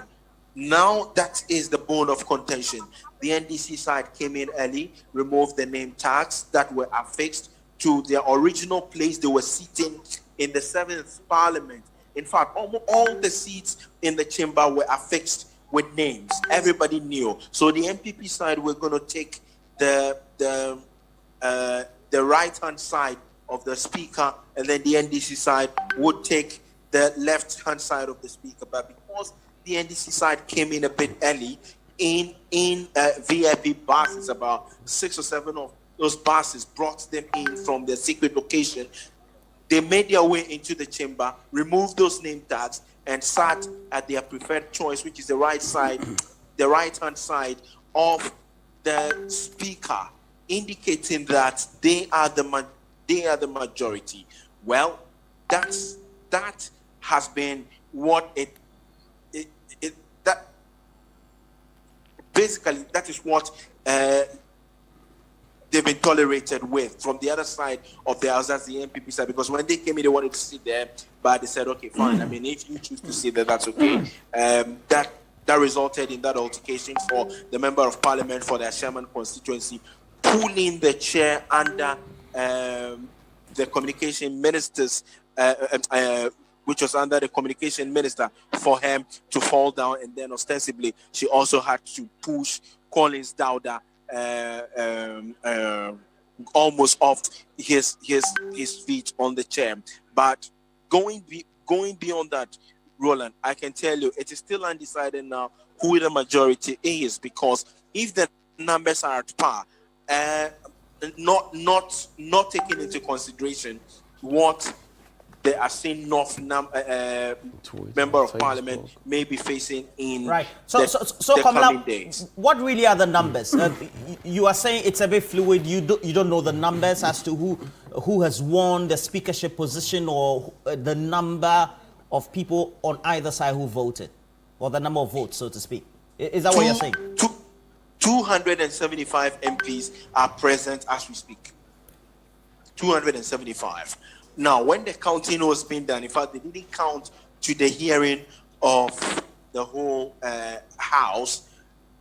So just after the counting, with respect to the sorting out that was done for the MPP side, which was led by its chief whip, the Nsawama Dwajiri MP, Frank Anodompre, then Muntaka raised his hand. In fact, he raised his fingers, like I did say early on, that from where I sit at the public gallery, I saw something like 3. In fact, I'm not too sure of what I saw. Others did say 2, and that was what aroused the NDC side to be jubilant, to say that, well, they have won it. And in fact, if you look at the demeanor of the MPP MPs, they felt that yes, indeed, they had lost. But I saw one ballot that was not added to that of the two sides, indicating probably that could be a spoiled ballot. Right. So if that spoiled ballot is deducted, then it means that it is now 274. That 274, if we are going by Muntaka indicating it's 2, you can do your own permutation that the NDC side had won by 2. If it is 3, you can still do your permutations. Komla just still be on stream, and Bella, Komla wants us to be workers of the National Lotteries Authority this morning to be doing the permutation. But Bella, you take a look at what has transpired over the last hour or two in terms of what the revelations are.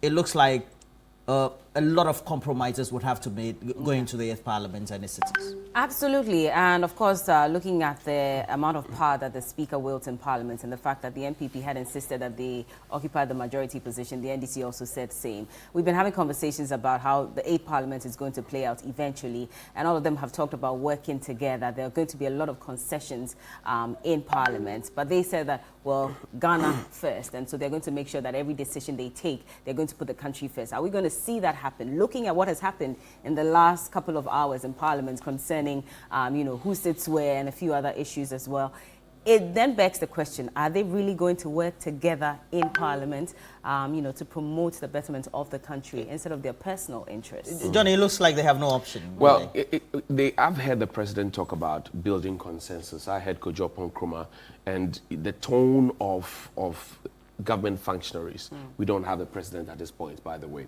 But the tone of government functionaries at the time, right before the elections, post immediately the elections, and then when we started having the pendulum swinging in many different ways after the challenges, we had a lot of talk about consensus building.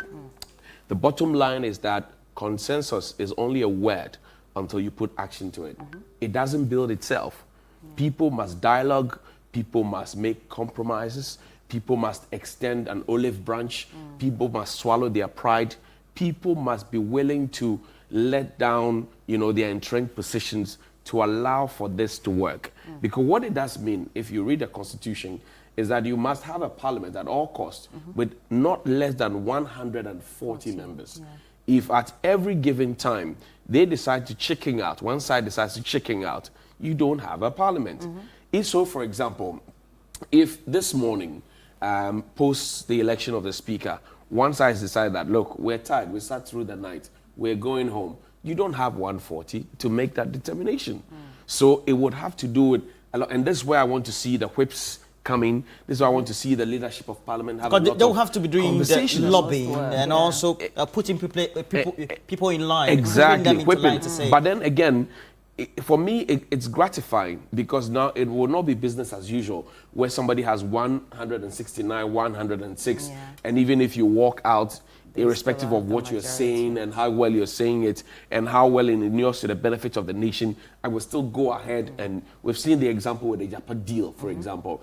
If a Japa has to go back to parliament, which the president said it has to go back to parliament, you would need both sides to sit at the table to start looking at it in the Johnny, national looking interest. at the numbers now, But it won't pass. But the interesting Kamala thing, is still there, so I know, it's but the interesting thing here is that Honorable Alban Bagbin, who now possibly could be our next speaker, we don't have the full figures now, possibly could be the next speaker, was in Swami, the constituency of the Honorable Osei Mensah Bonsu, assisting him to campaign. Now, some grapevine theory says this could be some form of appreciation for him beyond the fact that he is a good material. He is perhaps the longest serving. He has experience. He comes to the table, appeals to both sides. And you know that his name came up strongly, like Professor Michael Quay, like the Honorable Joe Gatti, like the Honorable Isaac Osei. Names came up, but the government opted for Professor Michael Quay, who many thought was frail and had to take, a break in spite of what he brought. Right. Now we're getting this one. So early days yet, but it's going to be very interesting, if you ask me. Kamala, where do we go from here? What should we be expecting following the voting undertaking and the counting also almost completed? Or completed, if I have to draw that conclusion?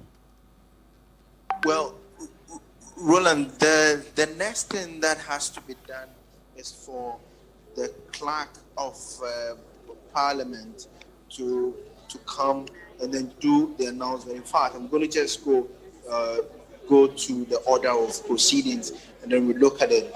Now, the election of the Speaker, then the clerk to Parliament will have to declare the result.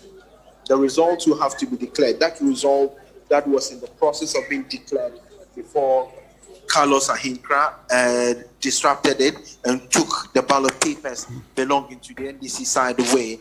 That election of the Speaker has to be declared. It is the next order on the proceedings or the order of proceedings is the next item on the order of proceedings. After that, the clerk, the speaker-elect will be conducted into the chamber. Then the speaker-elect will submit him or herself to the will of the House. Then His Lordship, the Chief Justice, proceeds to the dais to administer the Speaker's oath. Then the Speaker-elect subscribes to the oath of allegiance and the Speaker's oath. Thereafter, the clerk to Parliament, assisted by the clerks at the table, will adorn the Right Honourable Speaker-elect with the Speaker's robe. No, you seem to have gotten the stream off. Right. Yeah. And conduct him or her. Then the mace is placed right up front before the table. The Right Honourable Speaker then would deliver his acceptance speech. The members of Parliament elect will rise to subscribe to the oath of allegiance and the oath of a member of Parliament to be administered by the Right Honourable Speaker. Then the Right Honourable Speaker will then invite nominations for the election of the first Deputy Speaker. Then members of Parliament elect as the first. Members of Parliament will then elect the first Deputy Speaker. The Speaker would declare the result. Then the Speaker would invite nominations for the election of a second Deputy Speaker. Then the members of Parliament will also elect the second Deputy Speaker. Then the Honourable Speaker will declare the result. Then the Speaker will formally present the first and second Deputy Speakers to the House. The Right Honourable Speaker will suspend the sitting of the House for proceedings to be. They'll go for a suspension. Herein, they have to move to the tent where the president will be sworn in, and that other. Now the stalemate is at the declaration of the Speaker-elect because of that incident with the snatching of the ballot papers, the tamperinted ballot papers by the Tema West MP Carlos Ahinkra. Well, before we bring in our guest and some of us fall off this table, it looks like, Bella, the current stalemate we have is ultimately going to affect the hours for proceedings. That's right. If you take a look at what the schedule is, the president is expected to be sworn in by midday. Yeah. I was even thinking, based by experience and what we've seen across this country, that this was even quite late. Yeah. But it looks like somebody foresaw something. Well, And the hours even could extend further. And you see, this is where the Presidential Transition Act comes in, because in that act it had stated that because of certain reasons like this, it was necessary for the Speaker to be elected 2 days prior to the inauguration or the swearing in of the President, and same for the parliamentarians. So they should be sworn in 2 days before so that they can avoid some of these issues. Unfortunately, we've not been able to live up to that aspect of the act, because they said it goes against the 92 Constitution that says that Parliament ends officially 4 years exactly, 12 midnight, okay, on the 4th year or so. And so then it begs the question, are we now going to have to reconsider some of these issues that have come up, so that if, for example, I was thinking that in 2 hours they'll be done with swearing in of the Speaker and swearing in of MPs as well. Here we are 6 hours later, and we still do not have any firm confirmation of who even is the Speaker of Parliament to be sworn in before he even goes on to swear in the MP. So should we reconsider that and now have to go back to the Presidential Transitional Act that says swear in people 2 days before the President himself is sworn in, Now, to continue from where Bella is leaving off, does it mean that from now, looking at the stalemate, there will need to be a lot of backroom discussions? That's right. So that we're able to hasten the processes and the hours. Looking at what Komla is saying, we need to have the declaration made, the swearing in of the Speaker, the processes of adorning him with a robe, etc. Then he would have to suspend, and then they reconvene, and then do the swearing in. Well, obviously, so clearly it's the Clerk of Parliament who is in charge of the country now. We don't have a president. We don't have a vice president. We don't have a speaker. We know the chronology and the